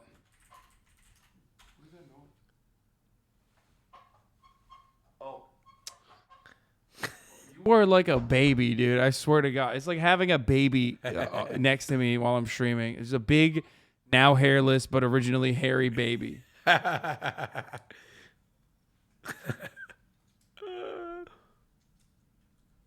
Anyway, okay. This person said, shooting my shot for a manual Bananappeal in Austin's channel. It's been over a year and I fucked up the unban request back then. I'm begging. Brother, we don't even look at our ban appeals. Brother, why would you even try to get unbanned in Austin's chat? Like, he streams once every 3 months. And he doesn't even look at the chat while he's streaming. No, I do. I have it up. I have a monitor for chat in studio. That's insane. Yeah, we have a monitor for chat. Are you kidding me? Name Your Price Season 2 is coming back August 11th. Wonder who one of the guests are going to be. Who? Well, I'm not going to tell you. I'm not going to tell them. They have to wait till Monday. I wonder who it would be. Yeah, I wonder who it could be. Who's fucking... Why do you go on people's streams ever? Oh. All right, Hasan's one of the guests. Oh! All right, he's one of them. How crazy. In person for the first time. All of Name Your Price Season 2. But the two other guests, I'm not telling you. 2 of these guests, like, unprecedented. The amount of never been done before. The amount of like hype that's going into this cast, it's unprecedented. Yeah. You won't even be able to guess. You will not be able to guess. You will not be able to guess. But Hasan told me to message this person, one of them, and I was like kind of afraid to, and they said yes. So if it gives you an idea, yeah, look at this. This is so cute. Someone's like, Carl already leaked it. Like they're. Wait, Carl didn't leak No. it? No, he's trying to say Carl's on the first episode, but he's like being sneaky about it. No, I don't know if Carl didn't even know. Yeah, Carl didn't even know who's on the first episode. Exactly. No, that was a way to try to prod and see if. Stop writing in the chat. You're not gonna guess it. You definitely won't. Your most controversial guess by far.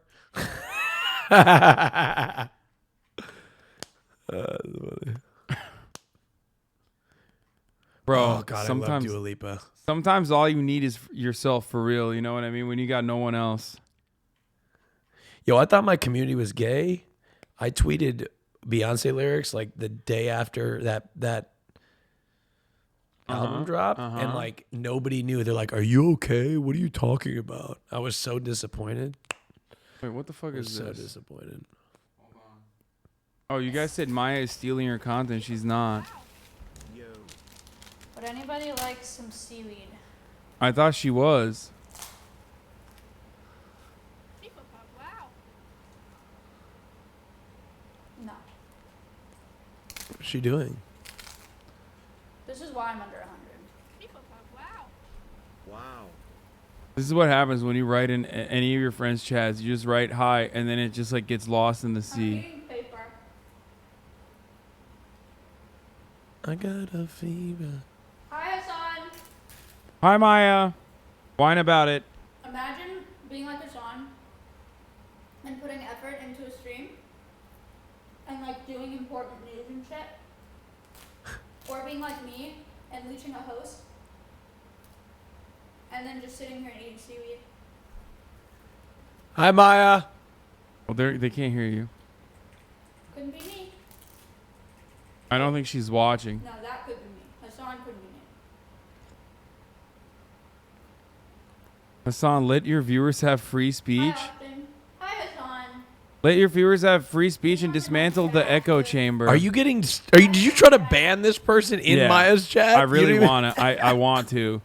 Yo, Maya, make me mod. Guys, is if Stop came to OBS. You got stun locked. Now he's stun locked in Maya's chat. Yeah.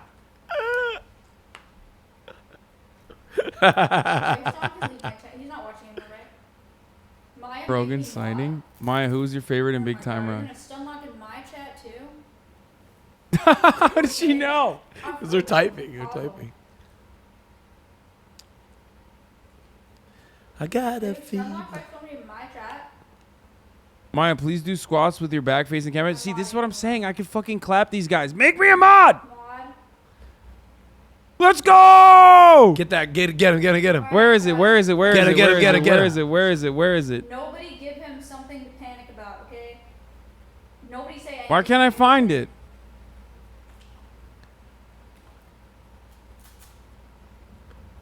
Why can't I find it? That's too far. I think someone already clapped him, maybe? No.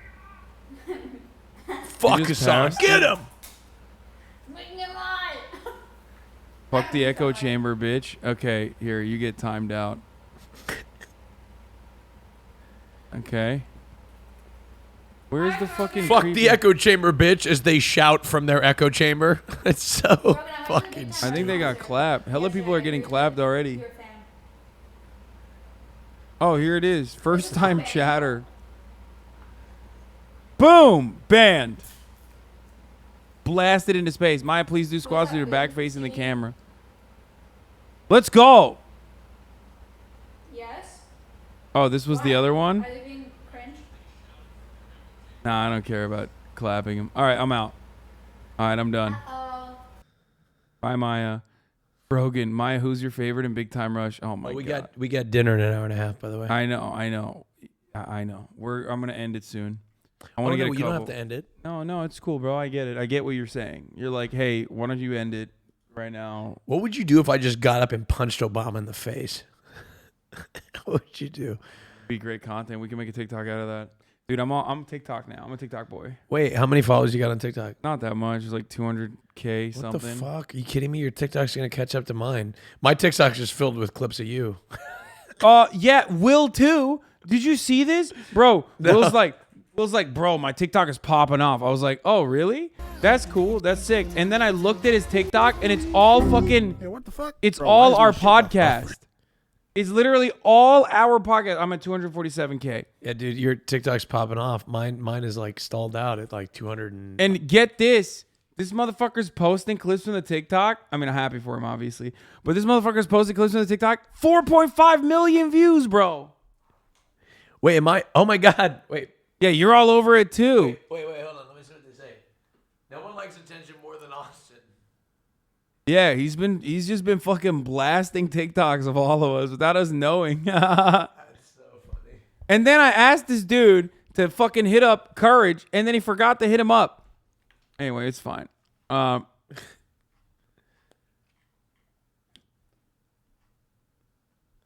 no reason. Don't worry about the Courage thing. He's not the guest. Mass promote your TikTok account to surpass Charlie. Who's Charlie? No. Wait. What? Oh, I see. What do you mean? Never mind. I want you to tell me who the guest is tomorrow. I'm so excited. Okay, I'm gonna unban this guy. Are they famous?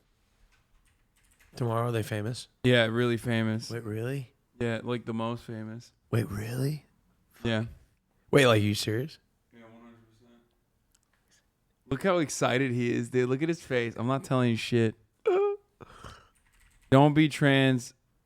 You know what? I'm not gonna unban him. Actually, I'm gonna keep him banned. Denied. This is where the fatigue sets in. You don't even have. Rail me. You make me wet. Rail me, please. Lamau, I'm sorry, says waifu Kayla. Wife. Don't be trans. No, I was gonna write. Don't be transphobic, you fucking assholes. It's so funny. Got him. We got him. Boys, we got him. Stop being horny in chat.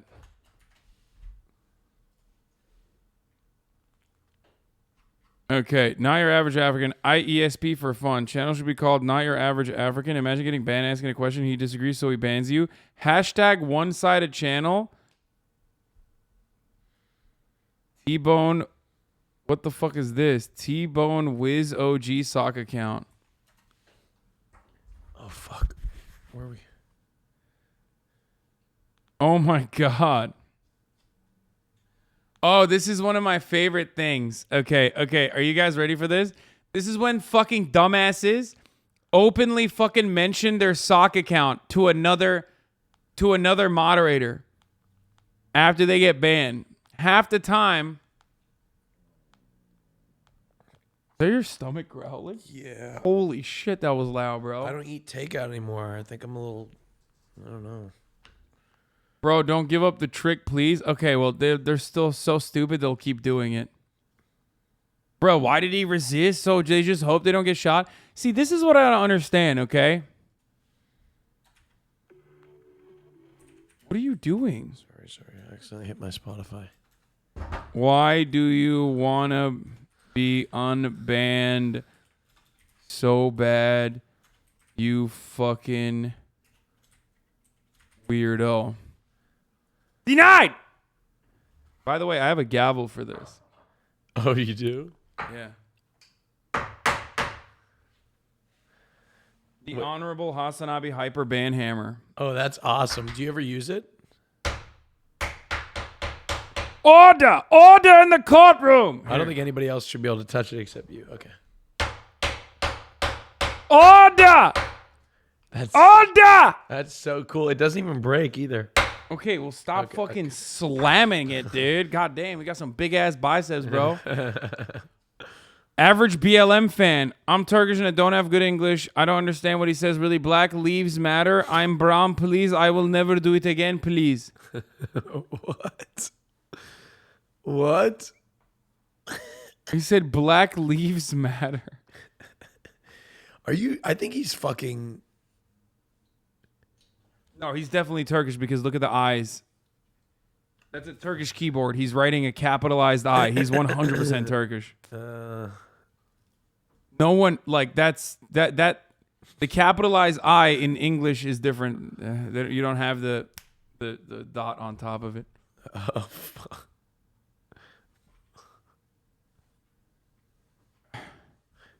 There's Turks in here that are telling you to unban him. Salak. Unban. Mal. Türkçe rap aç kral. Ramazan geldi. Haso. Koca götü erit. Koca götü erit. I was kidding. You know I love you. This guy said, melt your big ass, like as in lose some weight. Denied. Wait, what? No shot. Why do people disobey? Dude, no shot, bro. No fucking shot. You think I'm going to let one of these motherfuckers come back in? Dude, are you kidding me? One of the things I hate the most. Why do people disobey lawful orders? But what about people resisting arrest and putting themselves in danger? If you don't resist, you don't get shot. Oh my God. It's disgusting to see another police shooting. I feel bad for the family and I try to understand the damage that's done to everyone involved. Yeah, you know, I can't believe this guy fucking did damage to his own family by being in the way of fucking police fire. How disgusting.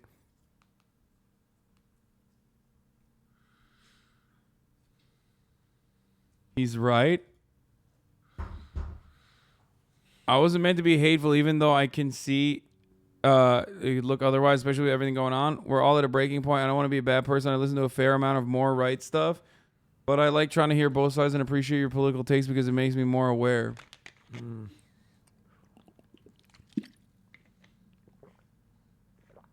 Sir, you've got this all wrong. This is an echo chamber. I'm kidding. I'm joking. Bro, there's hella fucking right-wingers in the chat right now. There's a difference between being a right-winger and like chiming in an adequate way versus being a right-winger being like, oh, that black guy that died, well, it was his fault. You know what I mean? You know what? Here you go. Okay. I'm going to ban Austin by the end of this. Don't look at my logs. They're deranged. Such a cuck to the police. My logs are deranged. The victim. Oh, no. What did I say in your chat? Have more empathy for the victims. I've probably said some hot takes or something.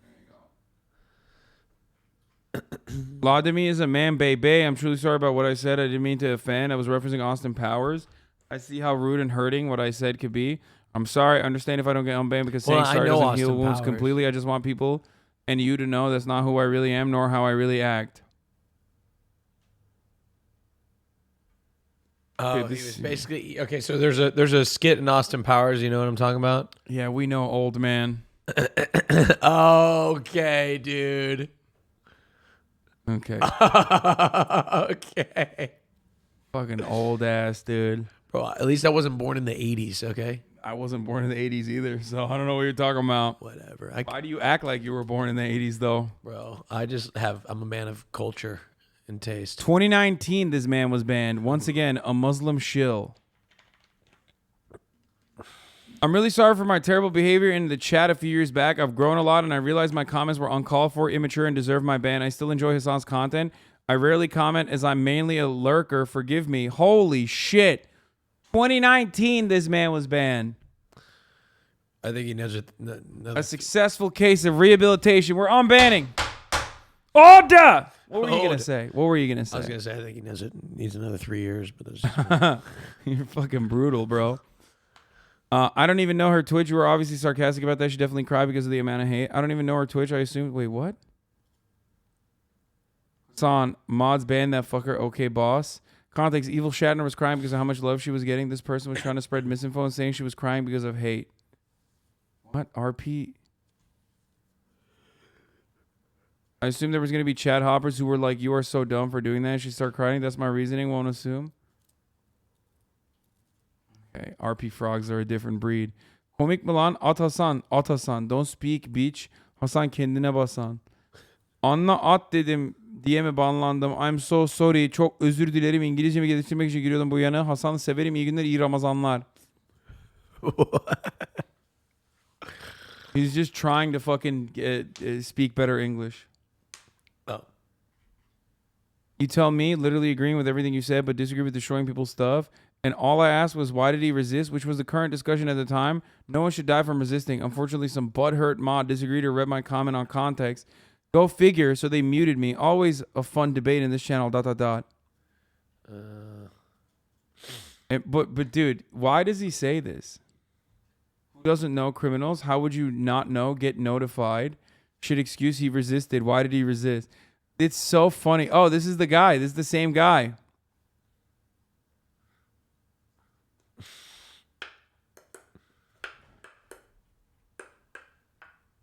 Okay.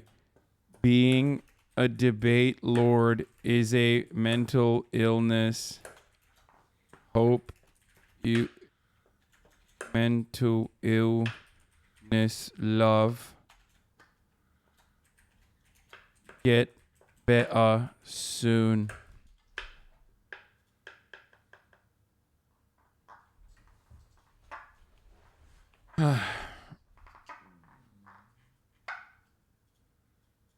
Yikes, take a week off. What'd they say? They just said yikes. Yeah, 7 days. I said mental illness love. Got a fever. Can you check? Immediately clap. I don't know if that yike was to you. I think it was onto the chatter. Okay, you can unban him then. Him getting back in the car negates everything else that happened. He resisted at that point and clearly on video. Banned for stating a fact that cops won't be charged. That doesn't mean I agree. Lol. Can't tell. Why are so many people so into like cops act wild when someone has a warrant? He had a warrant too. And this comes from the same people that eat McDonald's every week. I can't tell if this person is like literally a fucking cop lover or not. I think he's just trying to justify. No, they're racist. Trust my racist radar. Okay.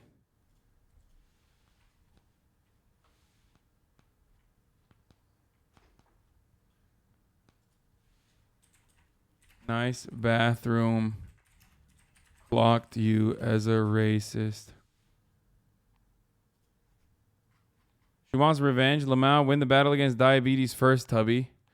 Kimberly Jones, they're lucky what black people are looking for is equality and not revenge. I was calling Hasan Tubby first day in chat. I mean, I wasn't going to unban him because he said that to Kimberly Jones while she's talking. She's doing her like famous rant. But I'm certainly not going to unban her now, especially because he said I was Tubby. Denied. What, do you know how many times the officer shot Duante? It was several. Bro, Google didn't tell me. If it was one, she thought it was a taser because tasers only shoot once. Dude, I was trying to figure out if he got shot several times.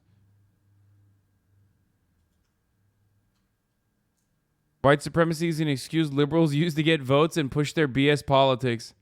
I respect your right to be a racist.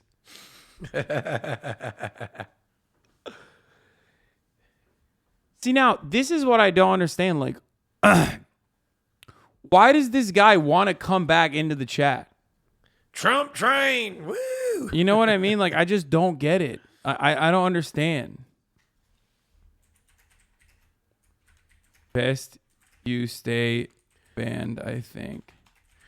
We're gonna win so bigly, folks. No, like, here's what it is. Here's what it is. Here's what it is, okay? I say this because, like, he's probably going to come back. He's going to say something racist again and get banned immediately. And I don't understand because, like, we are so fucking fast with it. So if your goal is to, like, get another, like, just a fraction of racism off, it's not going to work out. You know what I mean? It just, like, doesn't make sense. They think they will get through the unban and garner a moment on stream. Like, you have nothing. Like, you have nothing. And even if you did have something, let's say you really pissed me off. Let's say you really pissed me off, right?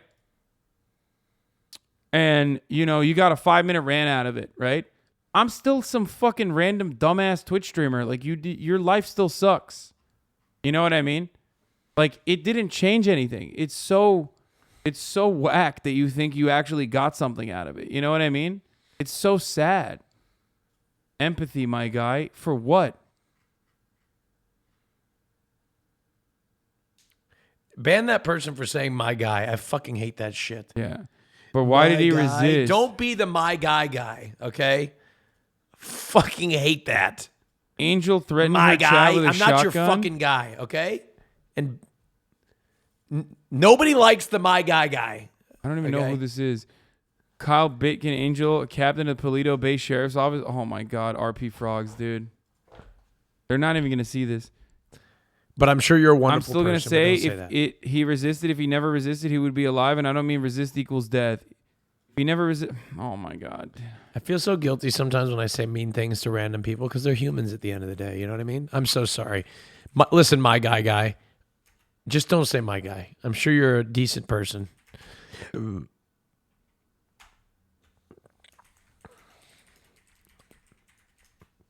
But fuck you for saying my guy. This guy is brain broken. Okay, I'm brain broken from watching this, dude. I'm done. I can't do this anymore. Oh my God. Every time we do Bananappeals, I'm always like, oh, this will be fun. This will be fun. And then it's all like just a sequence of motherfuckers being like, it's like Derek Chauvin. Yeah, it just sucks. This sucks. Imagine Miles going through this. Yeah, I know. It sucks. It's the fucking shit. Anyway, yeah.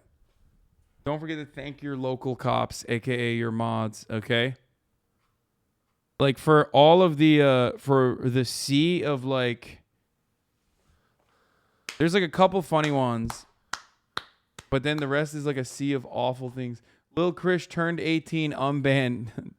Thank you for the 10 gifted subs. Lake deserves all the love for cleaning it up. Thank you, Lake. All right, we're done for today. I'm gonna run the last 3-minute ad break here. Thank you, Austin, for coming over. Okay. Thank you for having me. I Austin flew show. in for this. I'm gonna fly out right now. I've done my promo already. Yeah, he he flies on a fucking private jet. That's right. All I'm the a time. Multi-millionaire. He flies in for like 5 minutes and then leaves on purpose. He's like, I hate the environment. I'm doing this specifically to fuck the environment up further.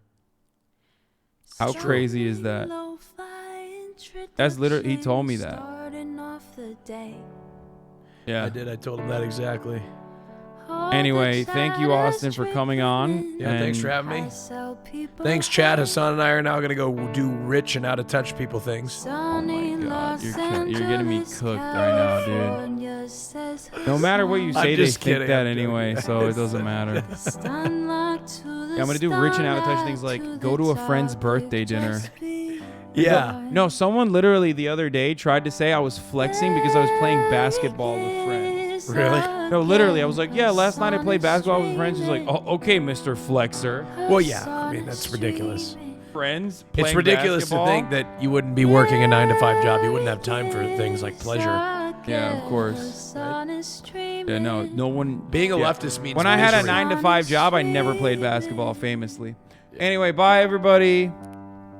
See you tomorrow. Peace. Review in the P.O. box, Uncle Iger's face. Sudden Discord at your prop, great names take on race.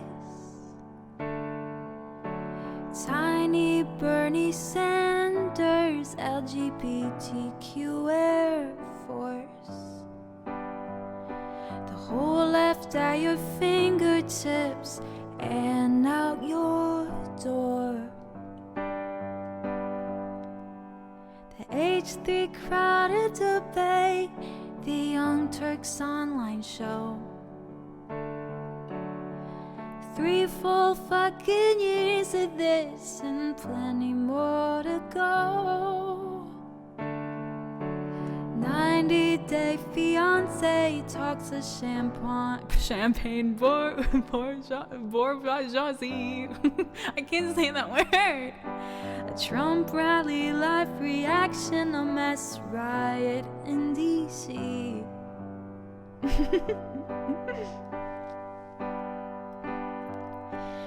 There he is again, Hasan is streaming. Hasan is streaming.